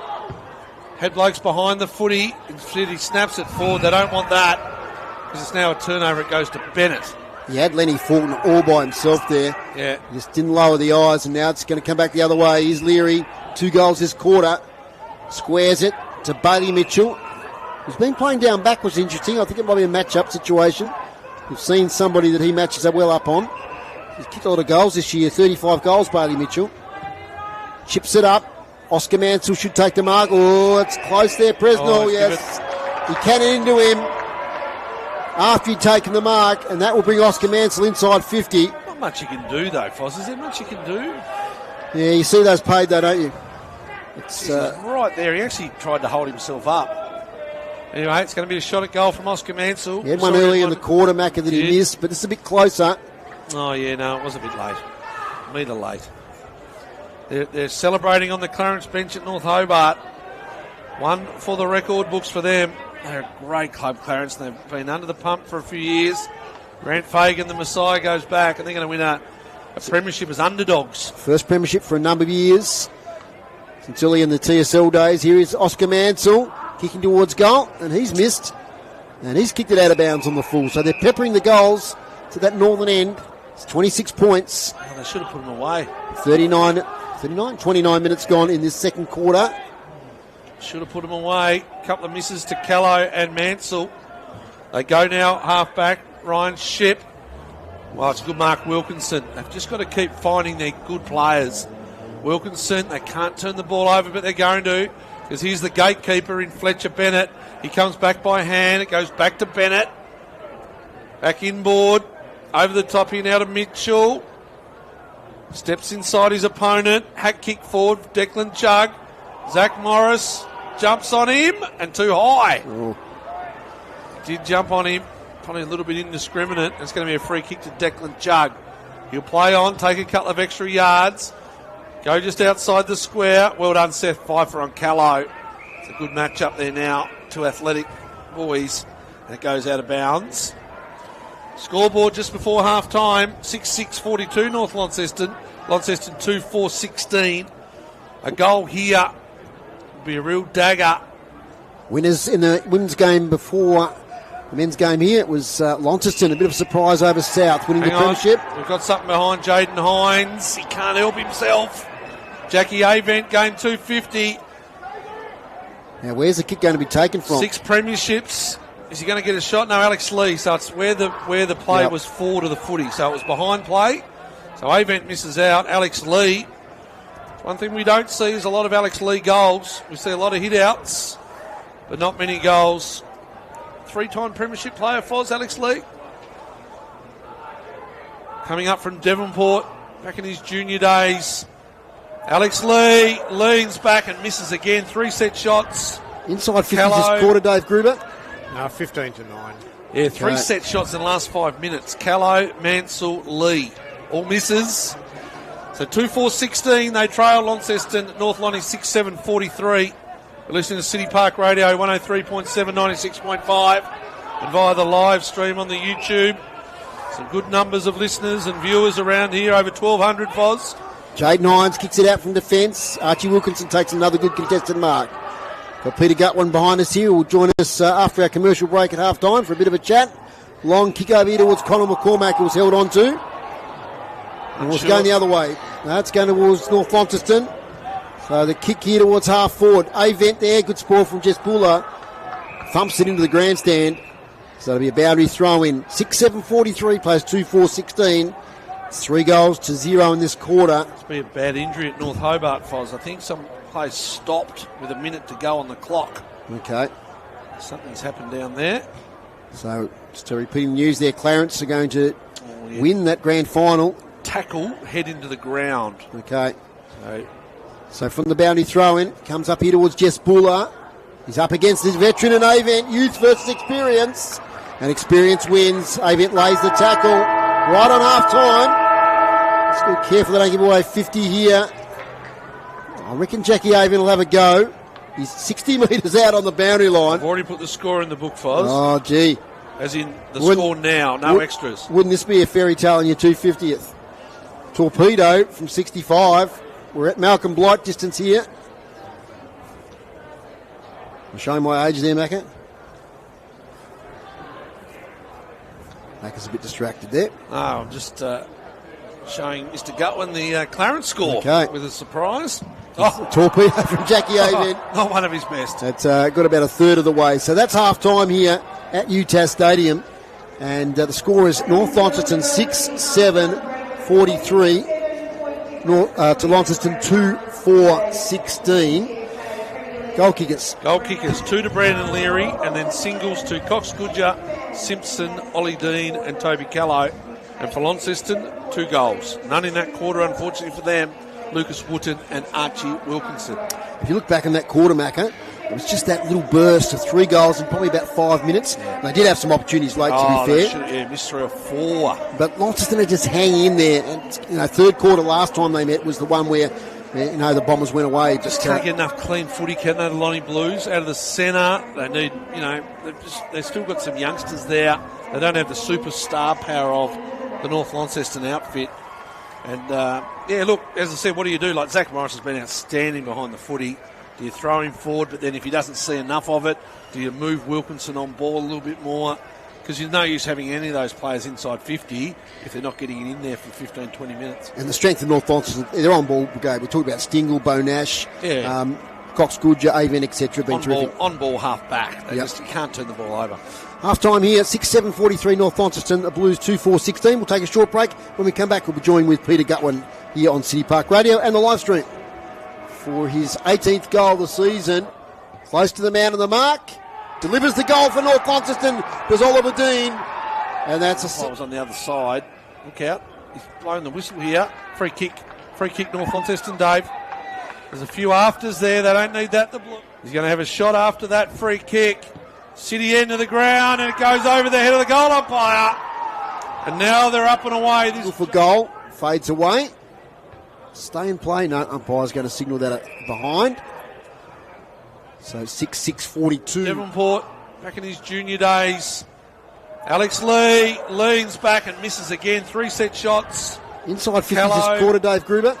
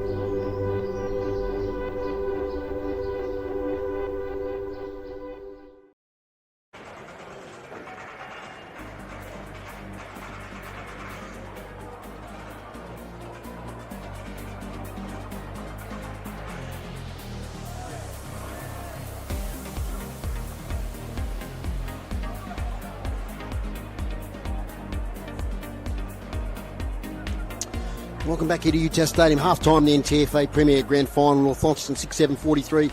Lead Launceston at 2-4-16. And this half-time break is brought to you by our sponsor, Brew Coffee Hut, making hot drinks for you today near the gate at the entrance of UTAS Stadium. Thank you, Brew Coffee Hut, for your support. Okay, half-time, special guest. It's the President of the NTFA, Mr. Peter Gutwin. G'day, Pete. Dave, how are you? Not too bad. How are you? It's been a big couple of weeks. Has been a big couple of weeks, and another cracker of a day here in terms of football as well. Turn up this morning with the under-18s. That was a huge win for Launceston coming from behind, and to see Launceston moving it up again on the south. Again, good day for the Launceston president, Scotty Stevens. Yeah, and do you think the structure's pretty much right with the Division 1 and 2 grand finals last week and the Premier today? Do you think that's a structure that suits going onwards? Well, look. Last week was the first time that we've run Div 1 and Div 2 grand finals on the same day. And I have to say it was a great success. Yep. Fantastic numbers through the gate. The vendors all around the ground said that they had a great afternoon as well. And importantly, we saw some great football. Bit of a blowout in the last game. Yep. I think most people expected that. But the Div 2 grand final was a cracker, an absolute cracker. Yeah, and look, the season itself, I mean, there's always going to be teething problems. It's a brand new structure. Nothing's going to be perfect. But how have you seen the season overall? Look, I think, broadly speaking, it's been successful. The one thing that we need to do is have sustainable clubs. And I know most presidents are reporting to me that financially they've done very well. People have turned up to watch the football this year. Yes, there have been some blowouts. And I'd say to those keyboard warriors, I hope you're here at the footy today watching the standard of football that we've got rather than just sitting behind your keyboards and tapping bullshit. That's good. Because to be frank, the standard of the game here in northern Tasmania is at a great level. And importantly, what we're seeing is North Launceston, who have set the standard now for a number of years, holding that standard and the other clubs being drawn to them. Because that's what you wanted, didn't you? You didn't want it to go the other way where you had to drag teams down to another standard. Look, no one wins. What we need to do is float everybody's boats up. And and across the board this year, we've seen some blowouts in Div 2, but in the main, that's been a really good competition. Div 1 has been fantastic. In fact, the crowds have turned up. We've had some games, and at the end of the year, if we've had the promotion and relegation in place, right to the end, we could have seen 3 clubs finding out being relegated in Div 1. Georgetown, OLs and Old Scotch. Yep. Introducing relegation and promotion next year is going to mean that there's even more interest in that division. Okay, good question, Peter. Yeah, no, well done on a tough transition, Pete, and obviously you've got through the first season. What do you think are some of the, I suppose, successes that you've seen? You mentioned a couple already, but we've already seen in the past week Scottsdale. They've signed a couple of ex-AFL blokes, and that'll bring interest to the region up there, and obviously give them. But what are some of your other successes you've seen this year?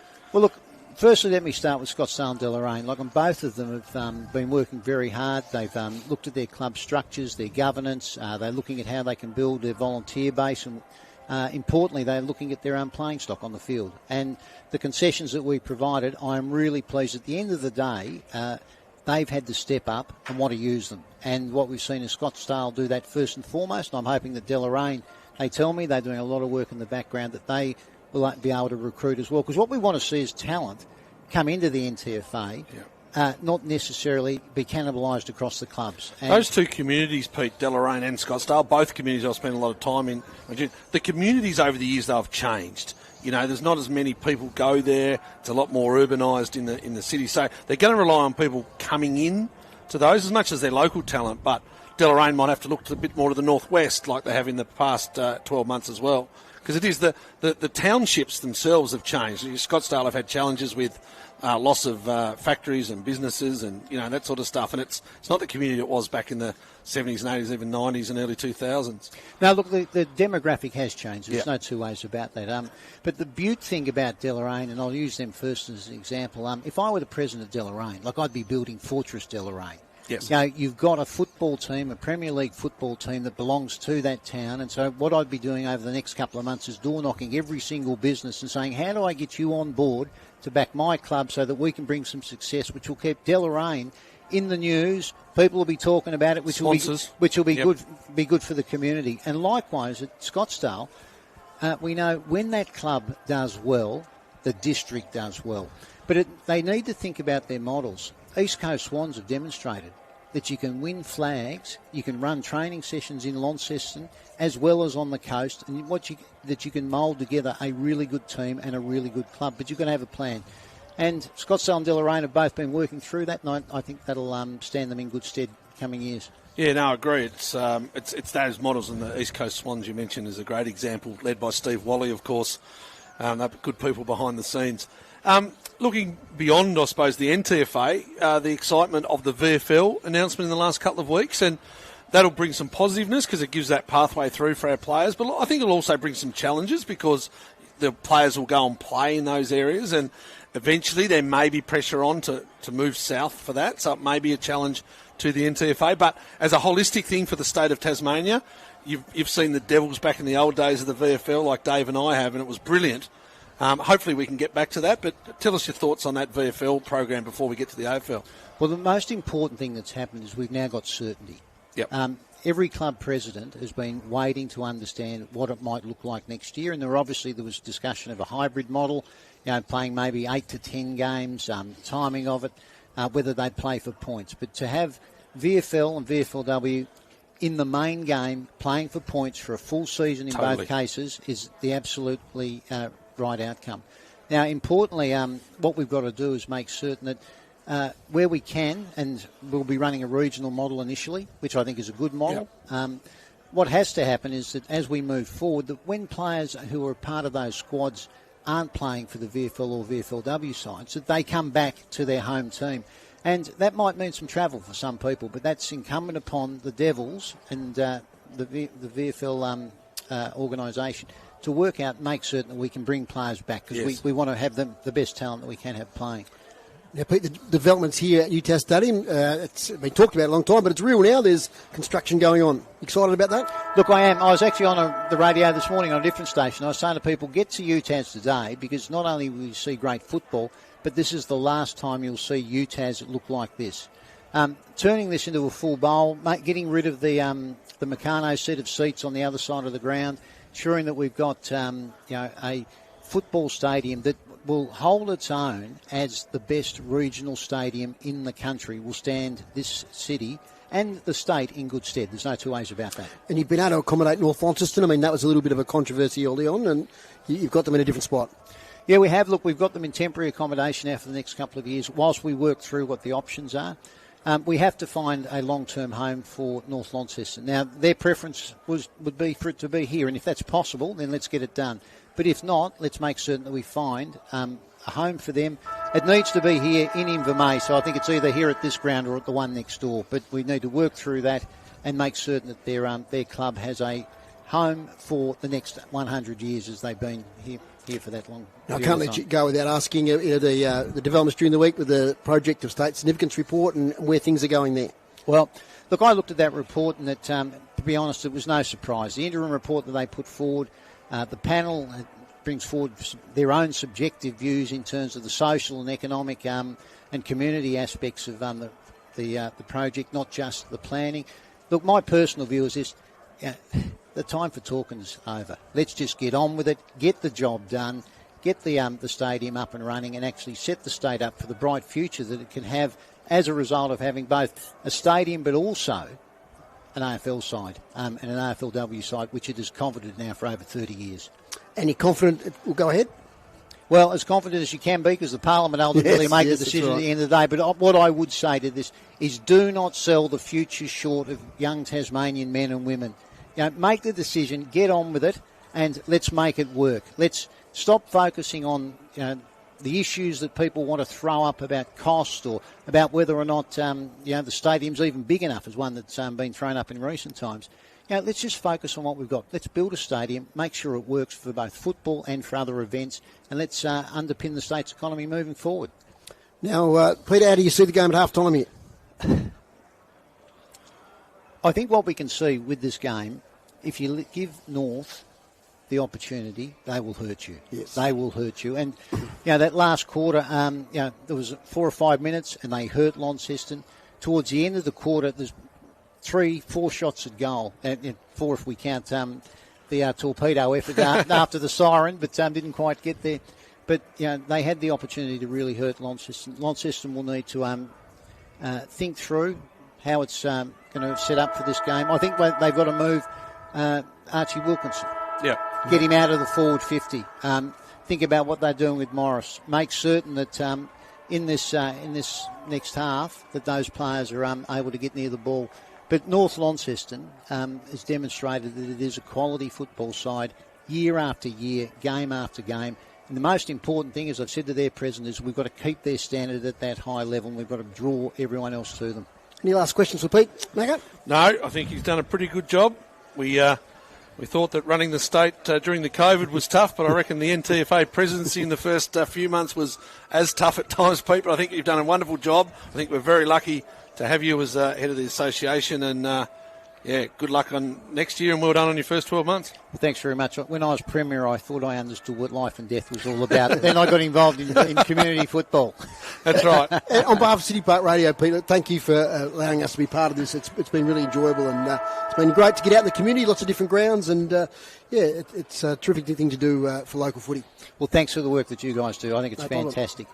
Thanks, Pete. Thanks, Pete. That's Peter Gutwin, the Premier of Tasmania. The Former Premier of Tasmania. I'll stick that in. And the President of the NTFA. So it's been a long day, Macca. You've had a long one. I've had a long day. You've had a long one. So thanks, Pete, for joining us here at half-time. 6-7-43 North Launceston. Launceston 2-4-16.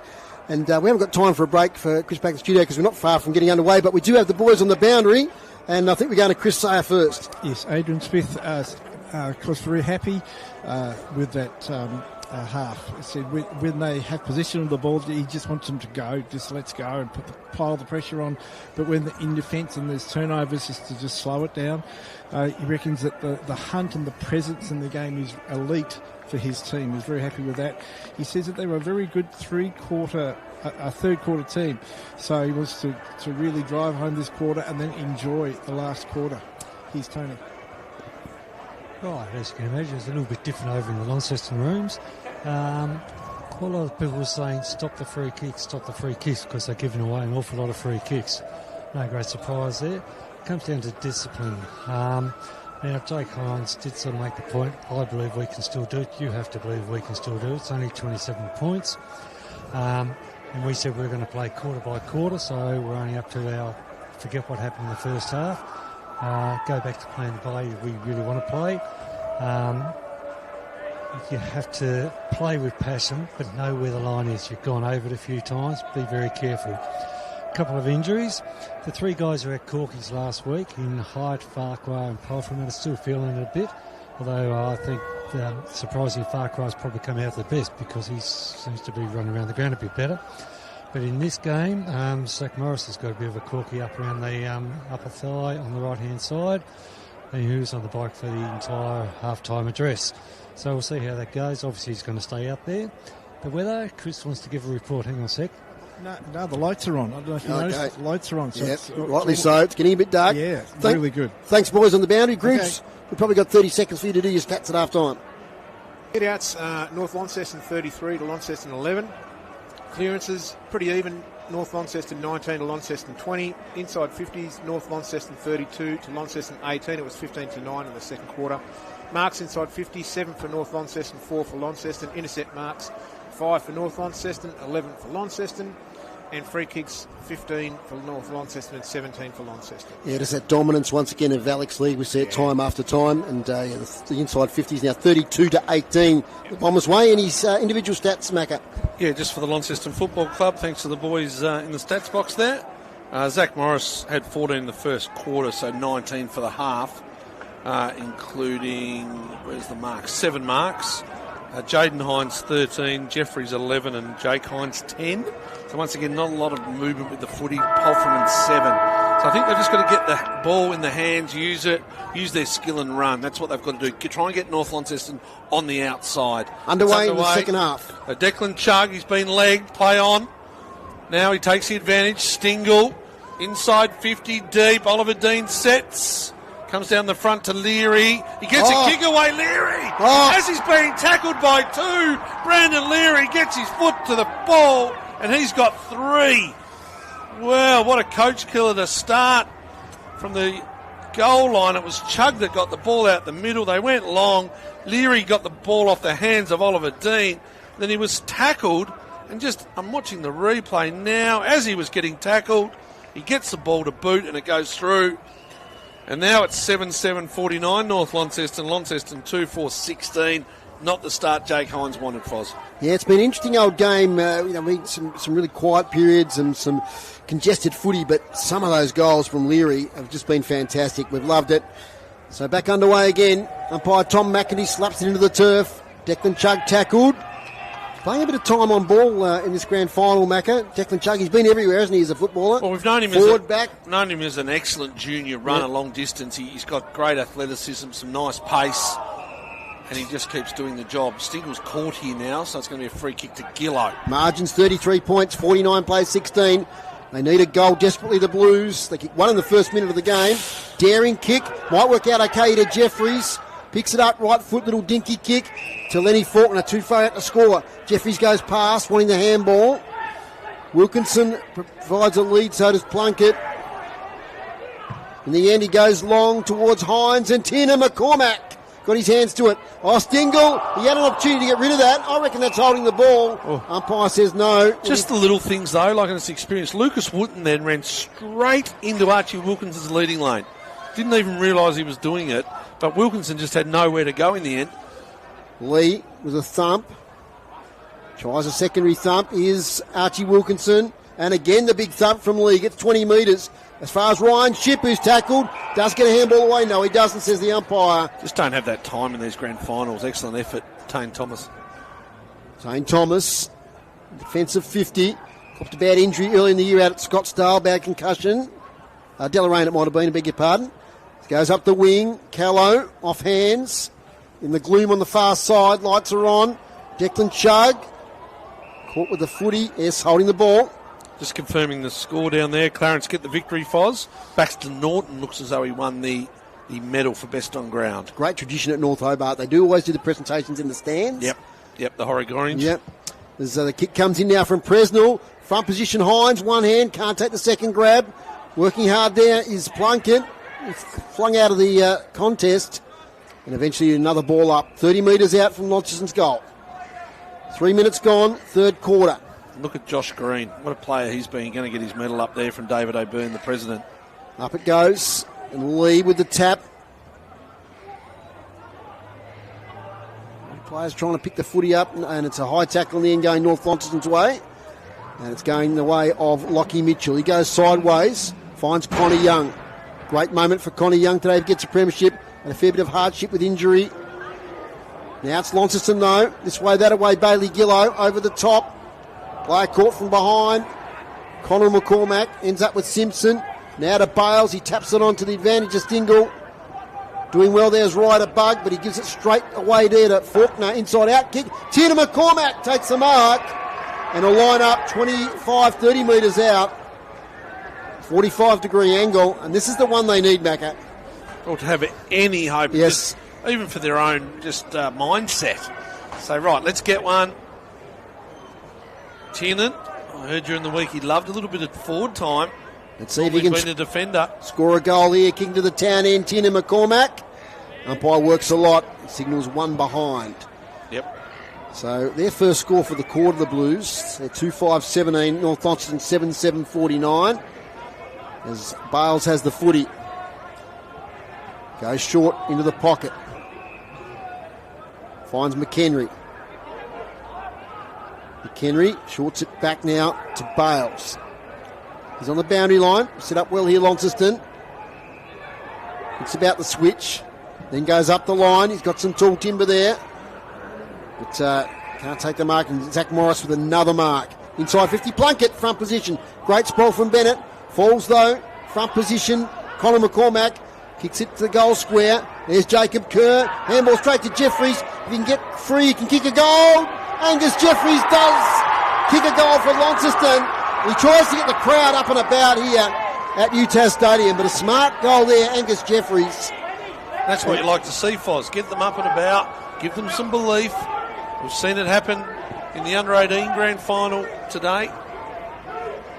They come from nowhere, Launceston, in that one. So smart work. Angus Jeffries back at the club back in the highest level this year, after being at Hillwood last year. Played a bit of his junior footy at North Launceston.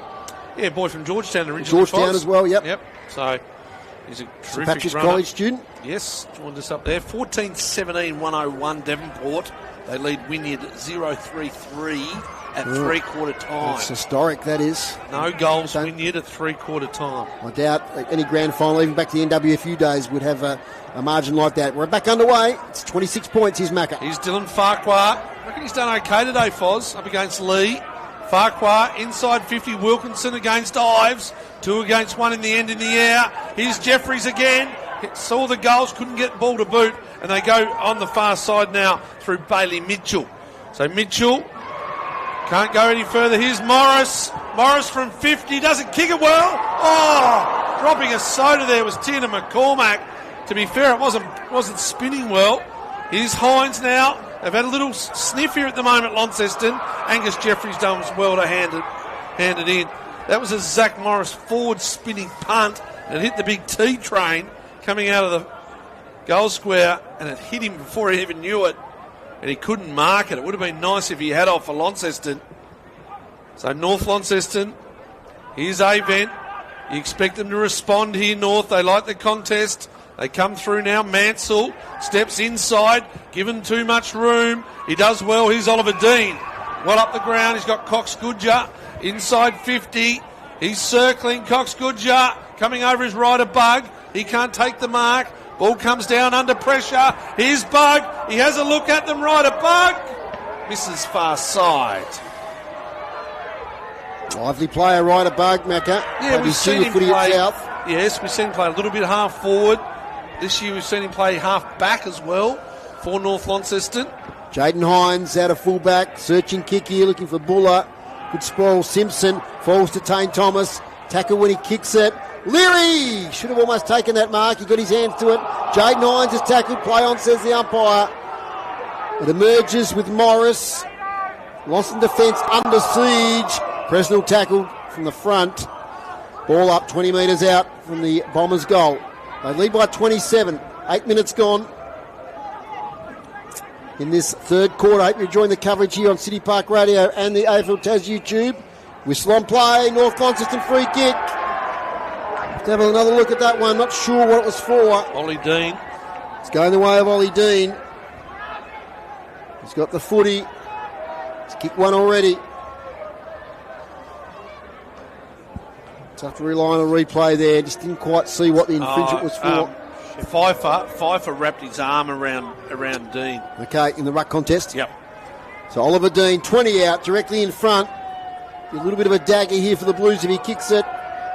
Dean to the Invermay Park end. Has hit the post. He's kicked one. What's he kicked? 1-3? Or maybe one out on the full as well. 1-2 or one out of full. So that's an area of his game, Mackie, you think he has to improve going forward? Well, when you're 204 odd centimetres tall, it's a long way from your hand to your boot, isn't it, Grooves? His legs are long. But no, it is something he has to improve, Dave. 28 points the margin, 7-9-51 plays 3-5-23. Well, after a spirited start from Launceston, they need to keep going here, the Blues. Morris jumps, Stingle, chaos ball, inside 50, Pfeiffer has to set, Cox Goodyear doesn't need to do anything because the ball falls in his arm. Here's a little banana, misses. Geez, that would have been a house down one for the North Lonnie supporters. Just so clever, Cox Goodyear. He knew that Launceston were going to jump up. Pfeiffer it was. And Cox Goodyear just stayed down, had a shot at goal. The North Lonnie crowd giving a bit of advice there to Jaden Hines as he retrieves the ball. Jaden was getting a bit of advice back. 17 scoring shots to 8. 52-23 here. 10 minutes gone. Third quarter. Faulkner is outmarked there. Well done, Lockie Mitchell. So Mitchell inside the centre square. Faulkner tried to put the pressure on. They go wider on the far side. Simpson inside 50. Ryder Bug sets, taps it down under the scoreboard. Cox Goodyear goes down. Here's Dean. All 200 plus centimetres of him. Can't get the ball on hand. Here's Jake Hines. Arches the back. Jeffries to Hines. It's Jaden Hines. Sells a bit of candy. Comes over to brother Jake. He's caught. He gets the kick away. He heard the crowd. Here's Alex Lee by hands to Nash. Over the top. Lee thumps it. Here's O'Leary. He takes him on. He goes to ground. You want to have a shot. He doesn't. He squares it up. He should have had a shot because he squares it up to Lockie Plunkett. Launceston. Marks in defensive 50. Frenetic passage of play there at UTAS Stadium. Long now, searching lead here from Wilkinson. Might get on the bounce. Getting there too is Simpson. Simpson's got it now. Over the top, it coughs it up to Buller, who has a bit of space. Gets through a tackle. Runs his full measure. Kicks not great. Straight to Bales. Get back to the minute marker. You're frustrated there as it comes into the centre to Lee. Well, they just haven't been able to hit anyone coming out of half back. Launceston. Short kick up now here to Bo Nash. Boy from Devonport. Chips it up. It's all Launceston. And it's that man again back there, Zach Morris, with another intercept mark. Plays on straight away. Sees Wilkinson. Ooh, big clash there. And doing well is Lockie Mitchell. He's hurt, Wilkinson. He's not getting up in a hurry. He's holding his leg. Big clash there with Lockie Mitchell. All fair, though. They're both going for the ball. We've got a free kick now against Morris.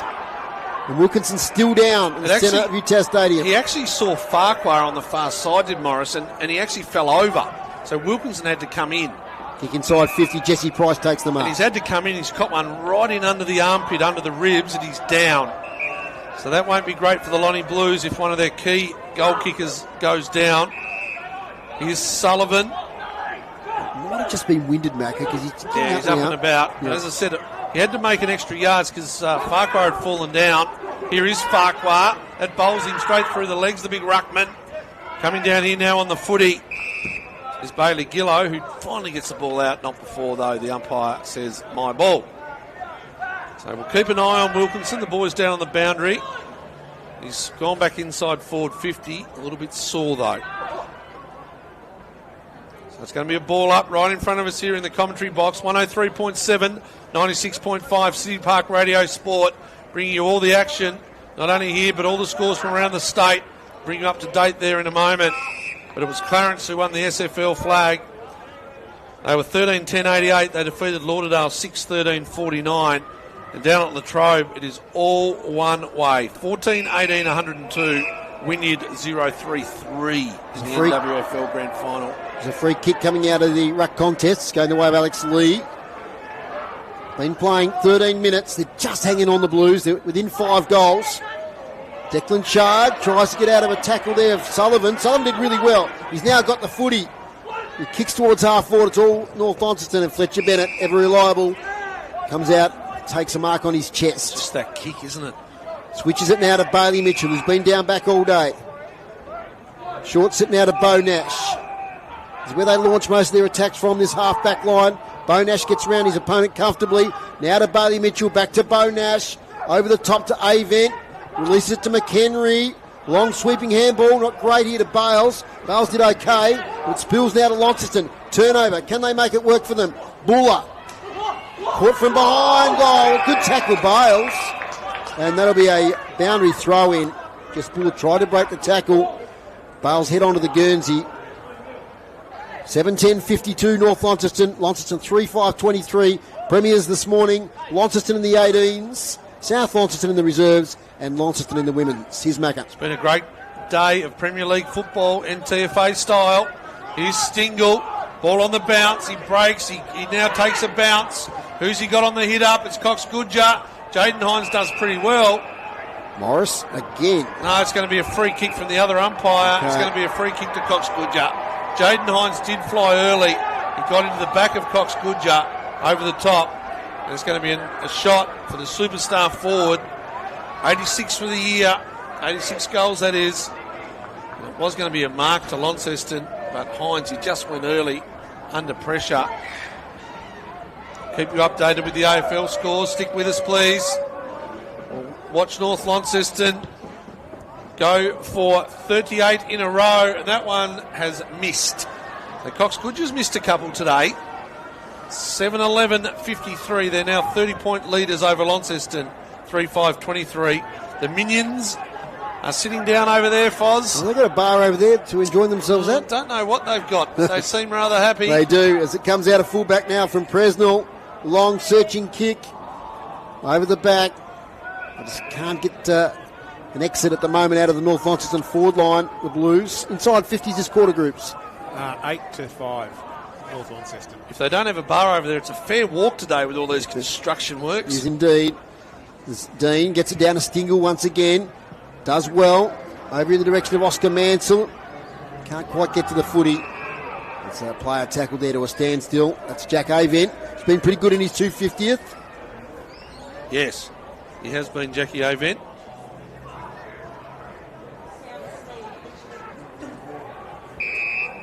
Umpire says, give it to me here, top of the square. So North Launceston, they lead by 30 after being challenged early from Launceston. It was that second quarter. Here's Stingle again, inside 50. Callow missed it. Jaden Hines comes out from the back line. Goes out of bounds. What's that come off? Off the hands, the umpire says. So boundary throw in. What have we gone? 16 and a half minutes in quarter three. Late start here with the 4 games today. The SFL's already over. Congratulations to Grant Fagan and Clarence down there. And Devonport Oval, at Latrobe. It's Devonport going on. There's 16 goals now. Wynyard yet to score a goal. They're 3 behinds in the NWFL. As the ball goes inside 50 here, little slow play. It's going to be a ball up. North Launceston's into the ground. Umpire McIndy throws it up. Wilkinson into the ruck. He's going to get a free kick against Ollie Dean. Bit of an up and under kick to a one-on-one. Just can't find that spare player coming off half back. They try hard, but it's well done here from Nash. He comes through there. The Jake variety. Tina McCormack takes the mark. Farquhar, I don't know if I'd be giving it to him on the way past. But they get away with it. Faulkner, Jeffries. Faulkner's going to have to go again. He's been busy off the ground. Here's Hines now from full forward. Hasn't had a lot of influence on the game, the coach today. Hasn't been able to get a lot of footy. And the ball now comes out to Declan Chugg. Chugg marks defensive side of the wing. Escaped out of defence once again, North Launceston. Chip kick, Mansell will be met in the contest. He did well. Stood up tall, did Oscar Mansell. Took the mark up against Morris. Takes his time, Oscar Mansell. As Macca said, his brother Ryan here in attendance today. Over now to Jacob Kerr, the boy from Winalea. Inside 50, Leary, front position. Oh, coming across the front was Callow. Might have spoiled him in the end. Falls back to Leary. Releases a handball. Harrison Millwood's got it. He's tackled by Dean. It'll be a ball up.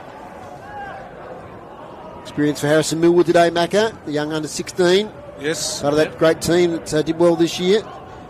So spitting out there nicely was Oscar Mansell. And Morris will take a defensive mark. Back pocket. He goes straight away. Looking for Jesse Price. Can't quite take it on the bounce. Leary, desperate. Works hard against Price. Price did okay. He met the challenge. So umpire lets it go. It'll be a ball up. Left half forward. I don't know whether he's under 16. There's an under 17 game here, the first Monday of the holidays. Yes, Nathan Warren mentioned that against earlier. the Eastern Rangers. So a few of these boys at that age group will get a game in that.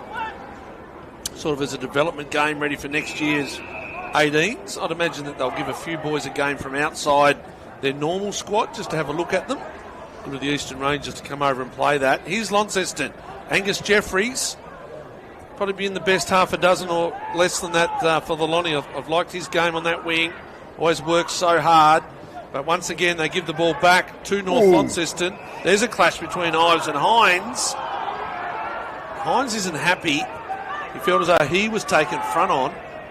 But it's going to be a free kick to Theo Ives, the professional fullback that he is. He swings it back to the defensive goal square. That's Lockie Mitchell. Goes back to Bennett. So they're just slow play here. The ever-professional North Launceston. He's got Bo Nash on. Continues to run Bo Nash. Geez, he's worked hard there. The kick's not great. It's out in front of him. He's still got it. Though it was Bo Nash, another really good player for North Launceston today. Speaking of, here's Stingle. He spins. He's got space. He handballs out the other side now to Jake Nash. Jake Nash goes up the line, but it's to another player who's been outstanding, and that's Zach Morris. Another one for you, Dave Gruber. Plunkett, he dropped the mark. He's going to get tackled from behind. Just enough time to get the kick away. Hines tried to get rid of his opponent. Jake Hines, he twists, he turns, he kicks a goal. Well, that's a great goal for his club. The coach, he got rid of his opponent early. He stepped inside Jake. The coach did, Jake Hines. And he kicks a great goal for the Launceston Football Club. That's their fourth goal. 4-5-29 Launceston. North Launceston 7-11-53. Just tremendous skill and poise there. He's up against two opponents. Yeah, strength just to get rid of him. There's a few afters. It's 5-on-1. Jake Hines is taking on the world down here. Today's broadcast brought to you by Elgas for your LPG needs statewide. Talk to your local free kick. He's got it. There we go. Free kick. I'll get back to that. Oh, the umpires are looking for it, and they've been silly enough to give it away, the Bombers. And Jake Hines is going to have another shot at goal. So could this be a little turning point? The umpire says you've got him up under the chin. We'll bring it back to 3 goals margin. Is it Lockie Mitchell that gave it away? He's arguing. Well, I mentioned he was taking the world on. So Jake Hines for his second, and Launceston's 5th. 30 metres out, directly in front, he kicks it! And he turns to his supporters here in the Western Stand. He puffs the chest out. And it was Bailey Mitchell, in fact, that gave it away. And Jake Hines, 2 goals in less than 3 minutes, less than 30 seconds to be fair. And now he's still going down their groups. Oh, well, why wouldn't you? Goodness gracious. Yep. Well, the umpires, they said they'd look for it, and they did. 18 points of margin, Mac, and we just felt this game is 18 points. Yep. I just looked up. They've kicked 2 less goals. Obviously, a lot of points and missed goals for North Launceston, but they're right in it. 3 goals to 1 this quarter, and you just felt the game was drifting with a 5-goal margin. It was just a matter of time, but, gee, the Blues have come back. Can they get the next one here? As Farquhar wins the tap, just a bit of life now on the Blues. Only an 18-point margin. Wooten, handballs to space, pursues it. Flicks out now here in the Bailey Gillow direction. Jacob Kerr gets there. Gillow lays the tackle on him. They roll over. Wooden's the one. He's got the fitness. Wooden's the one. He's got the skill. He's got the fitness. He's got to break away from stoppage and use the ball well. That's what he has to do. He has to be the equivalent of Michael Stingle because that's what he's been doing. Correct. We're asking a lot of the, not even, I don't know if he's just turned 18. From the ball up, Lee thumps it. Now we've got a holding on free kick and it's going to go to Alex Lee in the ruck contest. I had the binoculars up. Big Farks just got a bit of a handful of jumper. 8 free kicks to 4 this quarter the Bombers' way. It starts to get gloomy here in the twilight. AFL underway. No scorers yet. Big crowd again at MCG. Kick up to the attacking 50. Zach Morris takes yet another mark. He's cheered on by his Longford former teammates there. Well, that's true, isn't it? Yeah, former teammates. He kicks up the wing. Came back to the state last year and a little cameo performance at Longford, didn't he? And did really well. Mark to Plunkett, defensive side of the wing. Leans back in the kick, looking for Farquhar. 1 grab, 2. So he takes the mark. There's 2 marks, Plunkett and Farquhar. They haven't been able to mark them today. Hines gives up front spot. Still could have marked it on Mitchell. They're taken here. Lonnie are up and about. They got a little sniff. What are we? 24 minutes into the third quarter. And he gave up front spot, Hines, but he read it well enough. He got 2 mitts to it. Couldn't take the mark. And it's 20 metres out from Launceston's goal city end of the ground here at UTAS Stadium. McCormack up against Lee. Lee thumps it. There's a hit out for Dave Gruber. Simpson gets it. Gives it to Stingle. He takes some yards. The AFL keep those metres gained. Stats Foz. I'd hate to know how many Stingles had today. It's been plenty.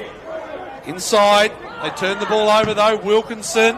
Hack kick. Torpedo forward. Hines sets himself. They're starting to get on top around the footy. Here's McCormack. Battling hard. Young does well for North Launceston. We saw it, Dave. He was taken high. Umpire McInerney was on the other side. The boundary umpire could have called it. That was a wannabe free kick to Lockie Plunkett. There's going to be a ball up instead. So Lee, McCormack, down the front. Hines over the top to his brother.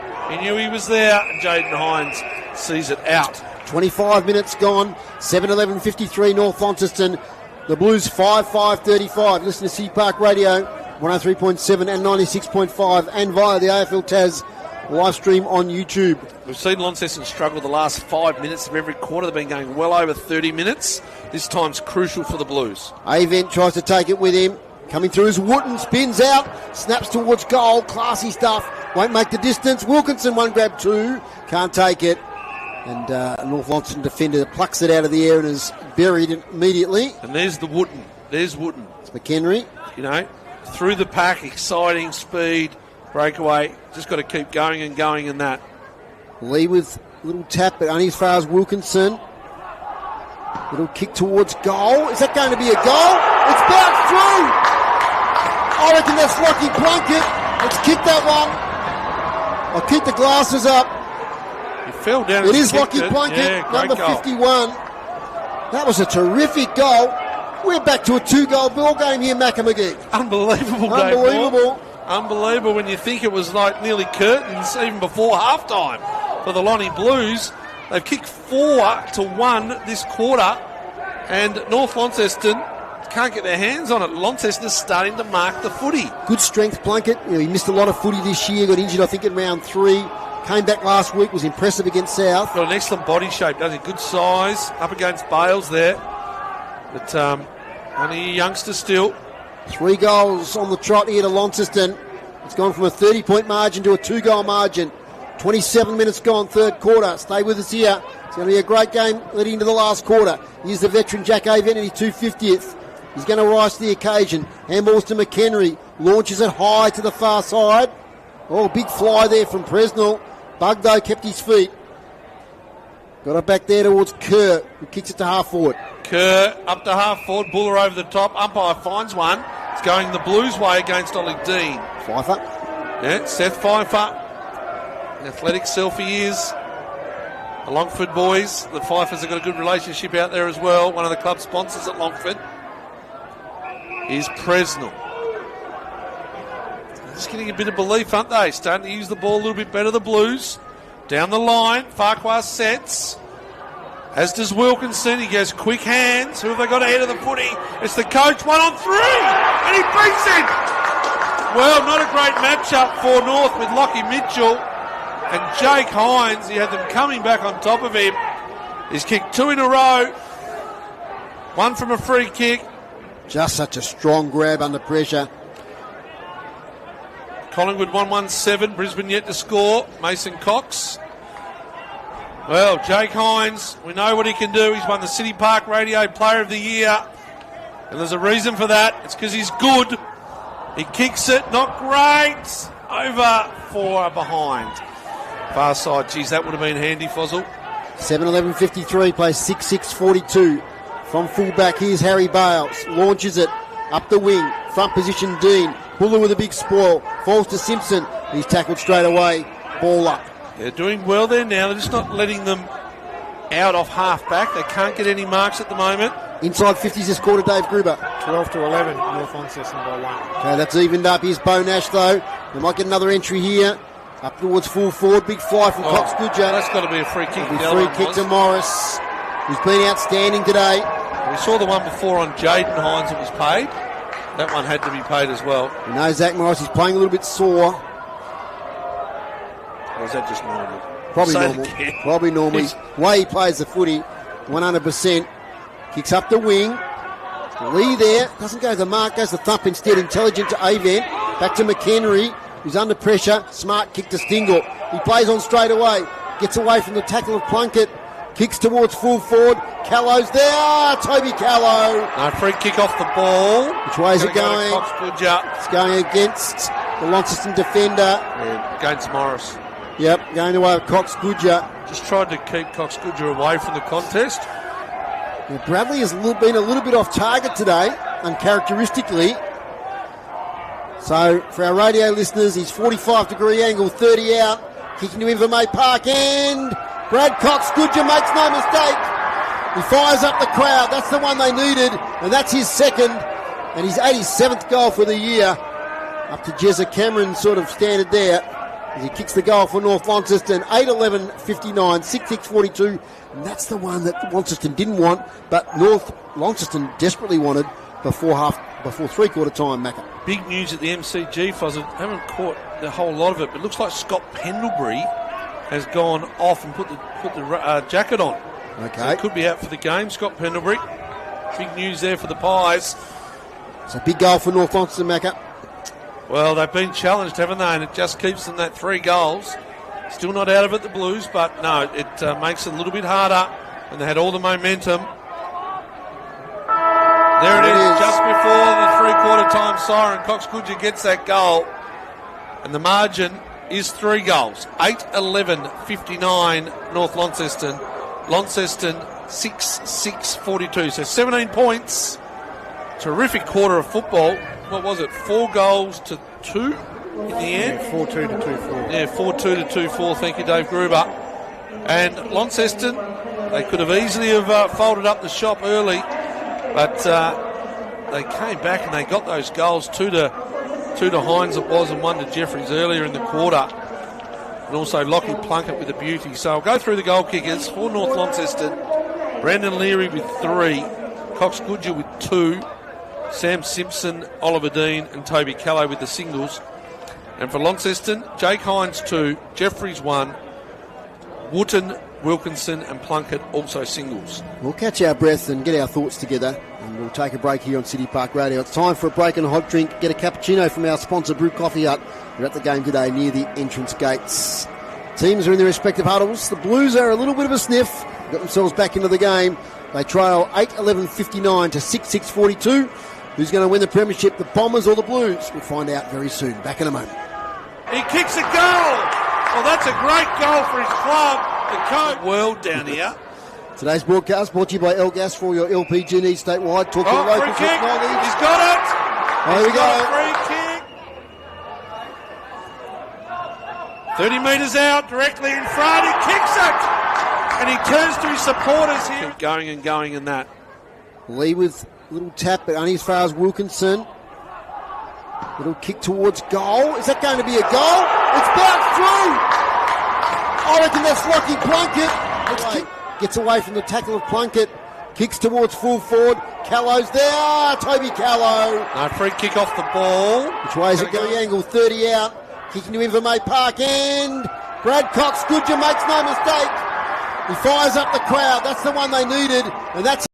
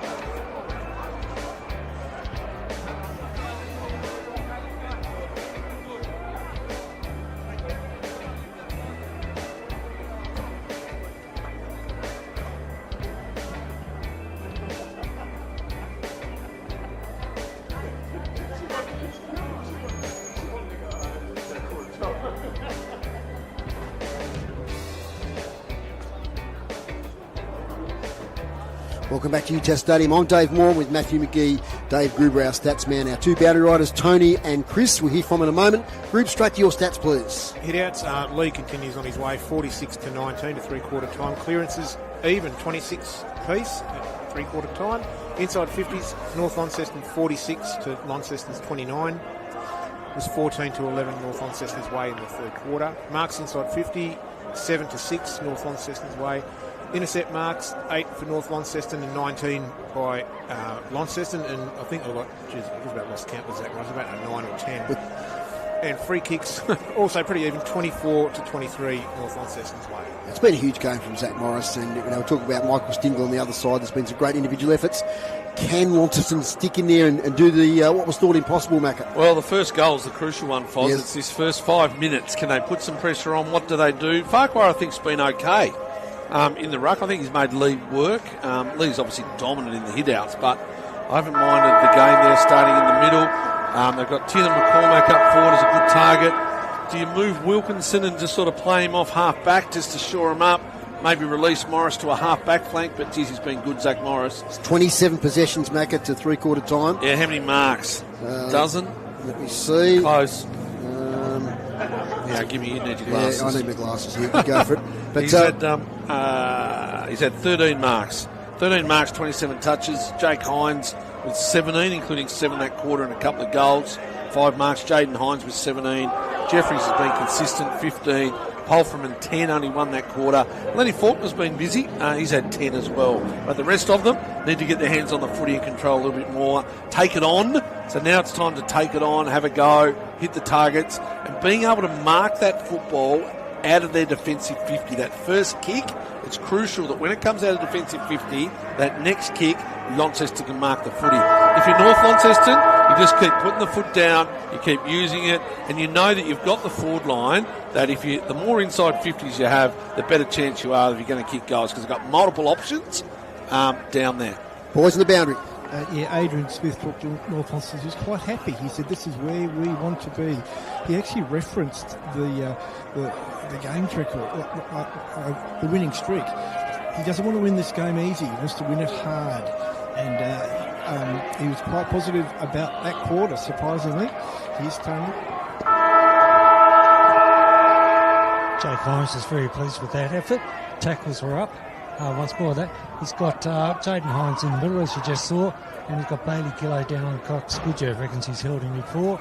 Called for a huge effort from the guys, says you can still do it. If you'll get 100% for the next 22 minutes or thereabouts, you'll be premierships. Thank you very much, Tony. Thank you for your work. I know you have to leave early, so thank you for your work this season. Been terrific. Inside 50 for North Launceston. Danger position here. Tane Thomas can't quite take it. Tackle laid there on Ship. Wasn't high, and it's going to be a ball up, umpire Tom McAtee. So as Macca said, the first goal this quarter will be crucial to give belief either way. It's a close game now as Pfeiffer releases it out of defensive 50, and Bennett can't quite take it. Plunkett did okay, got Got the spillage to Jaden Hines to Wooten. Long now to Colin McCormack. Kicks it up the wing. Farquhar's there, but coming across to take a mark, easy as you like. Theo Whites switches play to McHenry. McHenry near the centre circles. Long kick in the direction of Bug. And floating across is Toby Callow. He takes a terrific mark. We've seen that a lot in the last few years, that floating across the contest like that. And he's got his eyes for the footy and took it beautifully. Here's the challenge, though, isn't it, Toby? We missed one, put it into the sideways grandstand here in the second quarter. But we know he can mark. He's got long arms and just stretched up. Geez, they spread the ground well, though, when they get control of the footy, North Launceston. Their players then just kept just everywhere. They went like little mosquitoes. Nice kick from McHenry. They take it in turns. They really do this forward line. So Callow, he breaks the 50, 40 metres out. It looks better. It is better. It's a goal. It's a crucial goal to the Bombers. They're now 9-11-65. Lead Launceston 6-6-42. 2 goals to Toby Callow. And he's played that forward role nicely today. We talked about their goal kicking options. We didn't even mention Toby pre-game, but he's certainly a player that can take a grab.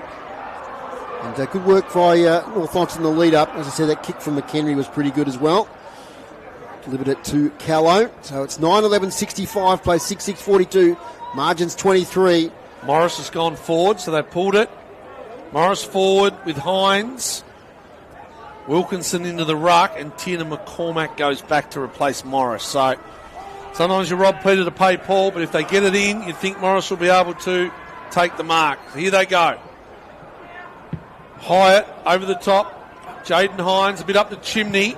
Goes far side of the ground. Conor McCormack's got to be a big win. It's not. It's won by Fletcher Bennett. He goes back to Leary. Leary on the far side now. Inside 50. North Launceston just out of bounds. So they're into the ground. That kick was Simpson kicking it in, I believe. Yep. At the MCG, Collingwood 1-1-7, trail the Lions 2-2-14. Scott Pendlebury subbed out. My correspondents tell me maybe a calf. So, sign of being an old man, Foz, the old calf. Yep. Boundary throw in. Wooden kicks it off the deck towards the boundary. North Lonnie want deliberate. They're going to get it. They're going to get it. He just kicked it off indiscriminately straight towards the boundary inside the 50. He's going to give it back. Boundary umpire didn't get the memo. So Jackie Avent tucked away in the pocket. This one's a little bit closer in than he shot at half time. So Jack Avent, 250 gamer, going for premiership number 7. With his great teammate Bradley Cox-Goodger. He steps inside, drop punt, top of the square, right to the line. Punch through Archie Wilkinson for a behind. Brisbane get another one, 3-2-20. Collingwood 1-1-7. Big news was that Wynyard did manage to kick a goal, Foz. But that one's all over. Devonport Premiers down there. Lockie Mitchell, little kick inside 50 towards Harrison Millwood. Gets handball backwards to Pfeiffer.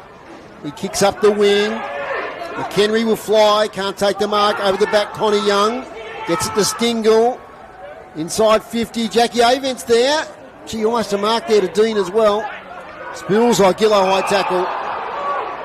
Cox-Goodger. 18-23, 131 Devonport. Wynyard 139. Okay, so congratulations Devonport. Another premier today, along with Clarence. And we'll see what happens here. But North Launceston in the prime position at the moment. Jaden Hines in the Morris direction, but Connie Young, the veteran, gets back. Heart and soul of North Launceston, famous young family. Brother of Lockie, played a bit of footy here as well. Connie Young takes his time. Inside attacking 50, Callow again. Leads out and takes a strong mark. So he's going to run into Dean there, but they had good understanding in the end. And Toby Callow a bit further out this time. Similar angle. He's gone a long way back. He's almost on the wing. I'm going to back him in. Okay. So it must be the dagger, I think, for Launceston. 5 minutes in. Toby Callow takes his time. Delivers from the paint of 50. Always near side, I think. Yes, one behind. 9-13-67 to Launceston 6-6-42. The medalist down the coast, Foz. I'll bring you that one. Getting to the next stoppage here as Presnell brings it out from fullback inside the centre square. Coming out and taking a nice mark is Faulkner. Keegan Lowe. Okay. Devonport, number 2. Shorts it up towards Morris. Intercepting was Cox Goodger. He's got the footy now. He runs into Gillow. Somehow gets a kick away.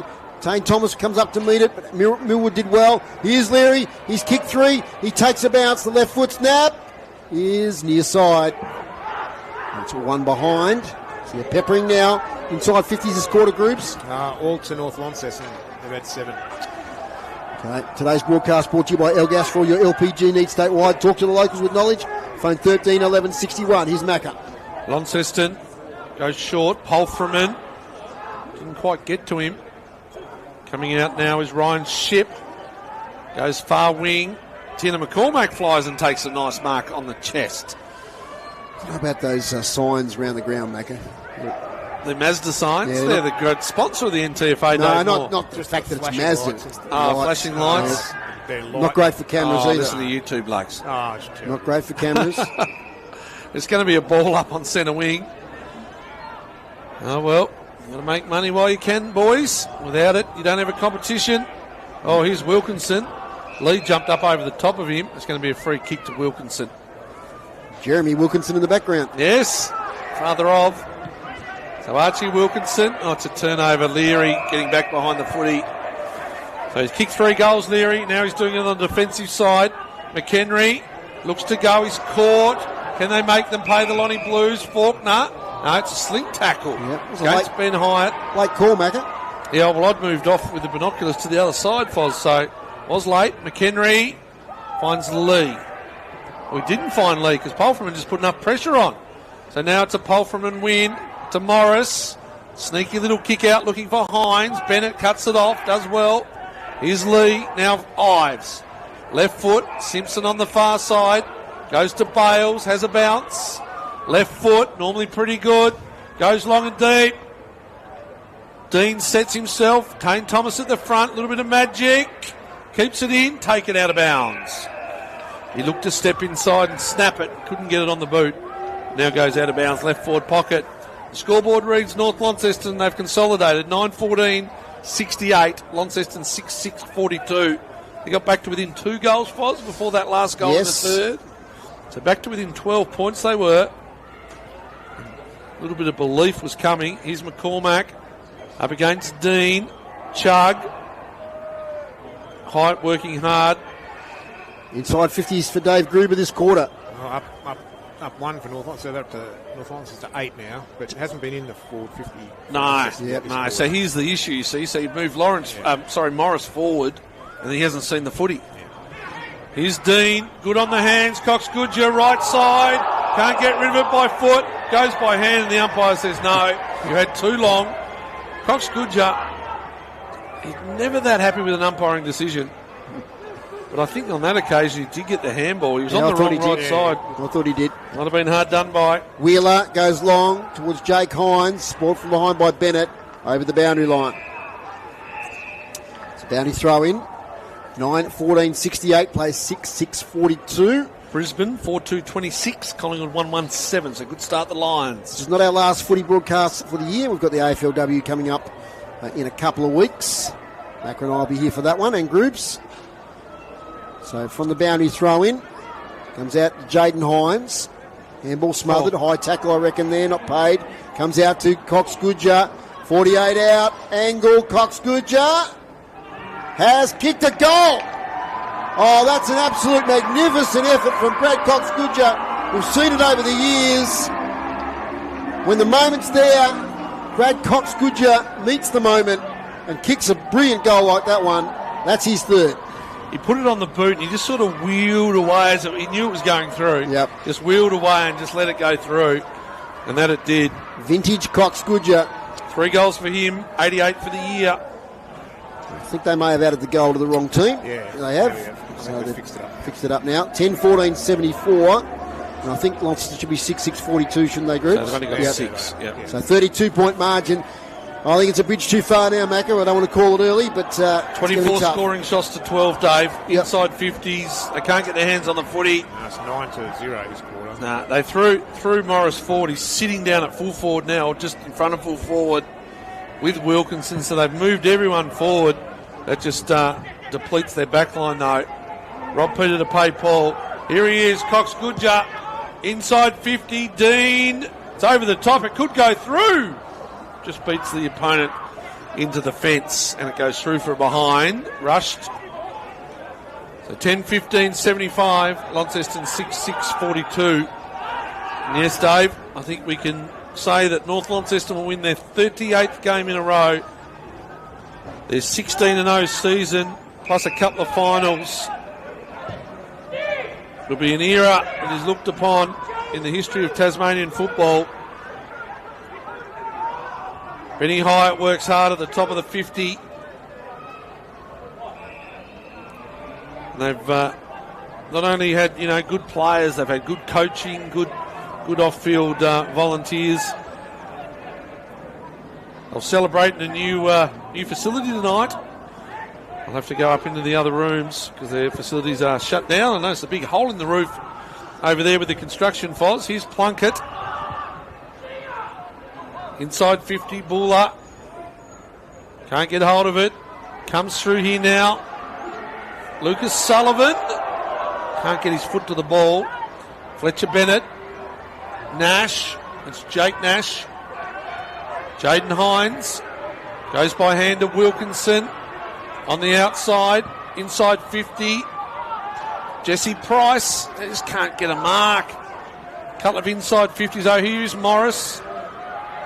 Ives does well for North Launceston. Bales, left foot. And they just go and continue to be good here, Fletcher Bennett. Declan Chugg down in back play. He's getting up gingerly. So Theo Ives in defensive goal square. Now to Connie Young. Plays on. And they're moving out quite easy from defence now, North Launceston. Ends up here with Lockie Mitchell. Takes his time. Kicks long to the wing. Front position, Declan Chugg. Hines, one grab, two. Good mark by the Launceston coach. He might lose it here if he's not careful. By Tom McEntee. They wouldn't dare take it off him. He'd explode, Jake Hines. No need to do it, though, to be fair.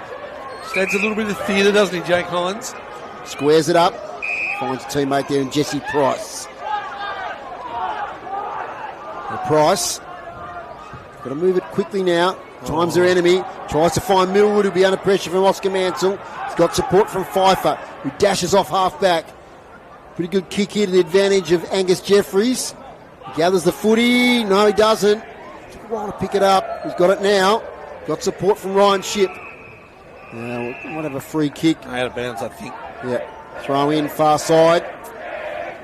75 plays 42, 33-point margin. 17 points at three-quarter time. It's 2-0 this quarter. Been playing 14 minutes. Lee flips it back. Bales knocks it. Inside 50 from Jeffries. Back now to Leary. Connects with Bailey Mitchell, who gets it to the wing. Overrunning it is Cox Goodger. We've got a free kick there. Oh, there's a bit of a wrestle on. They love it. Jaden Hines and Brad Cox Goodger. They're toe-to-toe, nose-to-nose. That's 50. A little bit of byplay there. I think Cox Goodger was trying to get the 50. It's a good thing, though, the umpire's just saying, you boys are being silly. Look at them. Please, can we not have the white signs in the background? I've gone again, Macca, sorry. What white signs? The whatever it's called. The advertising should have advertising, rolling advertising should not be white. What? Dark coloured backgrounds. This is, look. Oh, like that? Yes. That's the best slide up. No, it's come on. You lose all the players. Agree with groups. 2-1, Macca, sorry. Goodness gracious. I'm sure our bounty riders agree with me. As, vote for the over 50s. You've seen us in the Muppets. Here we go up the wing. Taken by Wooten. Sideways kicks good here to Jeffries. Feigns the handball. Now he's going to go to Pfeiffer. No, takes a couple of bounces. Holds the footy. Hit up here. Connor McCormack takes the mark. Attacking side of the wing. McCormack goes to Jeffries. Muller can't take it. They come back inboard now. Polframan on the outside. Plunkett looking for a goal again. Misses everything. Goes out of bounds far side. On the full, Theo Wise to take the kick. So here's Bales. Short. Goes to Bennett. Just solid again, Fletcher Bennett. Leads that back line with a bit of youth in amongst it. Just a real general. Here's Ollie Dean. Oh, he was taken high by Gillow, who tried to reach the extra metre he's got to get up to Ollie Dean's hands. It's good to see Ollie Dean playing a bit more of a role today. He's tended to be sort of deep forward. Sometimes doesn't get to see much of it, but today he's done some nice things. Hasn't kicked the ball that well. Speaking of kicking the ball well, here is Cox Goodger. Look at that kick. Finds Nash. Nash goes wide, kicks the ball beautifully again to Simpson. Just so many options.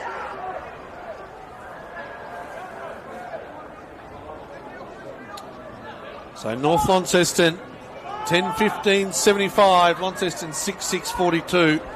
17 and a half minutes gone. Quarter time in the AFL. Brisbane Lions by 20. 27-7. Here's Simpson. Puts it out in front. It's going to be Callow.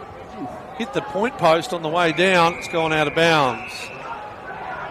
Jaden Hines just loves a little scrap, doesn't he? I think Callow's just pointed at the big scoreboard. Yes. It's always a good comeback. Callow would have taken that mark if he hadn't canned into the goal post. Into the point post, yes. Knocked out of his hands. Boundary throw in, deep forward. We're starting that sort of playing out time feeling now. 5 goals needed, 13 minutes or so remaining. Jesse Price does well out of traffic. Kicks it wide, bit aimlessly though. Presnell gets there first, makes it good. Handball sideways to Connor McCormack.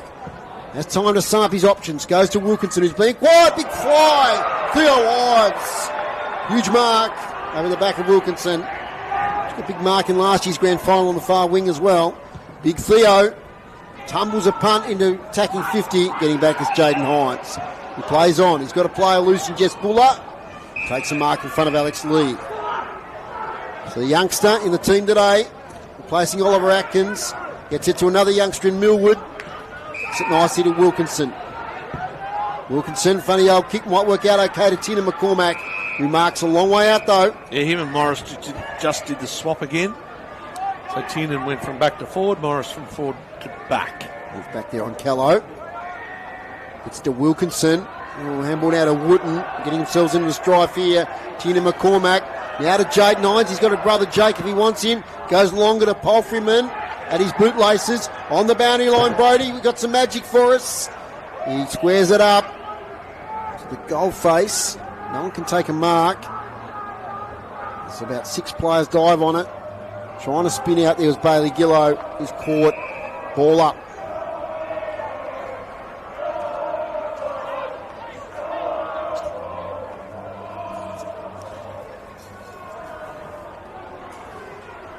Lee gets it to Stingle. He gets the handball forward.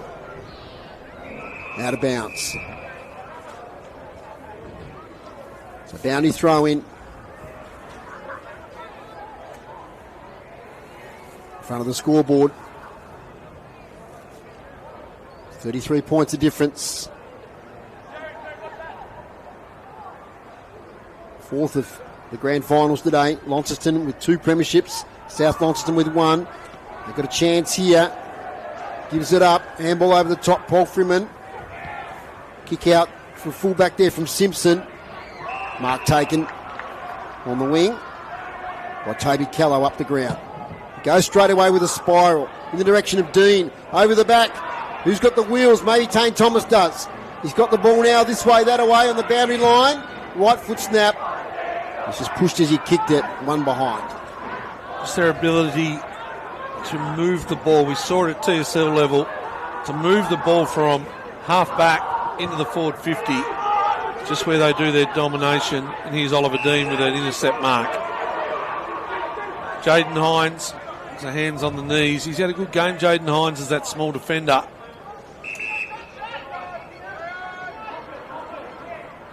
Ollie Dean leans back. 20 metres out from goal. Morris does well. Tane Thomas in front. Morris with Chug. It's been a good battle down there, and it's going to be a ball up. 25 metres out from North Launceston's goal. 26 scoring shots to 12. They got back to within 2 goals in that third quarter, did the Lonnie Blues. They never gave up. It's been a good contest. They got beat here a couple of weeks ago by well over 12 goals. It's been a good effort. Here's Simpson. Can't get it back off the snap. So through for a behind. 10-17, 77 North Launceston. Launceston 6-6-42. As we start to come to the end of season 2025. A new one for state football. All around the state, the Premier League Grand Finals today. 22 minutes gone in this quarter. And North Launceston will be the Premier League winners here in the north. Clarence with the upset down south. And Devonport dominant up the northwest. So late tackle there, McHenry. Downfield. McHenry. And his fellow number 28 in Gillow. It's going to be a free kick downfield. It's going to go either to Callow or Mansell. Callow footy. So therefore, is it going to be a Mansell kick? Players have separated. Yeah, some heavy treatment there on McHenry. He's been pretty good today. Yeah, he's had some moments today. He's a very good runner. Cuts through the traffic well. Toby Callow's got the footy. He's kicked 2.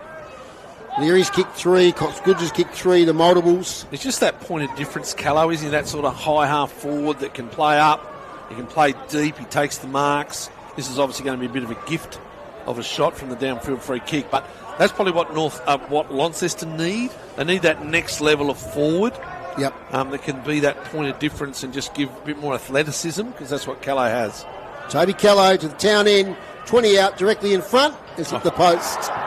So he's spurned a few opportunities today. 10-18, 78 now, North Launceston. That's 28 scoring shots to 12. Probably should be further in front. They lead by 36. And Brisbane still doing well there at the MCG, Mac. Yeah, early second quarter, 4-3-27. They lead by 20 points. Ball spills to Jesse Price. He's tackled from behind by McHenry. And we'll get a ball up. 23 and a half minutes gone. Grooves, any interesting stats this quarter? Oh, no, it's all North Launceston's way. They've kicked 2 goals, 7. They've been inside 15 times to 6. Okay, just running the game out better. Stingle again, inside 50 to Oscar Mansell. He'll take the mark, probably just within range. He's had a few opportunities today, Oscar. Yeah, well done fighting his way back into the team. Son of Brett, of course, a club legend here at North Launceston. You don't want to lose your spot late in the year, do you? And then didn't get the chance last week to play in the reserves preliminary because of not being qualified. He'd been overqualified. There was a few North Lonnie boys in that boat last week. They were basically not in the seniors, couldn't play in the reserves, and their season was done. But Mansell gets a chance. Kicking to the town end, Oscar Mansell. Sets it on its way, and it's another behind.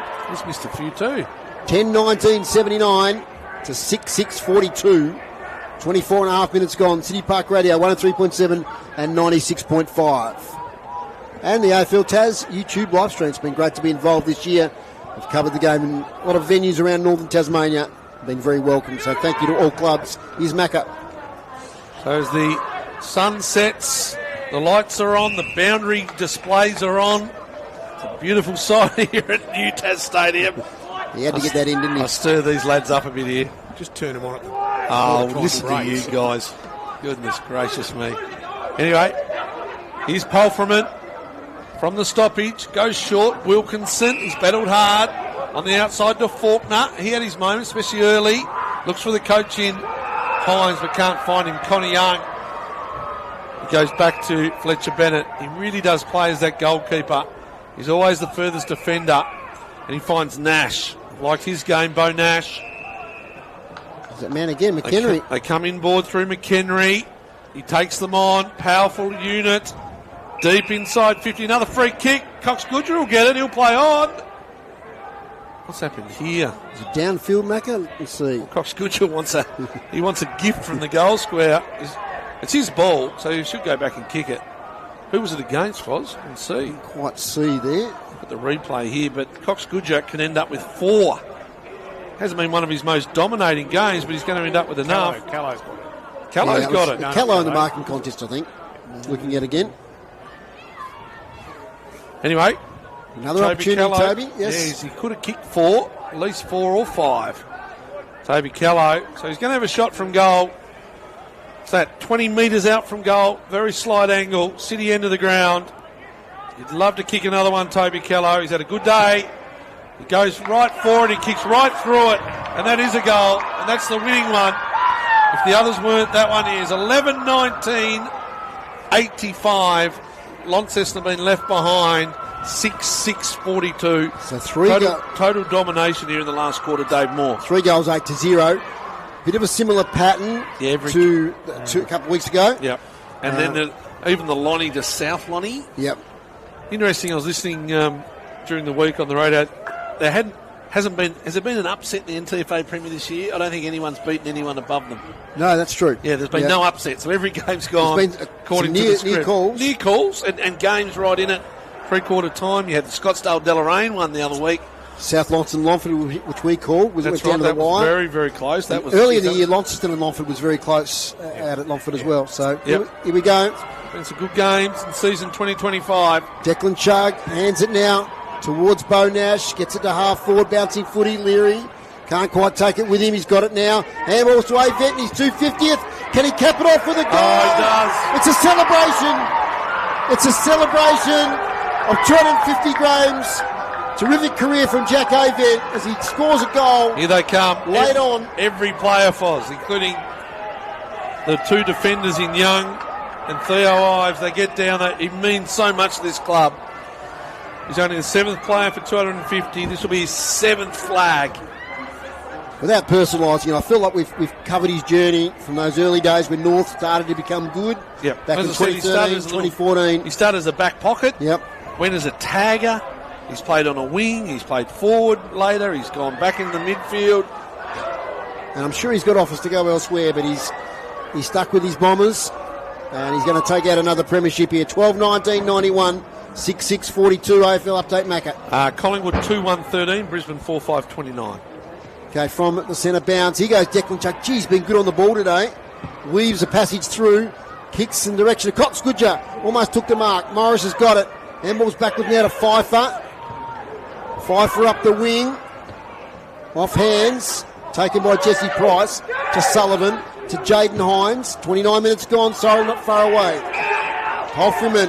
Hands to Faulkner. I reckon he's been one of the best for Launceston today. Over the top. As I wrapped him up, he's kicked it out of bounds on the foot. His first half was actually quite good. He was dangerous. I said, look out, there's a couple of happenings in the grandstand there, Fozzle, I believe. Let's hope not. Let's hope things finish sensibly. Back to Lenny Faulkner, he actually had a couple of shots at goal. He was busy early. We said that's what Launceston needed. We sort of him and Hyatt to hit the scoreboard. Hyatt missed a couple. And, the rest is all she wrote as they go the far side of the ground. Can't be long left. Ryderberg on the far side. Comes inboard to Nash. He's been in my top 5, Foz, Bo Nash. Connor Young. Great for Connor, this win. Has he played in one yet? I think he has. Yeah, yes. I reckon he's been in long enough. That's some injury concerns, though. You'd be unlucky if you haven't. Here at North Launceston been that good. Theo Ives. Here's Stingle. Well done. Millwood can't cut it off. And there it is. The ball ends with Avent as he has a shot for goal, but it was after the siren. And North Launceston are your 2025 NTFA Premier League premiers for this season. 38 wins in a row over the last couple of years. They win the game 12-19, 31 scoring shots.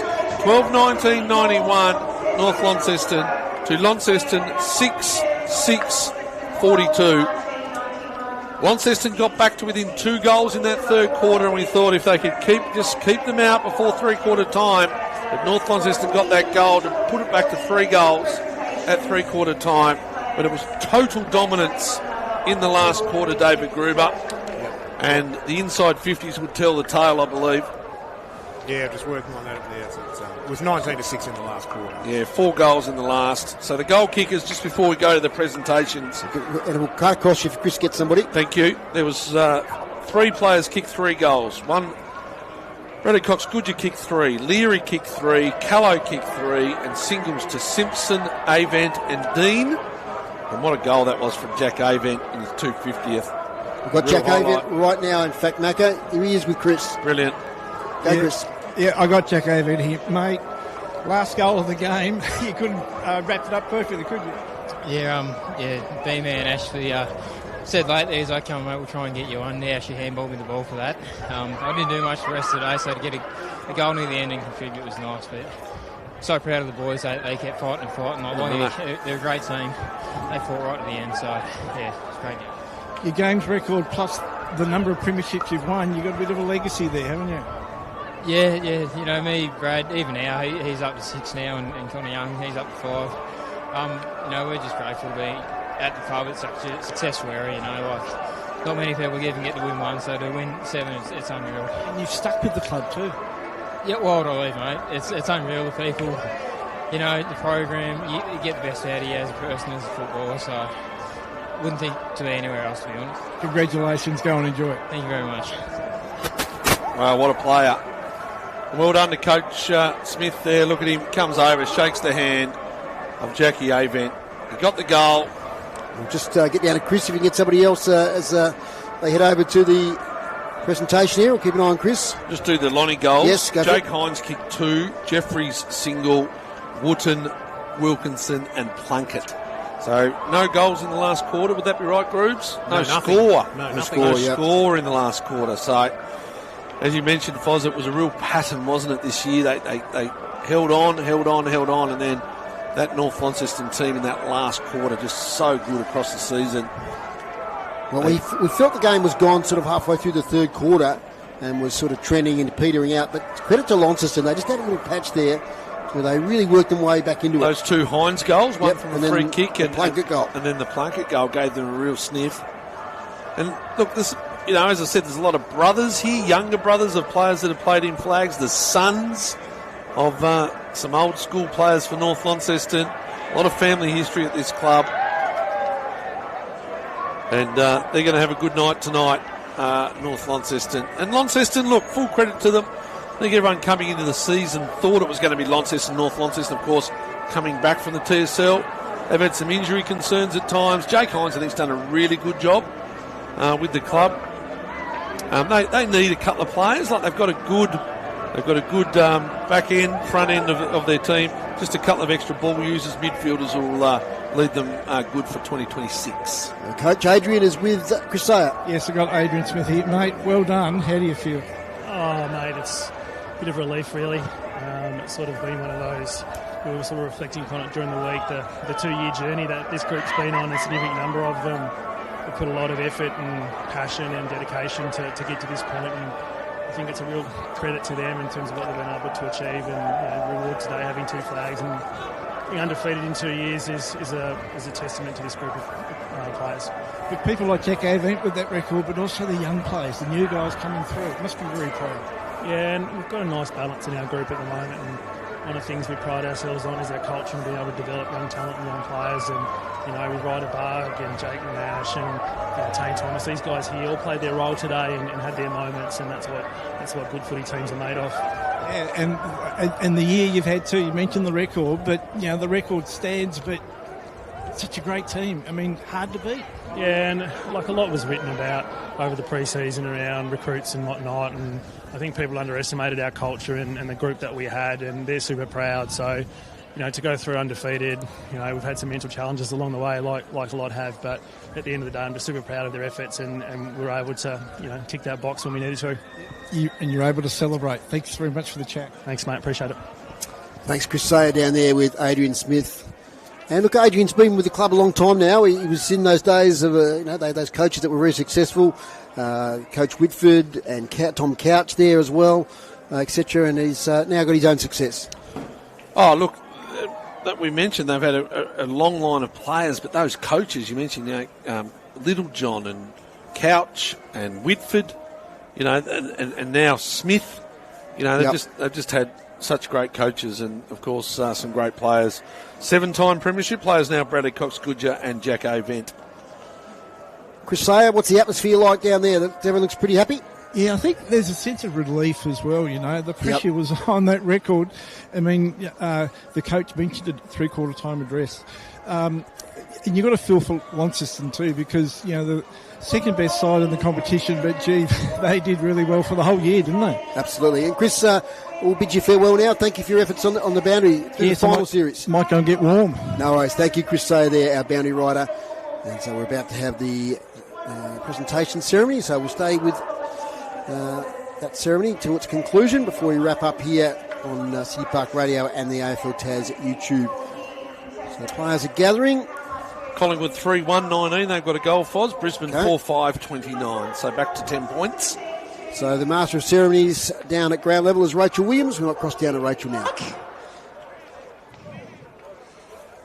As we begin the formal presentations for the grand final today of the Premier League Division 1 grand final between North Launceston and Launceston, and it certainly was a fantastic affair to watch as a spectator.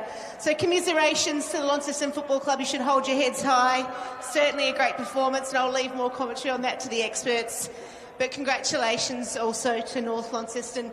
Before I begin, I would like to thank our amazing sponsors who have made today happen. Thank you to the volunteers, to the umpires, and to the NTFA board. Thank you all for putting on what has been a great day of football. Gives me great pleasure now to introduce to the stage our NTFA patron, Sarah Courtney, with the box of umpires medals to present to a representative of the umpires as a thank you and recognition of your performance today in the grand final. So thank you. Please join me in thanking our umpires, who of course without them we simply don't have a game of football.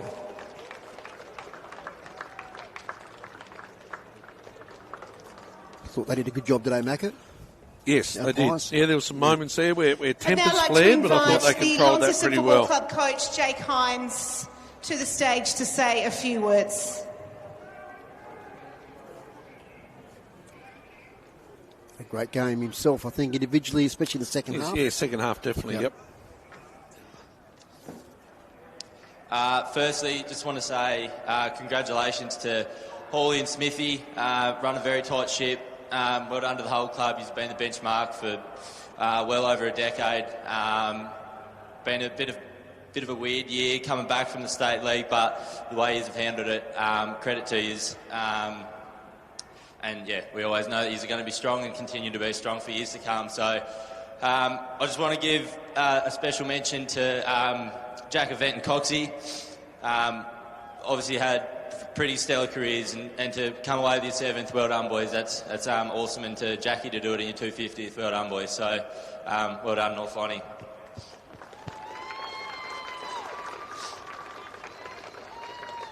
To our boys, footy's a funny thing. You can have the highest of highs as they're feeling, and the lowest of lows is what we're feeling at the moment. But we're a young group and we're going to learn from it. I know it's hard to try and stay positive. Trust me, I'm hurt more than anyone. But we've got to stick together. It's going to make us better.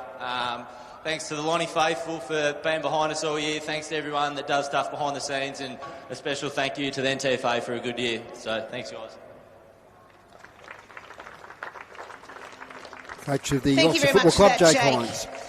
It gives me great pleasure to now announce the Best on Ground to be presented by our patron, Sarah Courtney. The winner of this year's 2025 Grand Final Best on Ground from North Launceston is player number 3, Michael Single.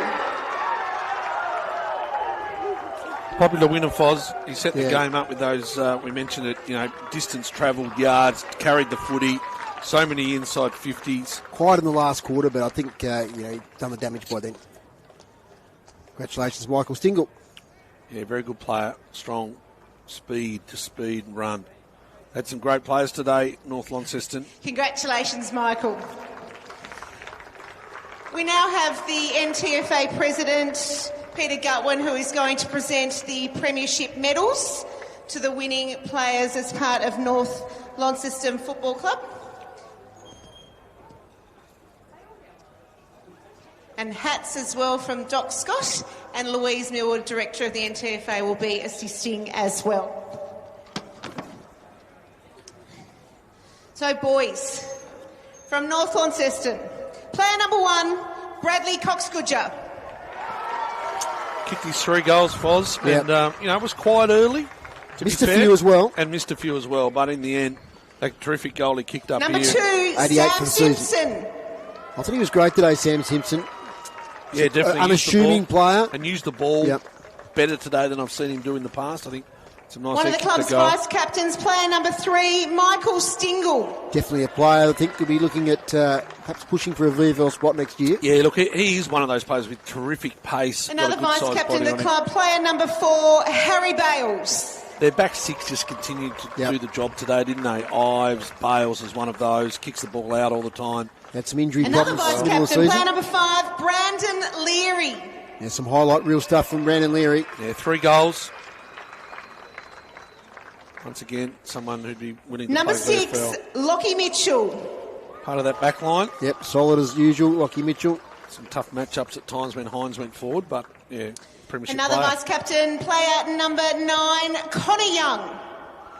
And what a miss Fletcher Bennett there. He's the captain. He's though, the isn't he? captain. Of course, that's yes, right. No, Connor Young, well done. Yeah, really happy for Player Connor. number 10, he'll be happy with this, Jacob Kerr. Boy from Winnalea, he loves me calling him that, and that's what he is. And had a tough year himself, hasn't he, with Yes. that horrific injury? Fought his way back. He's very Number well loved 11, around the club. Bailey Mitchell. Was used not up forward today, so it was interesting. Perhaps Toby Callow being up there sort of caused him to Number move 12, back. Theo Ives. Dependable as usual, state player. He's like the, we watched Tom Barras last night. He's like the Tom Barras of Number North Lonnie. 13, Oscar Mansell. Yeah, well done to Oscar. Fought his way back into the side. Had some shots at goal today. Didn't end up kicking one, Foz. No. But, Number 14, had a few shots. Bo Nash. One of your best? Yeah, I think so. I think I suppose we'll get the stats during the week, the full stats, but I reckon he had quite a few. Number 15, Jack Event. What a story. Premiership in his 250th, a goal late in the game. He finished up with a footy when the siren rang and played well as Number all day. 24, Oliver Dean. I liked his game today. I mentioned Oliver during the game. I like the fact that they gave him a bit more work up the field rather than just standing as a full forward. He's more of a ruckman than a forward. He's played Number a lot of forward footy, 25, had some good shots. Toby Callow. but you mentioned him, one of the better ones today. Yep. Real point of difference, athletic, tall.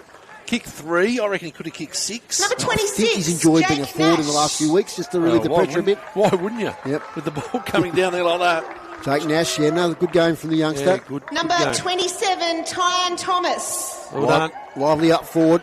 Once again, another one that had not a great injury during the year. Concussion at Deloraine.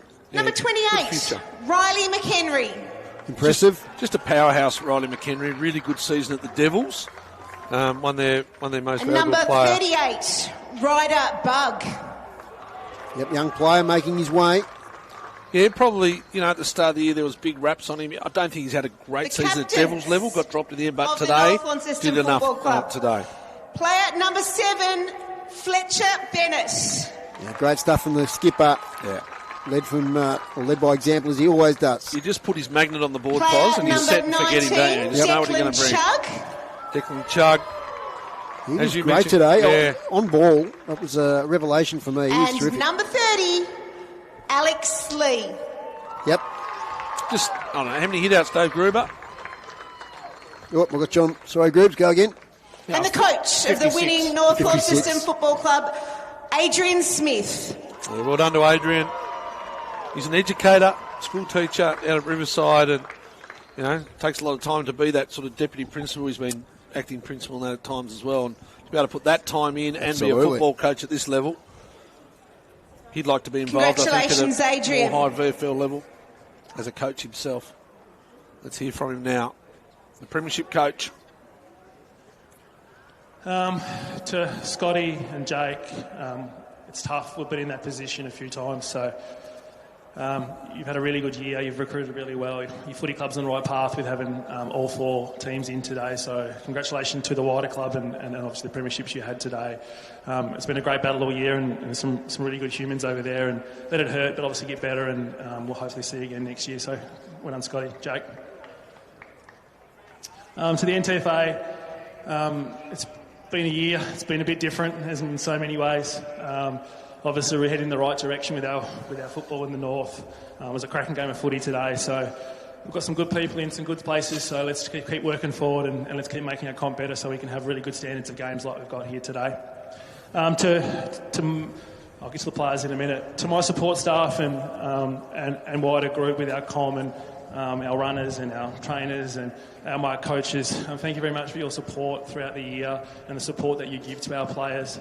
To our supporters over there on the far side there, you're a fantastic group of people, a fantastic group of supporters. You cheer really loud every week and you follow us all around the state. Congratulations and thank you, and you can celebrate with us in a minute when we get into the rooms. To the players, it's been a journey for a lot of you. 2 years of a body of work where you should be really proud of what you've been able to achieve. It's been a fantastic effort. You've got your reward today for that professionalism and the way you go about your footy. So well done, team. Thank you.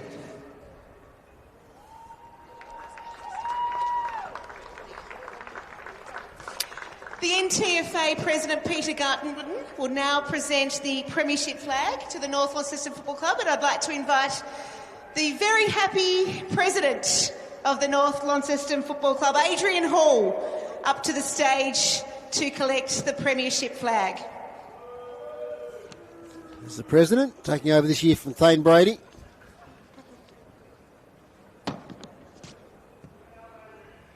There's a presentation of the flag by Peter Gutwin. One for the cameras.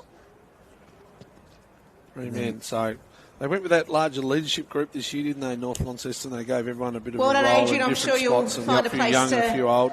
hang the flag and let it blow in the breeze beautifully. Now the legend of the North Launceston Football Club, who delivered the cup onto the ground earlier today, has the cup to present to the winning Premiership captain and coach, my apologies. Roger Lowe is presenting the cup. Great moment as they embrace Roger Lowe, Adrian Smith, up there with Alex Lee. Thank you, Roger, for your attendance today, and I'm sure you'll celebrate with the boys. We're about to get that magical moment where the players gather around the dais. Ladies and gentlemen, North Launceston Football Club Premiers. Here it is. 2025. Another Premiership Cup for the Bombers. Congratulations to them. You know, you got blokes there that have played 257 flags. You got young kids still in school and everyone in between. It's a true testament to them. They've kept their club together through the change from the TSL to the NTFA. And they reap the rewards. 38 wins in a row the last couple of years. They've gone through this season with 18 was wins. a spectacular year of football from the Bombers. So thanks to Rachel Williams there, the MC. She did a great job. She's been doing it all 4 games. We started here at 8:45. So thanks to all the commentary teams that have been involved, both on the radio latterly and also earlier today. Rob, Aaron and Nathan, thank you for your support and commentating the games earlier on. And we've had 2 cameras today, Harrison and Hamed, who's done a great job. He's been with us all around Northern Tasmania this year, so thank you, Hamed. And it's about time to wrap up, Macca. Any final thoughts?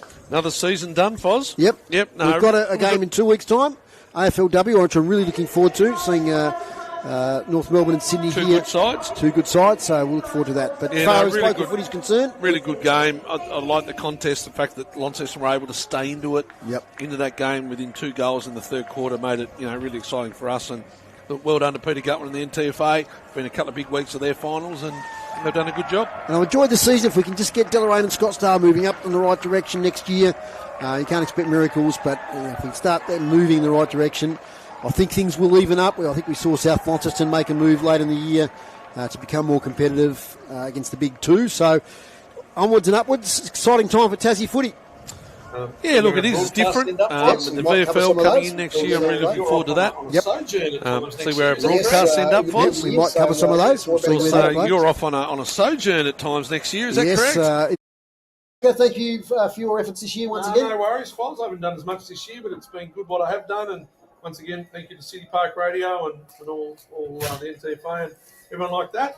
And we'll tune into Collingwood and Brisbane now. Collingwood 7-1-43, lead Brisbane 4-5-29. Pack up quick and get home. Thanks to you, Gribbs. Another great season. Yeah. You're with us. Yep, thank you. Thanks to Chris Sayer on the boundary. He's been away this year, but he's come back and done a great job during the